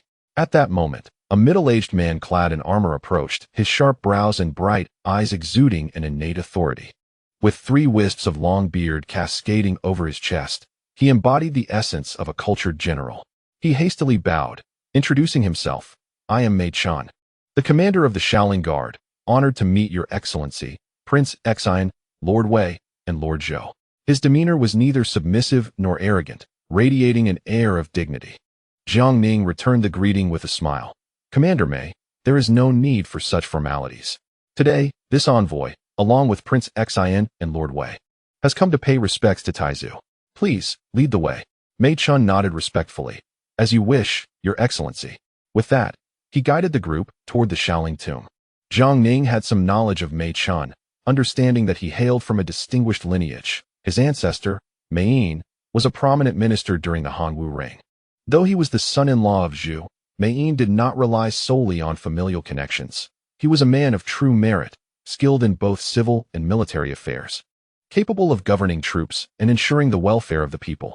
He was also a grand master of Confucianism, deeply trusted by Zhu and one of his key advisors. Unfortunately, the Jiangwen Emperor Zhu Youjian failed to recognize his talents, employing both capable and incapable individuals, yet neglecting this esteemed uncle. When the Yongle Emperor Zhu Di rose in rebellion, Mei Yin commanded a formidable army of 100,000 stationed in Huaiyan. Zhu Di sought passage through Huaiyan, but Mei Yin, refusing to bend, executed the emissary dispatched by Zhu Di to persuade him to surrender, forcing Zhu Di to alter his course. Later, after Zhu Di ascended the throne, Mei Yin relinquished his military authority, avoiding direct confrontation with Zhu Di, yet he met a tragic end when two civil officials pushed him into the Jinshui River, drowning him. Although Zhu Di subsequently punished the two officials, many speculate it was at his behest, leaving the truth shrouded in mystery. Jiang Ning mused to himself, Mei Chun is undoubtedly a talented individual. Confining him here to guard Zhu's tomb is indeed a waste of his abilities. I must find a way to elevate him, for I believe that Zhu, in spirit, would forgive me. The group traversed the sacred path and crossed the Jinshui Bridge. Arriving before the Ming Tower, where the tomb guardians and Zhou Tai were busily preparing for the grand sacrificial ceremony, Jiang Ning gazed at the scene before him. His thoughts seemingly transported back over 2 centuries to the time of the pastoral youth in Taiping, the young monk at Huangjue Temple, the itinerant monk along the ancient road of Huaishi, and the soldier within the walls of Miao City, with a bowl in one hand and a sword in the other. He fought his way through a mountain of corpses and a sea of blood, ultimately declaring himself emperor on the 4th day of the 1st month in the year of Hanwu in Nanjing, proclaiming the establishment of the Ming dynasty and the era of Hanwu, restoring the dignity of the Han people after centuries of oppression. The world holds a mixture of praise and criticism for the old Zhu, yet none can deny his greatness. From a solitary bowl arose a nation. Throughout the vast history of China, he stands alone in this regard. In the tumultuous end of the Yuan dynasty, when the Han people of the north and south harbored mutual animosity and Han culture teetered on the brink of extinction, it was Zhu Yuanzhang who emerged, vanquishing rivals, expelling the Mongols, unifying the north and south, and reshaping the national identity of the Han people. He reclaimed the 16 prefectures of Yan and Yun, causing the Mongols to flee in terror. Though some may argue that Chun Yuliang and Zhang Shicheng could have achieved similar success, it was ultimately Zhu who triumphed. Chen's excessive ambition led him to unscrupulous methods, while Zhang settled for a complacent existence, failing to strive for greatness. Only Zhu, from the inception of his rebellion, was resolute in his ambition to restore the Han territory and reinvigorate the Han spirit, a commitment he unwaveringly pursued. After unifying the realm, he ardently promoted Han culture in the north while simultaneously issuing edicts against foreign customs, forbidding the people from speaking the languages, wearing the garments, or adopting the practices of the Hu, thereby reuniting the fragmented Han populace after centuries of division. Consequently, in later generations, none dared to disturb the grave of the old Zhu, as it would challenge the very essence of the Han people. As Jiang Ning found himself lost in thought, Zhou Tai and Old Wei had already prepared the offerings for the sacrificial rites. The grand ceremony commenced, and Jiang Ning, along with Zhu Youjian, approached the tablet of the old Zhu, performing the ritual of 3 kneels and 9 bows, presenting 3 sacrificial animals. Following this, Zhu Youjian, a descendant of the Zhu family, led the incense offering, burning numerous gold ingots and candles, then performing the ritual once more. As Jiang Ning bowed his head, he quietly murmured, "Grandfather Zhu, I have come today to pay my respects, fulfilling my filial duty. I remember your instructions well. May you, in the heavens, bless our great Ming. If there are matters to convey, please do so through Brother Zhu or 5th brother. Do not seek me out, for I am not of the Zhu lineage." Once the rites concluded and the group prepared to return, Jiang Ning suggested visiting the tombs of the 3 founding heroes, King Sudou of Zhongshan, King Chang Yuchen of Kaiping, and King Li Wenzhong of Qiyang. The others agreed without dissent, and, Under the guidance of Mei Chun, they proceeded to pay their respects. All three were heroes whom Jiang Ning deeply admired. Su De, hailed by Zhu as the Great Wall, was renowned as the foremost general of the Ming. Chang Yechen, known as Chang Shuwan, was unmatched in valor, serving as a veritable extension of Zhu's prowess, though he tragically passed in his prime. Li Wenzhong, likened to Huizubing of the Ming, once set fire to the sacred site of the Mongols at Hala and Helen, an act viewed by them as a profound humiliation, embodying the essence of a fierce warrior. As Jiang Ning bowed in reverence to Su De, he silently recalled, "King Su, I remember your words well. I shall ensure the Su family continues its lineage. Please enjoy your time with grandfather Zhu on Zijing Mountain and do not seek me out again, for I am burdened with trivial matters and cannot endure further disturbances." After completing their tributes, the group began their descent. On the way down, Jiang Ning engaged Mei Chun in conversation about the daily life of the Shaolin guards. Mei Chun's response was straightforward. "We eat, sleep, guard the spirit, and train. Day in and day out, year after year." Jiang Ning chuckled, inquiring whether General Mei harbored a desire to serve the nation. "In these tumultuous times of incessant conflict in the north, I perceive in you the noble bearing reminiscent of your forebear, the Duke of Rome. Should you wish, I could write to His Majesty, recommending you for a position at the frontier to vanquish foes and earn glory." Mei Chun paused, a flicker of fervent light igniting in his eyes, his voice trembling slightly. "Is your Excellency truly sincere?" Jiang Ning nodded and smiled. "Indeed, I speak with utmost sincerity." Mei Chun, overwhelmed with excitement, trembled with anticipation. However, moments later, his gaze dimmed as he bitterly replied, "I am grateful for your Excellency's kind intentions. But the Shaolin Guard has been tasked with safeguarding the tomb of the founding emperor for over 2 centuries. I cannot, in good conscience, allow you to make an exception on my behalf." Jiang Ning responded with a smile. "Once you give your assent, I shall ensure that more suitable individuals are appointed to replace the Shaolin Guard in their duty." Hearing this, Mei Chun's expression turned to one of confusion. Was there truly anyone more fitting to guard the tomb than the Shaolin Guard? Historically, those sent by the court to protect the tomb were often aged or disgraced eunuchs, merely there to enjoy a quiet retirement. At that moment, Zhu Youjian interjected with a smile, "General Mei, the Imperial Ming Guard under my command comprises members of the Ming royal family, who voluntarily relinquished their noble status to serve in the military. Many have sustained injuries in battle, rendering them unable to return to the field. They are, after all, descendants of the Zhu family, and the court cannot neglect them. If you are willing to lend your strength for the nation, I shall write to my elder brother to arrange for these injured Imperial Ming guards to protect the tomb of the founding emperor." Upon hearing this, Mei Chun's expression brightened with excitement, and he nodded earnestly.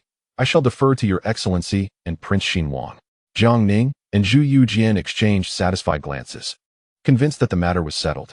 Meanwhile, at the Ministry of War, Su Hongji, Tang Guozhua, and Zhao Zhilong were embroiled in a heated argument. Zhao Zhilong pounded his chest in despair, weeping profusely. "Look, I told you so. The era name Nanqing is ominous. It foretells failure. Yet you insisted on using it. And look where it has led us. Had I been allowed to choose a new era name, perhaps we would have already vanquished that Jiang fellow, rather than finding ourselves imprisoned." Tang Guozhua, infuriated, retorted, "Zhao Zhilong, are you out of your mind? At such a critical juncture, you still ponder over era names? From the outset, our conspiracy to rise was uncovered by that Jiang character. Had you heeded my counsel to mobilize our forces immediately and catch him off guard, we might have succeeded. But what happened? None of you followed my lead, and we delayed repeatedly, ultimately falling into his trap." At this point, Tang was suddenly erupted into laughter, filled with self-mockery and rage. "Su Hongji, it seems you are truly unfit to be an emperor. Liu Banxian gathered a staggering 25,000 troops for you, not to mention the myriad retainers amassed in Nanjing. Yet, in the end, only the few thousand city defense troops under my command fought valiantly. Meanwhile, the 25,000 outside surrendered without a fight. It's laughable. Had I known that you, Su Hongji, were so inept, I would have taken matters into my own hands. Perhaps by now, I would have ascended the throne on Purple Mountain."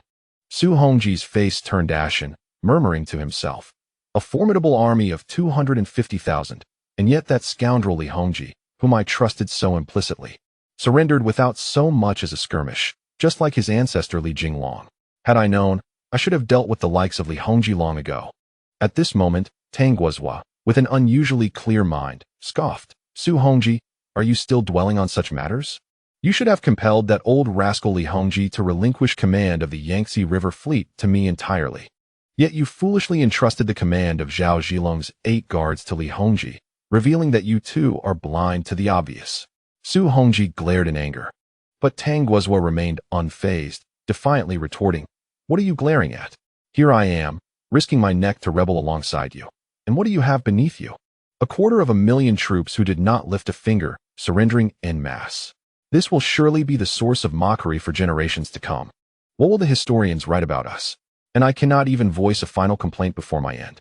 Su Hongji, rendered speechless and flushed with indignation, found himself at a loss for words. At that moment, Zhao Zhilong suddenly interjected, Duke Wei, Marquis of Lingbai, what do you think of the era named Shang? Upon hearing Zhao Zhilong's words, both men were taken aback, thinking, by heaven, we are on the brink of meeting our doom. And you still have the gall to propose an era name? Truly a foolish ally. Observing the incredulous stares directed at him, Zhao Zhilong's face flushed with embarrassment as he muttered, if Deshang is unsuitable, then Cheng will suffice. It certainly sounds far more appealing than Nanching. Tang Guozhua, incensed, erupted in outrage. Zhao Zhilong, is your mind filled with refuse? Have you not seen our current predicament? You still entertain thoughts of an era name? If you must, save it for the underworld. Su Hongji sighed, his spirit crushed. Let us spare our breath. We are now prisoners, and it is too late for any words. Chapter 630, Resignation of Titles. Meanwhile, within the residence of the Marquis of Lianghuai, Li Hongji summoned his son, Li Zishu, back home. Li Zishu, having contributed to quelling the rebellion and thus free to move, faced no obstruction upon his return. However, upon seeing the imperial army encircling the Marquis's estate, he was filled with bewilderment. Upon entering his home and observing his father, Li Hongji, pale and haggard, Li Zishu hurriedly approached and inquired, Father, how have you become so worn in such a short time? And what are those officials and soldiers doing outside? Li Hongji, with a bitter smile in his twilight years, replied in a hoarse voice, My son, I have called you back today to discuss matters of the future. Li Zishu, taken aback by these words, exclaimed, Father, do not speak such nonsense. You have always been in good health. What matters of the future? Are you unwell? I shall fetch a doctor at once. As he prepared to rise, Li Hongji let out a weak chuckle and called out, My son, do not waste your efforts. My time is limited. At the twilight of his life, he entrusted a grave matter to you, one that you must remember with utmost clarity. He paused for a moment, then spoke slowly. The recent conspiracy to rebel, orchestrated by the Duke of Wei, Su Hongji, and his cohort of nobility, initially found me merely an observer. After all, rebellion can lead to glory and wealth, yet failure may result in the annihilation of one's entire lineage. A single misstep could spell doom for the Li family.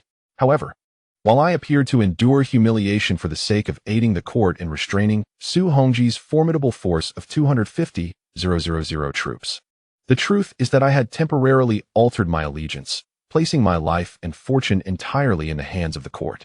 To speak candidly, it was a matter of opportunism, a calculated gamble. The soldiers and officials stationed outside are all dispatched by the Jiang family. I am now confined within my residence, unable to venture outside. The Jiang family has already discerned that my support for the court was but a fleeting decision, not a genuine commitment from the outset. Liu Banxian has rallied Su Hongji's 250,000 soldiers, yet my sudden alignment with the court resulted in their immediate disarmament without a single skirmish, thus sparing Nanjing from the horrors of war. Had conflict erupted, the Jiang family would have been thoroughly prepared, and Su Hongji's faction would have proven no match for them. Moreover, the cunning Jiang harbors deep ambitions and ruthless methods, and should warfare ensue, he might unleash a massacre, ensnaring the innocent in the chaos. While my temporary allegiance to the court has averted a catastrophic battle, it may have inadvertently disrupted Jiang's plans.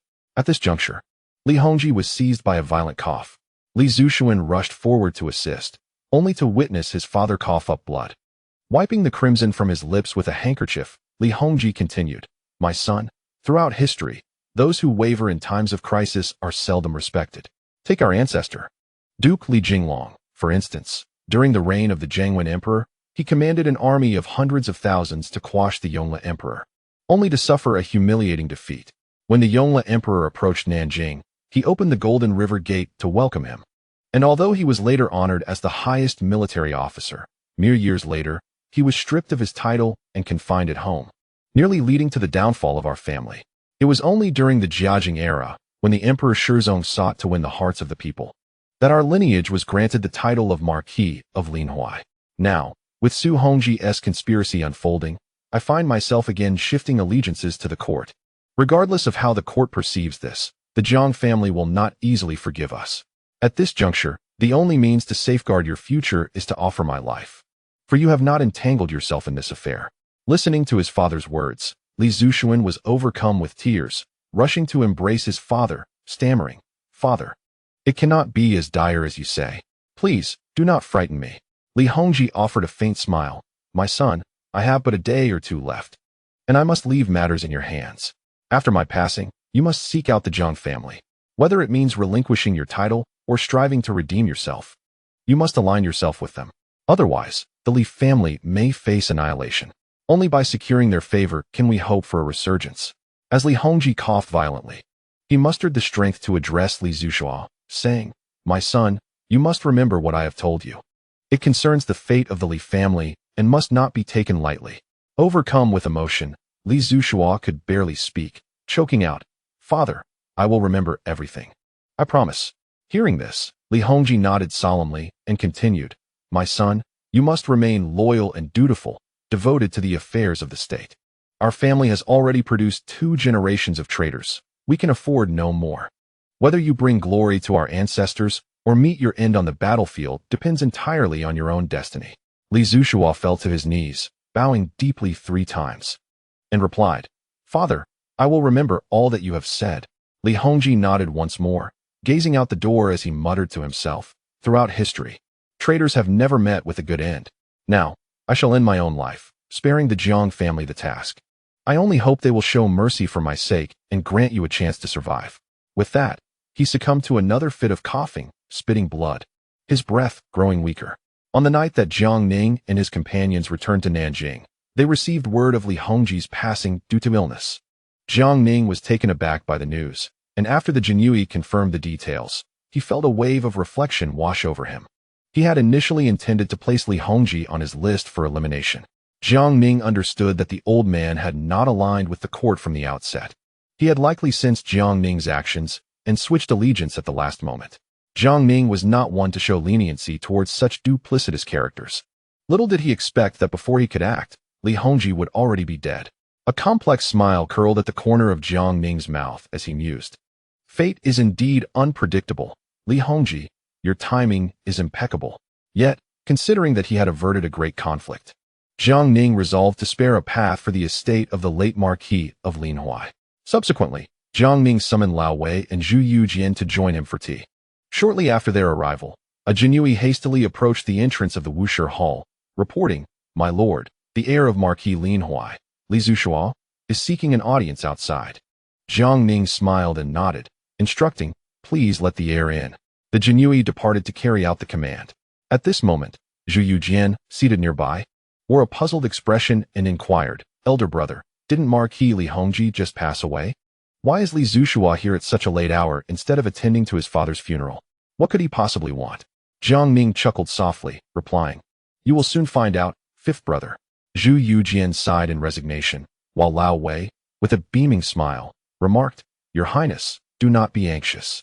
I suspect that the heir has come to express his loyalty." Hearing Lianghuai's words, Jiang Ning was momentarily taken aback, silently acknowledging, "Lianghuai is quite perceptive. I did not expect him to grasp the situation so quickly. Truly, he lives up to the title of the man of 9,000 years." Moments later, guided by the Jinyui, Li Zuxiao entered the Wushi Hall, dressed in mourning attire. As their eyes met, he hurried to pay his respects.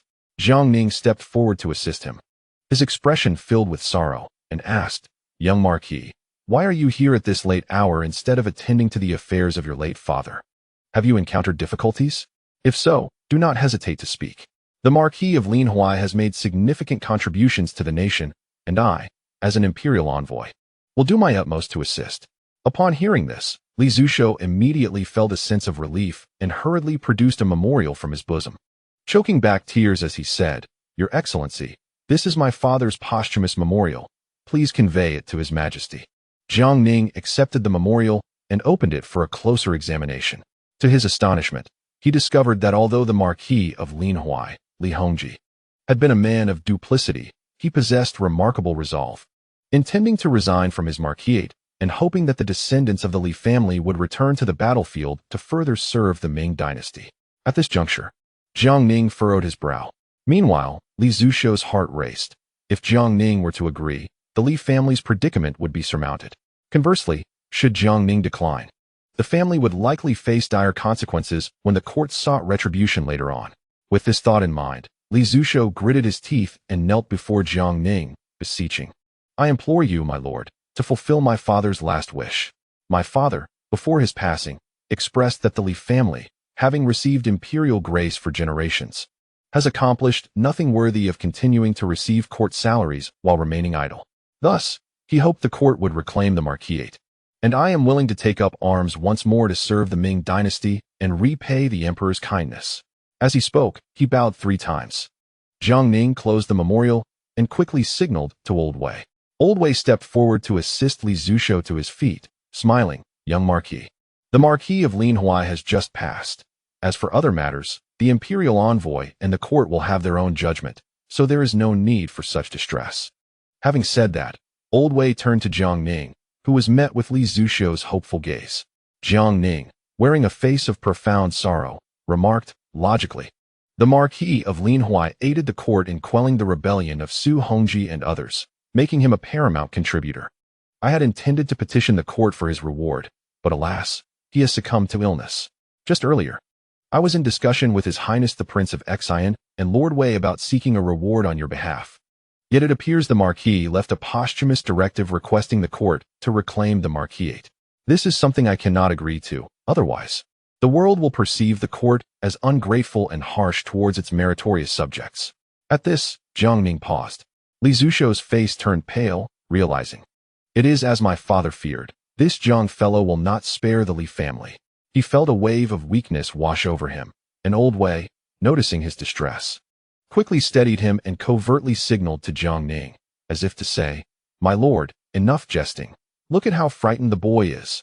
Jiang Ning understood and solemnly declared, "The deceased deserve respect. I will honor the last wishes of the Marquis of Lianghuai. However, young Marquis, both I and the court will remember his contributions. Once you have settled your father's affairs, you should relocate to the capital. At that time, I will petition His Majesty to recommend you for further studies at the Imperial Military Academy, after which you may enlist and serve the Ming dynasty once more." Upon hearing this, the despondent heart of Li Zuxiao ignited with hope, and he eagerly inquired, "Is this truly your word, my lord?" Jiang Ning nodded earnestly. Li Zuxiao's eyes brimmed with tears as he choked out his gratitude. "Thank you, Lord Ho, for your understanding." Jiang Ning nodded, stepping forward to pat him on the shoulder, and spoke solemnly, "Young lord, the day is drawing to a close. It would be prudent for you to return to your residence and attend to the affairs of the late Duke of Lianghuai. Tomorrow, the imperial envoy will personally come to pay respects." Li Zuxiao quickly nodded, rising to bow before taking his leave. Once Li Zuxiao had departed, Zhu Youjian, who had been sitting nearby, inquired with a hint of confusion, "Second brother, why did Duke Lianghuai, Li Hongji, who accomplished great feats, leave behind a testament to renounce his title and allow his son to return to battle?" Jiang Ning chuckled and replied, "Fifth brother, are you aware of the fate of Duke Chao, Li Jinglong, from years past?" Zhu Youjian nodded, then suddenly understood, "Second brother, you imply that?" Jiang Ning nodded with a smile. "Indeed, Li Hongji's death comes at an opportune moment. Otherwise, I would have had to intervene myself. After all, the Ming dynasty does not harbor idlers, nor does it require those inclined to surrender. Since he has now passed due to illness and has voluntarily submitted his resignation, allowing his son to return to the battlefield, I shall honor the deceased's wishes. However, how much capability Li Zuxiao possesses to restore the glory of the Li family remains solely dependent on his fate." Zhu Youjian nodded in response. Chapter 631. The Pillar of the Nation, Duke Dinghua. Brothers, I apologize for having forgotten about Duke Dinghua. It has only just come to my mind, and I sincerely hope for your forgiveness. The following day, Jiang Ning, accompanied by Old Wei and Zhu Youjian, personally visited the Duke of Lianghuai's residence to pay their respects. Thus, the lineage of the Duke of Lianghuai had successfully found its footing. In the ensuing days, the entire city of Nanjing fell into a profound tranquility. Jiang Ning promptly dispatched Yang Lian and his nephew, Deng Yunfei, leading 20,000 troops to Suzhou, with Yang Lian spearheading another purge under the guise of a literary inquisition. After all, news from Zhang Wenhe had indicated that the gentry and scholars in Suzhou, who had openly assisted Su Hongji in his rebellion, had been apprehended, yet many continued to secretly oppose the court.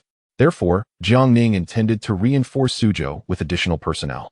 Unexpectedly, the Earl of Pingjiang, Chen Shi, and the Marquis of Huayuan, Chang Mingliang, sought to join him, expressing their desire to assist in Suzhou. Upon hearing their request, Jiang Ning was momentarily taken aback. These two noblemen had long pledged allegiance to the court and had aided him significantly during his southward journey. Their sudden offer to help in Suzhou was indeed perplexing. Noticing Jiang Ning's hesitation, both men appeared somewhat anxious. After pacing thoughtfully, Jiang Ning quickly discerned their intentions. Previously, Chen Shi had submitted a petition to relinquish his post as the Grand Commander of Transport to serve on the front lines, evidently aiming to demonstrate his loyalty to the court through action. Although Chang Mingliang had provided some assistance since Jiang Ning's arrival in Nanjing, it had been minor, and he had previously expressed a desire to relocate to the capital for the benefit of the Chang family's future contributions to the nation.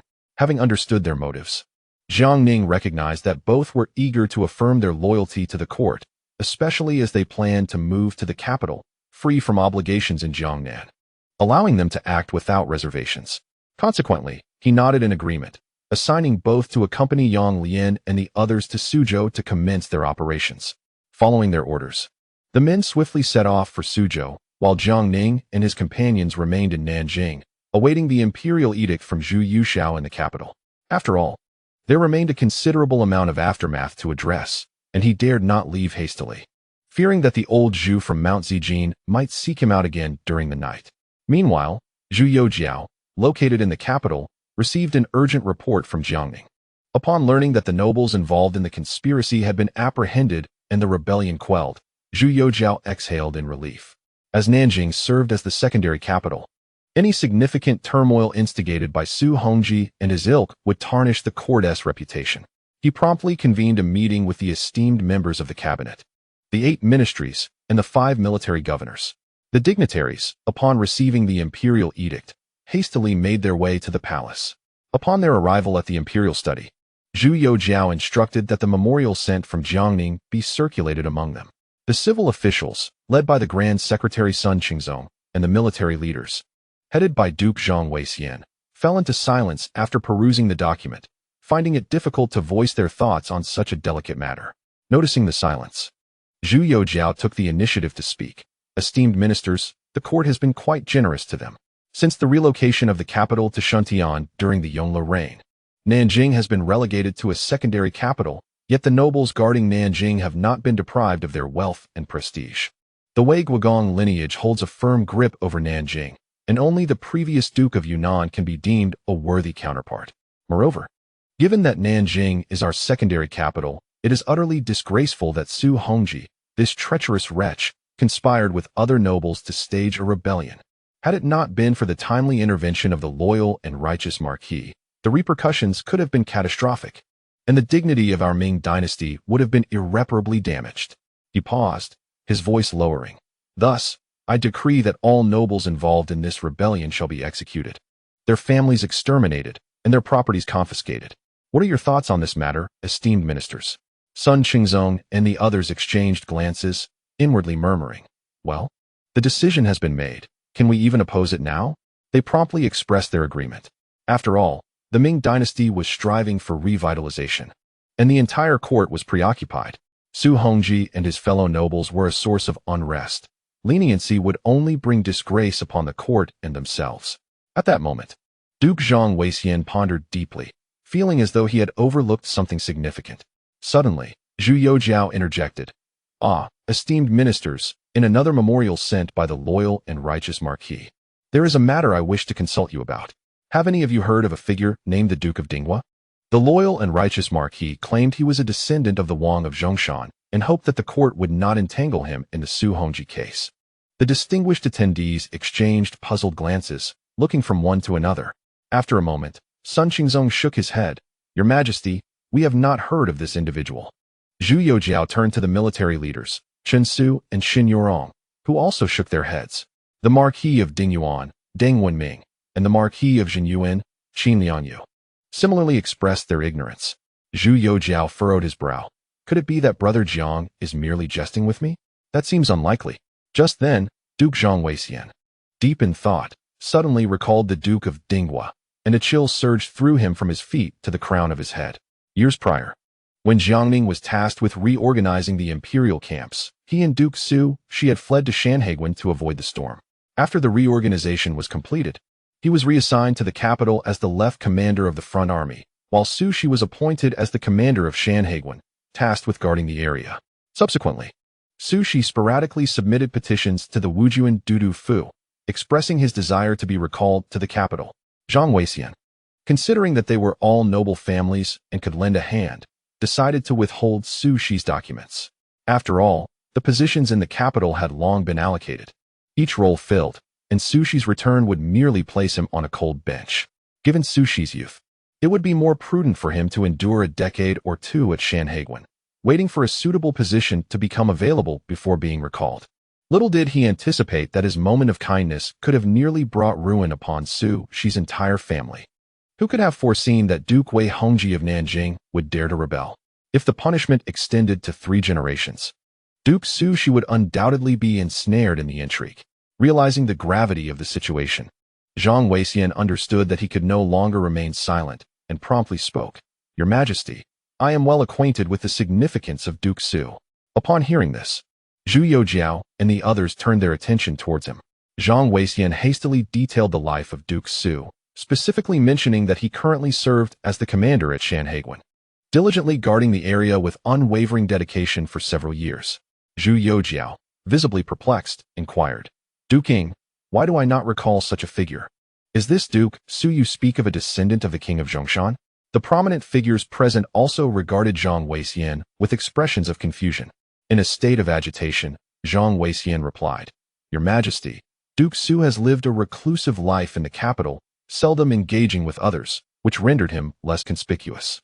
After arriving at Shanhaiguan, he maintained a low profile, even delegating military reports to the vice commander, making it quite normal for people to forget him over time. The original Duke Su was Su Zhengshou, the third son of the king of Zhongshan, who assisted the founding emperor in his uprising but was executed by the Zhengwen emperor. Following the ascension of the founding emperor, he was posthumously honored as Duke Su, and now it has been passed down to the 10th generation. Finally, Zhu Youjiao vaguely recalled such a character, and the assembled dignitaries, prompted by Zhang Weixian, also remembered the existence of this individual. Zhang Weixian continued earnestly, "Your Majesty, Duke Su has guarded Shanhaiguan for several years. Even without accolades, his diligent service deserves recognition. He has demonstrated unwavering loyalty to the court and has worked tirelessly at Shanhaiguan. His son, Zhu Youjian, currently serves as the vice commander in Hunan, exhibiting the same diligence and commitment. I humbly beseech your Majesty to preserve the lineage of Duke Su." Zhu Youjiao nodded solemnly, declaring, "Duke Su is a pillar of our nation. I shall certainly not involve him in the treasonous plot of Zhu Hongji." He commanded, "Let it be decreed that Duke Su be promoted to the position of Taizi Xiaobao, granted a dragon robe, and urged to fulfill his duties diligently. Additionally, bestow upon Vice Commander Zhu Youjian a ceremonial robe as encouragement." Upon hearing the decree, Zhang Weixian let out a sigh of relief, grateful that he had managed to salvage the unfortunate duke from impending doom. Otherwise, if Su Shi were to be inexplicably implicated, it would have become the greatest miscarriage of justice in the Ming dynasty. Zhang Weixian mused, "Ah, Duke Su, I have done you a great service. Not only have I ensured your presence before His Majesty, but I have also saved your family. When next we meet, you must repay my kindness." Subsequently, Zhu Youjiao inquired the opinions of the assembly regarding the restructuring in Nanjing.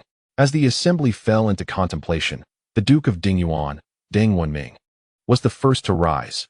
"Your Majesty, since the Yongle Emperor moved the capital to Shuntian, Nanjing was relegated to a secondary capital. Yet it still retains a garrison of 100,000 soldiers, alongside another 100,000 from the Yangtze River Navy and 30,000 city defense troops. In addition to 8 battalions stationed outside the city, totaling 250,000 guarding Nanjing. However, over the years, corruption and embezzlement among military leaders have rendered these forces devoid of combat capability. The excessive number of troops has become an unwieldy burden on the court. I beseech your majesty to issue an edict for the Duke of Loyalty and Justice to reorganize and reduce the forces in Nanjing to a more reasonable size. Zhu Youjiao nodded in agreement. Deng Wenming's opinion aligned with his own thoughts. Such a considerable force of 250,000 must indeed be curtailed. After all, the capital's garrison is currently fully staffed at merely 200,000, all comprised of elite troops, which serve as the greatest support for stabilizing several northern provinces and the 9 border regions.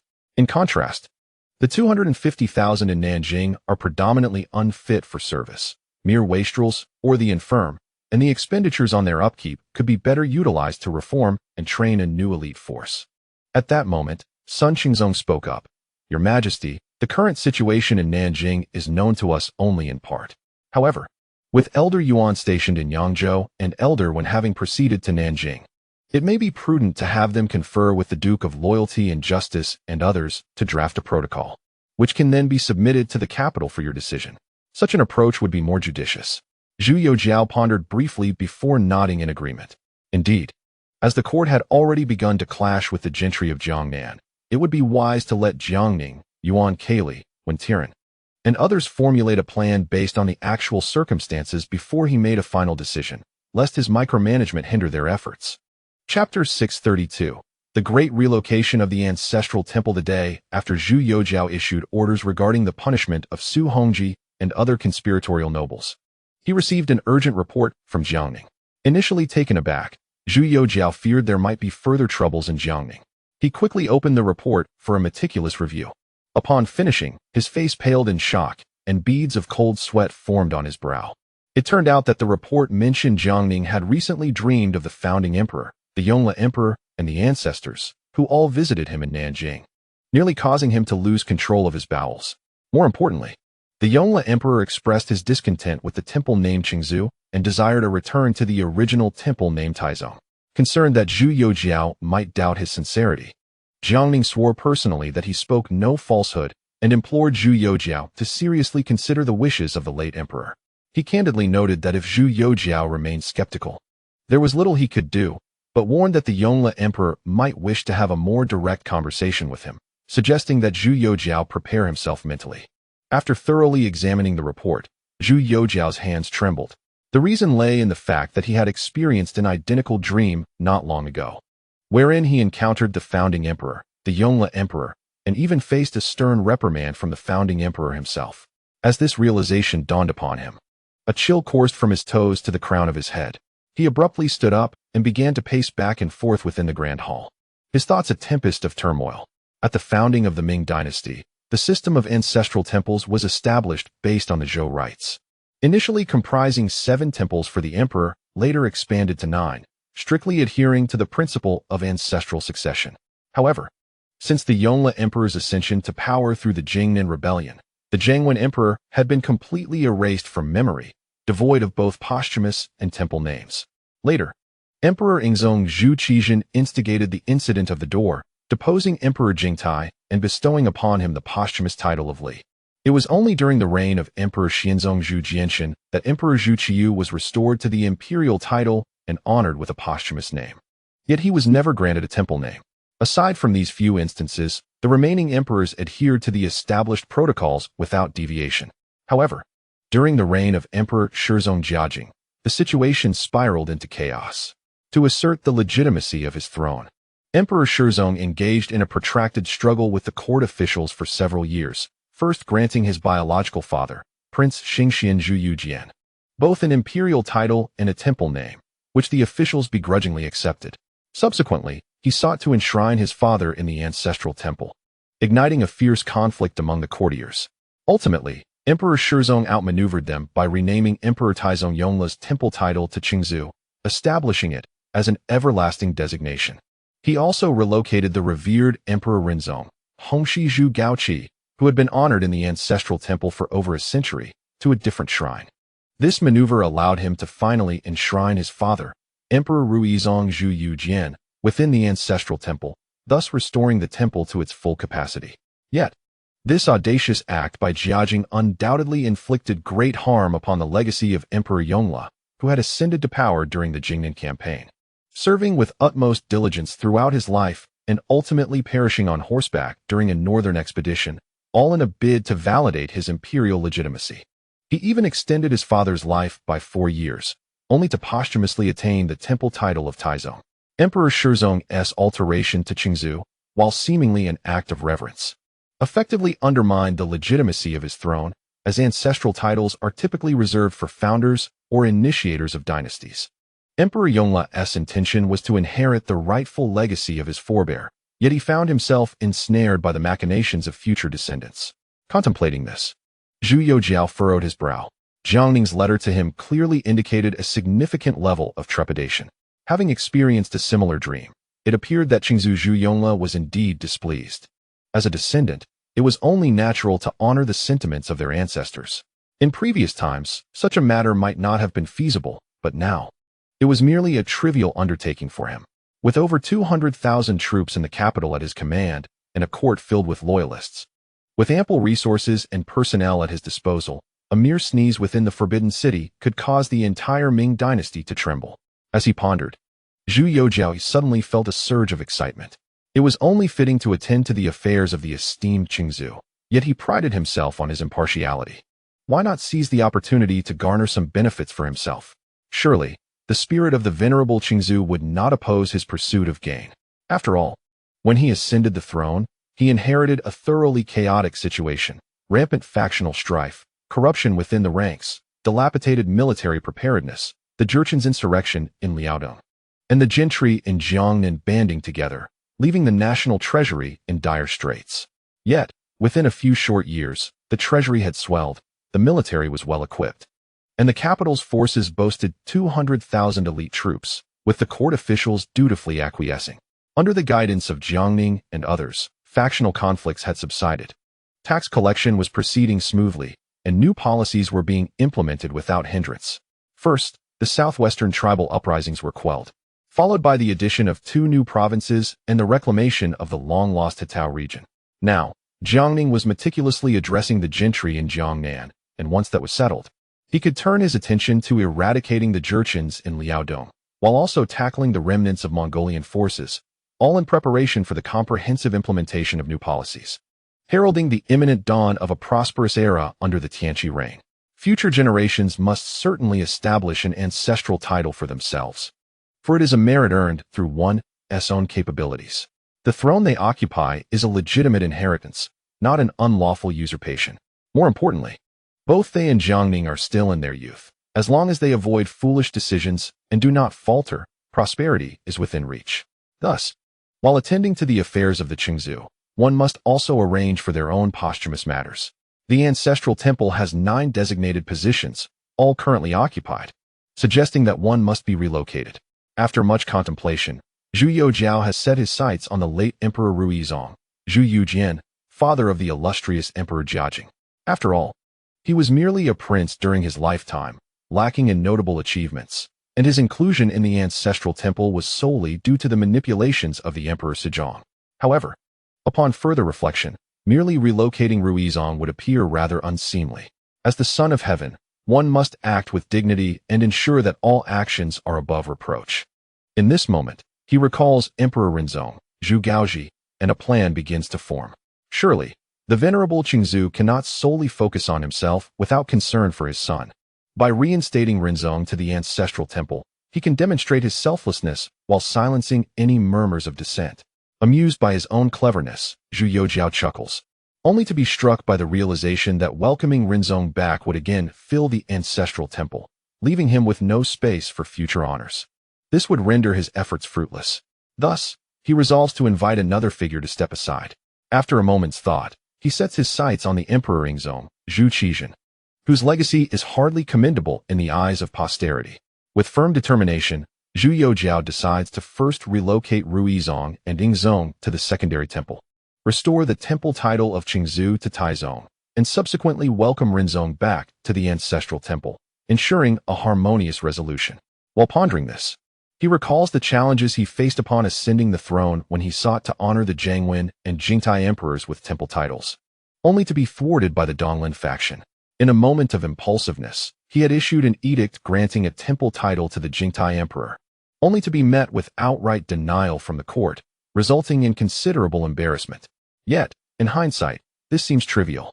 Thus, Zhu Youjiao promptly summons the Grand Counselors Sun Qingzong, Shui Guoguan, and Gu Bingqian, the Minister of Rites, to the palace for a meeting in the imperial study.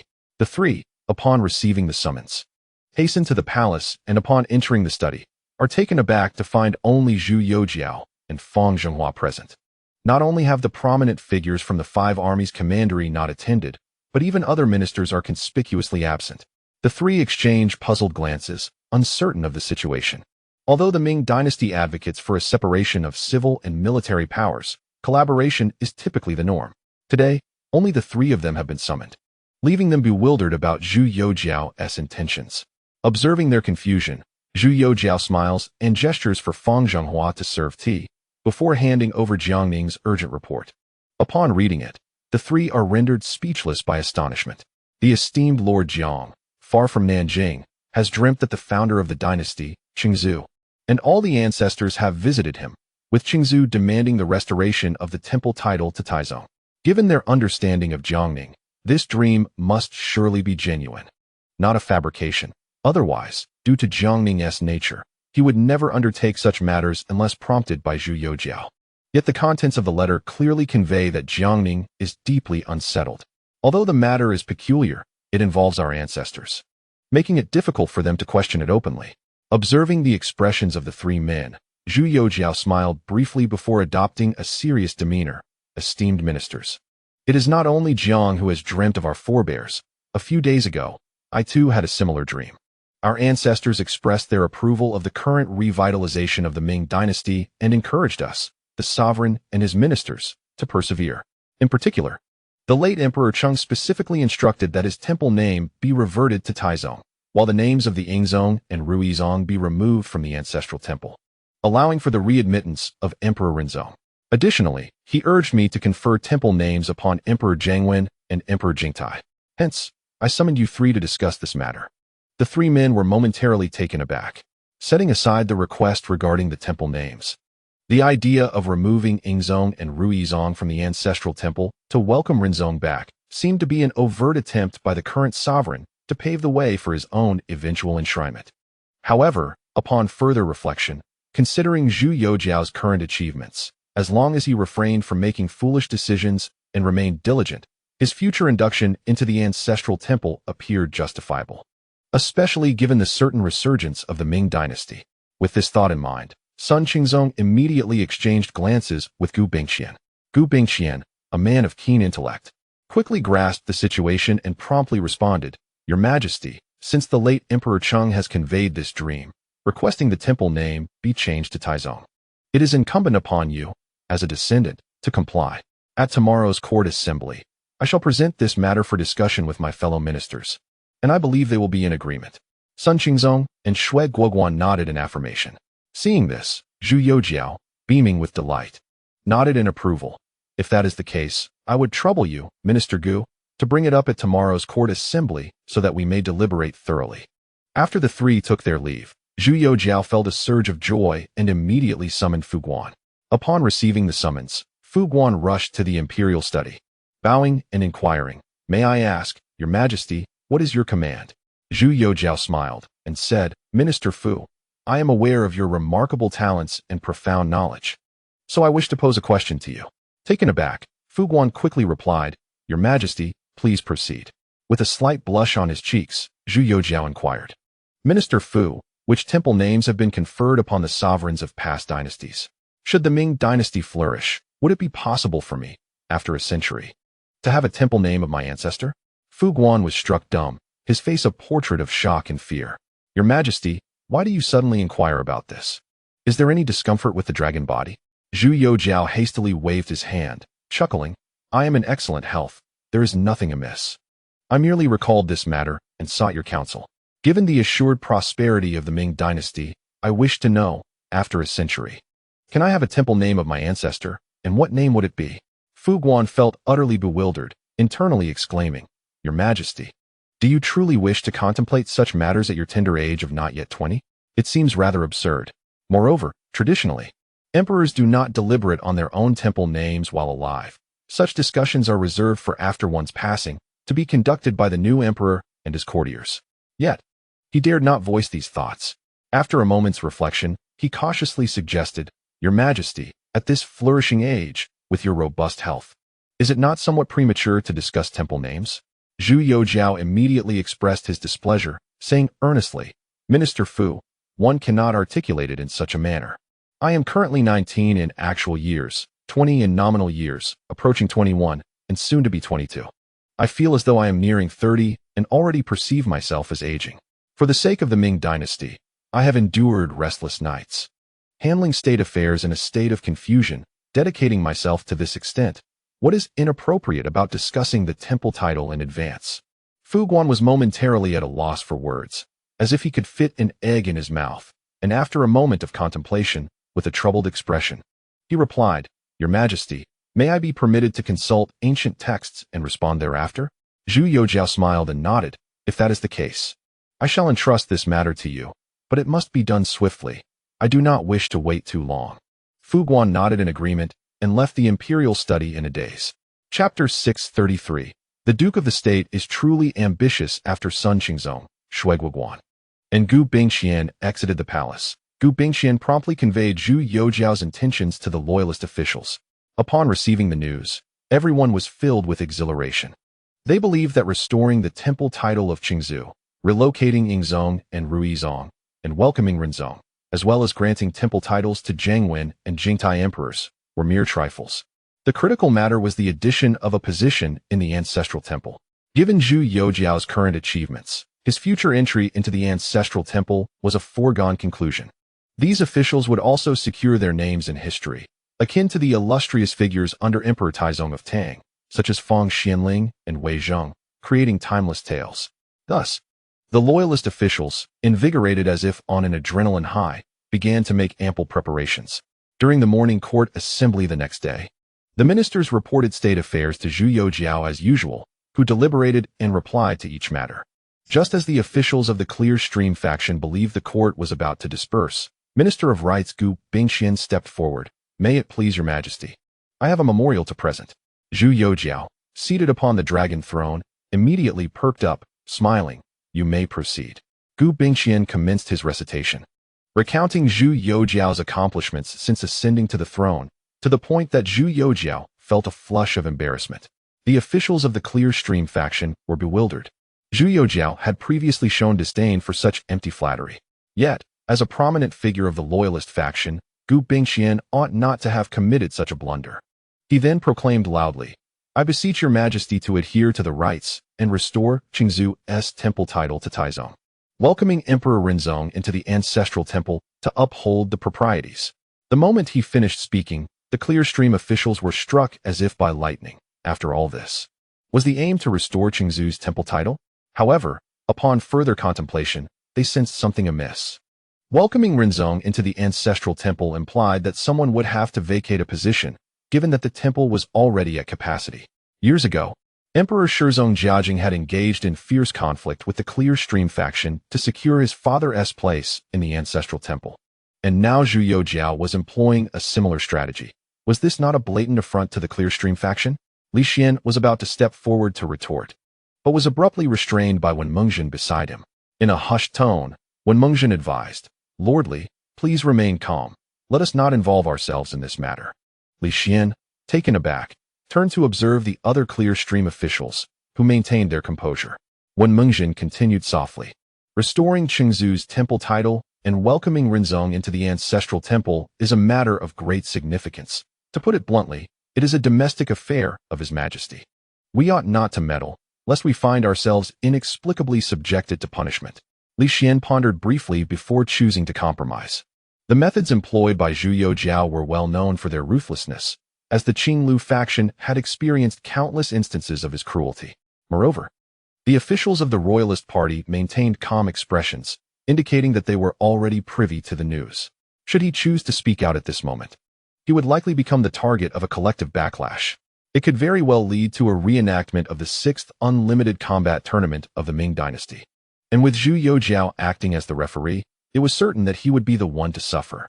Therefore, he opted for silence. Subsequently, the officials of the royalist faction unanimously supported Gu Bingqian's proposal. Zhu Youjiao, noticing the lack of response from the Qinglu faction, felt a twinge of embarrassment.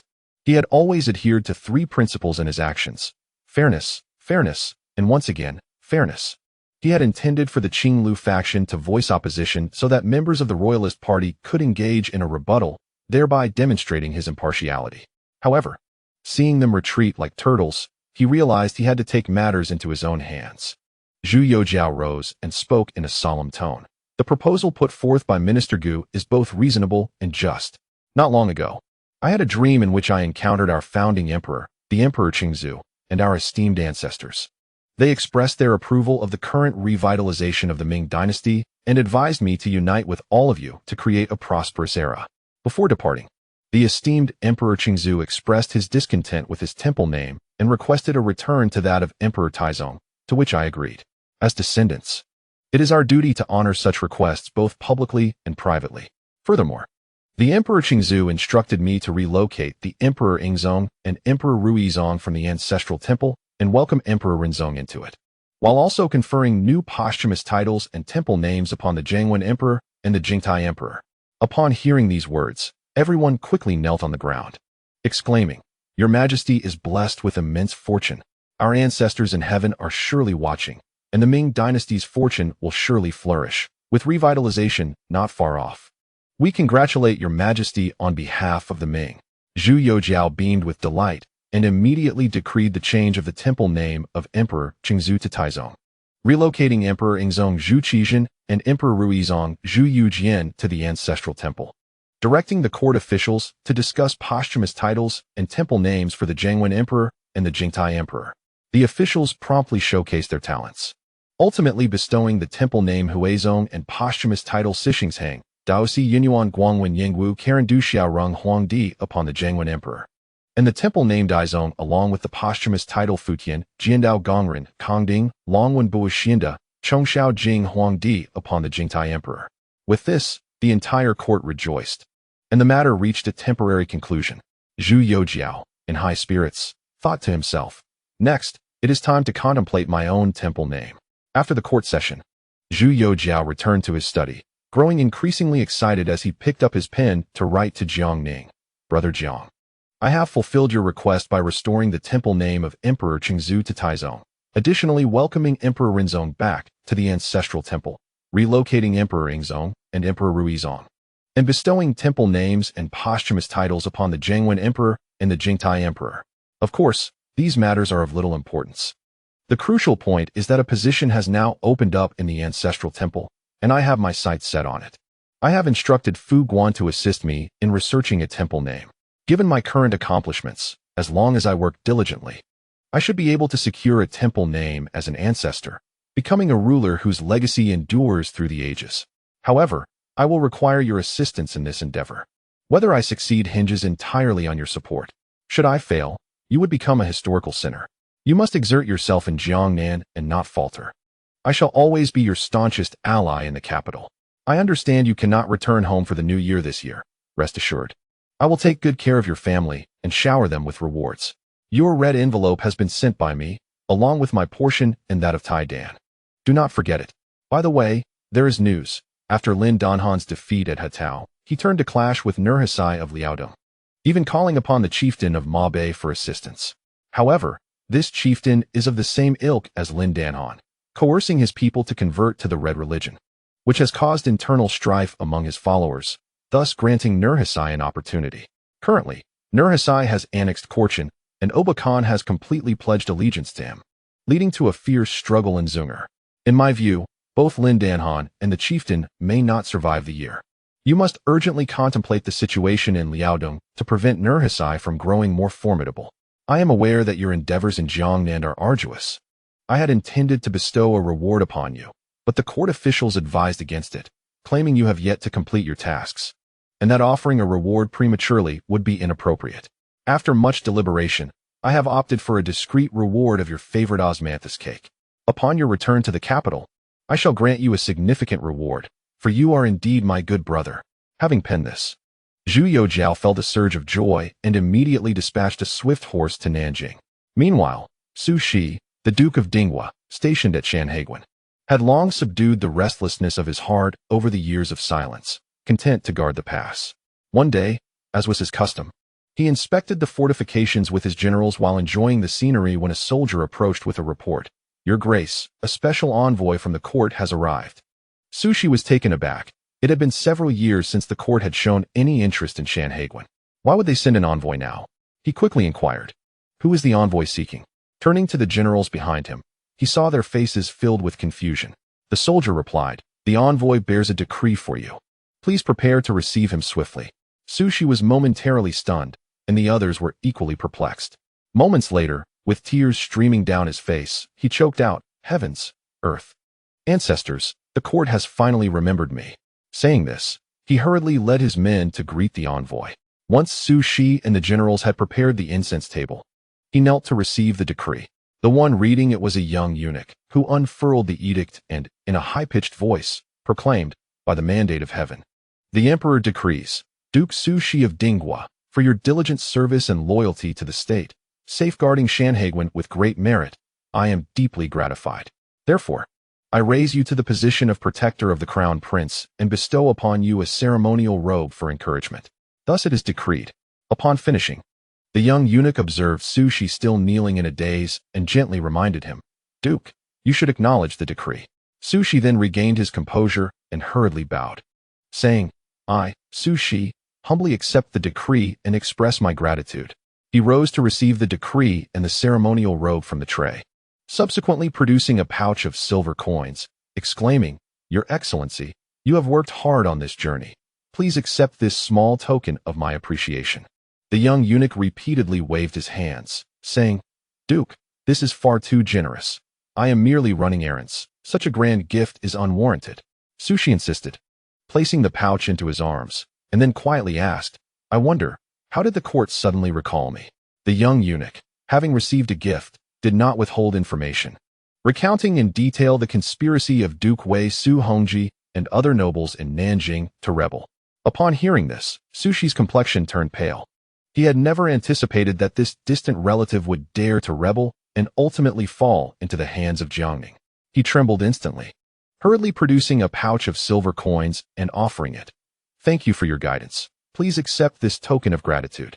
The young eunuchs did not hesitate to accept. It was customary for them to receive such tributes when they ventured outside the capital, and the higher-ups in the Department of Rights tacitly permitted it, provided that palace secrets remained undisclosed and reports were made truthfully. They could even expect to share in the spoils. At that moment, Su Shi felt a tumult of emotions, suddenly realizing that the hardships endured over the past years had not been in vain, nor had his sufferings been for naught. Had it not been for his loyal service and toil at the Shanhaiguan, he might have been forced to join Su Hongji in Nanjing on his fateful path. He suddenly recognized that guarding the Shanhaiguan was not a misfortune. At the very least, he had earned merit and labor and could steer clear of court intrigues. Otherwise, under the laws of the Ming, Su Hongji's rebellion could have led to the extermination of his entire clan. What chance would he have had to escape such a fate? If he were currently in the capital, he would have surely met a grisly end by now. With this realization, Su Shi resolved firmly he would steadfastly defend the Shanhaiguan, vowing not to return to the capital unless he was carried back in death. He promptly donned the dragon robe bestowed upon him by Zhu Youjiao and ordered a reward for the entire army. Addressing the generals, "The Shanhaiguan is the bulwark of the capital. Everyone must remain vigilant and never slacken in duty." The generals, witnessing his exuberance, were somewhat bewildered. Previously, this nobleman either stood atop the city walls gazing at the scenery or appeared lost in thought. What had spurred such sudden ambition? Nonetheless, this was ultimately a positive development. With such an exceptional duke at the helm, the generals felt a renewed sense of protection. As long as they devoted themselves to their duties, they would not want for the court's provisions or military supplies. Thus, the generals unanimously pledged their loyalty to this Duke of Stability, vowing to safeguard the Shanhaiguan. Chapter 634. The Butcher and the Poisoner, unrivaled in the world. Meanwhile, Yang Lian, along with Deng Yunfei, Qin Shi, and Chang Mingliang, led an army of 20,000 and had arrived in Suzhou. At this point, the gentry and scholars who had aided Su Hongji's rebellion within Suzhou had largely been apprehended by Wang Xiaohui and Yu Zigao, with only a few remaining hidden. Opposing the court, this left Wang Xiaohui with considerable headaches. Upon arriving in Suzhou, Yang Lian immediately coordinated with Wang Xiaohui and others, arranging for the arrest of the gentry who had assisted Su Hongji in his revolt, as well as the main perpetrators of the Restoration Society, sending them all to Nanjing for judgment by Jiang Ning himself. As for the remaining accomplices, Yang Lian ordered their immediate execution on the spot. This decision left Wang Xiaohui and Yu Zigao utterly astonished. Although the iron-willed Yang Lian had long been infamous for his ruthlessness, reputed to leave rivers of blood in his wake, they had not anticipated such ferocity, even with the main offenders dispatched to Nanjing. There were still nearly 5,000 accomplices remaining, not merely dozens or hundreds. Yang Lian's willingness to execute them without hesitation was indeed chilling. Wang Xiaohui, who previously considered himself sufficiently ruthless, now felt like a mere novice in comparison to Yang Lian. Observing Wang Xiaohui's unease, Yang Lian did not hold back, directly instructing Deng Yunfei to present the imperial sword. Upon seeing Jiang Ning entrust the imperial sword to Yang Lian, Wang Xiaohui instantly understood that Yang Lian's audacity must have been sanctioned or even orchestrated by Jiang Ning. Otherwise, a mere captain of the Jinyui would never dare to execute so many individuals at once, and he promptly expressed his agreement. Subsequently, Yang Lian ordered soldiers to notify all the citizens of Suzhou to witness the execution, choosing the banks of the Suzhou River as the location and issuing a public announcement to spread the word. At this moment, the people of Suzhou were already unsettled by a series of upheavals. After years of peaceful existence, who would have imagined that the arrival of the imperial envoy in Nanjing would bring misfortune to Suzhou as well? Initially, there was fierce contention among scholars led by the Revival Society and the emerging academic factions, followed by a violent uprising within the city that ensnared several wealthy merchants. News of Duke Wei Su Hongji's rebellion in Nanjing reached the populace, and before they could catch their breath, they discovered that some affluent merchants, gentry, and scholars in Suzhou were also embroiled in this treasonous affair. In a short span of time, calamities followed in quick succession, leaving the citizens in a state of trepidation. Upon hearing of yet another impending execution, the remaining scholars in Suzhou erupted in a chorus of condemnation, their spittle flying as they wished to drown Jiang Ning in their ire. Though filled with fear, the citizens mustered their courage to attend the execution. On that day, clad in a flowing fish-patterned robe and armed with an embroidered spring blade, Yang Lian ascended the platform and publicly announced the involvement of the accused in the treasonous plot, sentencing them to be executed by beheading according to the laws of the Ming dynasty. He then commanded the execution to commence. In an instant, a procession of soldiers led batches of accused individuals to kneel by the banks of the Suzhou River, where blades fell swiftly and hundreds of heads rolled into the waters, staining the river crimson. This horrifying scene sent the gathered crowd into a state of sheer panic. However, the executions did not cease.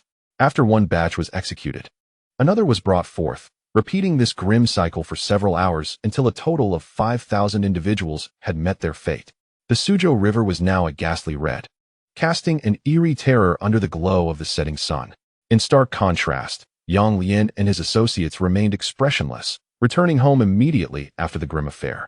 Upon arriving back at the provincial governor's office, Yang Lian promptly summoned Zhang Wenhe, and the two began to deliberate on initiating a literary inquisition in Suzhou, placing those scholars and gentry who opposed the court on a purge list. Yang Lian, being an expert in dealing with such covert adversaries, was well versed in this task, having been a representative of such individuals in the past. Now, hunting them down was as familiar to him as returning to one's hometown to visit relatives. And in a matter of moments, he compiled an extensive list of names. Zhang Wenhe, unwilling to lag behind, presented his own secretly gathered evidence, producing another lengthy list. Perhaps even Jiang Ning did not anticipate that the iron-fisted butcher Yang Lian and the contemporary strategist Zhang Wenhe could unleash such terrifying energy together. The following day, a large contingent of soldiers began to scour the streets of Suzhou, arresting individuals and raiding homes, sending the populace into yet another state of alarm. They had hoped that the previous day's mass execution would restore peace, but to their dismay, a new wave of bloodshed swept through the city at dawn. Jiang Ning's nephew, Deng Yunfei, worked diligently, arresting individuals according to the list while also overseeing the home raids. The Earl of Pingjiang, Qin Shi, and the Marquis of Huaiyuan, Chang Mingliang, were equally industrious in their efforts. This left Wang Xiaohui and Yu Zigao astounded, nearly dropping their jaws in disbelief, as numerous individuals they had overlooked were now apprehended by Yang Lian. The manner in which he operated suggested he had come prepared, navigating the situation as effortlessly as one would when visiting relatives in their hometown. The two dared not show any sign of complacency and devoted themselves wholeheartedly to the task at hand. In an instant, the entire city of Suzhou was engulfed in an unprecedented panic. Even those scholars and intellectuals who relished the opportunity to criticize the government and discuss the affairs of the world, as well as those who penned books to subtly mock the court, found themselves included in the purge list, with no one escaping the net. Yang Lian and Zhang Wenhe were fervently engaged in their tasks, to the extent that Wang Xiaohui, the governor of southern Jili, found himself relegated to assisting the two, responsible for documenting and cataloging the confiscated properties.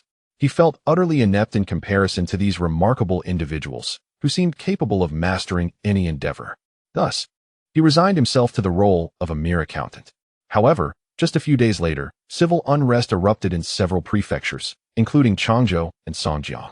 The populace took to the streets, looting, vandalizing, and setting shops ablaze, while countless ruffians and scoundrels seized the opportunity to commit their misdeeds. Upon receiving the news, Wang Xiaohui turned pale with fear. A rebellion occurring under his jurisdiction could lead to dire consequences if exploited for political retaliation. In contrast, Yang Lian merely scoffed, remarking that it appeared the gentry and scholars of Jiangnan had no other tactics left, repeatedly resorting to the same few maneuvers. Their decision to reveal themselves was fortuitous, as it spared him the need to visit each household personally. He could apprehend them all at once. As the representative of Jiang Ning in this matter, Yang Lian promptly commanded Deng Yunfei and Yu Zigao to lead 10,000 troops each to Changzhou and Songjiang, employing military force to suppress the unrest and apprehend the leading instigators among the gentry and scholars. He instructed that any resistance be met with immediate and ruthless force. The two departed to fulfill their orders. Wang Xiaohui hurriedly interjected, "Lord Yang, should we not seek the counsel of Lord Jiang, who is stationed in Nanjing? If we act rashly, it could provoke even greater turmoil, and we cannot bear the consequences." Yang Lian laughed heartily. "Rest assured, my good sir, as long as I am here, southern Jili shall not descend into chaos. As for Lord Jiang in Nanjing, let us refrain from disturbing him. He is currently preoccupied with the investigation into the treasonous nobles and is quite overwhelmed." Hearing Yang Lian's words, Wang Xiaohui nodded with a wry smile. Meanwhile, Jiang Ning in Nanjing received news of the civil unrest in Songjiang and Changzhou. However, he did not take it to heart. After all, he had dispatched Yang Lian and provided him with an imperial decree. If Yang Lian could not manage this minor disturbance, then perhaps it was time for him to return home and tend to the fields. Due to the delayed arrival of the edict concerning the handling of Su Hongji and the other treasonous nobles, Jiang Ning began to reorganize the 6 ministries in Nanjing. He summoned the ministers and officials of the 6 ministries and the supervisory court to the Wushi Hall under the pretext of a meeting. Upon receiving the summons, the officials were filled with trepidation. Previously, Jiang Ning had apprehended Su Hongji and the nobles under the guise of a meeting in the very same hall. It was unexpected that so soon after, this imperial envoy would call for another meeting. Although filled with dread, the officials had no choice but to attend. With Su Hongji commanding a formidable force of 250,000 troops and still falling into Jiang Ning's grasp, they lacked his strength and audacity and merely hoped Jiang Ning would grant them some semblance of dignity. Once all the officials were present, Jiang Ning wasted no time and stated directly, "At present, the entire Ming dynasty is striving for the revival of our great enterprise, with the court continually implementing new policies, leaving all ranks of civil and military officials exceedingly occupied. The Ming dynasty did not harbor idlers. Although Nanjing served as a secondary capital, it was not a sanctuary for the leisurely. Those who were willing to work should earnestly apply themselves. Those unwilling should promptly submit their resignations and return to their hometowns. As for those who harbored ulterior motives, it would be wise to abandon such thoughts, lest they face dire consequences." Upon hearing Jiang Ning's unvarnished words, Several elderly officials expressed their willingness to resign and retire to their homes. Jiang Ning smiled and nodded in acknowledgement. Meanwhile, some officials asserted their enthusiasm and desire to contribute to the revival of the Ming dynasty, to which Jiang Ning responded with a warm smile. After all, not all officials in the 6 ministries and the supervisory court of Nanjing were there merely to retire. Many had been marginalized and sent to Nanjing after setbacks in the court, and their willingness to contribute was indeed welcomed. Once all officials had made their positions clear, Jiang Ning announced the meeting's conclusion. As they exited the hall, their expressions varied. Some felt relieved to have safely landed, while others, forced to resign due to conflicting political ideologies with Jiang Ning, were grateful he had not taken harsher measures, allowing them to leave with their dignity intact. That day, dozens of collective resignation letters were swiftly dispatched to the capital, reporting to Zhu Youjiao. With Jiang Ning's approval, these officials began to pack their belongings in preparation for their return home. The remaining officials, invigorated, looked forward to the opportunity to showcase their talents. However, Jiang Ning did not immediately assign them specific tasks. Instead, he instructed his junior, Tianqi, to provide them with comprehensive training on the new policies being implemented by the court. After all, acting rashly without familiarizing themselves with these reforms could lead them astray from Jiang Ning's plans. As the year drew to a close, Jiang Ning decided to take a step back, leisurely exploring Nanjing with Lianghuai and Zhu Youjian, while entrusting all other matters to Tianqi and his esteemed disciple. Chen Zilong, living up to expectations, swiftly implemented the court's new policies with the assistance of Tianqi and other seasoned officials. At this time, Nanjing had shed its previous atmosphere of turmoil, replaced instead by an air of peace and tranquility. Walking through the streets, the trio felt particularly elated as they observed the bustling citizens and vendors, a stark contrast to the past, when nobles bullied the common folk and scholars lamented in public. Lianghuai, beaming with pride, remarked, "My lord, Nanjing has transformed from its former extravagance, all thanks to your efforts." Jiang Ning replied with sincerity, "Your words, Wei Gonggong, are misguided. This honor does not belong solely to me. It is a collective achievement." Upon hearing this, Lianghuai felt a deep respect. A few days later, Jiang Ning and his companions finally received an edict from Zhu Youjiao. After reading it, a smile crept across Jiang Ning's face. It seemed that Zhu Youjiao was even more incensed than he had anticipated. Initially, he had speculated that Zhu Youjiao would merely implicate the families of the noble conspirators. But to his surprise, Zhu Youjiao intended to involve 3 clans. Nevertheless, Jiang Ning understood the reasoning behind it. These nobles had held sway in Nanjing for over 2 centuries. Indulging in wealth and luxury without any thought of serving their country, and daring to conspire against the throne was something Zhu Youjiao's patience could not tolerate. Moreover, these noble factions have solidified their roots in Nanjing for over 2 centuries. If we do not seize the opportunity to cleanse them thoroughly, there is a risk they may smolder back to life, necessitating further efforts in the future. Upon witnessing Zhu Youjiao summon himself, Yuan Kelly, Tianqi, and Guo Yunho to deliberate on the reformation of Nanjing, Jiang Ning wore a look of helplessness. Initially, he sought Zhu Youjiao's intentions, hoping to execute the plans once the esteemed officials had conferred with him. However, unexpectedly, the responsibility was cast back upon himself, leaving Jiang Ning speechless.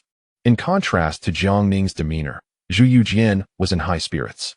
His elder brother, Zhu Youjiao, granted his request, dispatching the previously injured and incapacitated members of the Ming Imperial Guard to replace the Shaolin Guard, tasked with guarding the spirit of the venerable Zhu Du. Additionally, the House of Lords and Prince Zhu Changshuan sent an official document, pardoning a group of Ming royals imprisoned within the high walls of Fengyang. Zhu Youjian harbored discontent, as he had been the one to imprison them initially, and he promptly sought out Jiang Ning to voice his grievances. After reviewing the document, Jiang Ning chuckled, "Fifth brother, the Emperor and His Highness the Prince have acted justly.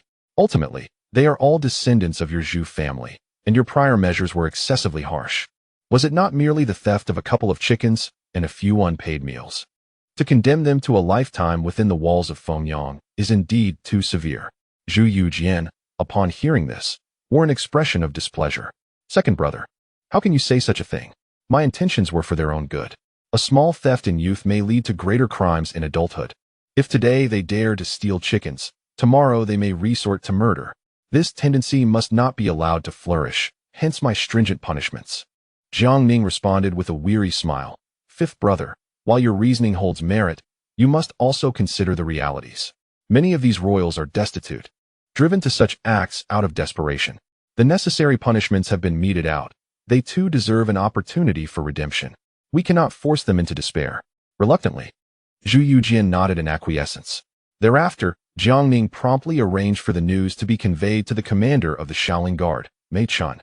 Upon receiving the news, Mei Chun was overwhelmed with excitement, having believed he would spend his life safeguarding the Shaolin. Alongside the venerable Zhu Da, he was now presented with a chance for advancement. He immediately shared the news with all the Shaolin Guard soldiers, who were moved to tears. Ambitious young men aspire to greater horizons. While serving the spirit of Zhu Da was honorable, and the court did not lack for their resources, they too yearned for achievements and progress. With eager anticipation, they awaited the arrival of the Ming Imperial Guard for the handover. Simultaneously, Jiang Ning summoned Yuan Kelly, stationed in Yangzhou, alongside Wen Tiren and Gui Yunho, to convey the directives concerning the handling of Su Hongji and others. Upon hearing the report, Eunuch Wei nodded in agreement, while Gui Yunho appeared displeased, expressing his discontent. My lord, as we approach New Year's Eve, even the livestock of a landlord cannot endure such turmoil. After enduring so much, I had hoped to spend a peaceful year in Nanjing, yet you now summon us to execute criminals. In my humble opinion, perhaps we should postpone the execution of these traitors until after the Lantern Festival, allowing us to celebrate the new year in peace. This would also grant us a few days of respite, considering the populace is preoccupied with festivities. Such a grand display of executing thousands would surely terrify them. Upon hearing this, Jiang Ning's expression darkened, and he slammed the table, exclaiming, Old Gua, what nonsense are you spouting?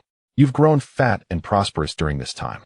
And now you wish to shirk your responsibilities while celebrating the new year? Nonsense. We have to send Su Hongji and the others to meet their fate. Only then can we consider this matter truly settled. You suggest we wait until after the Lantern Festival to take lives? I'll have you know, I even slaughtered a chicken on New Year's Day.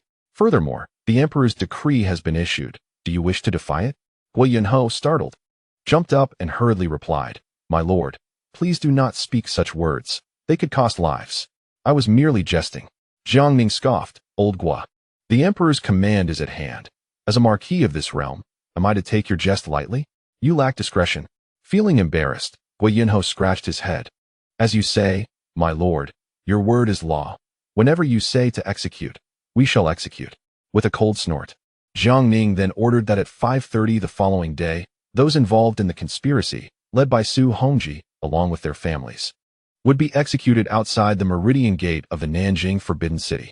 The next day, a heavy snowfall blanketed Nanjing, cloaking the ancient capital in a silvery shroud. The citizens soon noticed a large assembly of soldiers and guards gathering outside the Ministry of War. Before long, Su Hongji and the other conspirators were brought forth, shackled and placed in a prison cart, escorted toward the palace. Along the way, the populace pointed and murmured, some even hurling snowballs at Su Hongji and his companions, shouting, You treacherous Duke of Wei, the Ming has treated you well, yet you dare to rebel? You have brought disgrace upon the Prince of Zhongshan. Su Hongji kept his gaze lowered, remaining silent, accepting his fate without a word of protest. Behind him, Tangguozhou raged against the heavens, denouncing Jiang Ning's treachery, while Zhao Zhilong wept and wailed, displaying a most ungraceful demeanor. Meanwhile, the families of the imprisoned nobles were also being escorted to the palace. Before long, Jiang Ning, Wen Tiren, and Gui Yunho emerged from the Ministry of War, adorned in ceremonial robes, cloaked in black capes, and wearing black hats. Lianghuai donned a purple robe and a three-mountain cap, also draped in a black cloak. Zhu Youjian, wearing a black cap with a winged adornment, was clad in a bright red dragon robe, secured with a jade belt, topped with a similar black cloak. Soon, the imperial guards brought forth horses, and the group mounted, proceeding toward the palace's Meridian Gate. Not long into their journey, the citizens recognized them, whispering among themselves, their gazes filled with fear, gratitude, and resentment. As Jiang Ning sat upon his horse, observing the expressions of the crowd and glancing at Zhu Youjian, Lianghuai, Wen Tiren, and Gui Yunho, an unsettling thought crept into his mind. This scene, the more he looked at it, bore an increasingly sinister resemblance to the treachery of corrupt officials harming the loyal.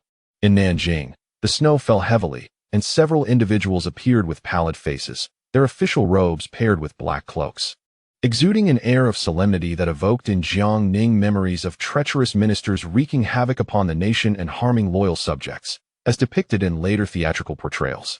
Reflecting on this, he shook his head in silence, recalling the oft-repeated saying of posterity, "What one harbors in their heart will manifest in their gaze." It is said that those who engage in politics and navigate the corridors of power possess hearts of stone.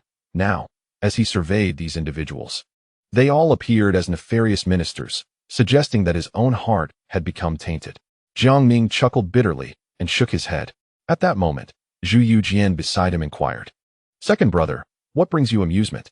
Why does your countenance appear so grim?" Jiang Ning, with a hint of self-deprecation, replied, "Fifth brother, do we not resemble the treacherous ministers in operas who conspire against the loyal?" Zhu Youjian's mouth fell agape in shock upon hearing this. Old Wei, standing nearby, quickly interjected, "My lord, in broad daylight, under the clear heavens, you must not unjustly tarnish the innocent. Among us are only loyal ministers, righteous officials, upright statesmen, virtuous individuals. And good ministers, there are no treacherous ones here. The treacherous ministers are ahead. Oh, wait, they are not treacherous ministers, but rebels. The treacherous ones have already been dealt with by us." Listening to Old Wei's words, Jiang Ning felt a surge of respect, inwardly exclaiming, "Indeed. No wonder he is known as the man of 9,000 years. His words resonate with righteousness and integrity." At this juncture, Gui Yunho chimed in with a smile. "My lord, whether they are treacherous ministers or loyal subjects, throughout history, those who achieve greatness have always faced both acclaim and condemnation. Only the mediocre remain nameless. Why should you concern yourself with such trifles? Besides, there is an old adage, after I achieve success, great scholars will surely defend my actions." When Tiran beside him also smiled and added, "My lord, what Lord Gui says is indeed correct. Whether they label us treacherous ministers or loyal subjects is inconsequential. It is the judgment of the world that truly matters. However, all our actions today are for the sake of the Ming dynasty and the welfare of the people. Even if ignorant individuals denounce us as treacherous, it matters not, for history will ultimately reveal us as loyal subjects." Comforted by their words, Jiang Ning nodded with a smile. Just then, Old Wei suddenly looked grave and remarked to Gui Yunho, "Old Gui, even if we succeed, it is unlikely that any great scholars will come forth to defend our actions." Gui Yunho appeared taken aback, questioning, "Lord Wei, what leads you to say this?" Old Wei, with an embarrassed expression, replied, "Old Gui, have you forgotten? The scholars are presently mining coal in Tianqi." At this, Gui Yunho seemed struck by lightning, left speechless, unsure of how to respond.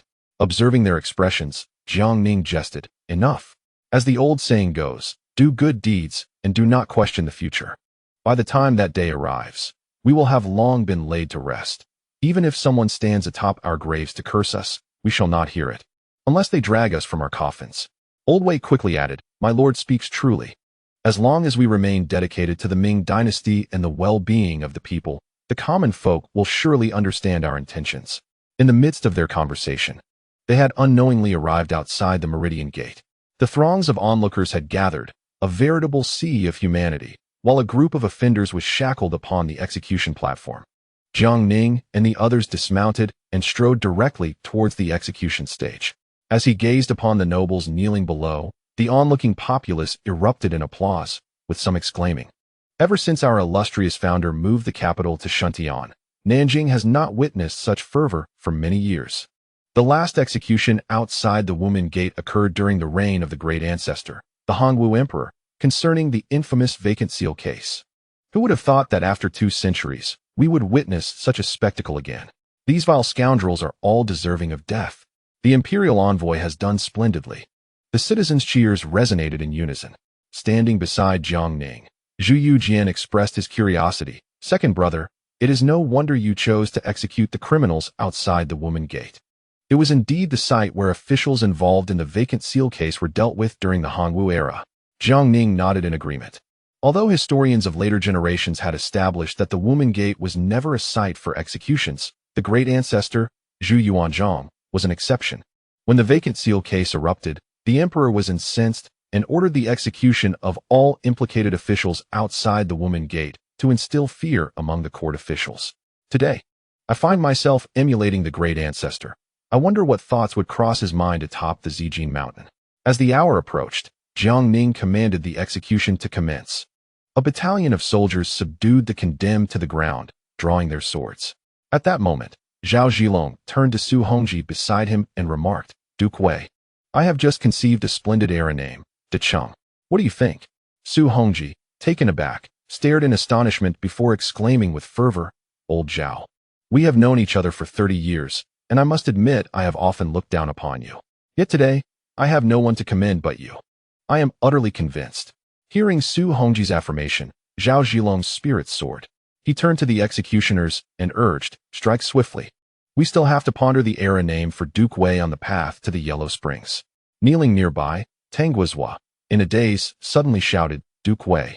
Lord Xinqing, in my lifetime, I have never yielded to anyone, but before I meet my end, I yield to you both. I am entirely convinced. On the path to the Yellow Springs, we shall deliberate on rebellion." Observing the exchange from the platform, Jiang Ning found himself at a loss for words. The collective intellect of these individuals was such that finding a single rational mind among them was a stroke of luck, and they harbored aspirations of rebellion? What a ludicrous notion. At that moment, Zhu Youjian called out, "Hasten the execution. Any discussions can be deferred to the underworld. We are all quite occupied here." The executioners complied, and with a swift stroke, a head fell, blood splattering upon the snow, steaming in the cold air. Outside the woman gate, blood flowed like a river. After executing the principal offenders, it was time for the accomplices. These noblemen faced the judgment of Zhu Youjiao, who decreed the punishment to extend to their entire families, amounting to over 2,000 individuals in total. At that moment, Zhu Youjian, as if struck by a revelation, rushed down from the platform to confront Su Wenjue, sneering, "Young man, do you remember this prince?" Su Wenjue, now thoroughly petrified, nodded numbly. Zhu Youjian continued with a chilling smile, "I have never forgotten your insults directed at me back in Suzhou. Rest assured, my lord, I harbor no grudges. Adhering to the principle of repaying malice with virtue, I shall personally escort you on your journey today, ensuring your demise is far more dignified than that of your father." With that, Zhu Youjian seized the long knife from the soldier's hand and, with a swift stroke, beheaded Su Wenjue for all to witness. Upon completing this grim task, he returned the blade to the soldier and made his way back to the elevated platform. Observing this, the elder Wei, standing beside Jiang Ning, was consumed by anxiety. Stamping his feet as he whispered, "My lord, will you not intervene? His Highness, of such noble stature, should not sully his hands with murder. What kind of precedent does this set?" Jiang Ning, hearing this, merely smiled and shook his head, choosing not to elaborate further. As Su Hongji and the other conspirators, along with their entire families, met their fates, the ground outside the palace's southern gate was awash with blood, which congealed into a grim spectacle against the backdrop of the snow, casting a glaring crimson hue. In stark contrast, the onlookers among the populace exhibited no fear. Instead, they applauded enthusiastically, some even igniting firecrackers in celebration, for these nobles and their progeny had long been a bane to the common folk. Jiang Ning, observing their reactions, simply smiled without further comment, promptly arranging for the scene to be cleared, lest it leave an excessively negative impression. Subsequently, he led Zhu Youjian, Elder Wei, Wentian, and Guo Yinho back to the Ministry of War. Thus, the aristocratic faction that had dominated Nanjing for over 2 centuries officially withdrew from the annals of history, with only the descendants of King Kaiping, Chang Yuchen, Duke Qingyi, Liu Bowen, and Duke of Chao, Li Wenzhong, managing to escape the purge. In truth, Jiang Ning had initially harbored no intention of executing Su Hongji and his cohort. His original plan had been to suggest to Zhu Youjiao a reduction in their titles, confiscation of a portion of their wealth, and subsequent relocation to the capital, placing them under the watchful eyes of the court. Whether they could restore their ancestors' glory would depend solely on their own abilities. However, Jiang Ning's meticulous calculations had not anticipated that Su Hongji, who in history surrendered to the Qing with an army of over 200,000, would exhibit such audacity to rebel, rallying so many nobles to his cause. This brought to mind a time-worn adage, submissive before outsiders, yet fierce within their own domain. Hence, when it came to the execution of over 2,000 individuals. Jiang Ning felt no remorse. Rather, an inexplicable lightness washed over him. After all, to echo Zhu Youjian's words, killing resolves 99% of issues. The remaining 1% merely stems from not having eliminated enough. 2 days later, Jiang Ning received a secret edict from Zhu Youjiao. Upon opening it, he found himself momentarily frozen in astonishment, never expecting his brother Zhu to be so bold in his artistry. He had merely intended to relay a message from the founding ancestor to revert the temple name to that of the Taizong. Yet Zhu had orchestrated such a grand affair, not only restoring the Taizong title, but also ousting the Yangzhou and Ruizong from the ancestral temple, reinstating the Renzong, and even carving out an additional space for himself within the temple. What began as a task for the founding ancestor had unexpectedly turned into an opportunity for Zhu to enrich himself, nearly igniting the 6th unrestricted combat tournament of the Ming dynasty. Jiang Ning stood there, momentarily at a loss for words. Upon witnessing Zhu Youjiao urging him to exert more effort in swiftly stabilizing the situation in Jiangnan, Jiang Ning could not help but wear a bitter smile. After leading the army southward for such an extended period, having traversed a path drenched in blood, even the scholars and gentry of Jiangnan had begun to seize the opportunity to incite civil unrest. It was no trivial matter to quell such upheaval. Furthermore, upon observing that Zhu Youjiao had begun to contemplate his own temple name and expressed a desire for one that included the character Zhu, Jiang Ning was rendered speechless. In just over half a year, this brother Zhu had inflated to such an extent? He pondered. Given the current circumstances, Zhu's future temple name was bound to be significant. Yet his insistence on a name with Zhu posed a challenge. Historically, only the founding emperors or those who had made monumental contributions could bear the character Zhu in their temple names, such as Liu Bang, the founder of the Han dynasty; Li Yuan, the founder of the Tang dynasty; Kublai Khan, the founder of the Yuan dynasty; and Zhu Yuanzhang, the founder of the Ming dynasty.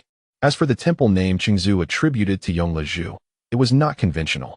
It was akin to founding emperors attending a banquet in formal attire, while Yongle Zhu donned an avant-garde outfit, a result not of his own intention, but rather the whims of Sejong and Jiajing. The later Qing dynasty's temple name Qingzhou for Kangxi was even more of a deviation from established rites, a complete departure from tradition, as was the title Shizhu for Kangxi's father, which was merely an act of self-aggrandizement. In ancient times, the protocols for establishing temple names were stringent, requiring both merit and virtue. Jiang Ning found himself in a quandary, as Zhu specifically desired a temple name with Zhu, while Taizhu and Gaozhu were beyond reach. He was a legitimate heir to the throne, unlike Zhu Yuanzhang, who had risen from nothing. The title Shizhu also bore significant weight, yet it demanded the establishment of a new dynasty built upon the foundations of the previous one, or the initiation of a new era, as exemplified by Liu Xiao, the Guangwu emperor of the Eastern Han. However, the Ming dynasty had not experienced a loss of sovereignty or a break in continuity, and it was evident that Zhu did not meet the necessary criteria. Thus, within the orthodox framework, only Zhongzhu remained, a title of considerable prestige, second only to Taizhu, Gaozhu, and Shizhu, yet the difficulty of attaining it was formidable.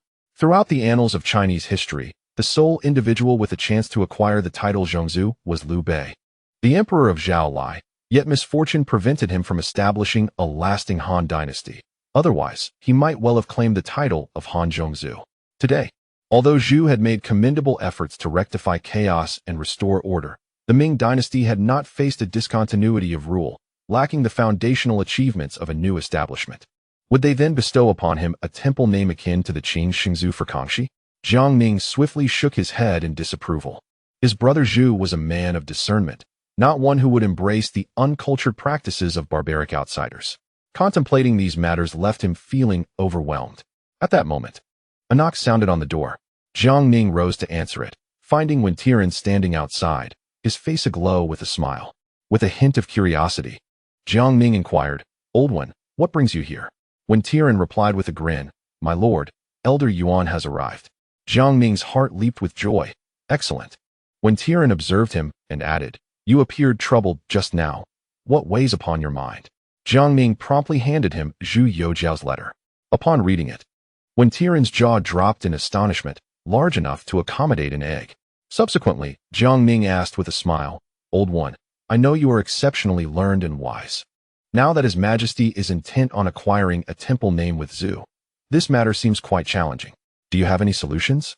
Wen Tian hastily shook his head and whispered, My lord, such words should not be uttered lightly. His Majesty is in the prime of his youth. If our private deliberations regarding his posthumous title were to be disclosed, it would be an egregious act of disrespect. His Majesty may ponder this matter privately, but as loyal subjects, we must refrain from mentioning it, at least for now. If we must engage in such discourse, let it be concerning our own affairs. Jiang Ning, reflecting thoughtfully, nodded in agreement, choosing not to dwell on the issue. After all, with so many officials in the Ming dynasty drawing salaries from the emperor, it was not his burden to bear. He would leave it to the literati in the court to devise a solution. Subsequently, he and Wen Tian went to welcome Yuan Kelly. Upon reaching the city gates, they encountered Yuan Kelly's entourage arriving just in time. After exchanging pleasantries, Jiang Ning invited Yuan Kelly into the Ministry of War, leading him to the temporary residence, the Wuxia Hall. Yuan Kelly stroked his beard and chuckled, My lord, the news of Su Hongji's rebellion had me quite alarmed. Yet I never imagined it would be quelled so swiftly by your hand. You truly possess remarkable prowess. Jiang Ning offered an awkward smile, saying little, and soon summoned Guo Yinho to join them. Once the four were gathered, they delved into the matter at hand.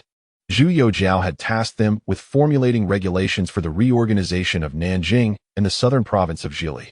The three men turned their gazes toward Jiang Ning, who, slightly taken aback, spoke, Elder Yuan, Old One, Old Guo, why do you look to me? Speak freely, do not hesitate. Yuan Kelly, with a smile while stroking his beard, replied, My lord, let us first discuss the reorganization of Nanjing. This recent insurrection by the nobility relied heavily on the 20,000 troops stationed in Nanjing.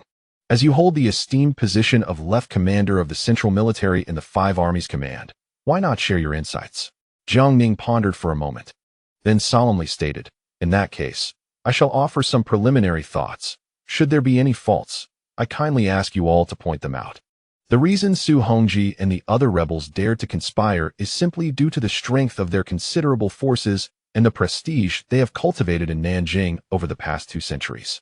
According to the regulations established during the Hongwu era, officials are prohibited from serving in their home provinces, yet military commanders are not bound by this restriction. Thus, the soldiers in Nanjing are primarily local residents of the southern province of Zhili. They are distanced from the court and have been influenced by the long-standing nobility residing in Nanjing, leading them to join in rebellion. Ultimately, it is a failure of the court to maintain control over the military forces in Nanjing, exacerbated by the detrimental influence of the local nobility, which has precipitated this incident. Therefore, my proposal is to significantly reduce the forces in the Nanjing garrison, the Yangtze River Navy, and the 8 outer guards.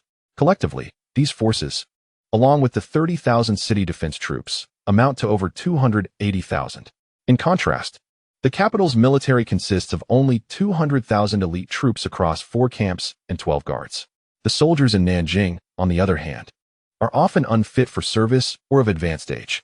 Hence, I intend to reduce the Nanjing garrison to 50,000, the Yangtze River Navy to 50,000, and completely disband the 8 outer guards, retaining only 30,000 city defense troops, bringing the total to 130,000.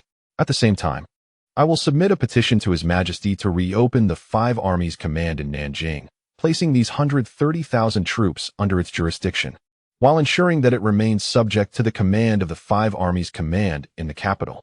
Additionally, the court should appoint 3 military generals or nobles to hold the title of Right Commander, stationed in Nanjing to oversee the troops, with a term of 5 years, after which they will be rotated. Moreover, the restructured force of 130,000 soldiers was entirely recruited and drawn from other provinces, organized according to the standards of northern military training, with a strict prohibition on local enlistment. Consequently, the soldiers were not native to the southern province of Zhili. Even those with treasonous intentions would have to weigh their options carefully. Additionally, commanders were drawn from the capital's military to serve as the backbone of this newly formed army. The 3 individuals present nodded in agreement, recognizing that Jiang Ning, as the left commander of the central military of the capital's 5 armies, was indeed capable of minimizing the risk of insurrection among the military leaders. The capital's 5 armies had absolute control over the Nanjing garrison and rotated their commanders every few years, ensuring that local military power could not solidify in Nanjing. Chapter 637. The Reserve System. Subsequently, after a moment of contemplation, Jiang Ning continued. Furthermore, the 130,000 soldiers in Nanjing will adhere to the military system of the capital. All soldiers will serve a term of 5 years. Those who perform exceptionally will be eligible for promotion and can be reassigned elsewhere as needed. Those with average performance may continue their service for a maximum of 3 terms, totaling 15 years. Those of lesser performance will be discharged and allowed to return to their hometowns to seek employment freely, with the court providing policy support. I refer to these discharged veterans as reserves. Upon hearing the term reserves, the individuals present displayed expressions of confusion. Yuan Ku, a military expert, seemed to have an inkling and promptly asked, "Might the Lord elaborate on the meaning of reserves?" Jiang Ning replied with a smile, "Minister Yuan, you are among the few military authorities in the cabinet, so you surely understand that soldiers who have served long-term cannot be compared to temporary conscripts. Allow me to illustrate. If the Jurchens were to cause unrest in Liaodong, the capital could dispatch 100,000 soldiers to assist. Meanwhile, if Lin Danhan were to invade the borders from Mongolia, the court could again draw another 100,000 soldiers from the capital to respond. However, should further unrest arise elsewhere, the court could recall these discharged veterans, who, with minimal retraining, could be deployed back into battle, regaining their elite combat effectiveness, far surpassing that of hastily conscripted civilians. In this manner, the court can maintain military expenditures within reasonable bounds while ensuring a steady supply of reserve troops. Even in the event of a situation akin to the Battle of Saru, as long as the court possesses funds and capable generals, it could swiftly re-enlist these veterans, rapidly assemble an army, and initiate a new campaign in a short time. Yuan Ke fell into deep thought upon hearing this. As one of the cabinet's rare military talents, he instantly grasped Jiang Ning's profound intent. Historically, when the court engaged in warfare, it either relied on local militia or the elite forces of the 9 frontiers. However, the elite forces of the 9 frontiers could not be drawn on a large scale, and local militias had long since become corrupt. Ultimately, the court had no choice but to expend large sums to conscript civilians, who, after only a brief training, were sent into battle, often yielding disappointing results. These hastily conscripted individuals were merely farmers wielding weapons, contributing little more than numbers, and had negligible impact on the outcome of the conflicts. Ultimately, the true elite are forged through years of brutal combat and rigorous training. The reserve system proposed by Jiang Ning perfectly addresses this challenge. The soldiers of the capital are enlisted on a 5-year basis, while the provincial internal forces train for 3 years. Thus, the Ming dynasty has a continuous supply of reserves.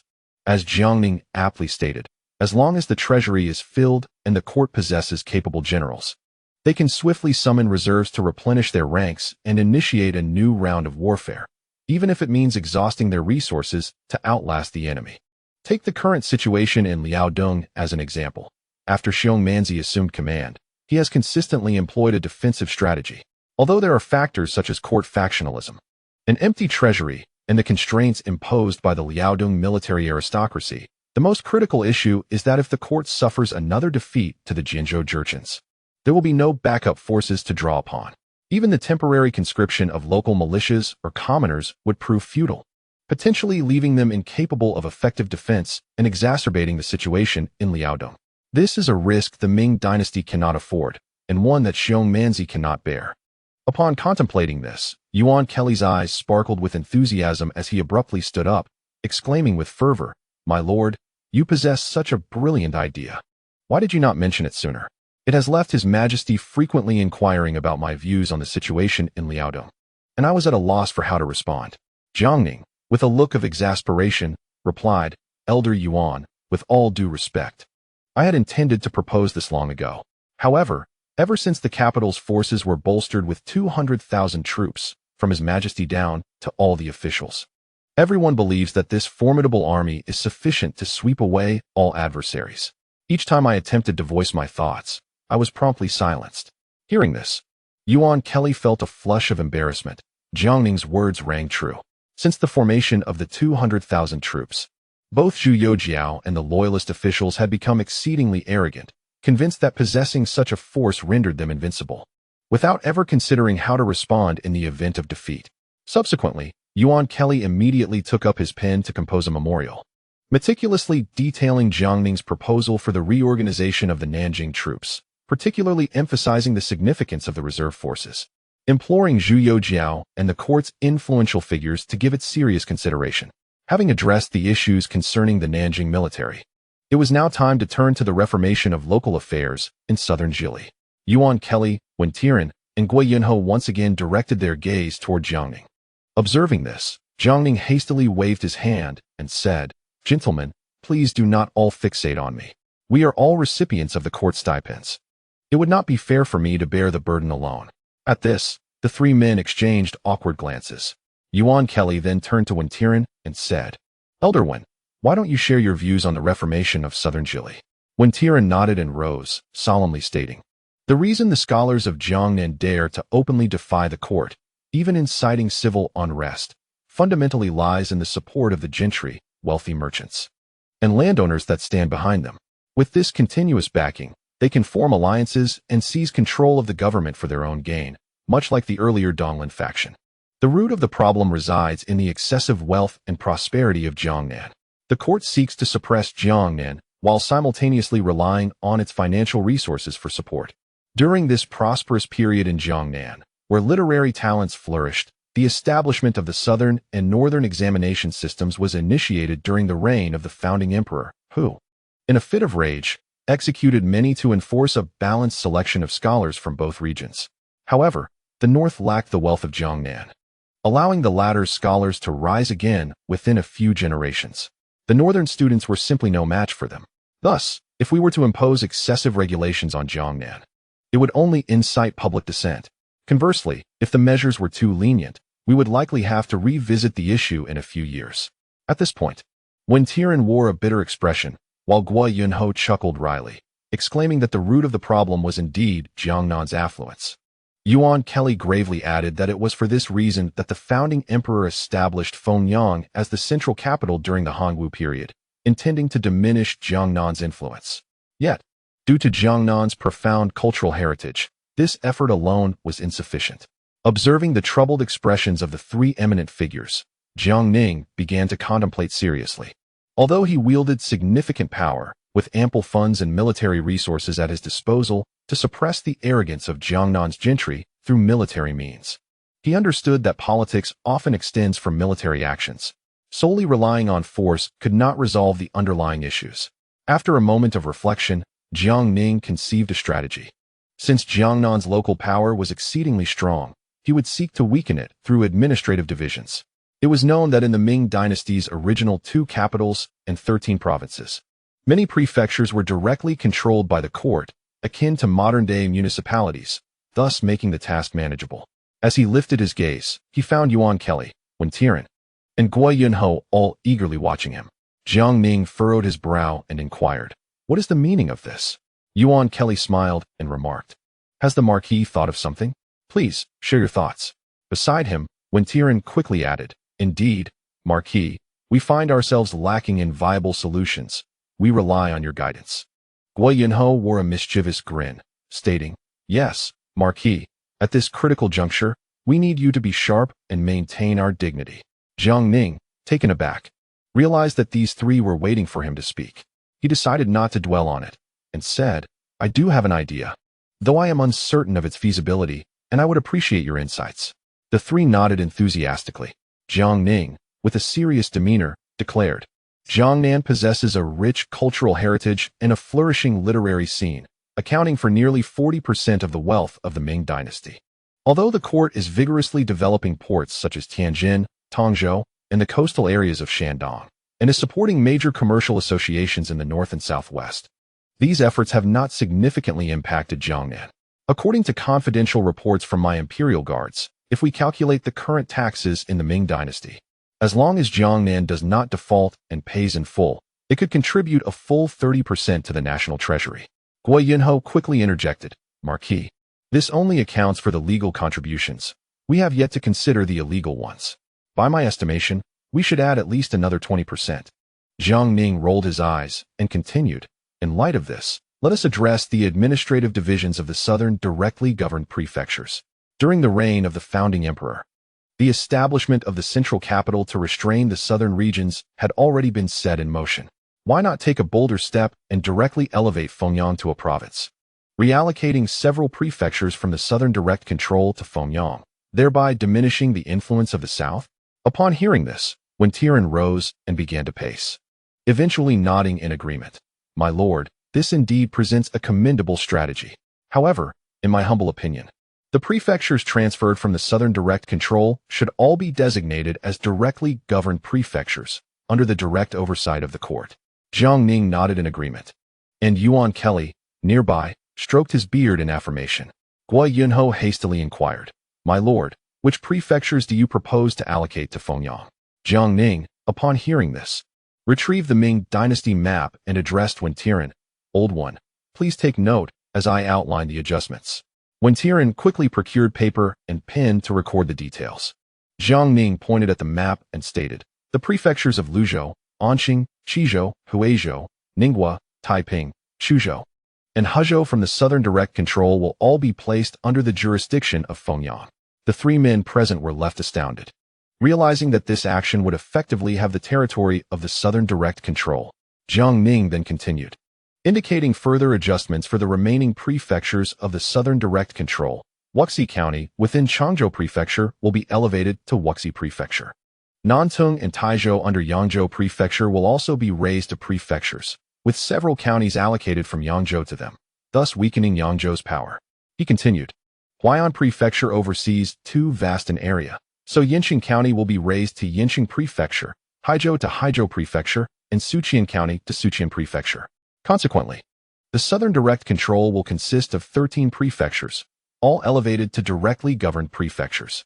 Listening to Jiang Ning's words, Yuan Kelly and Guo Yunho were rendered speechless, and even Tianqi, who was recording, paused in astonishment. Unable to contain himself, Guo Yunho exclaimed, My lord, are you preparing to make dumplings? First, you allocate half of the southern direct control to Fengyang as a province, and now the remaining half is being minced into filling. Jiang Ning, upon hearing this, merely rolled his eyes and pointed to the position of Songjiang Prefecture. Furthermore, let us separate Songjiang Prefecture and establish the position of a governor for Songjiang, along with a naval force directly governed by the court. Simultaneously, we will invite major merchant associations to engage in maritime trade in Songjiang, and the court must intensify efforts to develop Songjiang Prefecture, ensuring its prosperity surpasses that of Yangzhou Prefecture. After a moment, Tianqi set down his brush and nodded, My lord, I have completed the record. Jiang Ning acknowledged him with a nod. Chapter 638. Creating Songjiang Prefecture. Once Jiang Ning had finalized the arrangements, Yuan Kelly, Tianqi, and Guo Yunho immediately set to work discussing the reallocation of counties under the prefectures of the southern direct control. With Yuan Kelly, a seasoned veteran at the helm, Tianqi, an astute calculator, and Guo Yunho, a financier with an overarching perspective, the trio swiftly accomplished the administrative redistricting of the southern direct control. Subsequently, Tianqi meticulously annotated the results on the map with a brush. Upon reviewing it, Jiang Ning couldn't help but exclaim, How on earth did we manage to produce 13 guardians from this? Yuan Kelly, stroking his beard, nodded, My lord, this method is splendid. Currently, Southern Zhili governs 13 prefectures, all elevated to the status of directly governed prefectures under the direct jurisdiction of the court. The court has also divided some of the more powerful prefectures, both to diminish their influence and to strengthen its control over southern Zhili, thereby further restraining the power of Jiangnan. He then inquired, My lord, may I ask why Songjiang Prefecture is singled out? With the establishment of the position of governor of Songjiang and the creation of the Songjiang Navy? Jiang Ning replied with a smile, Old Yuan, consider this. Although half of southern Zhili has been allocated to Fengyang, the foundation of Jiangnan is too profound to overlook. By designating Songjiang Prefecture as a separate entity, appointing a governor, establishing a navy, and inviting major merchant associations to engage in maritime trade with increased support for development. Can you imagine what Songjiang will look like in 10 years? Upon hearing this, the three were all taken aback. Guo Yunho was particularly astonished, his mouth agape and voice trembling. My lord, this strategy is astoundingly ruthless. As a result, merchants from all over will surely converge upon Songjiang. And with its exceptional geographical advantages, it will undoubtedly be the wealthiest in the world in a decade, perhaps even surpassing Yangzhou in prosperity. You have effectively weakened the other prefectures of Jiangnan through the singular focus on Songjiang. This tactic is truly ingenious. I never imagined you, my lord, could be so cunning. Jiang Ning's expression darkened at these words, and he erupted in anger. You old miser, what audacity! Has your conscience sunk to the depths of your trousers? I am a military officer, aiding you in these matters, and yet you dare to belittle me with your words. Do you still possess any humanity or conscience? Guo Yunho felt deeply ashamed, wishing he could vanish into the ground. At that moment, when Tian hurriedly intervened, my lord, I have a proposal, if I may. Jiang Ning nodded in acknowledgement. Speak, old one. After a moment of contemplation, when Tian continued, my lord, if we proceed with the current plan, I fear that within 10 years, Songjiang Prefecture will indeed become the wealthiest. Previously, His Majesty has clearly abolished the rule that only members of the Hanlin Academy may enter the cabinet, changing it to a requirement that only provincial governors may do so. I wonder if the governor of Songjiang is included in this. Jiang Ning was momentarily stunned, then broke into a smile. Old one, you have truly awakened me from my reverie. Your reminder is most timely. The governor of Songjiang is indeed included, and as long as he performs well, he will have priority for cabinet entry. Yuan Kali, when Tian and Guo Yunho exchanged knowing glances, all wearing mischievous smiles. Compared to governors of other provinces, who must achieve tangible political results to enter the cabinet amidst their vast territories and populations, the task is immensely challenging. However, the case of the governor of Songjiang is different.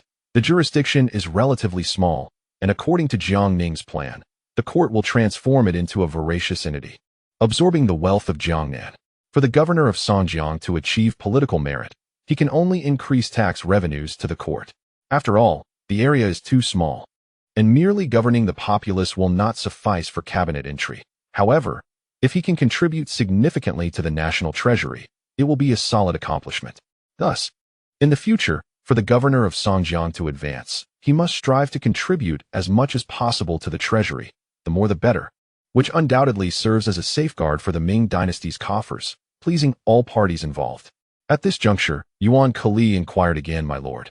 Now that Fengyang has been upgraded to a provincial status, will the governor's residence still be located in Fengyang? After a moment of contemplation, Jiang Ning shook his head and remarked, although Fengyang is the birthplace of the Great Ming dynasty, it possesses limited advantages. Once it is elevated to a provincial status, it will suffice for the grand coordinator of the transport to oversee it. As for the governor of Fengyang, establishing the seat in Luzhou would be most appropriate, as it facilitates east-west communication and connects the north and south. From a military perspective, Luzhou also serves well as a strategic rear base. Upon hearing this, the three engaged in further discussion, ultimately endorsing Jiang Ning's proposal. Subsequently, they composed a formal memorial detailing their plans and dispatched it swiftly to the capital for Emperor Zhu Youjiao's deliberation. In the ensuing days, the others reveled in the joys of the new year. The fourth year of the Tianqi era quietly came to a close, ushering in the fifth year. Yet Jiang Ning found himself unable to relax. Seated in the hall of idleness, his brow furrowed, for there remained a significant matter unresolved within the emperor's decree. Nurhasai of Liaodong was nearing victory over Lin Danhan and Ke Tuhuan, while Oba Khan of the Korchin had fully allied himself with Nurhasai. The remaining Chahar tribe could no longer withstand the pressure. Lin Danhan's stronghold in the Khalkha region was on the brink of collapse, and defeat was imminent. Compounding the situation was Lin Danhan's unreliable relative, Ke Tuhuan, who insisted on forcing his followers to convert to the Red teachings, inciting relentless internal strife. Jiang Ning understood that, according to the original course of history, these unfortunate figures would ultimately flee to Qinghai. Lin Danhan would succumb to illness, while Ke Tuhuan would fall victim to his own people. However, he was indifferent to their fates. The pressing issue was that once Nurhasai decisively vanquished Lin Danhan, his power would significantly increase.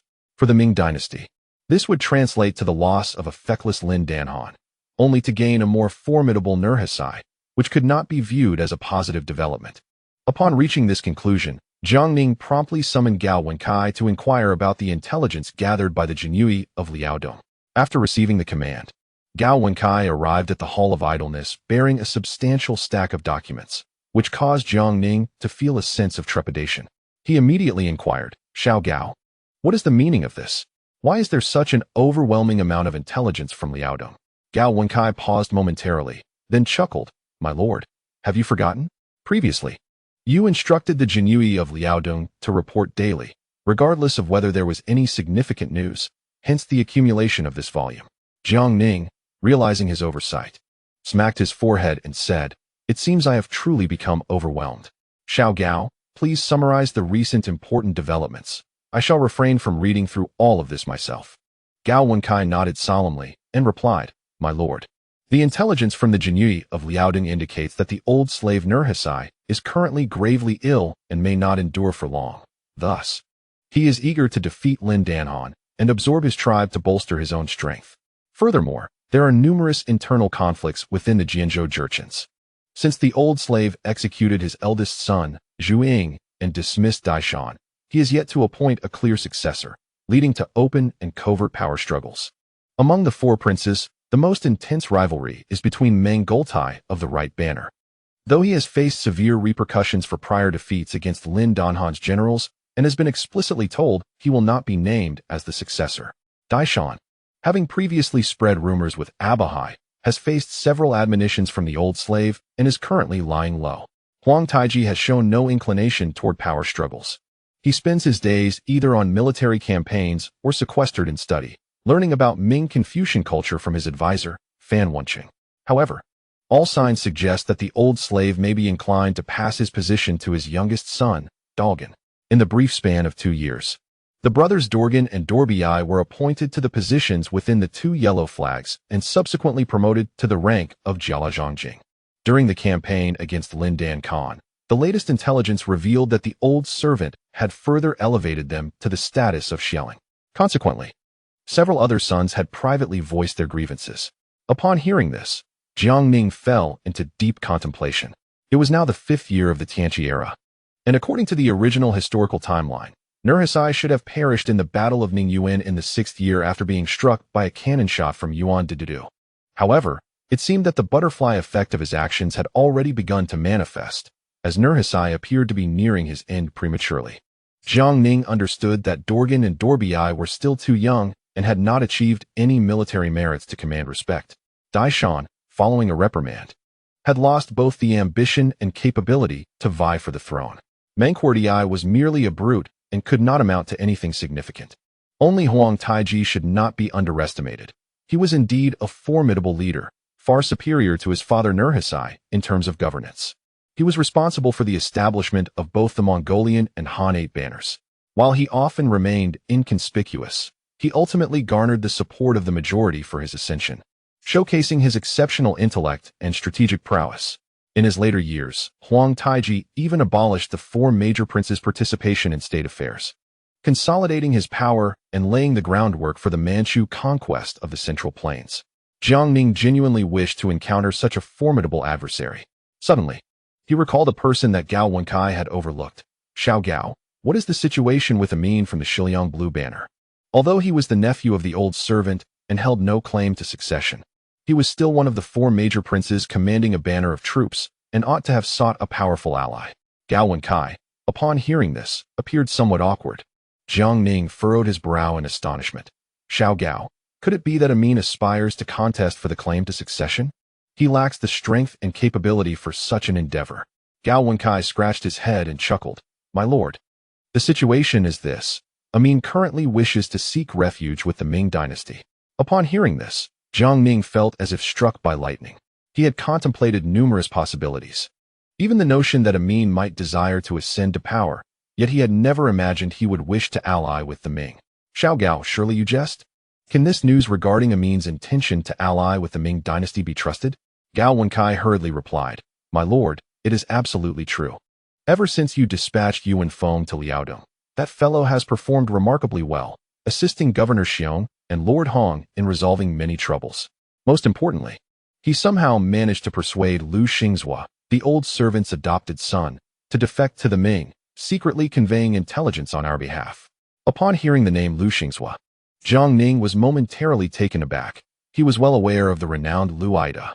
Historically, Lu Xingzhua had indeed facilitated his defection to the Ming through Yuan Kelly and had died valiantly on the battlefield for the Ming. Intrigued, he urged, Xiao Gao, quickly elucidate the details of this matter. Gao Wenkai responded with a smile. My lord, since Yuan Feng established a connection with Lu Xingzhua, the latter has periodically relayed information regarding the internal affairs of the Jianzhou, thus granting us profound insight into their operations. Moreover, Lu Xingzhua has been assigned the position of 100 household within the Jinyui, directly reporting to Yuan Feng. Jiang Ning, upon hearing this, exclaimed, Xiao Gao, how could a mere 100 household of the Jinyui enlist the old servant's adopted son? This cannot be permitted. Would this not portray my Ming dynasty as neglectful of its loyal subjects? And as for that scoundrel Yuan Feng, I almost forgot about him. Gao Wenkai, upon hearing this, felt a wave of speechlessness wash over him, silently reflecting, My lord, have you not forgotten? It seems you have entirely overlooked it. However, he dared not voice his thoughts. He observed Jiang Ning rise, pondering for a moment before stating, Xiao Gao, immediately issue an order to promote Yu Wenfeng to the position of Deputy Commander of the Imperial Guard, rewarding him with 3,000 taels of silver. Lu Xingzhua shall be elevated to the rank of 1,000 households in the Imperial Guard, rewarded with 1,000 taels of silver. Additionally, convey to both of them the importance of diligent work, as I shall personally commend them before His Majesty. Gao Wenkai promptly nodded in agreement. Chapter 639. The Orphan of a Hero. A Min with a curious expression, Jiang Ning inquired. All right, Xiao Gao, now tell me in detail about a Min. Gao Wenkai nodded. Then with a mischievous grin, replied, My lord, I must inform you that during the rebellion initiated by Nurhasai, a Min's father, Shirasi, staunchly opposed it and even intended to alert the court about the uprising, which ultimately led to his downfall. Nurhasai ordered Shirasi to be buried alive. Although Nurhasai later entrusted a Min with a banner of troops, the blue banner consisted largely of Shirasi's former subordinates and frequently faced suppression from Nurhasai. Enduring the most arduous and thankless tasks, a Min's situation was rather dire. Coincidentally, Lu Xingzhua was also among a Min's ranks. When he encountered our Imperial Guard, a Min detected some hints of their connection. Initially, I believed Lu Xingzhua would be sentenced to death, but unexpectedly, a Min intervened on his behalf, which stayed my hand from executing him. Since then, a Min has often sought Lu Xingzhua for drinks, subtly probing him with words that hinted at his desire to align with the Ming, even boldly claiming to be an orphan of the loyal martyrs of the Ming dynasty. Lu Xingzhua did not dare to make their intentions explicit, yet a Min grew increasingly audacious. Now, they share an unspoken understanding, collaborating to relay intelligence about the Jurchens to the Ming. Previously, outside Liaoyang, a Min engaged in a fierce argument with his brother, Zhiralang, openly declaring his desire to defect to Governor Xiong. Even during the siege of Mao Wenlong by the Jurchens, a Min took the opportunity to let him off the hook. Otherwise, Mao would likely have met his end at Nurhasai's hands. Upon hearing this, Jiang Ning was momentarily rendered speechless, utterly astonished that a Min, one of the 4 great princes of the Jurchens, would seek to ally with the Ming and even identify himself as a loyal orphan of the Ming martyrs. His expression turned serious as he questioned, Xiao Gao, is this news regarding a Min's intention to defect to the Ming reliable? We must not fall victim to his schemes. Gao Wenkai nodded earnestly, assuring him, My lord, rest assured, the information is absolutely credible. Reports from Liaodong suggest that a Min genuinely wishes to defect to the Ming. After all, Nurhasai's oppression of him has been particularly harsh. He often berates and physically punishes him in front of the other generals, even placing his own men within the blue banner to keep him in check. Jiang Ning nodded, decisively stating, In that case, we must promptly submit a secret memorial to His Majesty, requesting the posthumous recognition of Shirasi and a noble title, and let Yu Wenfeng discreetly convey this information to a Min. Once we stabilize the Jurchens, we shall proclaim to the world that Shirasi was a loyal minister to our Ming. Gao Wenkai agreed, but then asked, But my lord, with the old servant gravely ill and the several princes vying for power, should we simply stand by and allow this situation to unfold? Jiang Ning fell into deep contemplation. The outcome was, in fact, quite predictable. In the end, Huang Taiji would undoubtedly emerge victorious. This cunning individual harbored countless schemes, his mind seemingly equipped with 800 eyes, rendering others no match for him. A glance at the historical events suffices to reveal that he was no ordinary adversary. Although Liu Xingzhua and a Min had pledged allegiance to the Ming dynasty, their defection would hardly pose a significant threat to the Jianzhou Jurchens. Huang Taiji's ascension appeared to be a foregone conclusion. Yet, he felt that even if he could not alter the outcome, there remained room for manipulation. Historically, Huang Taiji had relied on rallying supporters for his rise. Jiang Ning believed he could exploit a Min and Liu Xingzhua to transform his legitimate ascent into an illegitimate one, thereby undermining his authority and creating internal strife that would surely trouble him. Resolute in his decision, Jiang Ning wore a mischievous smile. Xiao Gao, instruct Yu Wenfeng to convey a message to Liu Xingzhua and a Min. Should Nurhasai pass away, let a Min lead the bordered blue banner in a military coup to support Huang Taiji's forceful rise to power. Gao Wenkai stood in shock as Jiang Ning continued. Consider this, Xiao Gao.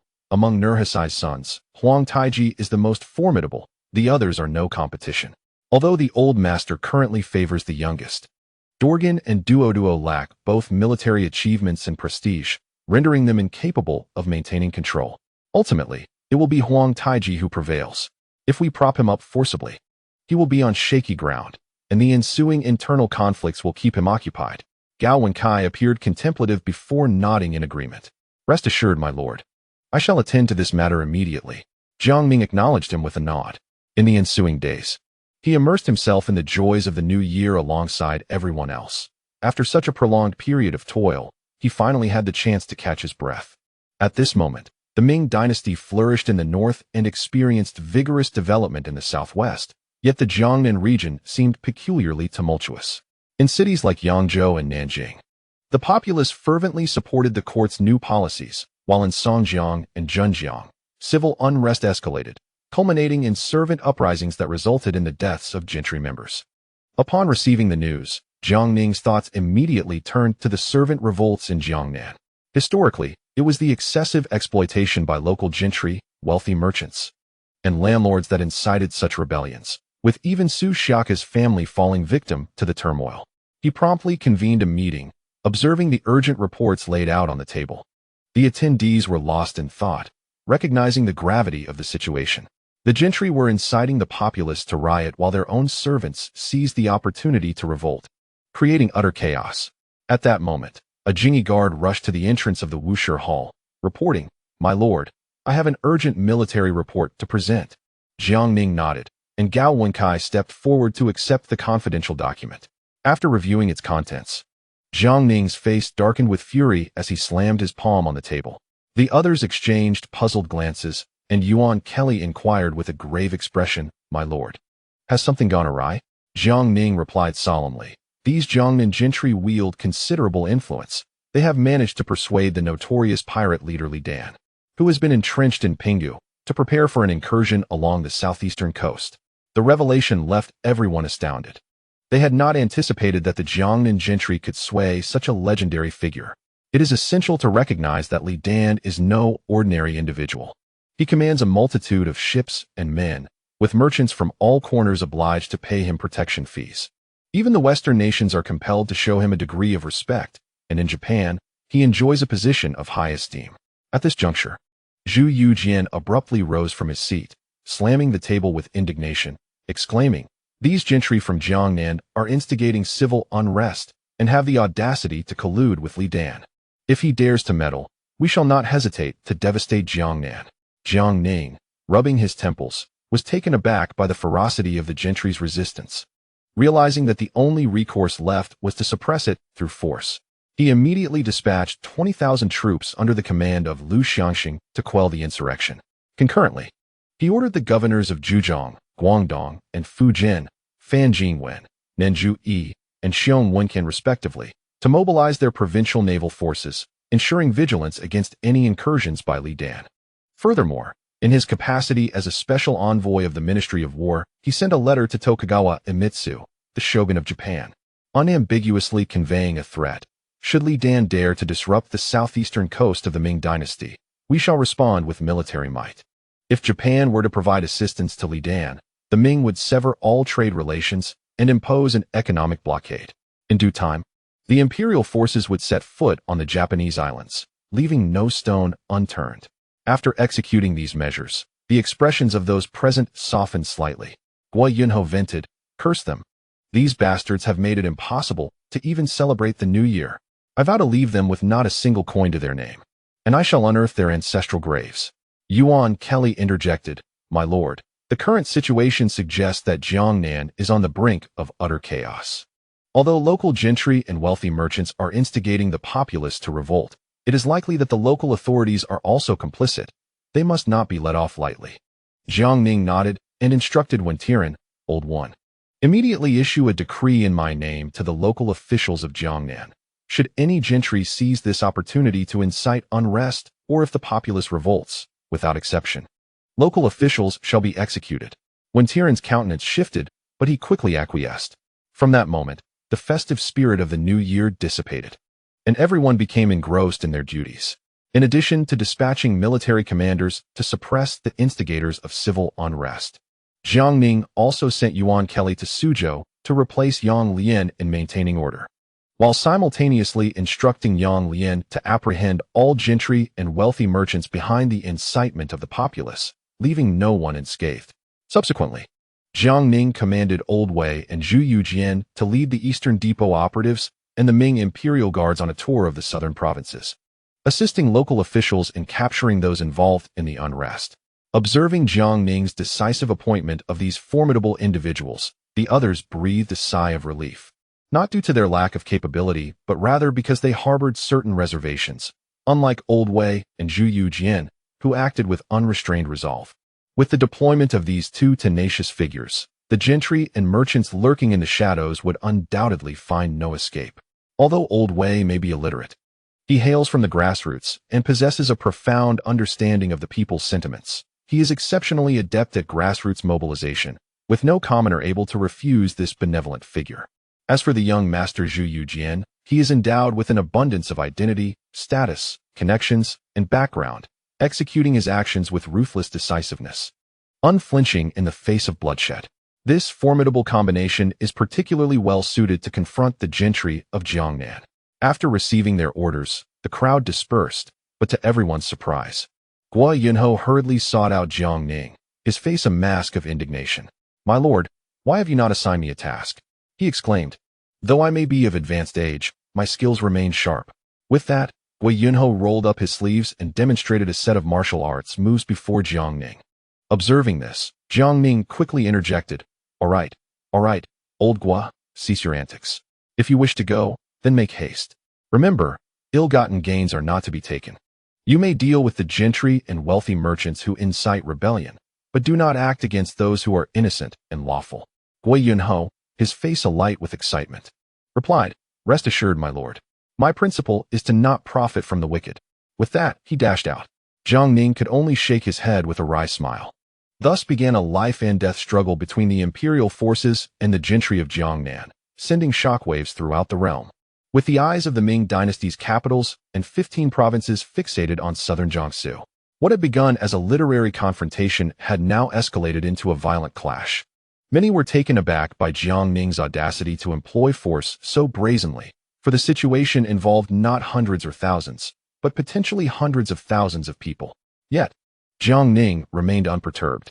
His ultimate aim in descending southward was to topple these gentry and wealthy merchants.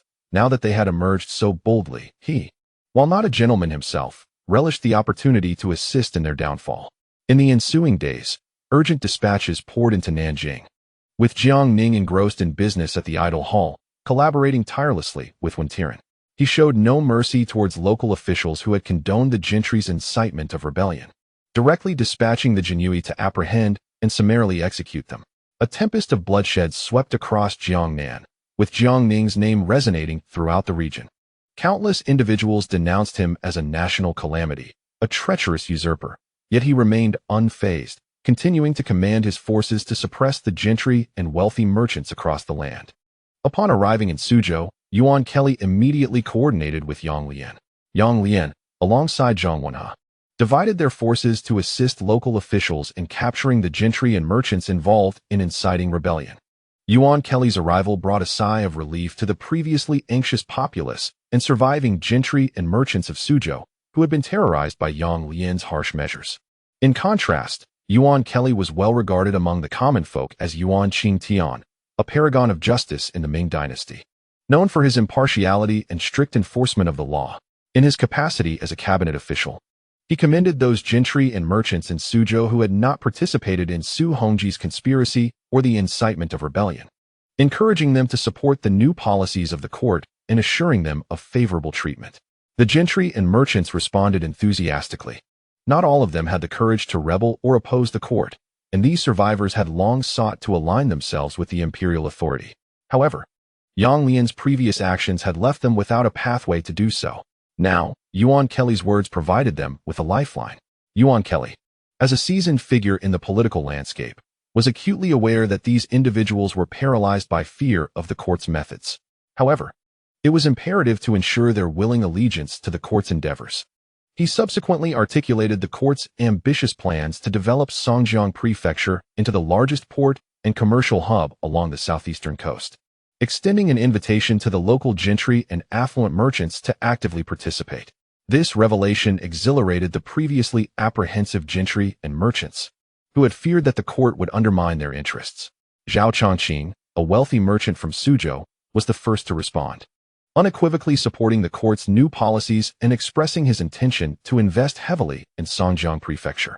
With Zhao Chongqing leading the charge, an array of Suzhou's wealthy merchants and gentry eagerly followed suit, anxious not to miss the opportunity. Chapter 640, Liaodong's Jianzhou Marquis, as blood flowed profusely in Jiang Ning. Far away in the capital, Zhu Youjiao received reports regarding the reorganization of the Nanjing military, the Yangtze River Navy, and the southern provinces. He promptly convened the cabinet, the 8 ministries, and the 5 military governors in the imperial study to deliberate. Upon reviewing the proposed restructuring plans put forth by Jiang Ning and his associates, the eminent nobleman and military leader, the English Duke Zhang Weixian, was the first to express his unequivocal support for Jiang Ning's initiative to reform the Nanjing military. Chen Su, Xinyao, Deng Wanming, and Qin Liangyu also voiced their approval, recognizing that a well-trained military force was preferable to sheer numbers. Rather than maintaining an unwieldy army of over 200,000, it was more prudent to streamline it into an elite force, thereby alleviating the court's financial burden. Zhu Youjiao swiftly made a decision to restore the Nanjing military governor's office and personally appoint Duke Zhang Weixian's heir, Zhang Xiais, alongside Li Ruoyan and He Kegong, to oversee the military in Nanjing as right governors, with He Kegong taking the lead and Zhang Xiais and Li Ruoyan serving as deputies. This arrangement met with unanimous approval from the senior officials of the military governor's office. He Kegong, a newly minted earl with extensive battlefield experience and tutelage under Xinyao, excelled in naval warfare. Zhang Xiais, as the duke's heir, was firmly rooted in loyalty to the crown. Li Ruoyan, a trusted confidant of Jiang Ning, hailed from the Jinyue and was adept in intelligence operations. This combination was indeed ideal. Moreover, Zhu Youjiao contemplated that the current leaders of the capital's military governor's office, Zhang Weixian, Chen Su, and Xinyao, were advancing in age and nearing the end of their service. Meanwhile, Zhao Shuijiao had successfully captured Siam and was managing subsequent affairs. Xiao Bianjiao and Li Banghua were also on the verge of reorganizing the Nine Borders military and returning to the capital. Zhu Youjiao intended to appoint Qiao Wenjiao and Zhao Shuijiao to succeed Chen Su and Xinyao in the left governor positions, while Deng Wanming would take over Zhang Weixian's position as the left governor of the front army.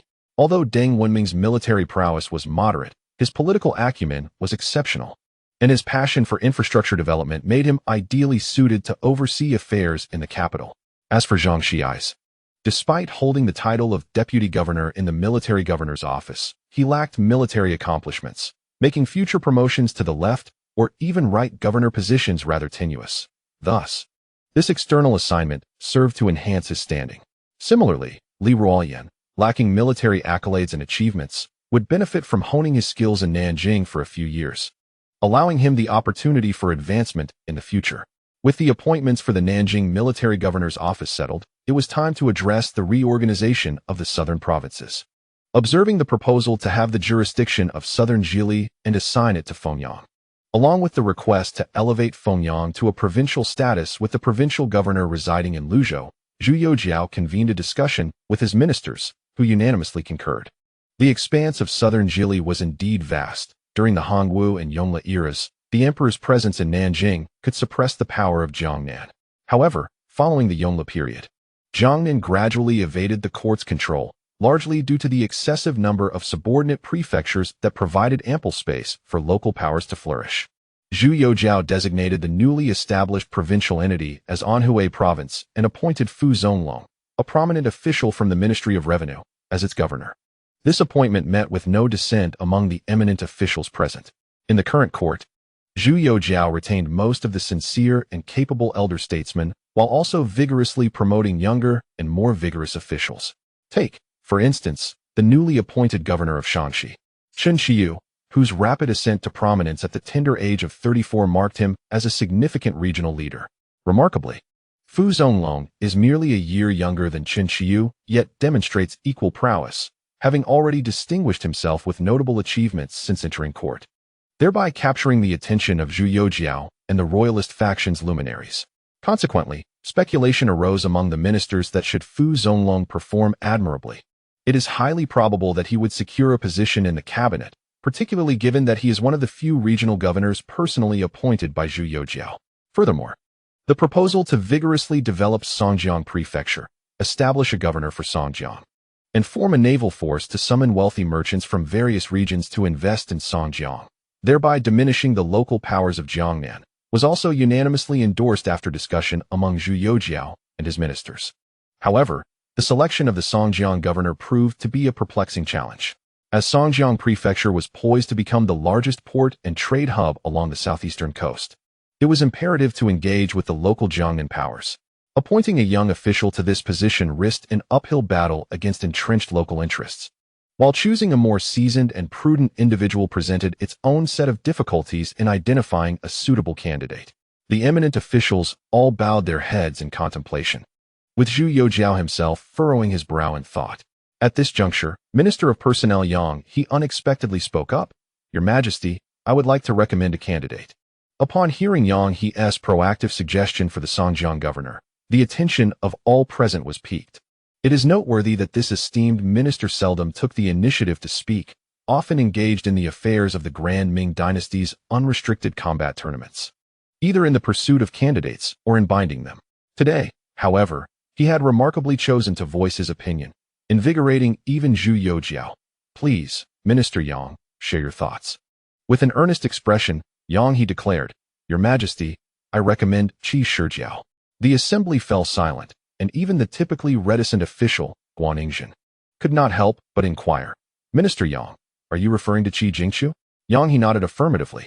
Zhu Youjiao and the ministers were soon enveloped in contemplation. Qi Shijiao was no stranger to the assembly.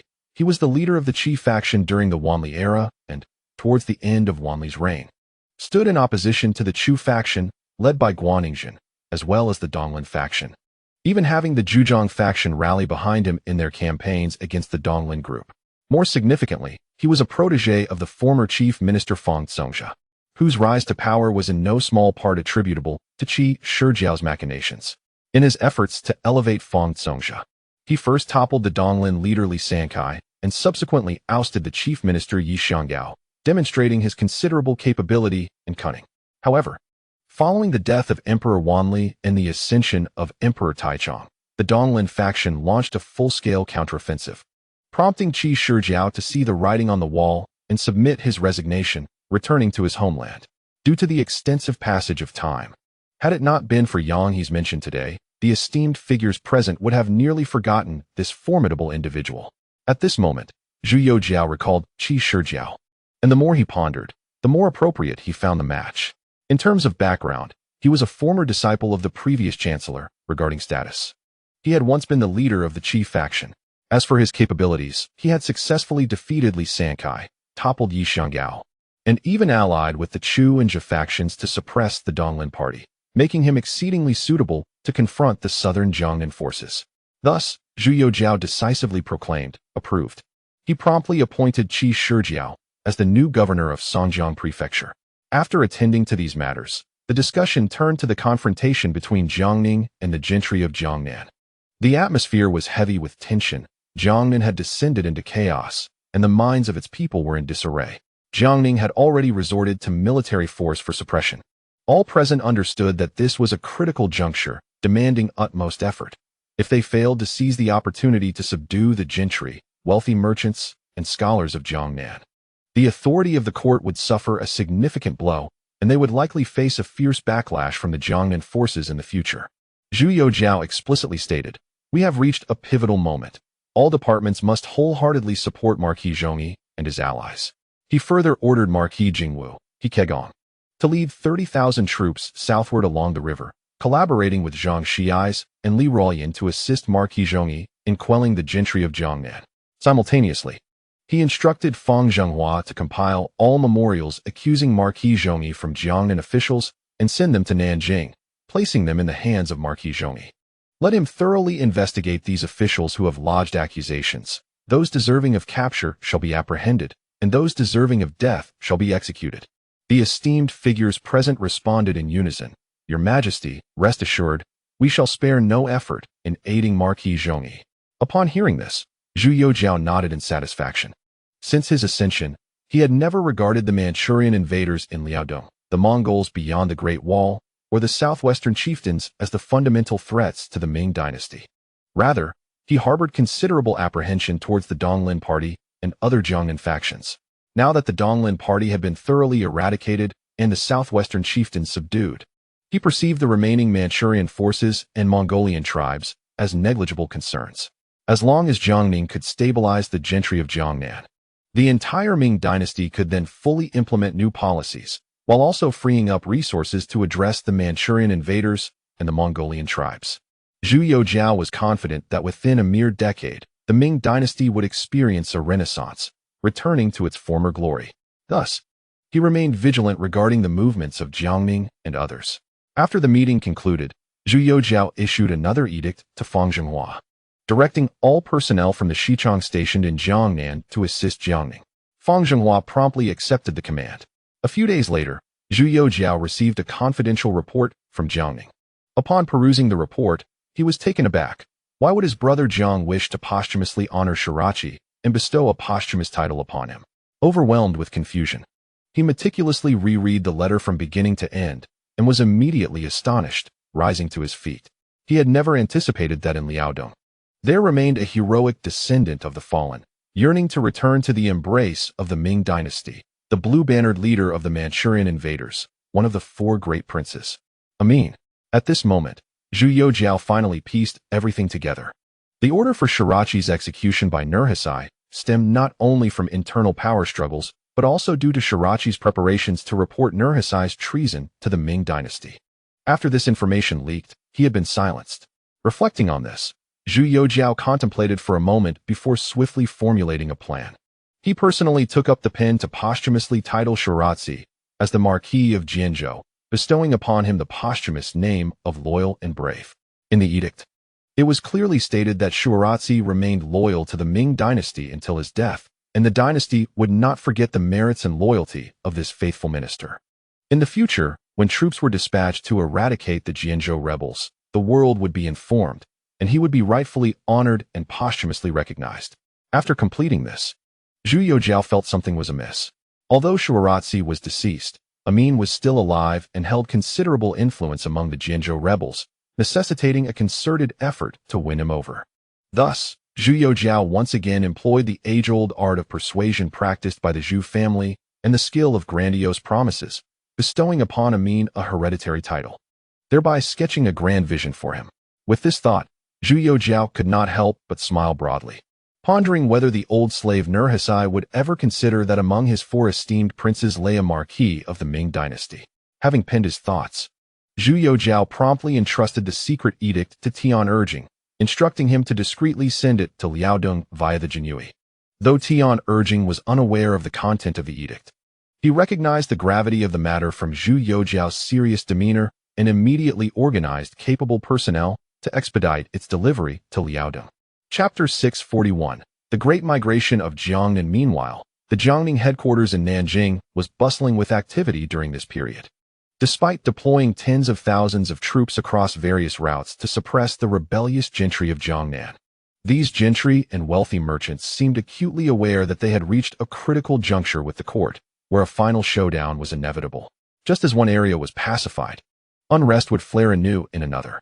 Yang Lian and Zhang Wenhe exerted every effort, working tirelessly to identify the hidden gentry behind the unrest.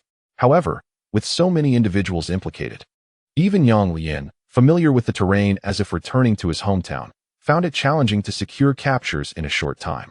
Zhang Wenhe's brush was nearly smoking from overuse, yet the list of those to be apprehended remained unending. A few days later, the seasoned old Wei, who was leading troops in Jiangnan, finally encountered the two. Observing the almost frenzied state of these iron-willed executioners and contemporary strategists, old Wei was filled with confusion. After inquiring, he learned of their predicament. Upon hearing their grievances, old Wei was rendered speechless. He witnessed Yang Lian weeping uncontrollably, clinging to old Wei, while Zhang Wenhe grasped old Wei's legs, sobbing and lamenting their shared hardships. Seeing this, old Wei, with a resigned expression, attempted to console them, then chuckled, saying, "Yang Lian, we thought your wooden head had finally come to its senses, but it seems only half has awakened, while the other half remains blocked. And you, Zhang Wenhe, were quite clever in the capital. Why is it that upon arriving in Jiangnan, your wits have also dulled?" Listening to old Wei's critique, the two were perplexed, uncertain why he held such a view of them. Old Wei smiled and clarified, "In Jiangnan, there are countless gentry, wealthy merchants, and scholars. Even if you two worked yourselves to death, you could never apprehend them all. Have you considered taking a different approach?" The two remained bewildered, wiping away their tears, and in unison implored, "We humbly request Lord Wei to provide us with guidance. We would be immensely grateful for your insights." Old Wei, observing their earnestness, declared, "Although the gentry, wealthy merchants, and scholars in Jiangnan are as numerous as the stars, do not forget that the common people outnumber them greatly. The Lord often says that the strength of the populace is boundless. You two, at present, seem solely preoccupied with wielding knives to kill and plunder, engaging in reckless endeavors without ever contemplating the mobilization of the populace for assistance. In this day and age, the Jiangnan region is not only fraught with gentry and wealthy merchants inciting popular uprisings, but there are also numerous servants, unable to endure the relentless exploitation, clamoring for their own rebellion. Have your eyes ascended to the top of your heads that you fail to notice? Have you not seen that our family has been here for quite some time, and yet the Tianqi Times has not been published? Has there been no outreach to the people of Jiangnan regarding the new policies of the court?" Old Wei's remarks left the two men momentarily stunned. During this period, they had solely focused on arresting, killing, and plundering, completely neglecting the engagement of the common folk, and failing to fully utilize the Tianqi Times to win the hearts of the people. Thanks to Old Wei's insight, they suddenly realized how far they had strayed from the right path. Yang Lian, with a serious demeanor, bowed to Old Wei, proclaiming, "Hearing your words is worth more than a decade of study. I am profoundly grateful for your guidance, Lord Wei." Zhang Wenhe quickly chimed in, "Thank you, Lord Wei, for your enlightenment. Truly, one conversation with you is worth 10 years of reading. Your kindness will be etched in my memory for a lifetime." Upon hearing their flattery, Old Wei's face beamed with joy, his heart blossoming with delight as he jested, "Yang Lian, in all my life, I never imagined I would hear such praise from you. It is worth it. And you, Wenhe, with your cunning mind and lofty aspirations, there are few who can earn your admiration. I graciously accept your words. However, given the urgency of the situation, we must act separately. His Majesty and the court are providing full support from behind the scenes. We cannot falter. Moreover, the Marquis stationed in Nanjing has been exceedingly busy of late." The two men nodded hastily and then divided into several teams to take action. Yang Lian, leveraging his former status as a key figure of the Donglin party, sought out the gentry and wealthy merchants lurking in the shadows, while also using his renown as a celebrated scholar to attract the literati of Jiangnan to the court. After all, not all scholars were inclined to oppose the court.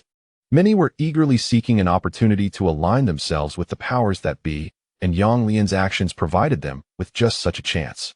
Zhang Wenhe took it upon himself to pen an article for the Tianqi Times, initially lambasting the gentry and merchants of Jiangnan who oppressed and exploited the common people.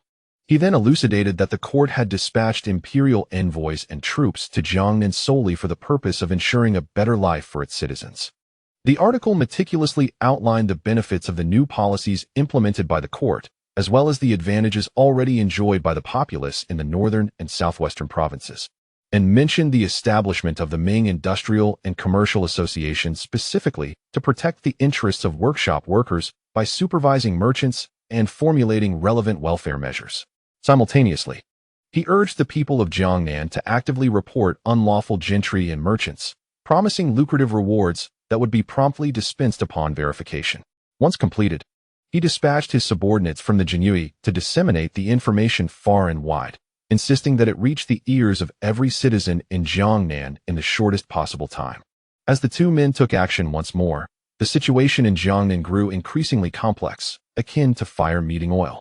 The hidden gentry and wealthy merchants, furious, cursed in frustration, astonished that the court would resort to such underhanded tactics, effectively pulling the rug from beneath them.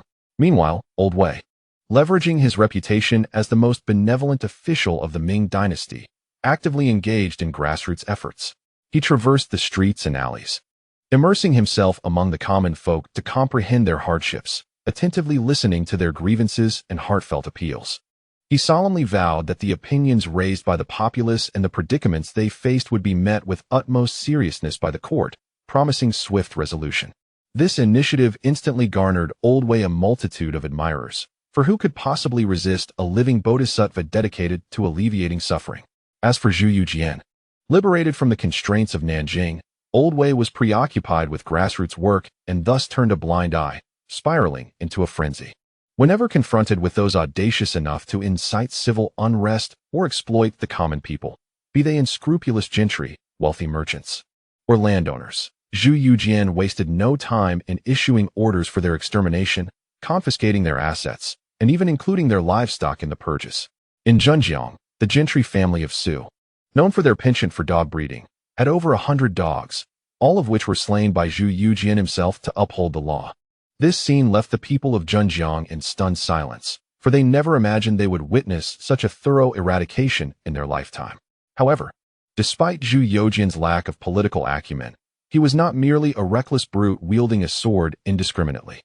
After the confiscation of the properties belonging to the corrupt gentry and landowners, he encouraged those whose belongings had been seized and those who suffered exploitation to travel to Suzhou to seek justice from Yuan Kali, asserting that Yuan would champion their cause and uphold the law impartially, restoring their rights. In a short span, countless oppressed and exploited individuals flocked to the Suzhou prefecture, yearning for Yuan Kali to advocate on their behalf. When Old Wei received the news, he was utterly bewildered, and though he wished to intervene, it was too late. He could only silently pray that Elder Yuan could withstand the onslaught. After all, Yuan Kali was already over 60, and the throngs descending upon Suzhou numbered in the thousands, with the count ever increasing, leaving uncertainty about his capacity to manage such an influx of cases. Upon learning of the multitude of citizens arriving to seek redress, Yuan Kali initially dismissed the matter, confident in his reputation as Yuan Qingtian, a paragon of justice during the Tianqi era.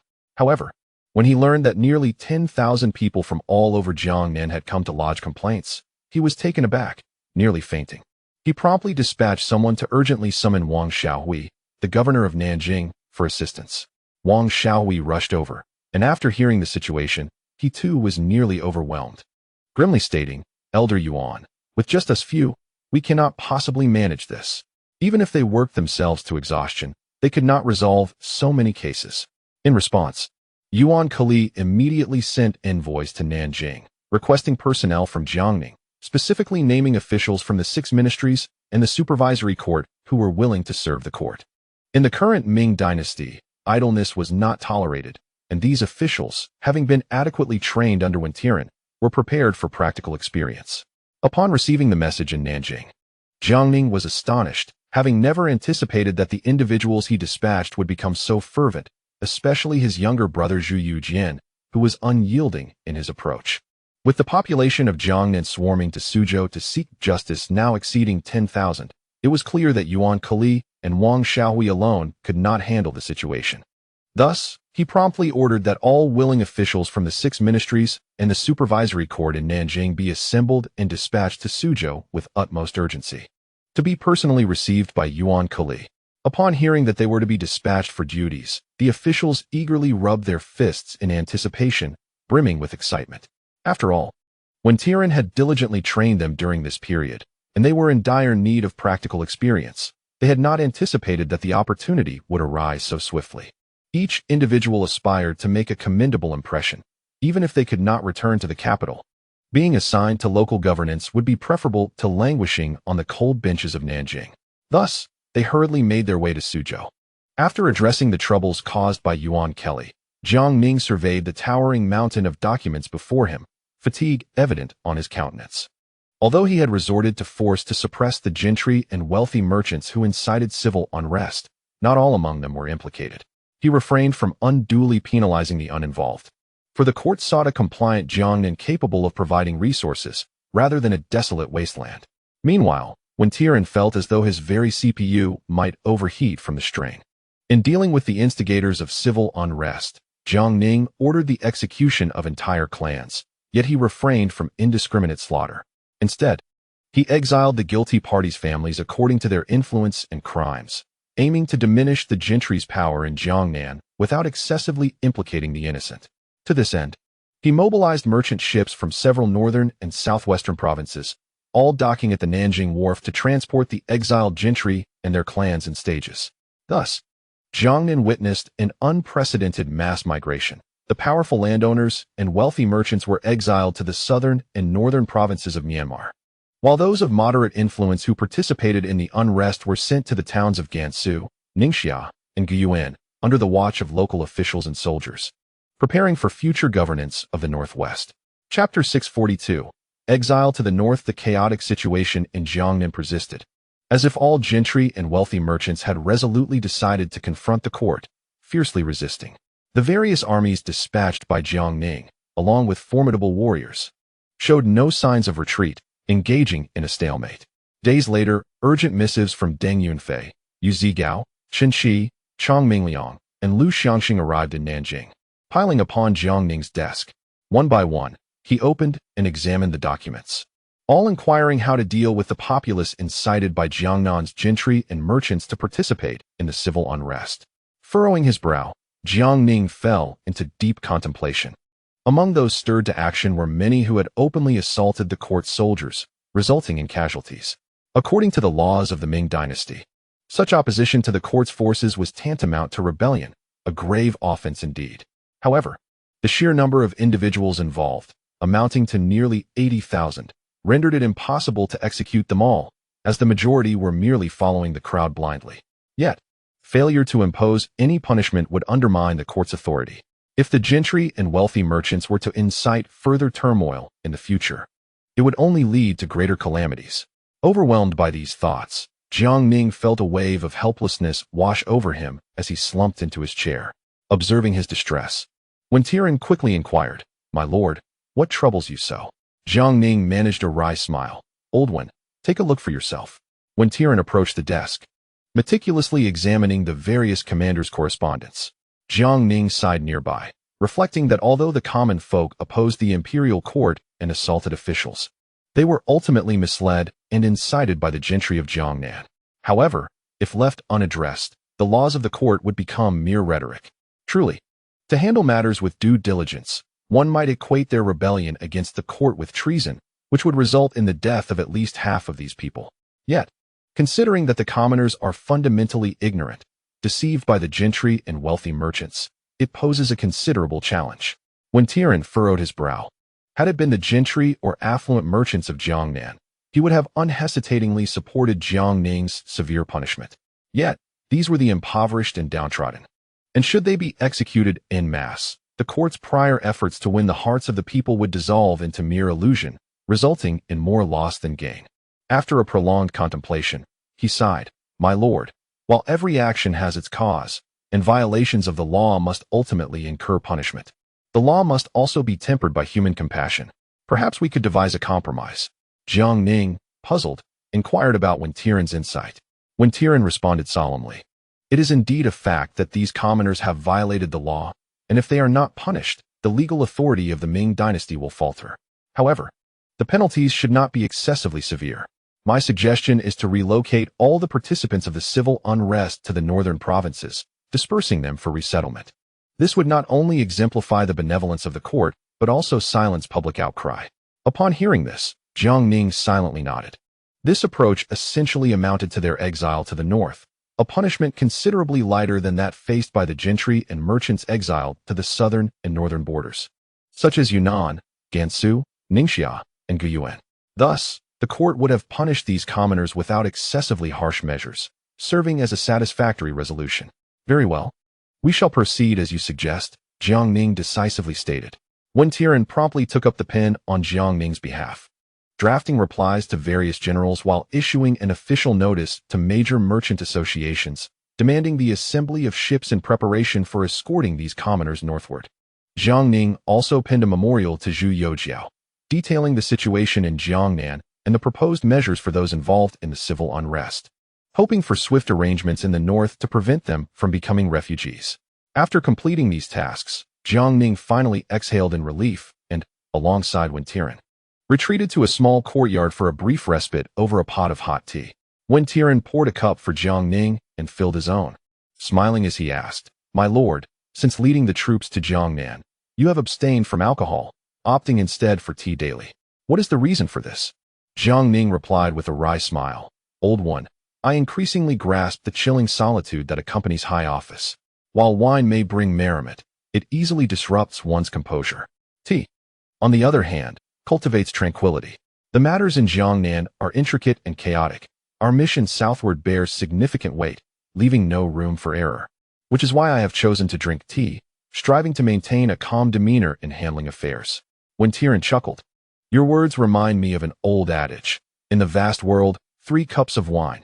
For a grand undertaking, a pot of tea. This southern expedition is indeed pivotal to the fate of the Ming dynasty and the lives of its people. Thus, tea is the wisest choice." Just then, a member of the Jinyui hurriedly approached to report, "My lord, Zhao Baihu requests an audience." Jiang Ning paused momentarily. "Zhao Feng?" The Jinyui nodded, and Jiang Ning instructed, "Let him enter." Before long, Zhao Feng, adorned in resplendent attire, donned an embroidered robe, secured with a jade-embellished leather belt, a jade hairpin atop his head, and a jade pendant hanging at his waist, presented himself before Jiang Ning with an air of noble elegance. "Your humble servant pays his respects to the Marquis and to Elder One." Jiang Ning jested, "Young Zhao, why have you returned to Nanjing so swiftly when you could have been enjoying quality time with your parents at home?" Zhao Feng replied with a smile. "In response to the Marquis, I have spent some days at home, but my parents, prioritizing national affairs, urged me to return to Nanjing promptly to alleviate your burdens." Jiang Ning teased him further, "Young Zhao, given the current circumstances, your presence here adds neither strength nor diminishes our numbers. What assistance can you truly provide?" Zhao Feng quickly countered, "Marquis, your words are not entirely accurate. I have returned to Nanjing well prepared, as my father has entrusted me with a donation of 800,000 taels of silver for the court." Jiang Ning was taken aback, a look of confusion crossing his face. "Young Zhao, are you claiming that your father has donated 800,000 taels of silver to the court?" Zhao Feng proudly nodded. Jiang Ning was familiar with the Zhao family, renowned merchants in Suzhou, where Zhao Feng's father, Zhao Chongqing, was a prominent figure, and his brother, Zhao Song, a business prodigy. It appeared that this Zhao patriarch was resolute in seeking honor through his son, while generously providing financial support to demonstrate loyalty. However, Zhao Feng undoubtedly exhibited potential, prompting Jiang Ning to nod in affirmation. "In that case, hand over the silver to Zilong for registration. Upon our return to the capital, I shall advocate for your family's contributions before His Majesty." Zhao Feng nodded eagerly, his joy unmistakable. Observing this reaction, Jiang Ning felt puzzled. Zhao Feng had always been one to act according to the financial incentives presented. What could possibly be the cause of his elation today?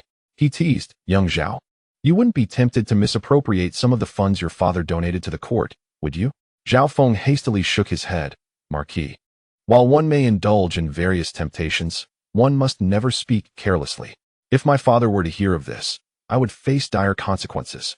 Jiang Ning waved his hand dismissively. "Enough of the jesting. If there is nothing else, you may assist Zilong."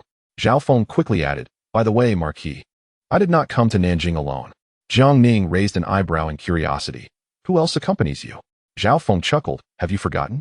Lord Qingyi, Lu Kongzhao, and Lu Banshan. Since your apprehension of the nobles involved in the conspiracy in Nanjing, His Majesty has decreed the execution of all implicated nobles and their families." Lord Qingyi was terrified. Recently, Upon learning of the passing of Duke Lianghuai, Li Hongji, he became increasingly restless, insisting on returning to Nanjing. Thus, I brought him along. Jiang Ning nodded, his emotions regarding Lord Qingyi, Lu Kongzhao, and Lu Banshan being quite complex. When Su Hongji conspired to rebel, Lu Kongzhao had gathered over 200,000 troops for him, and had it not been for his own preparations, a genuine confrontation could have ensued in Nanjing. Had it come to that, the founding emperor on Zijing Mountain would have likely done more than just send dreams. He might have even stripped him bare in the realm of nightmares. He spoke gravely. Let Lord Qingyi return to his residence. He should refrain from wandering about. I shall summon him shortly. Zhao Feng complied and took his leave. When Tiran then inquired, Marquis, how should we deal with Lord Qingyi? In the past, Su Hongji's rebellion was significantly fueled by his efforts, and although he ultimately betrayed Su Hongji and his associates, he nonetheless gathered an army of over 200,000. Had we not been prepared, a great battle would have been inevitable. Jiang Ning's expression grew increasingly somber as he nodded and remarked, allow me to contemplate this matter further. Subsequently, the two returned to their chambers to continue their work, as all administrative affairs of Jiangnan were now directed to Nanjing, leaving them exceedingly busy. Early the next morning, Jiang Ning's foremost disciple, Chen Zilong, urgently sought him out, inquiring, My lord, all the Suzhou gentry, wealthy merchants, and members of the Revival Society who participated in Su Hongji's conspiracy have been apprehended and brought to Nanjing. How shall we proceed? I await your directive. Without lifting his gaze, Jiang Ning continued to write fervently, coldly responding, What more is there to question? They shall all be dealt with according to the laws of the Ming dynasty. Chen Zilong gently interjected, However, my lord, among them are some renowned talents from Jiangnan. Though they belong to the Revival Society, they did not partake in this rebellion and are merely implicated by Zhang Pu and Zhang Kai. Jiang Ning raised his head to meet Chen Zilong's eyes, recognizing the compassion stirring within his disciple. He said, Zilong, perhaps you should conduct a thorough investigation. If they truly did not participate, then they may be punished leniently. If they did, they shall face the full extent of the law. Chen Zilong nodded, then added, My lord, Zhang Pu and Zhang Kai from the Revival Society are currently in prison, vehemently demanding to see you. Will you grant them an audience? Jiang Ning replied promptly. Yes, of course. I have longed to meet these prominent figures. Rising, he grasped Chen Zilong's hand and turned to Wen Tiran, saying, Old one, hold the fort for a moment. I shall go interrogate these notorious offenders. With that, he and Chen Zilong dashed away. Wen Tiran was left momentarily stunned. As Jiang Ning and Chen Zilong raced out of the small courtyard, they finally breathed a sigh of relief. Chen Zilong, puzzled, asked, My lord, what has come over you? Jiang Ning chuckled, Zilong, your timing is impeccable. I have been utterly overwhelmed lately, and this opportunity to confront Zhang Pu and Zhang Kai will serve as a much-needed respite. Chen Zilong remained speechless, realizing that while his mentor was finding a moment to catch his breath, Elder Wen would likely be buried under a mountain of administrative duties. However, he refrained from voicing this thought and followed Jiang Ning straight to the Ministry of Justice's prison. Due to the overwhelming number of implicated individuals, the prisons of Nanjing were already overcrowded, with the principal offenders confined in the Ministry of Justice's facility. As they walked through the streets, observing the bustling citizens and vendors, Jiang Ning felt a sense of satisfaction. His efforts had not been in vain. Soon, they arrived at the Ministry of Justice's prison, where the minister and his deputies had gone to Suzhou to assist Yuan Kelly, leaving only a junior official, Lu Shun, to oversee the operations. Upon hearing of Jiang Ning's personal visit, Lu Shun was initially terrified, but upon learning of the intent to interrogate the major offenders, he visibly relaxed and personally escorted them into the prison. As Jiang Ning and his companions entered the Ministry of Justice's prison, they were met with a scene of utter chaos, as the inmates, upon noticing their arrival, erupted into a cacophony of cries for justice, curses, and pleas for mercy. Jiang Ning turned to Lu Shun, inquiring, What manner of individuals are confined here? They all appear to be scholars. Lu Shun hastily replied, Your Excellency, they are members of the Revival Society and scholars associated with it. Jiang Ning nodded and led Chen Zilong deeper inside. Soon, they arrived at the end of the dungeon, where they found two individuals confined within a cell. One sat cross-legged with eyes closed, while the other was vehemently cursing. Jiang Ning listened closely and realized, to his astonishment, that the target of the vitriol was none other than himself. Seeing this, Lu Xun reprimanded sharply Zhang Pu. You rebellious traitor. How dare you be so audacious at the brink of death? Do you wish to hasten your demise? Upon hearing the name Zhang Pu, Jiang Ning recognized the individual as the historically renowned founder of the Revival Society. In the annals of history, Zhang Pu was indeed a prominent figure of the late Ming dynasty, instrumental in establishing the Revival Society, which followed the Donglin Party, and even had a presence within the southern Ming regime. Zhang Pu turned his gaze to Lu Xun, a cold smile gracing his lips. What? Do you think I will escape death by refraining from cursing? Is there still law in the Ming dynasty? Jiang Ning raised his hand to halt Lu Xun, smiling as he remarked, the Ming dynasty undoubtedly possesses its laws. Were it otherwise, how could you find yourselves in this predicament? Zhang Pu looked up at Jiang Ning, his tone turning hostile. Who are you? Jiang Ning, maintaining his genial demeanor, replied, I am the national traitor Jiang Ning, whom you so readily accuse of bringing calamity upon the nation and harming the innocent. Upon hearing Jiang Ning's self-identification and observing the amiable smile upon his face, Zhang Pu's earlier bravado dissipated. Even the contemplative Zhang Kai beside them opened his eyes, scrutinizing Jiang Ning intently. Zhang Pu quickly recalibrated his words. My lord, you must have misheard. I was not cursing you, but that treacherous eunuch Wei Zhongxian, who wreaks havoc upon the nation. Your Excellency cherishes the people as if they were your own children, a paragon of both civil and military prowess, a true pillar of the Ming dynasty, and a trusted aide to His Majesty. I revere and admire you. How could I dare to insult you? Zhang Kai, astonished, could not fathom that his friend would so readily grovel before Jiang Ning. Determined to uphold the dignity of scholars, he interjected, You are indeed the national traitor, Jiang Ning. It is you whom Zhang and I curse. The chaos in Jiangnan has led to the dislocation of countless commoners, with numerous gentry, merchants, and landlords implicated. All stemming from your actions, Jiang Ning. As scholars, we must voice the grievances of the people. Who else should we curse if not you? Zhang Pu turned to Zhang Kai, regarding him as though he were a fool. However, Zhang Kai persisted, raising his voice in indignation. Jiang Ning, you are but a tavern keeper of humble origins, fortunate to have caught the emperor's favor to enter the court. Yet you fail to repay that grace by pacifying the populace. Instead, you seek power and pursue personal gain, disrupting the governance and deceiving your sovereign while harming the loyal. Your recent journey south has been marked by arrogance and tyranny, leaving rivers of blood in your wake. Should you not be cursed for this? Jiang Ning, upon hearing these words, burst into laughter, clutching his belly. You must be Zhang Kai, famously known as the Master of Nanghua? Zhang Kai replied proudly, Indeed, that is I? Jiang Ning then had a chair brought for him to sit down. At that moment, the scholars in the dungeon ceased their clamoring, leaning against the cell door.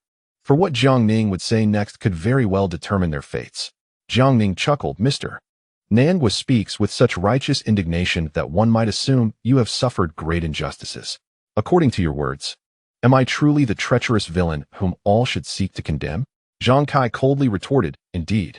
It is precisely because of you and traitors like Wei Zhongxian that the nation suffers, leading to a disregard for Confucian values, the collapse of propriety and music, and chaos in the realm, causing untold suffering among the populace. How many have lost their homes and lives due to your actions? You advocated for the eradication of Buddhism. How many ancient temples were seized? How many venerable monks slaughtered? In Shandong, you brazenly desecrated Confucius' tablet and mercilessly butchered scholars. Such actions signify the ruination of propriety and music.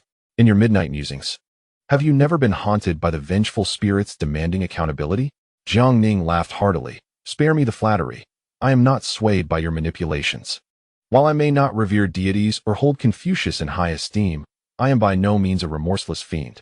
My heart harbors justice, and my feet are grounded in principle. I have never exploited the common folk nor abused my power for extortion. Even if such behaviors are commonplace in this world, I have steadfastly maintained my boundaries and principles. Since my entry into the court, I have been diligent, worthy of the emperor's favor above, and deserving of the people's trust below, as well as my colleagues' respect in between. My conscience remains untainted. In contrast, you scholars are all talk and no action, self-proclaimed literati, who spend your days in lofty discussions, be it composing poetry or indulging in romantic escapades. You criticize the court with fervor, yet when it comes to the suffering of the common people, you remain mute, never willing to articulate their joys and sorrows. You neither produce nor labor. Yet you parade under the guise of patriotism, standing on a moral high ground to denounce this and that. Now that I have placed you verbose scholars beneath my feet, you are incensed.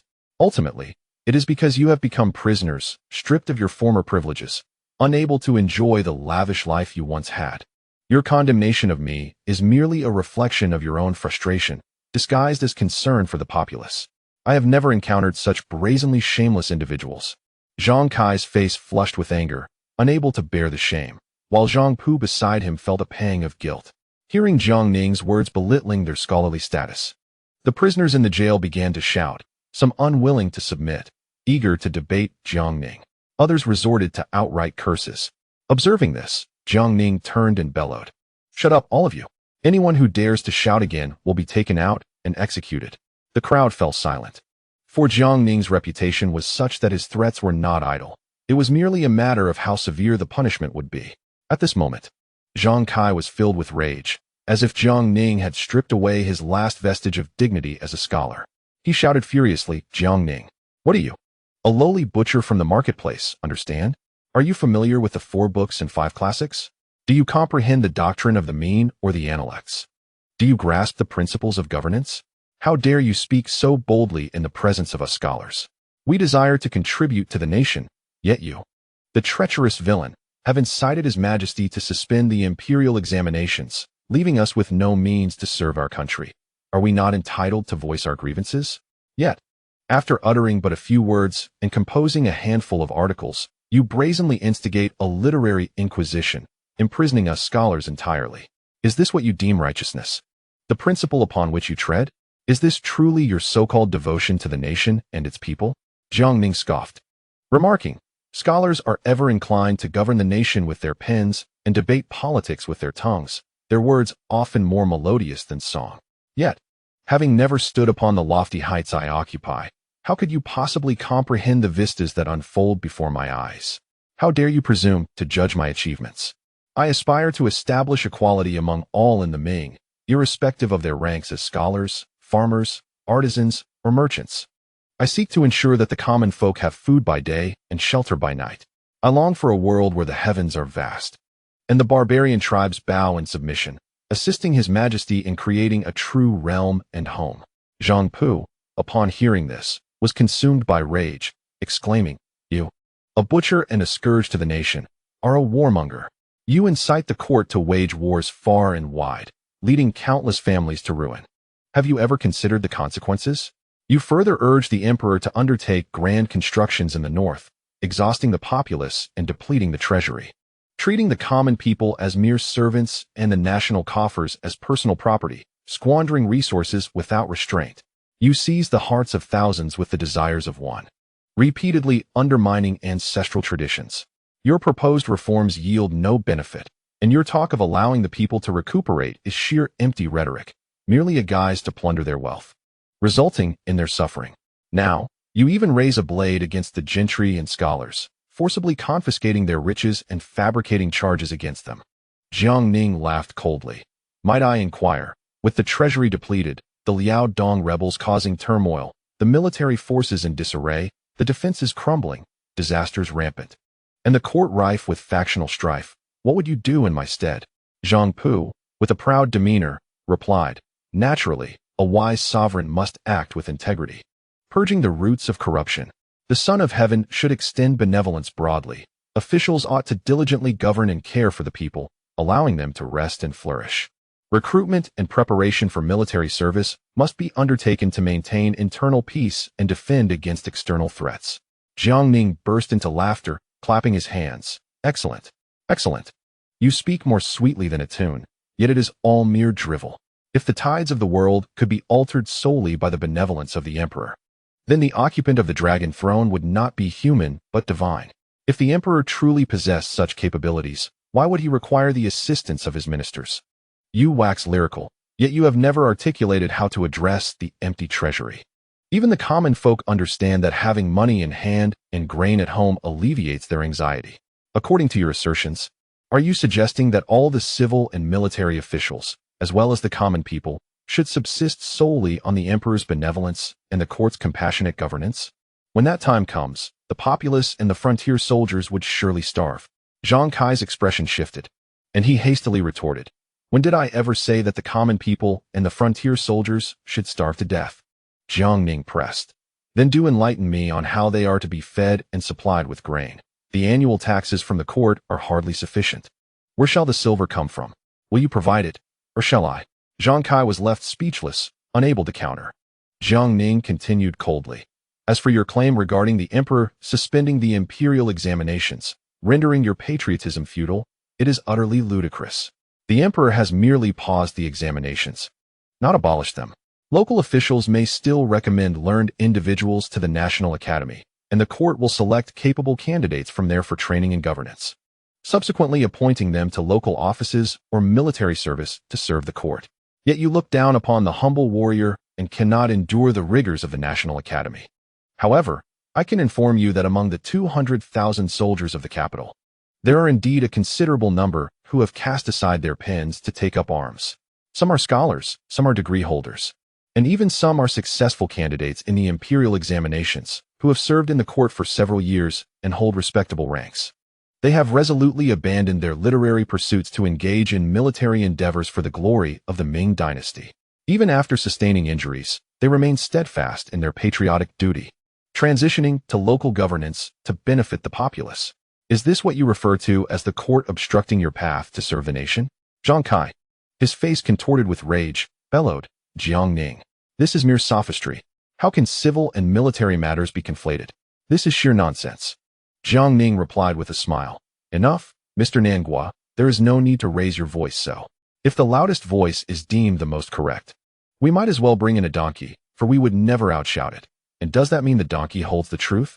Upon hearing this, Zhang Kai trembled with fury. Chapter 644. The abstract ancestor Jin Shangtan observing Zhang Kai, who appeared utterly stupefied, Jiang Ning spoke coldly. "You have spoken at length, professing your concern for the nation and its people, yet why have you found yourself entangled in the conspiracy of Su Hongji? Do not tell me you are innocent and unaware of Su Hongji's schemes." Zhang Kai's face flushed crimson with shame, for he could not refute this point. After all, he had tacitly agreed at the time. At this moment, many students in the prison bowed their heads.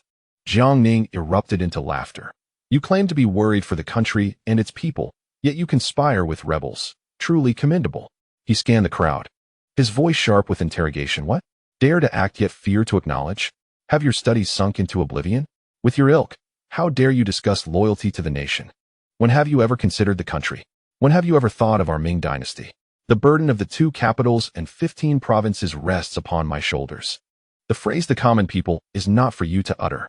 In my eyes, you are even beneath the courtesans, who at least know to pay their taxes to the court.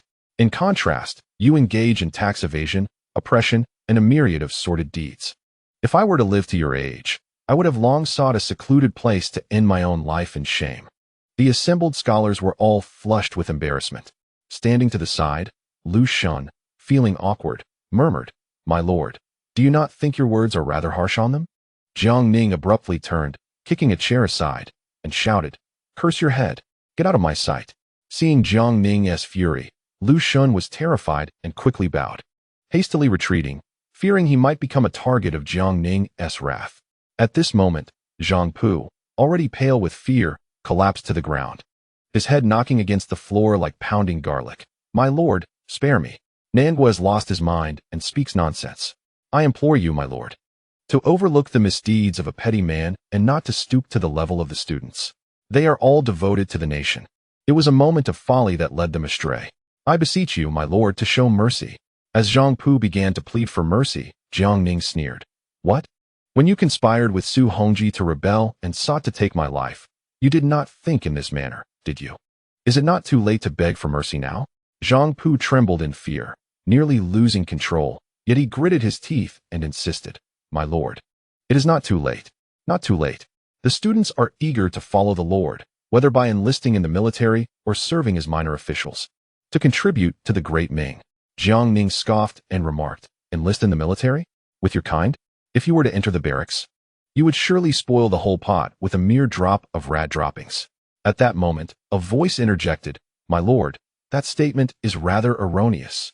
Emerging from the corner of the cell, a fearless young scholar stretched lazily and yawned, saying, I just heard the Lord conversing with Lianghuai.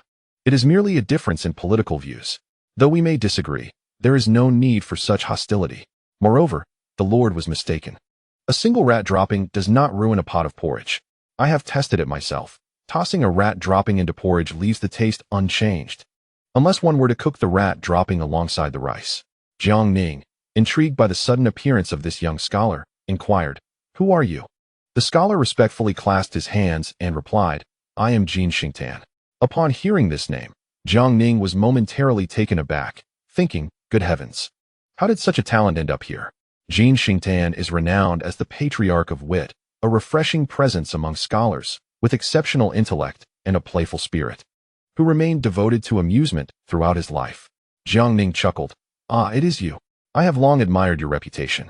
Your name has indeed reached my ears. Jin Xingtan's face lit up with joy. I never imagined my name would reach the Lord. Now I can die without regret. However, I have one final request. Jiang Ning, intrigued, replied with a smile, Speak freely.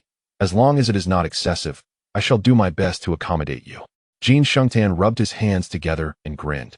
My lord, could I possibly have a bowl of longevity noodles before I meet my end? Jiang Ning paused for a moment, then helplessly remarked, To eat longevity noodles before dying? Those noodles won't grant longevity. Jin Xingtan eagerly nodded. You are absolutely right, my lord. I doubt the prison kitchen could prepare longevity noodles. But I know that the longevity noodles from Taibai Building in Suzhou are exceptional. Why not let me step out briefly to enjoy a bowl? And I shall return to face my fate? Jiang Ning's frustration peaked, and he retorted coldly, Jin Xingtan, do you take me for a fool? If I let you out, would you truly return to accept your punishment? Jin Xingtan, with a serious demeanor, contemplated for a moment and replied, My lord, if you truly let me out, I would indeed not return. After all, even the lowly insect strives to survive, let alone a human. Jiang Ning was rendered speechless by this response. Jin Xingtan quickly added, If my request for longevity noodles is too much, then how about allowing me to go enjoy a bowl of duck blood vermicelli soup and roasted duck in Nanjing? Surely, that is not an excessive request? He gazed at Jiang Ning with eager anticipation. Jiang Ning, now furious, scolded, Do you even hear yourself? This is the Ministry of Justice's prison, and you are all embroiled in a treasonous plot, yet you wish to dine out? Do you think this is a restaurant? Shall I prepare a bowl for you myself? Jin Xingtan's face lit up with excitement. My lord, are you serious? I have heard that before entering officialdom. You once ran a restaurant. At this, Jiang Ning felt utterly bewildered. Jin Xingtan proved to be even more cunning than he had anticipated. Just then, he shook his head again, saying, I appreciate your kind intentions, my lord, but I must decline your gracious offer. After all, I have heard that your tavern has suffered poor management and has closed its doors for good. It seems your culinary skills may be rather mediocre, perhaps even subpar. If I were to consume the noodles you prepared and succumb to poison before facing execution, it would be a grievous loss. At that moment, Jiang Ning felt his blood pressure surge, wishing he could draw his sword and slay this scoundrel. Zhang Pu, standing nearby, was already rendered speechless by fear. He had hoped to secure a sliver of mercy, but he found his companions outdoing one another in audacity, one confronting Jiang Ning head-on, while the other had completely lost his sanity, clearly provoking Jiang Ning's ire. Feeling an impending eruption, Jiang Ning hastily closed his eyes, inhaled deeply, and maintained a composed demeanor as he addressed them. Enough? I shall grant you your final wish before your demise. Speak, how do you wish to perish? You are not officials of the court, so there is no need for skinning or impalement. However, according to the laws of the Ming dynasty, for your involvement in a treasonous plot, you are destined for death by slow slicing. Yet, I shall extend my grace beyond the law. Aside from slow slicing, you may choose from beheading or dismemberment by 5 horses. Upon hearing this, Zhang Kai sat on the ground, dazed and speechless. Zhang Pu collapsed, pale as a ghost. In stark contrast, Jin Xingtan quickly interjected, My lord, we have indeed assisted you in many endeavors, laboring diligently. Why are our options limited to beheading and dismemberment? Might we not add a few more choices? Allow us to select a more dignified method of death, as we have contributed to your cause. Jiang Ning, puzzled, retorted, You claim to have aided me? I was unaware of such contributions. Jin Xingtan promptly pointed to Zhang Pu, exclaiming, "My lord." It was Tianru, Zhang Pu's courtesy name, who bestowed upon you the illustrious title of 9,000 years. Furthermore, it was also Tianru who spread the word of the royal aura emanating from Nanjing, heralding your virtues as if a son of heaven had descended. Jiang Ning stood there, stunned into silence. Jin Shengtan then gestured towards Zhang Kai, saying, "Indeed, my lord, Nanguo has also rendered great assistance." Even the reign title Jin Tong was painstakingly chosen by Nanguo after consulting ancient texts. Jiang Ning's mouth fell agape in astonishment, while Chen Zilong beside him was equally dumbfounded. It was the first time he had witnessed anyone dare to mock Jiang Ning so audaciously, pondering what dire fate awaited Jin Shengtan. Gritting his teeth, Jiang Ning demanded, "Jin Shengtan, you have recounted many contributions from Zhang Pu and Zhang Kai, but what have you done for me?" Jin Shengtan pondered for a moment before hastily replying, "My lord, I have yet to consider how I might assist you. After all, I was summoned by Tianru to engage in debate with the Taishan school, but alas, I was swiftly defeated and captured by your men shortly thereafter." Jiang Ning, slightly taken aback, inquired with a serious tone, "Are you aware of Su Hongji's treasonous plot?" Jin Shengtan, with a bitter expression, replied, "Forgive my lord for laughing at my plight. During my debate with the Taishan school, I was brutally beaten, and thus I spent half a month recuperating. Consequently, I was unaware of the significant events surrounding Su Hongji's treason until after my capture." Jiang Ning was left utterly speechless, realizing that Jin Shengtan had merely been a bystander, uninvolved in the matters at hand. He then turned to Chen Zilong. Chen Zilong hurriedly whispered, replying to the Marquis, "Jin Shengtan is indeed not involved in Su Hongji's conspiracy, but was summoned by Zhang Pu to Suzhou to engage in debate with the proponents of the new learning school. Due to his unrestrained words, he was injured. When our men captured him, he was still in bed recuperating." After confirmation, Jiang Ning addressed the Jin Yiwei beside him. "Transfer Jin Shengtan to another cell." Jin Shengtan quickly interjected, "Marquis, could you arrange for me a private room? I am unaccustomed to sharing with so many others." Jiang Ning slammed his fist against the cell door, his face contorted with anger. "Would you like me to find you a few courtesans to entertain you with music?" Jin Shengtan's face lit up with excitement. "Marquis, is that really possible?" Jiang Ning abruptly closed his eyes in frustration. Observing this, Chen Zilong hastily instructed the Jin Yiwei to escort Jin Shengtan to a different cell. Two Jin Yiwei stepped forward, seizing Jin Shengtan and dragging him away. While he continued to shout, "Marquis, it would be too troublesome to summon the courtesans for you. Perhaps I should go seek them myself. After all, I am far more familiar with Nanjing than you." After a considerable time, once Jin Shengtan was taken away, Jiang Ning's turbulent emotions finally calmed, and he looked at Zhang Pu and Zhang Kai with a cold smile. "How do you wish to meet your demise? Choose for yourselves. After all, as the principal offenders, you have the privilege of selecting your method of death, a luxury not afforded to your 9 clans." Zhang Kai's expression turned grim. "Marquis, I spent 3 days and nights researching ancient texts to select the era name for you. Could you grant me a piece of white silk in consideration of this?" Jiang Ning replied with a smile, "Mr. Nanguo, it is truly burdensome for you to expend such effort on my behalf, especially selecting the golden tong used by Huang Chao. However, rest assured, I bear no grudges. You shall be executed by dismemberment." Zhang Kai immediately collapsed to the ground. Jiang Ning then turned to Zhang Pu, who was already terrified and prostrate on the ground. Zhang Pu, seeing Jiang Ning's gaze upon him, quickly struggled to rise. "Marquis, could you grant me a cup of poison?" Jiang Ning shook his head. Zhang Pu, with a bitter expression, continued, "Then, Marquis, which is a quicker death, beheading or dismemberment? Which is less painful?" After a moment of contemplation, Jiang Ning replied with a smile, "Dismemberment is certainly quicker. One dies in an instant and feels no pain, though it is not a dignified end.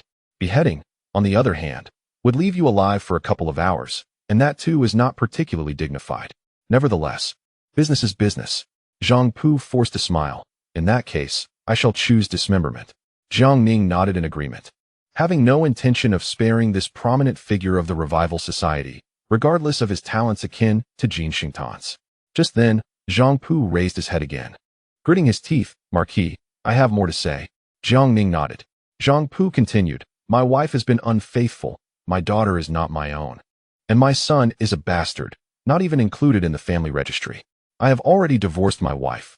They should not be counted among my 9 clans." Upon hearing this astonishing revelation, everyone in the jail was left utterly speechless. After a moment, Jiang Ning nodded. Very well. Zhang Pu added, moreover, Marquis, I was adopted as a child, and I have always been an outsider in my home. My adoptive parents are not blood relatives and should not be counted among my 9 clans either. Jiang Ning stood in stunned silence, then remarked, Zhang Pu, are you suggesting that you are the sole survivor of your entire lineage? Zhang Pu clenched his teeth, his face suffused with shame as he nodded. Jiang Ning swiftly turned away, fearing that prolonging the encounter would lead to his own exasperation, and walked towards the prison's exit. Along the way, numerous scholars knelt in supplication, claiming they were wrongfully implicated. Jiang Ning paid them no heed. Upon exiting the prison, he addressed Chen Zilong, saying, Zilong, thoroughly investigate these detained scholars. Those involved in the case shall be dealt with according to the laws of the court, while those not implicated in the conspiracy shall be sent to the black coal mine of Lord Wei in Shaanxi for 5 years of labor to atone for their misdeeds, allowing them a chance to reflect. Chen Zilong nodded promptly and quietly inquired, My lord, what shall we do about Zhang Pu's lineage? Jiang Ning fell silent for a moment, deep in thought, before responding gravely, immediately send a missive to Elder Yuan in Suzhou, seeking guidance on how to handle this situation. Chen Zilong nodded in agreement. Jiang Ning finally exhaled, as he had never encountered such an absurd situation before. Yuan Kelly, having previously held the position of Minister of Justice, was the most suitable to render judgment. Subsequently, Jiang Ning returned to the Ministry of War and entered the Hall of No Affairs. The day had grown late, and Wentiren was still diligently working through official documents. Upon seeing Jiang Ning's return, Wentiren's eyes brimmed with tears. My lord, you have finally returned. I can scarcely endure any longer.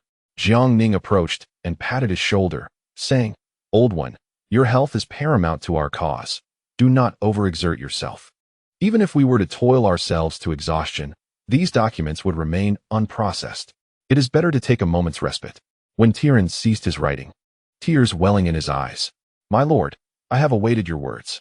He then eagerly pulled Jiang Ning aside and summoned food, and the two ate voraciously. 5 days later, Jiang Ning received Yuan Kelly's response regarding Zhang Pu's peculiar circumstances. It succinctly stated, proceed with execution. Thus, Jiang Ning issued a direct order to execute all core members of the Revival Society implicated in Su Hongji's conspiracy, along with the wealthy merchants and gentry from Suzhou involved in the case, transporting them to Nanjing's Kaishiku for execution. The news sent shockwaves through the city, with countless citizens flocking to witness the event.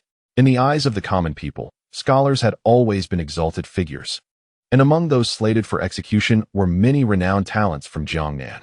As Jiang Ning and Wentiren, clad in ceremonial robes and adorned with sashes, emerged from the Ministry of War, flanked by the imperial guards, they made their way to the execution grounds at Kaishiku. Xiao Bianjiao had personally gone to the Ministry of Justice to lead the soldiers in escorting the prisoners. Thousands of detainees were confined in prison carts, traversing the streets toward Kaishiku, their procession resembling a dragon. The gathered crowd erupted in vitriol, while the prisoners appeared either despondent or utterly terrified.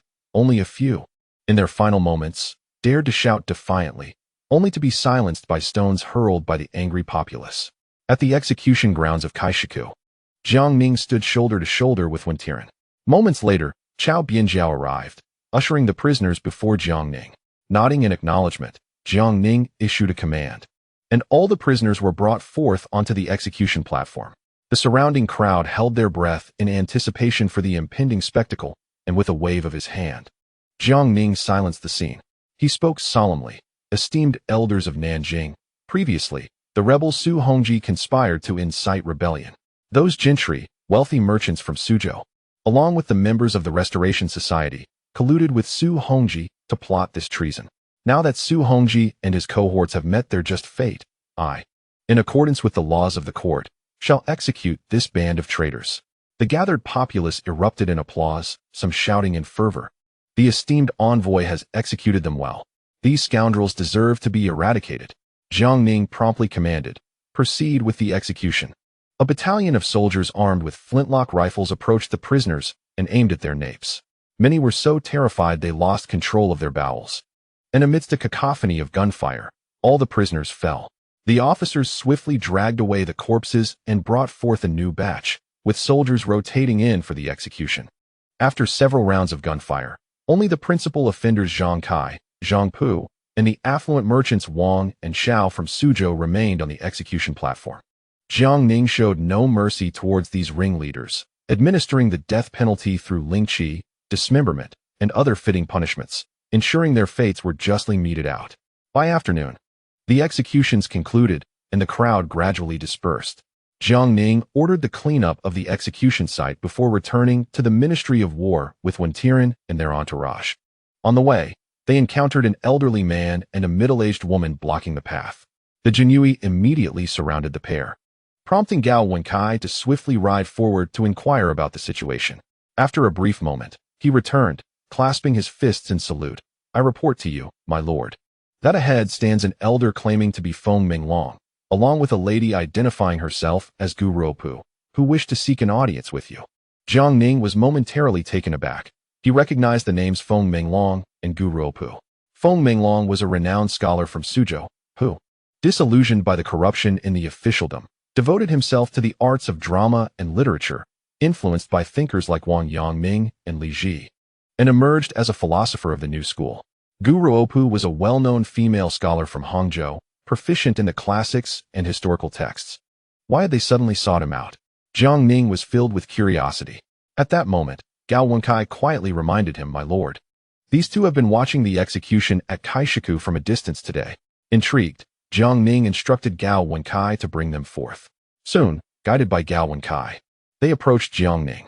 The elderly man bore a refined countenance, and though aged, his youthful charm was still evident. Dressed in a simple yet immaculate robe, with meticulously groomed hair and beard, he clearly valued propriety. The middle-aged woman, adorned in elegant attire, possessed a countenance reminiscent of the moon, her eyes sparkling like water. Her hair neatly arranged, exuding both the gentility of a Jiangnan woman and an air of scholarly elegance. They stood before Jiang Ning, bowing respectfully without subservience. Gao Wenkai immediately reprimanded, "Before the esteemed envoy, one must kneel in reverence." Jiang Ning hastily gestured for him to stop and inquired, "What is it that brings you both to seek me?" Feng Minglong spoke first. "Today, I dared to impede the esteemed envoy's passage, as I am troubled by questions in my heart, and I humbly request you to enlighten me." Jiang Ning was taken aback. When had he added to the quandaries of this contemporary talent? He then turned to Gu Ruopu. "And what of you, Madame Gu? What brings you to seek the esteemed envoy?" Gu Ruopu smiled gently.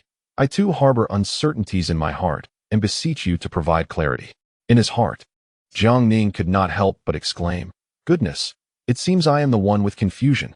Why have you both inexplicably come to me for answers when I am unaware of having caused you any perplexity?"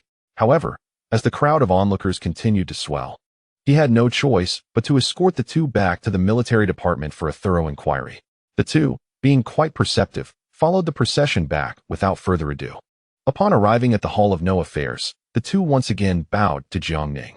With a smile, he invited them to take a seat and had tea brought in, then inquired, "Might I ask the purpose of your visit? I have no recollection of any prior acquaintance with you, nor do I see how I could have caused you any confusion." Feng Minglong rose, bowing respectfully with a smile, and said, "Your Excellency, I have been engrossed in writing and composing at home since your illustrious descent to the south, and I frequently hear rumors about you. Initially, I believed you to be, as the world depicted, a tyrant who wields power capriciously, taking lives indiscriminately. Yet, upon witnessing your efforts to implement new policies in Suzhou, Fengyang, and Yangzhou, I realized that this was far from the truth. On the contrary, you are a person who harbors concern for the common people. Thus, I have taken to closely following your deeds. Recently, after your actions in Nanjing and Suzhou regarding the implicated literati, my curiosity has only deepened. I am eager to understand the true nature of your character and the reasoning behind your actions. I wish to chronicle your achievements in a book. Yet I find myself at a loss for how to begin, hence my audacity in seeking an audience with you." Upon hearing this, Jiang Ning could not help but smile, realizing that he indeed had admirers. He replied, "Ah, Mr. Gongyu, you have come specifically for this purpose. However, these matters are quite intricate. To clarify one point, all my actions are for the sake of the Ming dynasty and its people, devoid of any selfish motives. The state of the Ming before my entry into officialdom is surely well known to you. Likewise, I trust you are aware of the changes since my arrival. Might I request your assessment of my actions before I elaborate further? Feng Minglong nodded and began. Before your excellency's entry into the court, factional strife was rampant. With power struggles and the exclusion of dissenters, corruption pervaded the officialdom, governance was in disarray, and the common folk endured great hardship, a precursor to national ruin. However, since your excellency's arrival, you have quelled factional disputes, seized the assets of the Shaanxi merchants who conspired against the state to replenish the treasury, reorganized the military, and quelled the insurrection of the southwestern chieftains. You have also imposed trade taxes, promoted maritime commerce, selected capable individuals, and implemented various reforms to alleviate the burdens on the populace. Though opinions on your actions may vary, there is no denying that the situation in the Ming is improving. The court now stands united in support of the throne, free from factional turmoil, allowing for smooth governance, a transparent officialdom, and a military capable of triumphing in battle. The new policies have indeed brought benefits to the masses. Listening to Feng Minglong's assessment, Jiang Ning nodded with satisfaction. Feng Minglong then spoke with a complex expression. Historically, when the treasury has faced deficits, it has either sought to exploit the common people or prey upon merchants. I had anticipated such an outcome. Yet I never imagined your excellency would first target the Shaanxi merchants collaborating with the enemy, followed by actions against merchants in several northern provinces. However, contrary to the students' expectations of merely exploiting the populace for immediate gain, you have instead imposed commercial taxes while fervently encouraging trade. You have deliberately opened several ports, including Tianjin, Tongzhou, and Shandong's Denglai, fostering commerce with eastern nations and uniting merchants from various regions to loyally follow the court, willingly paying their taxes. Subsequently, the court implemented a series of new policies, reducing taxes and redistributing land to the populace, effectively dismantling the privileges of gentry landlords in the northern provinces and creating a virtuous cycle. Viewed in isolation, each of these actions may appear trivial, easily proposed and achievable with the emperor's support. Yet, when considered collectively, the complexity becomes extraordinary. Even the esteemed Zhang Zhujiang of your might have found such endeavors daunting. Only you, my lord, have not only accomplished all these tasks but have done so with great efficacy. However, since your descent to the south, you have repeatedly imprisoned the gentry and wealthy in Jiangnan, treating them far less kindly than your northern counterparts, which perplexes me greatly. Jiang Ning responded with a smile. My actions are made possible by the emperor's trust and support, and the unwavering assistance of my colleagues in the court. It is not solely my merit. Ultimately, it is because I hold the world and the common people in my heart, placing their interests above all else. As for targeting the gentry, it is a measure born of necessity. Merchants have begun to pay taxes and respond to the court's policies, aiding in the implementation of the new reforms, resulting in mutual benefit. The gentry, however, do not share this spirit. It must be understood that the wealth and resources of the realm are finite. Take Jiangnan, for instance, with a population of 28 million, compared to under 4 million in the capital region. Jiangnan accounts for nearly 40% of the realm's wealth, leaving the remaining 60% to be distributed across the rest of the Ming Empire, thus exacerbating the divide between the rich and the poor. Moreover, these gentry possess vast resources and land, yet act out of self-interest, disregarding both the court and the populace, engaging in exploitative practices. Thus, I must take action against them. By addressing this issue, I am returning wealth and land to the people. With the court's intervention, the workers and workshops will no longer suffer under the exploitation of the gentry and wealthy merchants of Jiangnan. Feng Minglong nodded thoughtfully and inquired, "But my lord, does this not burden you with infamy for generations to come? After all, you have accomplished what even Zhang Zhujiang dared not attempt." Jiang Ning chuckled. "Mr. Gongyu, whether it be infamy or renown, it is ultimately but a shadow of the past. Even if someone were to vehemently curse me before my very eyes, I must continue on my path, for history will vindicate my actions." Upon hearing this, Feng Minglong felt a deep respect. In his experience, those in high positions wielding great power tended to act with caution and foresight. Encountering someone as forthright as Jiang Ning was a novel experience. Had he not known of Jiang Ning's status, he might have mistaken him for a mere street rogue. Chapter 646. Old Su's Romantic Debts. Subsequently, Feng Minglong posed another question. "But my lord, I fail to understand why you have initiated the literary inquisition. implicating all scholars in Jiangnan and resorting to widespread executions. Among those executed today at Kaishiku, not all were involved in Su Hongji's rebellion. Many were renowned scholars and literati from Jiangnan. Did you execute them all due to your martial background and disdain for intellectuals? However, this reasoning seems implausible. It is said that among the commanders in the capital, General Liu Xiangxing, a man of letters, and General Sun Chuanting, who once served as a civil official before taking up arms, are both highly esteemed by the noble lord. Jiang Ning remarked with a smile, Mr. Gongyu, I hold no distinction between civil and military matters in my heart. As long as one can serve the Ming dynasty and the common people, I regard all equally, regardless of their rank or status.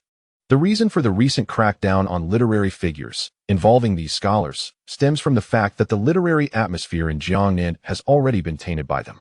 They boast of their education, wielding their pens to engage in grandiloquent discourse, critiquing the state, yet remaining oblivious to the suffering of the populace. They endlessly proclaim their concern for the nation and its people, yet contribute nothing beneficial to either, failing to alleviate disasters or aid the citizens. I personally interrogated Zhang Pu and Zhang Kai of the Revival Society. Upon seeing me, Zhang Pu immediately knelt, begging for mercy, displaying a pitiful demeanor to save his life. In contrast, Zhang Kai attempted to argue, filling the air with meaningless drivel, ultimately left speechless and shamed by my inquiries. Should we allow such individuals to roam unchecked? They will only corrupt more souls and further degrade our moral fabric. Just recently in Nanjing, when my colleagues and I first entered, we encountered men dressed in women's attire, adorned with makeup, cavorting in broad daylight with courtesans. The moral decay was palpable. The offspring of nobility bully the common folk. Merchants engage in speculative ventures driven by greed. And the gentry relentlessly amass wealth and land through unscrupulous means, while the lower classes languish in apathy, living lives worse than death, lost in a fog of despair. Upon hearing this, Feng Minglong and Guru Opu's expressions darkened. They were well aware of the dire situation in Jiangnan, perhaps even more so than Jiang Ning had articulated. With a serious demeanor, Jiang Ning continued, it is precisely due to the presence of such individuals that Jiangnan has strayed from the court's control. Previously, when the court urged the region to settle its overdue taxes, they offered various excuses, obstinately refusing to comply. Take the salt merchants of Yangzhou, who in the reign of Taizu paid as much as 5 million taels in salt tax, yet the amount has dwindled each year, and since your majesty's ascension, they have barely contributed a mere 180,000 taels. Yet these merchants indulge in excesses, squandering lavishly on courtesans while keeping their dogs in better condition than the common people, all the while evading their tax obligations. If I do not address this issue, it will not be long before the Ming dynasty is utterly undermined by them. At that point, they will shift the blame onto others. Whether it be the emperor's incompetence or the ineptitude of the officials, never taking responsibility themselves. Should that day come, some will find themselves stripped of all, ignorant, unfeeling, unprincipled, devoid of virtue, moral decay rampant, laws disregarded, lacking love for others, and even for themselves, ultimately becoming scoundrels. They will speak falsehoods with open eyes, utter nonsense with gaping mouths, and lie with no regard for their conscience, both absurd and shameless, with no sense of home or nation. When that day arrives, it will herald the demise of the Ming dynasty. Under a collapsed nest, how can there be unbroken eggs? How could they possibly preserve their wealth and status? Yet, these individuals would rather witness the fall and demise of the Ming dynasty than contribute their wealth to the national treasury. Instead, they resort to various means to undermine the very foundations of the empire, effectively digging its grave. As Jiang Ning's words echoed in the room, the faces of those present shifted uneasily, yet none dared to voice a rebuttal. Had such statements been uttered by an ordinary person, they would have surely been dragged out and executed long ago. After a prolonged silence, Feng Minglong, with a countenance laden with complexity, solemnly remarked, My lord, your relentless pursuit of literary persecution, targeting the gentry and affluent merchants of Jiangnan, leading to the exile of their entire clans, not to mention the deportation of the citizens involved in the uprisings to the north, will undoubtedly ensnare a multitude of innocents. Jiang Ning sighed, a look of resignation upon his face. Mr. Gongyu, I am well aware of the implications of your words. Just days ago, I engaged in prolonged discussions with Elder Wen regarding this very matter. However, This is the most prudent course of action available. Sacrificing 100 innocent lives to save 10,000 common folk is a necessary evil. I do not seek gratitude from those 10,000 saved. As for the 100 wronged, I shall bear their curses and ire alone. I am but a man, not a deity, unable to cater to all. My aim is to choose the lesser of two evils, minimizing the impact on the populace, and that is all I can accomplish. As for the gentry, merchants, and scholars of Jiang Ning, in my eyes, they are akin to mere ants, their demise hardly lamentable. The palpable intensity in Jiang Ning's voice caused a shiver to run through those present, as they deeply felt his determination. Feng Minglong rose respectfully, bowing to both Jiang Ning and Wen Tian, and declared, "Your lordship and elder Wen's noble intentions fill me with admiration, and I am at a loss on how to repay such an honor. I aspire to document your deeds in writing for posterity, to vindicate you and your esteemed colleagues." Jiang Ning smiled and nodded. If Mr. Gongyu harbors such intentions, I see no reason to object. He then gestured towards Chen Zilong. "This is my disciple and subordinate, Chen Zilong. Should you wish to delve deeper into my affairs, feel free to consult him, for he is well versed in all matters pertaining to me." Feng Minglong acknowledged this with a nod and offered a bow to Chen Zilong, who hastily returned the gesture. Jiang Ning then turned his attention to Gu Ruopu, inquiring with a smile, "Might you wish to learn more, Lady Gu?" Gu Ruopu offered a bittersweet smile. "Your lordship's heart is burdened with the fate of the nation, and your actions are all for the salvation of the people. I, a mere woman, engage in poetry and the arts, and consider myself fortunate to have the opportunity to hear your teachings firsthand today. All my uncertainties have been resolved." Jiang Ning nodded approvingly. "That is delightful to hear. Should further questions arise, I remain at your service to elucidate any doubts you may have." Gu Ruopu shook her head with a wry smile, her cheeks turning crimson, as if harboring unspoken sentiments. Observing her reaction, Jiang Ning's brow furrowed slightly as he pondered. Could it be that Lady Gu has taken a liking to me? That cannot be. She is already married, her husband having passed away years ago, leaving her with a son and a daughter. Furthermore, aside from being a talented woman, she is also a remarkable businessperson, well regarded in Hangzhou. Could it be that my allure has reached such heights that I captivate a widow? Lost in these thoughts, Jiang Ning felt his face flush, and an awkward silence enveloped the room. After a considerable time, Gu Ruopu blushed and gritted her teeth, saying, "I have come to seek the Marquis because I am searching for someone. That person has been avoiding me and refuses to meet, leaving me no choice but to come here in hopes of fortune." Jiang Ning immediately sighed in relief, grateful that she was not here for him. With a hint of curiosity, he inquired, "Might I ask, Madame Gu, whom you are looking for?" Gu Ruopu's face reddened further as she responded, "To answer the Marquis, I seek Su Xianshun, that heartless scoundrel." Upon hearing this, Jiang Ning was momentarily taken aback. Gu Ruopu was actually looking for old Su? He hastily asked, "What connection do you have with Su Xianshun, if I may ask?" With a delicate bite of her silver teeth and a hint of sorrow in her expression, Gu Ruopu replied, "When Su Xianshun was stationed in Nanjing, he frequently traveled to Hangzhou on business and became acquainted with me. Once, I fell into the water while boating, and he saved me. Later, he boldly professed his feelings for me, but as a widow with 2 children, I did not accept his advances. To my dismay, he relentlessly pursued me and even serenaded me with Pipa Xing. Eventually, under his persistent wooing, I acquiesced. However, he later claimed that the court would recall him to the capital and promised to formally marry me upon his return. Yet, he vanished without a trace. I wrote to him several times, but received no reply. Upon learning that he was serving beside the Marquis and that you had come to Nanjing, I thought to try my luck in finding this unfaithful man. If he despises me, he need only say the word, and I would not trouble him again. But his continued evasion is perplexing." Jiang Ning, upon hearing her tale, coughed repeatedly, internally exclaiming, "Goodness, old Su truly is impressive. His taste is indeed commendable, having aligned himself with such a talented and affluent lady." It then dawned on him why Su Xianshun had been avoiding Nanjing for so long. Even when Yuan Kelly and Wen Tian arrived there, he was evidently evading Gu Ruopu.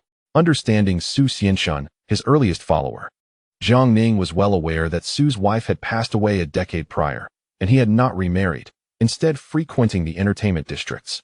Little did he expect that he had left behind such an entanglement. This matter could not be overlooked, so he nodded and said, "Since you say so, Madame Gu, I shall summon Su Xianshun to Nanjing at once." Then you two can have a proper conversation. Guru Opu quickly rose, bowed to Jiang Ning, and with a crimson face expressed, "Thank you, Marquis." Jiang Ning nodded and turned to Gao Wenkai beside him, instructing in a serious tone, "Xiao Gao, send word to Su in Yangzhou immediately, urging him to come to Nanjing at once." Gao Wenkai, wearing a mischievous smile, nodded in agreement. Subsequently, Jiang Ning arranged for Feng Minglong and Guru Opu to be taken to a safe and comfortable place. Days later, He Kegong, Li Ruoyan, and Zhang Zhiji led 30,000 troops along with supplementary officials prepared by the Ministry of Personnel to Nanjing to report to Jiang Ning. Upon receiving the news, Jiang Ning promptly went to welcome them, accompanied by Wen Tiren, Gao Wenkai, and others. As soon as they met, Jiang Ning hastened to greet his long-absent companions, and they exchanged warm pleasantries. Upon learning that Zhu Youjiao had issued an edict to reopen the Nanjing military governor's office, Jiang Ning was overwhelmed with joy. He had dispatched He Kegong, Zhang Zhiji, and Li Ruoyan to oversee Nanjing, entrusting them with the responsibilities of the deputy governor of the military governor's office. This trio, being staunch supporters of the royalist cause, each possessed distinct backgrounds, making their presence in Nanjing an ideal arrangement. Subsequently, he led the group back to the Ministry of War in Nanjing. After a brief exchange, He Kegong and his associates grasped the current situation in Jiangnan. Jiang Ning, eschewing pleasantries, promptly directed He Kegong to the Nanjing garrison to comprehensively take charge of and reorganize military affairs. He Kegong and his companions, acutely aware of the pressing time constraints and substantial responsibilities ahead, immediately took their leave to assume their duties. Only Li Ruoyan remained behind. Jiang Ning surmised that Li must be in possession of a secret edict from Zhu Youjiao. Once the others departed, Li Ruoyan hastily retrieved the edict from his bosom and presented it to Jiang Ning. Upon unfolding it, Jiang Ning discovered that Zhu Youjiao had heeded his counsel. The central capital of Fengyang was to be elevated to the status of Anhui province, with the provincial governor stationed in Luzhou. Furthermore, all 13 prefectures under South Zhili would be upgraded to directly governed prefectures, with Songjiang Prefecture being singled out to establish a governor and naval force. When Jiang Ning beheld the name of the newly appointed Songjiang governor, Qi Shijiao, he was momentarily taken aback and swiftly turned to Wen Tiren, inquiring, "Old one, how is this character pronounced?" Wen Tiren, slightly startled, leaned in for a closer look and soon replied with a smile, "Your Excellency, it is pronounced Qi. I have heard of the new Songjiang governor, Qi Shijiao. He is quite a capable individual." Thereafter, Wen Tiren recounted Qi Shijiao's achievements to Jiang Ning. Chapter 647. The 10 Kings of Hell. Wen Tiren cleared his throat and elaborated on Qi Shijiao's life and career. Jiang Ning, upon hearing this, could not help but feel a deep sense of respect, silently reflecting, "Goodness, I never anticipated he would be such a hidden powerhouse." With a figure of this caliber overseeing Songjiang Prefecture, it is indeed a perfect fit. He possesses both a formidable background and the necessary acumen. Most importantly, this Qi Shijiao, whom I have yet to meet, harbors a profound animosity towards the scholars of Jiangnan. With such a fierce individual in charge, I can rest easy. Continuing to peruse the edict, Jiang Ning erupted into laughter upon discovering that Zhao Luojiao had led troops to conquer Siam and was currently managing the aftermath. Old Zhao truly lives up to his reputation as the greatest swindler of Liaodong. He has managed to obliterate 2 nations solely through his masterful deception. Now that Siam has been incorporated into the Ming Empire, it will serve as a granary for us, relieving the court of future concerns regarding grain supplies. Wen Tiren quickly nodded in agreement, and Li Ruoyan chimed in, "Your Excellency, before I journeyed south, His Majesty conferred with the esteemed officials of the court regarding the transformation of Siam into the province of New Joseon, officially integrating it into the Ming Empire. Henceforth, the Ming shall have an additional province." Jiang Ning nodded in satisfaction and continued to examine the edict. Upon reading that Zhu Youjiao instructed Li Ruoyan to bring forth all memorials from Jiangnan officials who had impeached him for personal investigation, he was momentarily taken aback and subsequently asked Li Ruoyan, "Old Li, the Emperor's secret edict requests you to bring all the memorials from Jiangnan officials who have impeached me. How many are there?" Li Ruoyan, appearing somewhat embarrassed, replied, "Your Excellency, you shall find out shortly." Jiang Ning shrugged and continued to peruse the secret edict. He noted that Zhu Youjiao advised to exercise restraint in the execution of officials who had impeached him. After all, the bloodshed in Jiang Ning had already been immense. With countless gentry, wealthy merchants, and scholarly families uprooted, the authority had been sufficiently established, and it was now time to extend benevolence. The edict also mentioned that the substitute officials brought by He Kegong were originally prepared by the Minister of Personnel, Yang He, for the new province of Luoshan, but were now redirected to Jiangnan for urgent assistance. The students of the Imperial Academy had dwindled to a mere handful, and Yang He had begun to contemplate the military camps in the capital.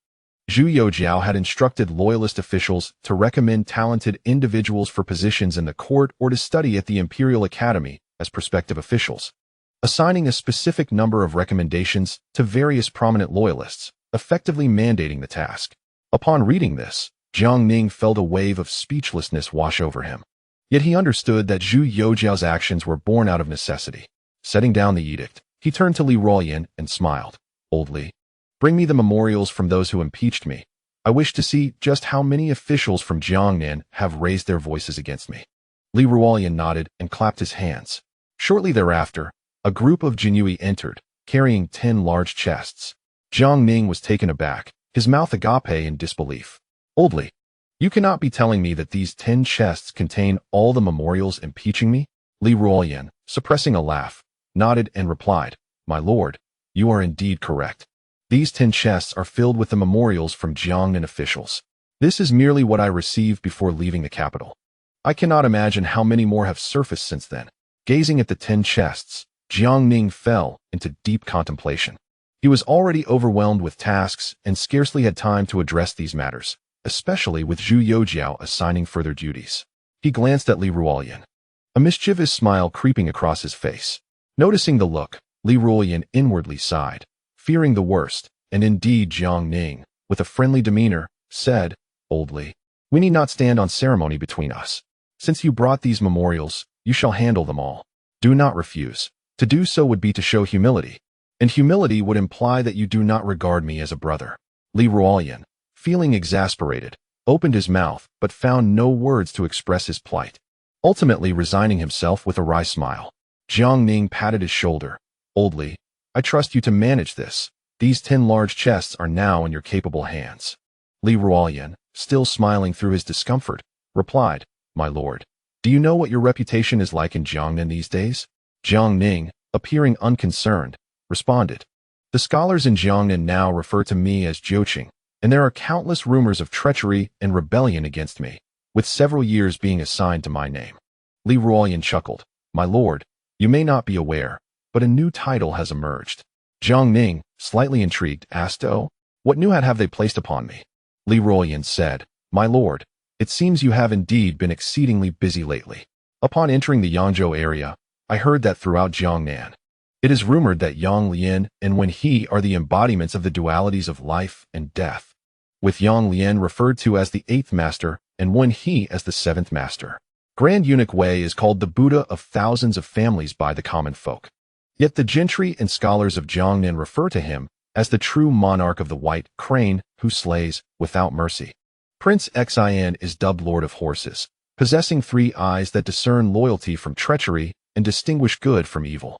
Yuan, the esteemed elder, is often referred to as the iron-faced judge. Lord Yuan. The titles of others are too numerous to mention, but collectively, they could rival the court of Yama. Jiang Ning, with a look of confusion, remarked, "Old Li, you have spoken at length, yet have not divulged my title." Li Ruoyan, clutching his belly in laughter, responded, "My lord, you are none other than the king of hell presiding over Yama's court." Jiang Ning's expression darkened instantly, cursing, "Damn it. These plague-ridden scholars of Jiang and only know how to belittle me." Meanwhile, when Tiran, intrigued, hastily inquired, "Lord Li, what title do I hold now?"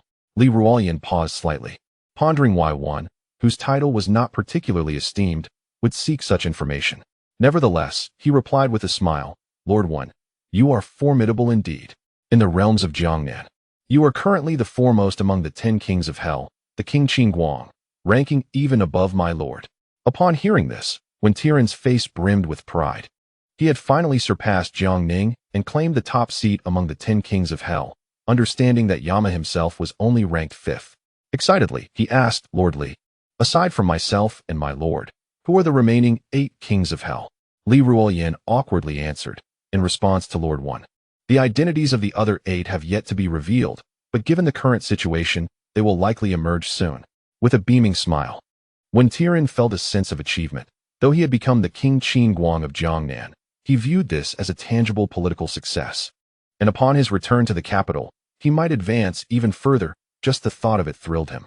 After a brief exchange, they returned to their respective duties. Li Ruoyan was tasked with investigating all officials in Jiangnan who had impeached Jiang Ning.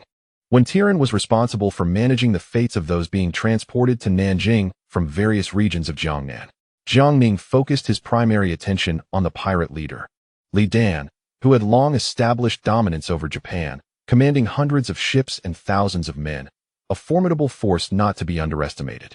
If he were to invade the southeastern coast, it would only exacerbate the already chaotic situation in Jiangnan.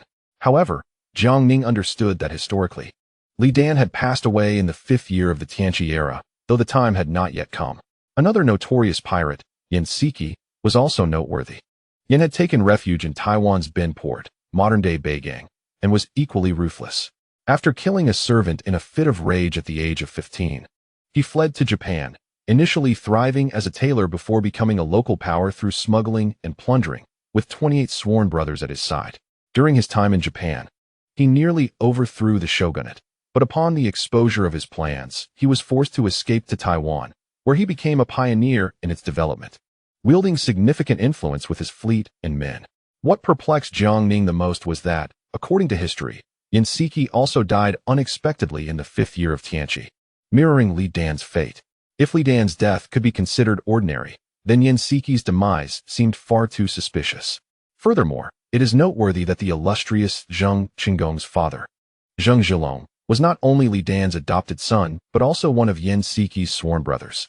Historically, Zheng Zhilong's renowned 18 Jiji was established based on the forces of Li Dan and Yanzhou. Thus, Jiang Ning harbored suspicions that the deaths of Li Dan and Yanzhou were likely connected to Zheng Zhilong. His particular suspicion of Zheng Zhilong stemmed from the fact that, following the demise of these two notorious pirates, Zheng Zhilong emerged as the primary beneficiary. However, the exact truth remained elusive, as it could not yet be verified. With the assistance of Li Ruoyan and others in managing affairs, the pressure on Jiang Ning and Wen Tianqi was significantly alleviated. On this day, while Jiang Ning was engaged in official duties at the Wushi Hall, Chen Zilong rushed in with a grave expression, bowing as he announced, "My lord, I have encountered a troublesome matter that requires your guidance."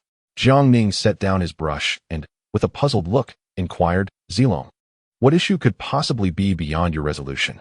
Chen Zilong, wearing a look of helplessness, replied, "It concerns Jin Shengtan. This fellow has been lamenting in the prison, claiming that you owe him a bowl of longevity noodles. He insists that if you do not repay this debt, he shall resort to fasting. Initially, I thought little of it, but now he has been fasting for 3 days and is barely clinging to life, all the while muttering about your supposed debt." Upon hearing this, Jiang Ning was taken aback, dropping his brush in astonishment. He was aware that Jin Shengtan was a notorious trickster, yet he never imagined he would stoop to such lengths. Nevertheless, Jiang Ning could not simply stand by and allow Jin Shengtan to perish from hunger. For Jin Shengtan was a renowned scholar in Jiangnan, a veritable genius. Should he die in prison, it would undoubtedly incite scandalous gossip.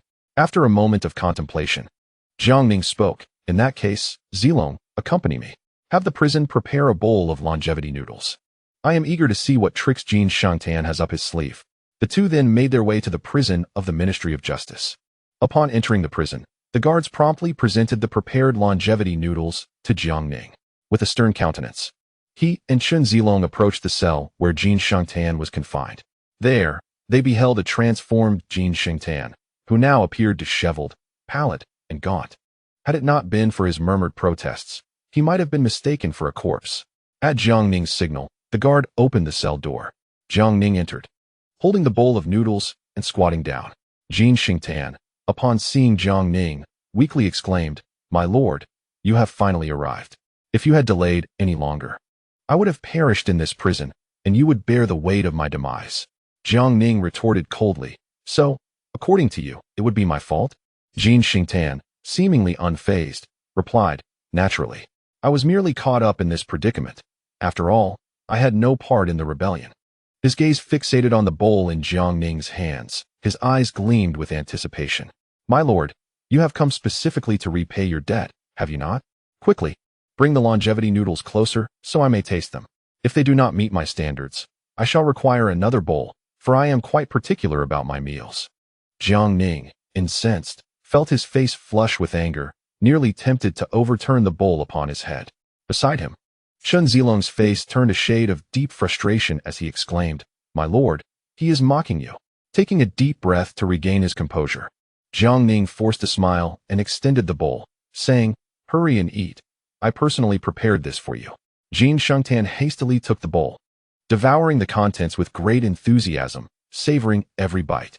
Jiang Ning observed him with a cold gaze, eager to witness what tricks this master of wit would conjure next. Moments later, Jin Shengtan polished off the noodles and broth, even licking the bowl clean. With a satisfied burp, he rose, rubbed his belly, and muttered, My lord, it's not that I wish to criticize you, but your culinary skills could benefit from refinement. The noodles lack chewiness, and the broth is somewhat salty. More importantly, I do not consume scallions. With that, he swaggered towards the exit.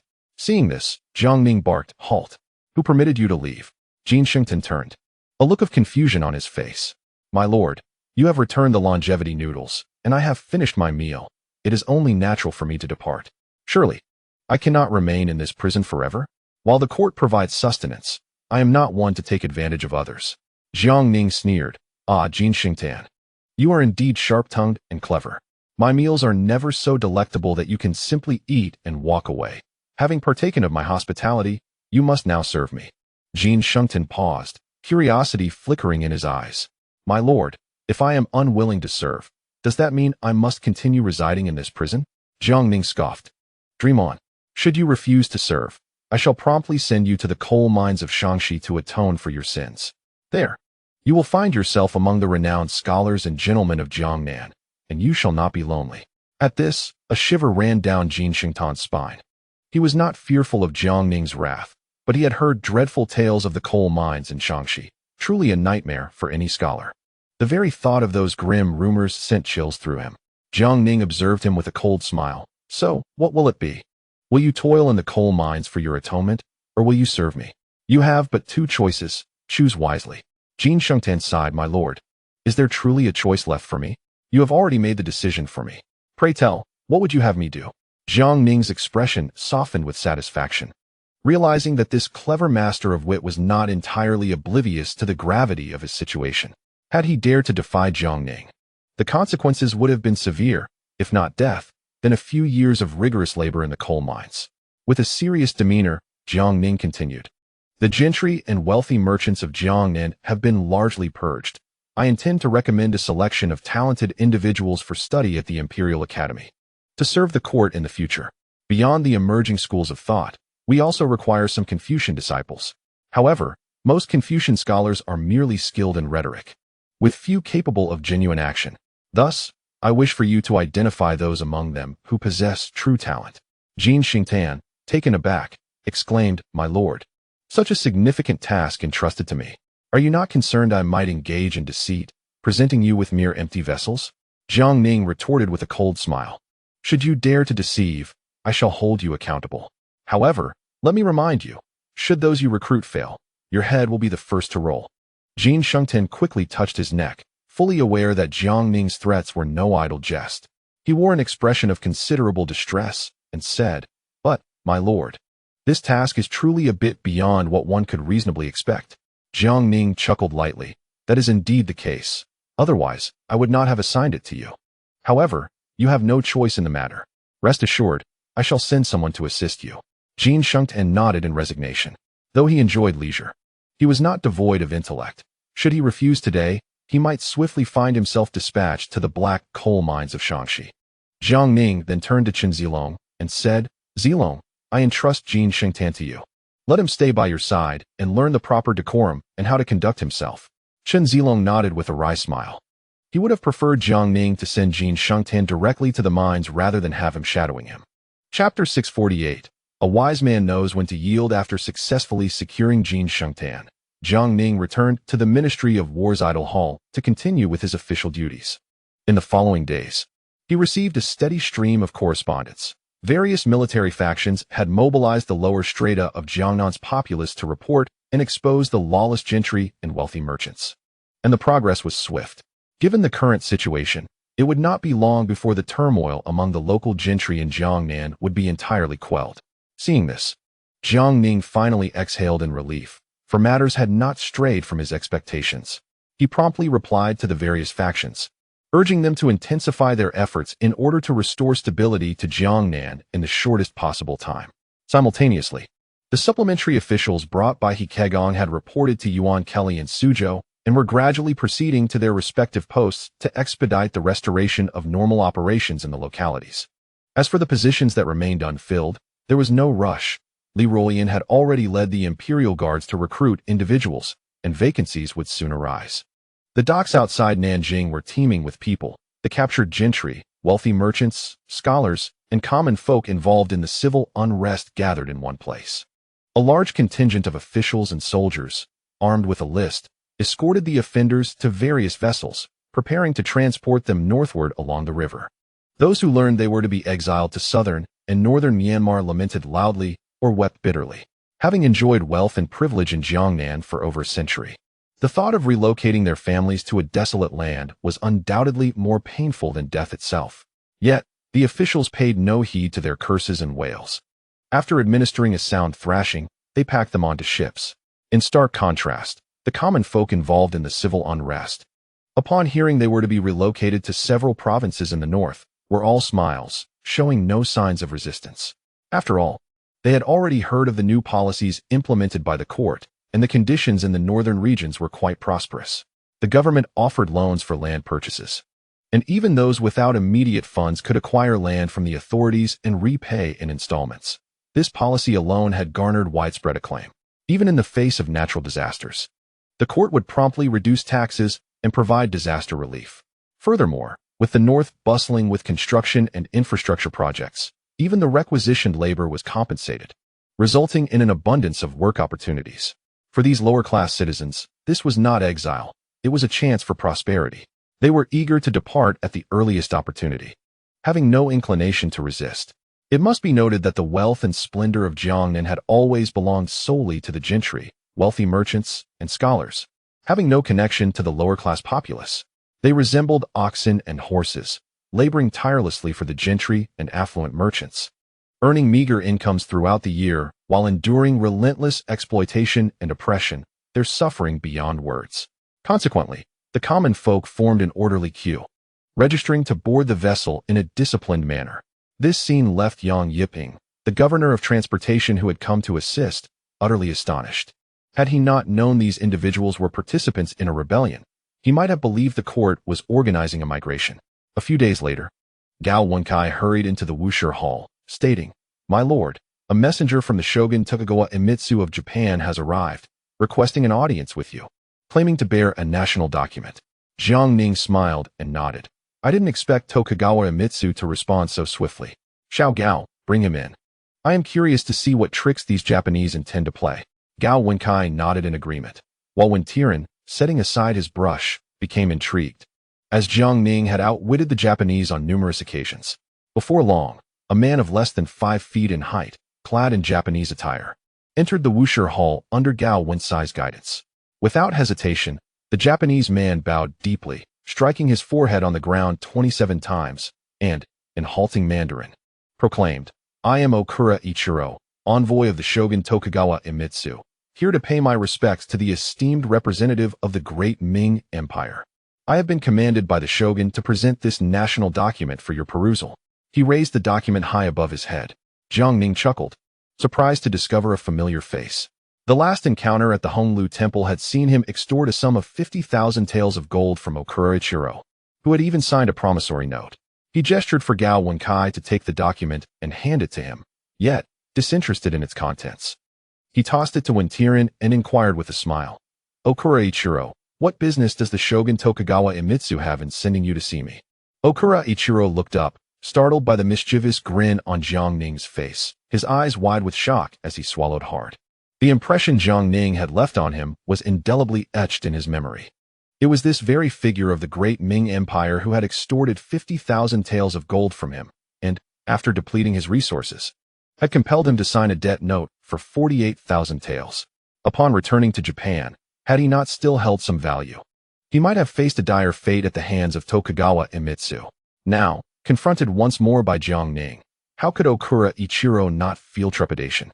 He hastily replied, "In response to the esteemed representative, the shogun has commanded me to deliver this national document, the first purpose of which is to affirm our eternal submission to the Great Ming. We harbor no rebellious intent. As for Li Dan, he is merely a merchant of the Ming residing in Japan, treated with the utmost respect by all within our realm.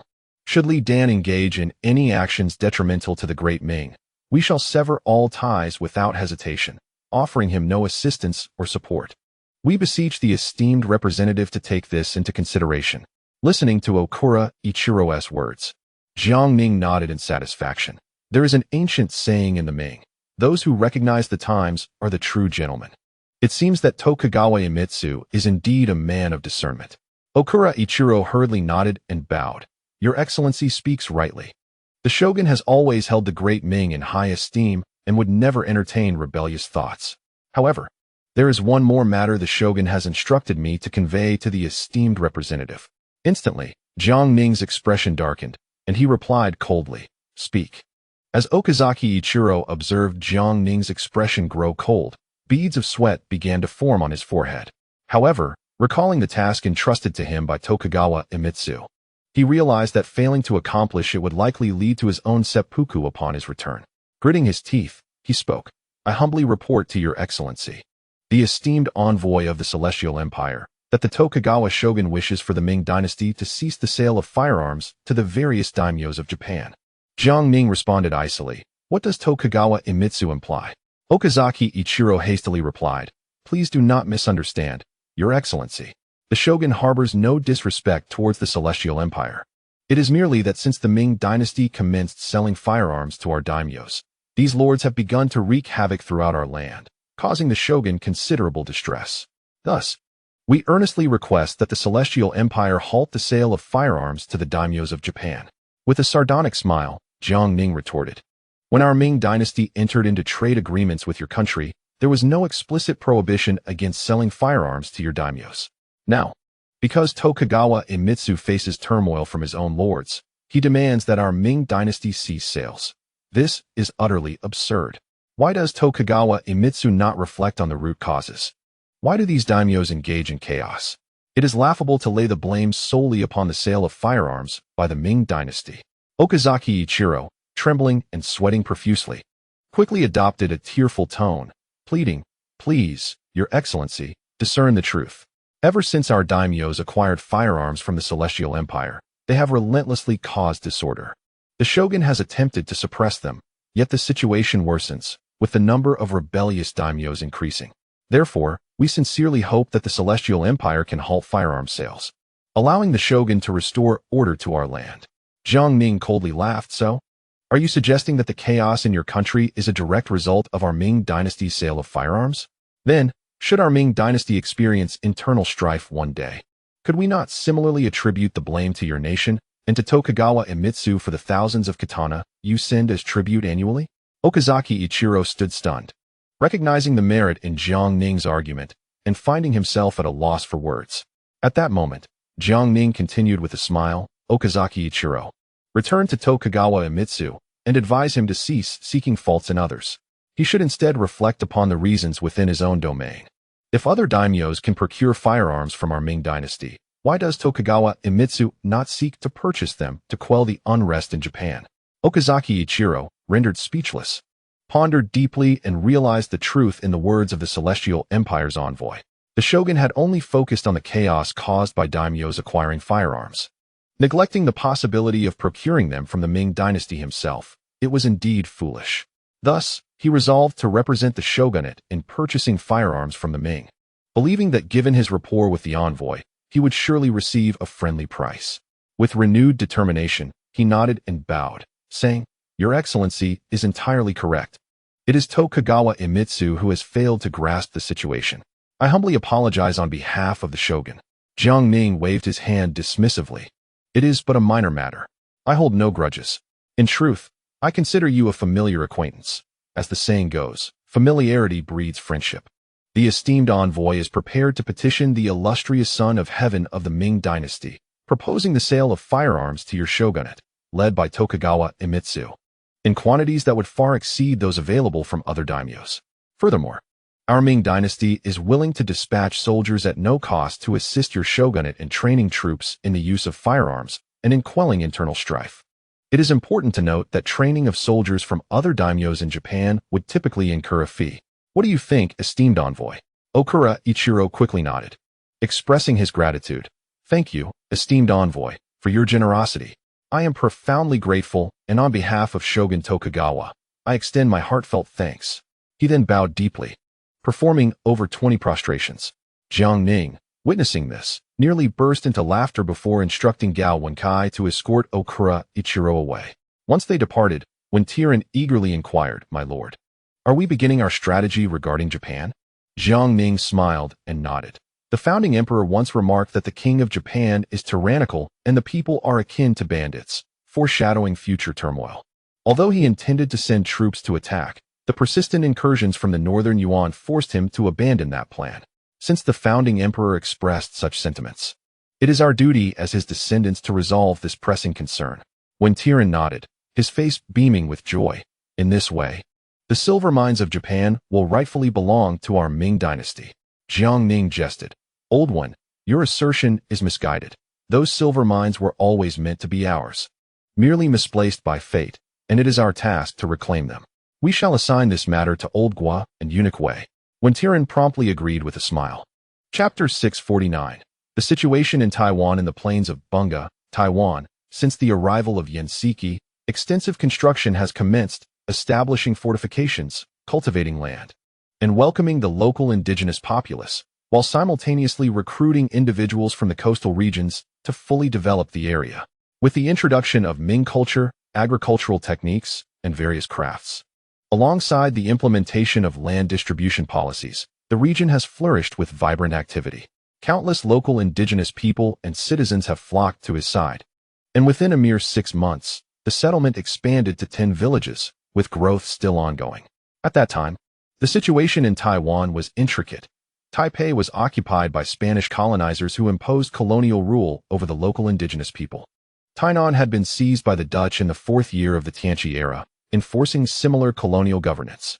In central Taiwan, while the Dadu king, elected by various tribes, led the people, their rule remained semi-civilized, lacking advanced cultural technology. Faced with the incursions of Spanish and Dutch colonizers, the Datu king organized resistance among the populace. However, they suffered repeated defeats due to the enemy's superior weaponry, plunging the citizens of Taiwan into dire straits. Nevertheless, the arrival of Yansiki transformed this scenario. Though originating from piracy, he had maintained connections with the Ming authorities over the years, suggesting a significant official backing. Upon reaching the plains of Bunga, the Fujian governor, Xiong Wenkan, dispatched officials to assess the situation. This action further convinced the Spanish and Dutch colonizers that Yansiki had the support of the Ming government. Coupled with their previous losses to Ming officials, both parties became more cautious, leading to a fragile balance where neither dared to provoke the other. As Jiang Ning enforces a rigorous crackdown in Jiangnan, Yansiki's mood grows increasingly heavy. Judging by Jiang Ning's style and methods, it is evident that this imperial envoy is ruthless and decisive in his actions. The situation in Jiangnan has nearly reached a conclusion, with local gentry either facing execution or expulsion, uprooted by the imperial court. Yansiki is filled with apprehension. Once Jiang Ning stabilizes Jiangnan, he will undoubtedly not tolerate the existence of pirate forces along the coastal regions of the Ming dynasty. He wishes to seek refuge with the Ming, yet cannot bypass Li Dan, the formidable pirate leader. If he could persuade Li Dan to submit alongside him, it would surely please all parties involved. However, should Li Dan resolve to resist the court, Yansiki knows that he too would find it difficult to secure his own safety. Xiong Wenkan, the governor of Fujian, has sent multiple letters urging him, clearly indicating his friendship with the imperial envoy and offering to mediate, to secure a future for Yansiki and his brothers. If Yansiki chooses to confront the court, he would be left without assistance. In early May, Yan Siki summoned 28 sworn brothers to convene at Pinji Dazai to discuss strategies. Jiang Ning's actions are accelerating, and the resistance of the Jiangnan gentry is waning, leaving little time for these pirates. 2 days later, Zheng Zhilong arrived at Benport, where Yan Siki personally welcomed him. The two exchanged pleasantries. Zheng Zhilong, in his early 20s, possessed a commanding presence, his sun-kissed skin reflecting years of life at sea, and his sharp eyes exuded intelligence. Subsequently, Zheng Zhilong introduced a slight middle-aged man, Su Xinsu, a capable aide of Li Dan. Yan Siki remarked with a smile. I did not expect that leader Su would come in person. Su Xinsu merely nodded in response. As they settled into the encampment, Yan Siki eagerly inquired of Zheng Zhilong. What is the current stance of General Li? He had heard that even Tokugawa Ieyasu, the shogun of Japan, had sent envoys to Nanjing to pay respects to the imperial envoy. Zheng Zhilong sighed. Brother, my adoptive father is caught in a dilemma. Previously, the Jiangnan gentry, through Zhang Pu and others, offered exorbitant sums to persuade my adoptive father to gather ships and sailors to harass the southeastern coast. He intended to take the profit and feign compliance. However, the imperial envoy in Nanjing sent a direct letter to Tokugawa Ieyasu, adopting a firm stance that should my adoptive father take action, the Ming would respond with military force. If Japan dares to provide refuge or support, the Ming would launch a campaign against them. He paused before continuing. Moreover, the Ming has previously supplied firearms to various daimyos in Japan and dispatched soldiers to assist in training. Those daimyos, emboldened by this support, have caused unrest within Japan, leaving Tokugawa Ieyasu in a precarious position. Furthermore, although the former shogun, Tokugawa Hidetada, has abdicated, he retains significant power, leading to numerous conflicts with his son, Tokugawa Ieyasu. My adoptive father has a history with Tokugawa Hidetada, yet Tokugawa Ieyasu has declared that if my adoptive father dares to disturb the Ming's coastal areas, he will expel his forces entirely from Hirado. Zheng Zhilong added. To complicate matters further, my adoptive father's followers have now split into two factions. One faction is willing to negotiate with the Ming, prepared to accept surrender if the terms are favorable, with the core issue being the distribution of maritime interests. The other faction, however, wishes to first defeat the Ming's naval forces in the three provinces before exerting pressure on the Ming to grant my adoptive father the title of national leader, subsequently pledging allegiance and tribute to the Ming. Yan Siki was taken aback, his mouth agape. This notion is utterly preposterous. General Li, merely a transient guest in Pinggu, possesses no solid foundation, yet dares to aspire to carve out territory and claim kingship? At this moment, Su Xinsu scoffed coldly. Your words, alliance leader Yan, are misguided. Who says there is no territory? Present-day Taiwan stands as the finest foundation. Yan Siki's expression darkened, and the assembled crowd in the stronghold regarded Su Xinsu with icy stares. Yet, Su Xinsu remained unfazed. Although alliance leader Yan has established himself in Taiwan, Taipei is under Spanish influence, Tainan is governed by the Dutch, and Taichung is ruled by King Dadu. It would be beyond your solitary strength to rectify this situation. Instead, let my elder brother take the lead and eradicate these forces in one fell swoop. Then, we shall divide Taiwan equally. With territory secured, we can leverage our accumulated wealth and trade routes to petition the Ming dynasty for recognition as a sovereign state, which is not beyond the realm of possibility. Yan Siki retorted with a sardonic smile. Su leader, your ambitions are grand indeed. Do you truly believe the envoy from Nanjing will acquiesce? Su Xinsu replied. The Ming dynasty is currently engaged in protracted warfare against the Manchus in the north and the Mongols beyond the borders, having recently vanquished Burma and Siam. They may be reluctant to instigate further conflict in the southeast. By accepting the Ming's endorsement, providing an annual tribute of silver, and simultaneously protecting their merchant vessels at sea, the Ming would have little reason to refuse. Yan Siki was left speechless, silently cursing Su Xinsu for his notorious audacity. He understood well that Taiwan had historically been Chinese territory, consistently developed by successive dynasties. The Penghu Islands had an inspection office, and even Lord Xinyao of the Five Armies had made 3 efforts to reclaim Taiwan. In the 30th year of Wanli, when pirates invaded, Lord Shun, incensed, commanded 21 warships and delivered a resounding defeat to them. In the 32nd year, the Dutch East India Company occupied Penghu, only to be driven away by him. In the 45th year, Tokugawa Ieyasu dispatched troops to seize Taiwan, yet they returned in disgrace. Su Xinsu's ambition to rule Taiwan was nothing short of delusional. Yan Siki chose to ignore Su Xinsu and turned to Zheng Zhilong. Brother, what is your perspective on the current situation? Zheng Zhilong sighed. Brother, I believe the prospect of carving out territory and claiming kingship is utterly implausible. The might of the Ming dynasty is formidable, should they truly engage. We would stand no chance. It would be wiser to negotiate with the imperial envoys, striving for the utmost benefit, thereby legitimizing our identities as imperial officials. Although this would necessitate conceding a portion of our gains to the court, in the long run, the advantages would outweigh the disadvantages. At least we could conduct business on the sea openly, far preferable to our current perilous existence. Su Xinsu retorted with a cold laugh. Brother, what difference is there between living without dreams and being a salted fish? You are the adopted son of the elder brother, a capable aide. If he were to ascend to kingship, your status would naturally rise alongside him. We would then dominate a territory. What joy that would bring! It is certainly better than remaining under the court's control. Should they sever our support, we would perish without understanding how. Zheng Zhilong's face flushed with anger. Su uncle speaks so lightly. The court has already mobilized naval forces from 3 provinces. Can our meager resources withstand that? Even if we were to miraculously prevail, the court could easily dispatch reinforcements from Shandong to the south. Could we endure such a strain? At that point, not only would kingship elude us, but we might find ourselves on the road to the underworld. Su Xinsu, stung by his words, flushed crimson, slammed the table, and shouted, How dare you lecture me, you rascal! Even your adoptive father has never spoken to me in such a manner. Zheng Zhilong, undeterred, retorted, Though the adoptive father cherishes the bond of brotherhood, what consideration have you, Uncle Su, ever shown for him? It is precisely due to the discord sown by you elders that the adoptive father has fallen ill. Upon hearing of Li Dan's ailment, Yan Siki hurriedly inquired, Master Li, how fares the situation with Mr. Li? How could he possibly fall ill? Zheng Zhilong's expression turned sorrowful. He has been beset by illness since the beginning of the year, confined to his bed, which has rendered it difficult for my subordinates to reach a consensus. Yan Siki's countenance darkened further. Li Dan's illness could not have come at a more inopportune time. The atmosphere in the stronghold grew tense, prompting Su Xinsu to exclaim, All of you are valiant warriors of the sea. If we do not fight now, when shall we? Zheng Zhilong's visage hardened. Uncle Su, are you intent on leading the brothers to their demise? Su Xinsu retorted with a scoff.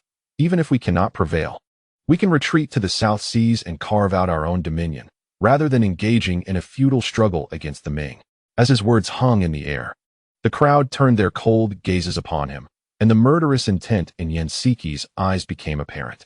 Su Xinsu felt a chill run down his spine, and beads of sweat formed on his brow. Yan Siki spoke icily. Leader Su, your ambitions are grand, but I, Yan, cannot compare. Most of my brethren hail from Fujian and Guangdong, and a century hence, they wish to return to their roots. Should I lead them to the South Seas? Would they not become wandering souls? Su Xinsu awkwardly chuckled. Master Yan, please do not take offense. My words were spoken in haste, and I beg your forgiveness. Yan Siki snorted in disdain and turned back to Zheng Zhilong. In my view, we should first dispatch envoys with generous gifts to Nanjing to pay our respects to the envoy and gauge their stance. Additionally, I shall personally pen a letter to Governor Xiong of Fujian, requesting his mediation. If we can reach an accord, we shall shed our identities as pirates and become officials of the court, thus bringing honor to our families. Zheng Zhilong nodded. Elder brother's words ring true. I, too, share the sentiment. Su Xinsu expressed his desire to accompany them to Nanjing to witness the envoy, and after much persuasion from Yan Siki and Zheng Zhilong, he reluctantly acquiesced, only to be reminded to exercise caution and adhere to Zheng Zhilong's directives upon arrival. Su Xinsu readily agreed. Subsequently, the group busied themselves preparing their gear and gifts, as a negotiation of great consequence was about to commence. Chapter 650. Winning the hearts of Jiang Nan. At this moment, Jiang Ning, stationed in Nanjing, remained unaware that its recent maneuvers had incited unease within the 2 prominent pirate factions entrenched along the southeastern coast. Previously, Governor Xiong Wenkan of Fujian had issued a proclamation indicating his willingness to negotiate the surrender of Li Dan and Yan Siki, which Jiang Ning had dismissed lightly, merely instructing him to act according to the situation. Jiang Ning was well aware of Xiong Wensan's guile. Historically, he had thrived through such tactics, truly mastering the art of persuasion. Initially, he had coaxed Zheng Zhilong's pirate faction in Fujian into submission, subsequently employing his persuasive skills to quell peasant uprisings, successfully persuading over a dozen leaders to align with the Ming. Had it not been for the unyielding rebellion of Zhang Xianzhong and Li Zicheng, the peasant uprisings at the end of the Ming dynasty might have indeed been subdued by his cunning. It could be said that Xiong Wensan's verbal prowess had reached an unparalleled level.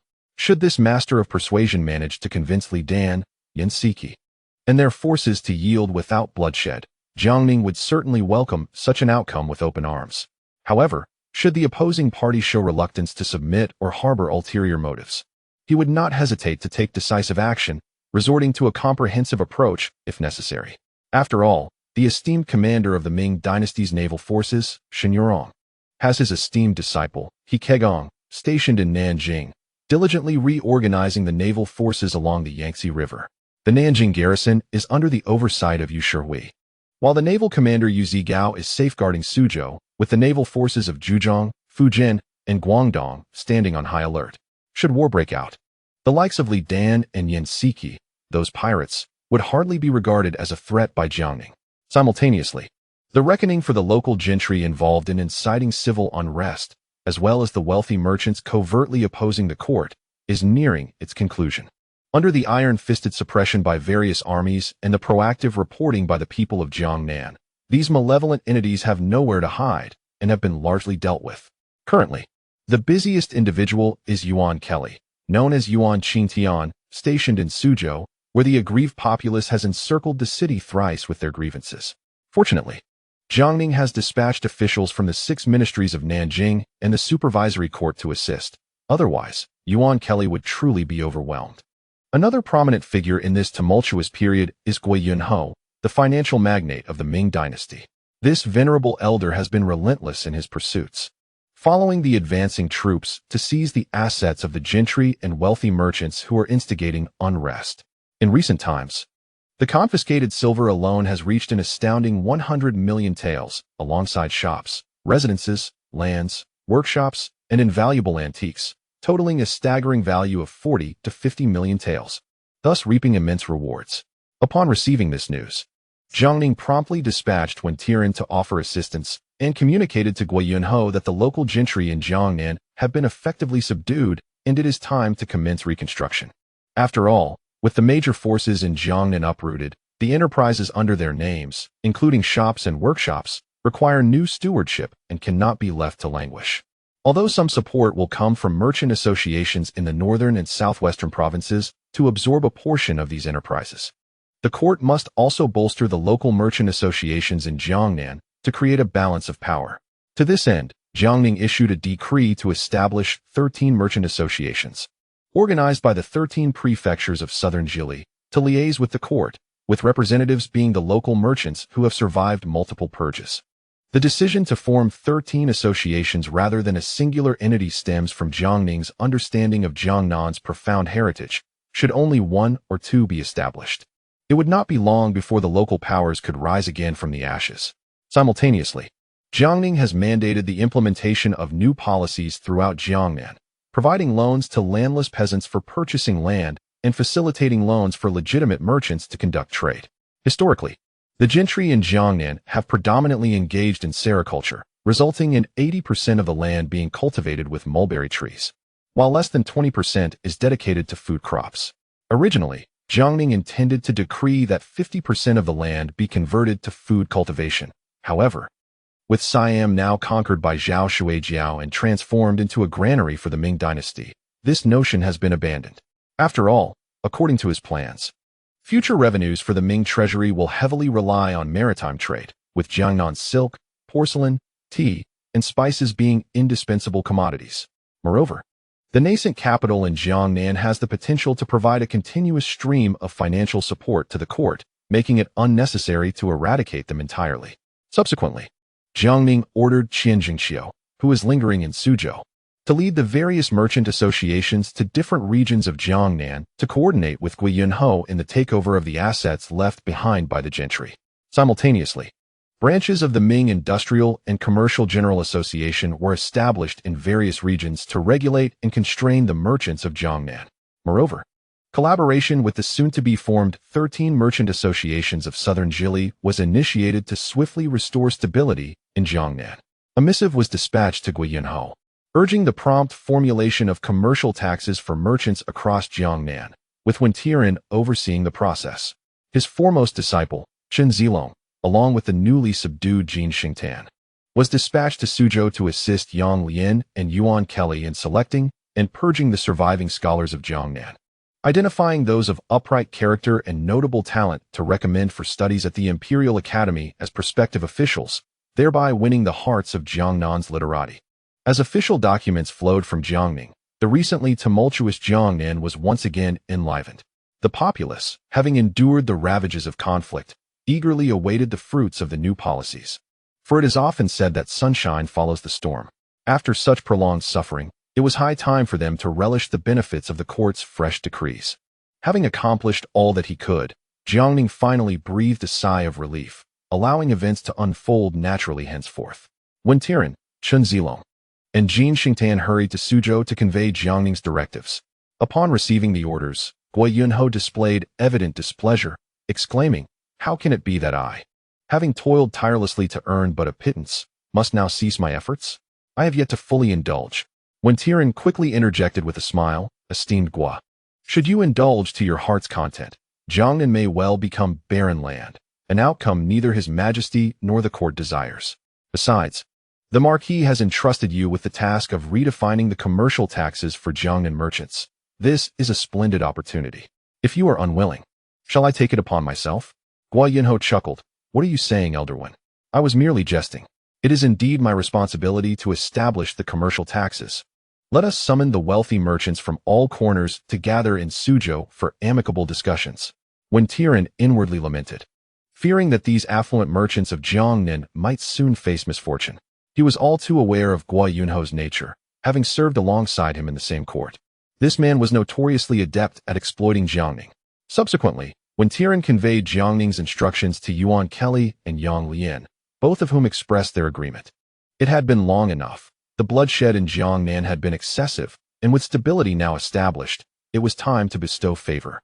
Yuan Kelly entrusted all ongoing cases to the Minister of Justice of Nanjing, Liangzhou, while he and Yang Lian took on the responsibility of recruiting the surviving scholars for the court. Renowned for his integrity and impartiality, Yuan Kelly was a pillar of virtue, while Yang Lian, though polarizing in reputation, could not be denied his exceptional talent, having once been a celebrated scholar. Similarly, Chen Zilong, as a prominent disciple of Jiang Ning, was also recognized for his scholarly prowess. While opinions on Jin Xingtan varied, his intellect and knowledge remained unquestioned. Yuan Kelly announced that an assessment of scholars from Jiangnan would be conducted in Suzhou, with those excelling in their studies recommended for the Imperial Academy, destined to serve the nation. Upon hearing this news, the surviving scholars of Jiangnan were filled with exhilaration. Previously, due to the East Lin Party and the conflicts involving Jiangnan gentry, the court had suspended the imperial examinations for several years, systematically marginalizing Jiangnan scholars, leading to their considerable suffering. Not all scholars are like Zhang Pu and Zhang Kai of the Restoration Society, mingling with the gentry. Consequently, these students often disparage the Donglin Party and the Restoration Society in private, lamenting their indulgent lifestyles while they are left to bear the brunt of misfortunes. After several rounds of literary purges, the remaining scholars are all of impeccable character. The court has now taken a proactive stance, extending goodwill by passing assessments. One can serve in the National University for 2 years before entering officialdom to realize their ambitions. In a flurry, students from various regions packed their belongings and rushed to Suzhou, fearing they might miss this opportunity. Simultaneously, affluent merchants in Jiangnan received summons from Guiyunhou, inviting them to convene in Suzhou to discuss the establishment of a commercial association for the 13 prefectures of southern Jili and to reform trade taxes. Upon receiving the news, many curse under their breath, as despite emerging unscathed from the purges, they have suffered considerable losses. Coupled with Guiyunhou's abysmal reputation, they are braced for further sacrifices, reluctant to lead any dissent, especially considering the fate of those who previously dared to speak out. Upon gathering in Suzhou, scholars such as Yuan Kelly, Yang Lian, Chen Zilong, and Jin Shengtan promptly commenced assessments.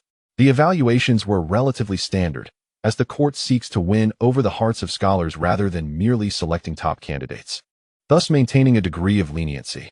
However, Jin Shengtan's assessments were notoriously rigorous, presenting questions that frequently transcended traditional Confucian knowledge, leaving many students in dismay. They would rather face the relatively manageable evaluations of Yang Lian, known for his ferocity as the iron-blooded butcher, whose scholarly prowess is undeniably solid, making the chances of passing significantly higher compared to Jin Shengtan's daunting tests. Despite the challenges posed by Jin Shengtan, after several days, a few exceptional talents emerged, igniting enthusiasm among Yuan Kelly and his colleagues. A second round of assessments commenced, truly revealing several remarkable individuals, among whom Feng Dunho, Yining Yuan, and Chun Mingyu shone the brightest, with Huang Duanhua, Yang Tingshu, Yuan Jixian, and Zhuo Maodi also proving to be exceptionally capable. Yuan Kelly, feeling a surge of relief, had previously thought Jin Shengtan's rigorous evaluations were merely intended to sabotage the proceedings, even contemplating sending him to the coal mines in Tianqi. To his surprise, Jin possessed genuine talent. Although the number selected was small, each was indeed exceptional, prompting a shift in Yuan's perception of Jin Shengtan. Chen Zilong swiftly dispatched the names, origins, and details of these selected young scholars to Nanjing for the attention of Jiang Ning. The students chosen by Jin Shengtan were ecstatic, instantly becoming idols among their peers. Had this selection not been merely for enrollment in the national university, the others would have eagerly paraded them through the streets in celebration. Observing the list of accepted scholars, Yuan Kelly stroked his beard and remarked to Yang Lian, "Ah, great flood, the literary fervor in Jiangnan truly surpasses all else. After so many rounds of purges, to still uncover such talent is truly admirable." Yang Lian nodded in agreement, though inwardly he mused, "Isn't this just stating the obvious, Elder Yuan? With so many personnel dispatched by the noble lord, and after enduring such literary purges, if we still fail to cleanse the ranks thoroughly, I might as well return home to farm." Chapter 651. Allocation of Jiangnan Industries. A few days later, the surviving wealthy merchants from various regions in Jiangnan gathered in Suzhou, their hearts laden with trepidation. They were about to face the formidable Minister of Revenue, Guo Yunho, notorious for his ruthless pursuit of wealth. Anxiety gripped the crowd, with some already resigned to sacrificing their fortunes for their lives, especially after the brutal purge that had claimed tens of thousands of lives upon the arrival of officials from Jiangning, leaving over 100,000 exiled.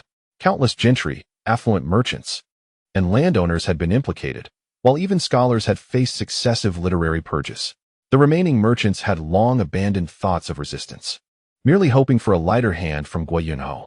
Upon learning that the assembly had gathered, Guo Yunho was elated. He promptly welcomed the Suzhou merchants, including Zhao Chongqing and Zhao Song, and invited them to a banquet at the Shizhi Lin Shengyan Temple. Previously, the court had ordered a thorough restructuring of temples and palaces across the realm, and Shengyan Temple's monks could not escape this decree. Consequently, Shizhi Lin and the entire Shengyan Temple had become idle state assets, making it an ideal venue for the feast. The merchants followed Guo Yunho into the temple, where he enthusiastically elaborated on its scenic beauty and the marvels of Shizhi Lin. The merchants smiled broadly in agreement, yet they remained unable to discern Guo's true intentions. Shortly thereafter, a subordinate announced that the banquet was prepared, prompting Guo Yunho to lead everyone to the Lixua Hall. Upon entering, they found Xinyao, accompanied by representatives from various major merchant associations, already waiting there. With a beaming smile, Guo Yunho introduced both parties. The Jiangnan merchants, upon realizing the identities of Xinyao and his associates, felt a tumult of emotions. Not long ago, figures like Xinyao would not have even been acknowledged by them, and even the Ming Royal Chamber of Commerce had been rebuffed in their attempts to expand into Jiangnan. Yet, in a mere few years, the tables had turned dramatically.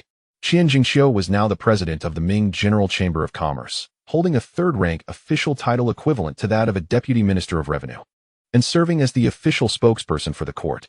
The dozen or so individuals accompanying him were also leading figures from various provincial merchant associations. In the realm of commerce, rivals often become adversaries, and in this moment, the tension in the hall became palpable as old grudges resurfaced. Guo Yunho, sensing the awkwardness, quickly interjected, urging everyone to take their seats and enjoy the conversation over drinks. The merchants complied, but the Jiang Ning businessmen kept their heads bowed, hesitant to speak first. In contrast, Guo Yunhou, Qian Jingqiu, Qin Yuyi, and Lin Xiaofeng engaged in jovial banter, while local merchants like Zhao Chongqing occasionally chimed in, eliciting smiles from Guo Yunhou in response.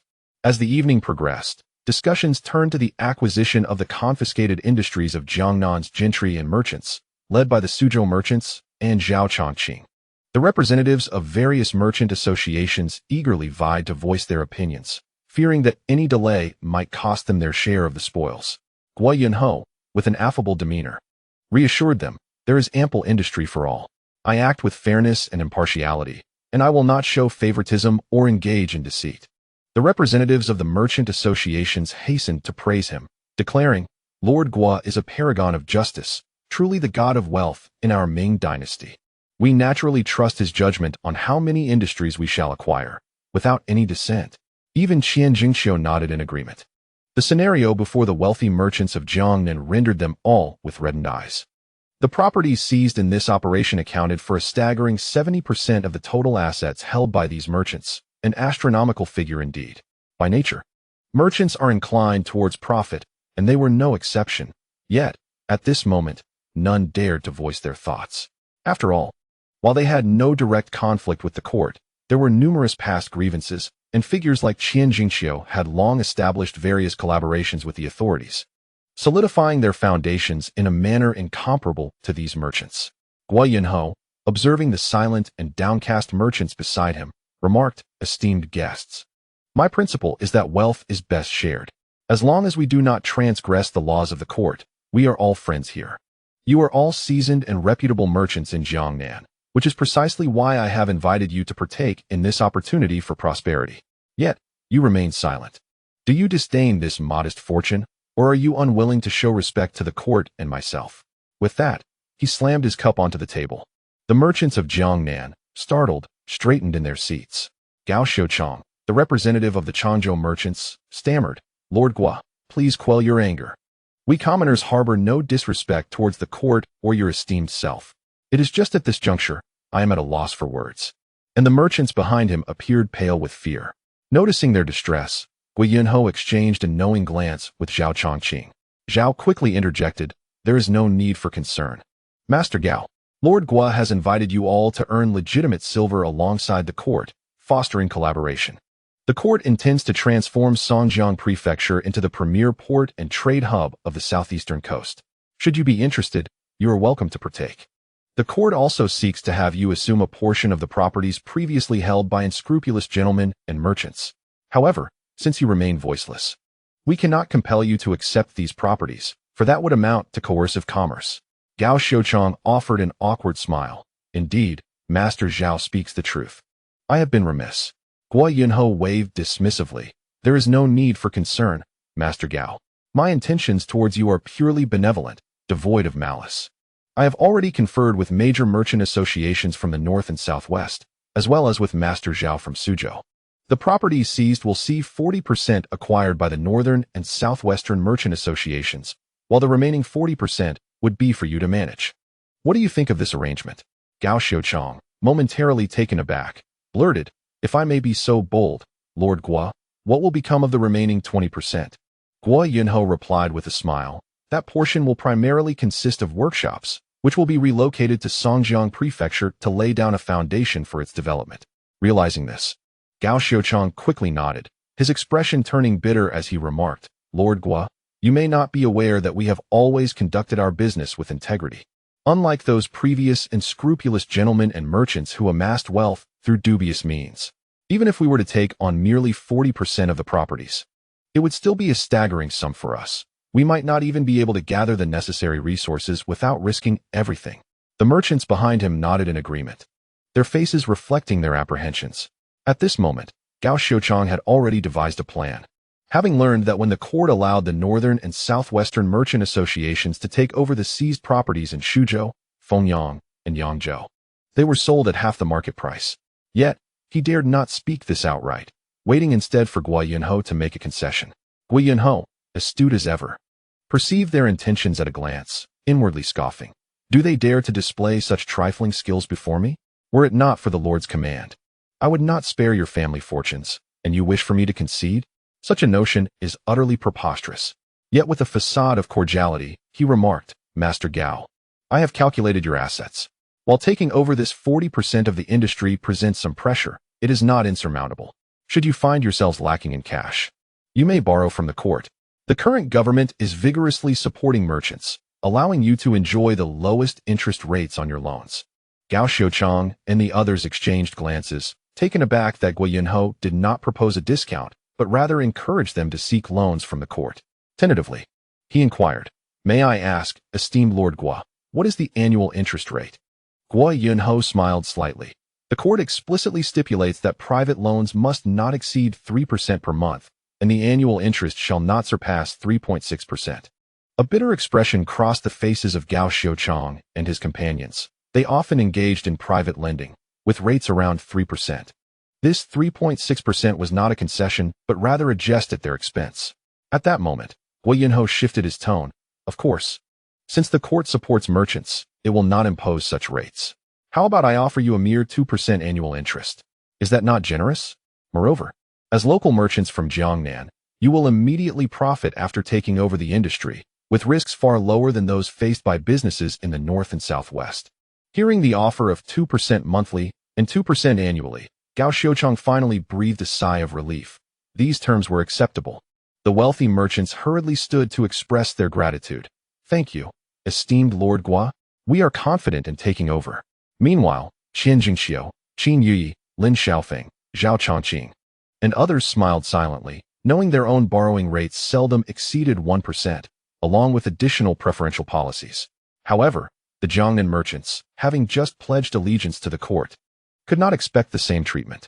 Seizing the moment, Guo Yunho continued, Master Gao, now that we have settled the matter of the industry takeover, let us discuss other matters.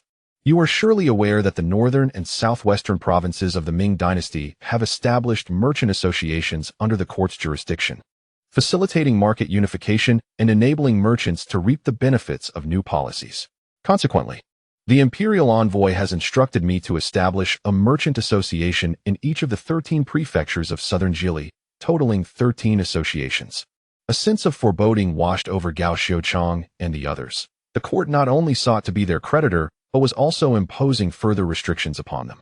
Yet, faced with the circumstances, they had no choice but to nod in tacit agreement. Qian Jingxiu rose, raising a toast. Gentlemen, we are now allies. Let us strive together for lawful operations. The others quickly raised their glasses in response, and the atmosphere in the hall lightened somewhat. Qian Jingxiu added, the court will establish a branch of the Ming Industrial and Commercial Association in the 13 prefectures of southern Jili, overseeing local merchant associations and traders. I hope you will strictly adhere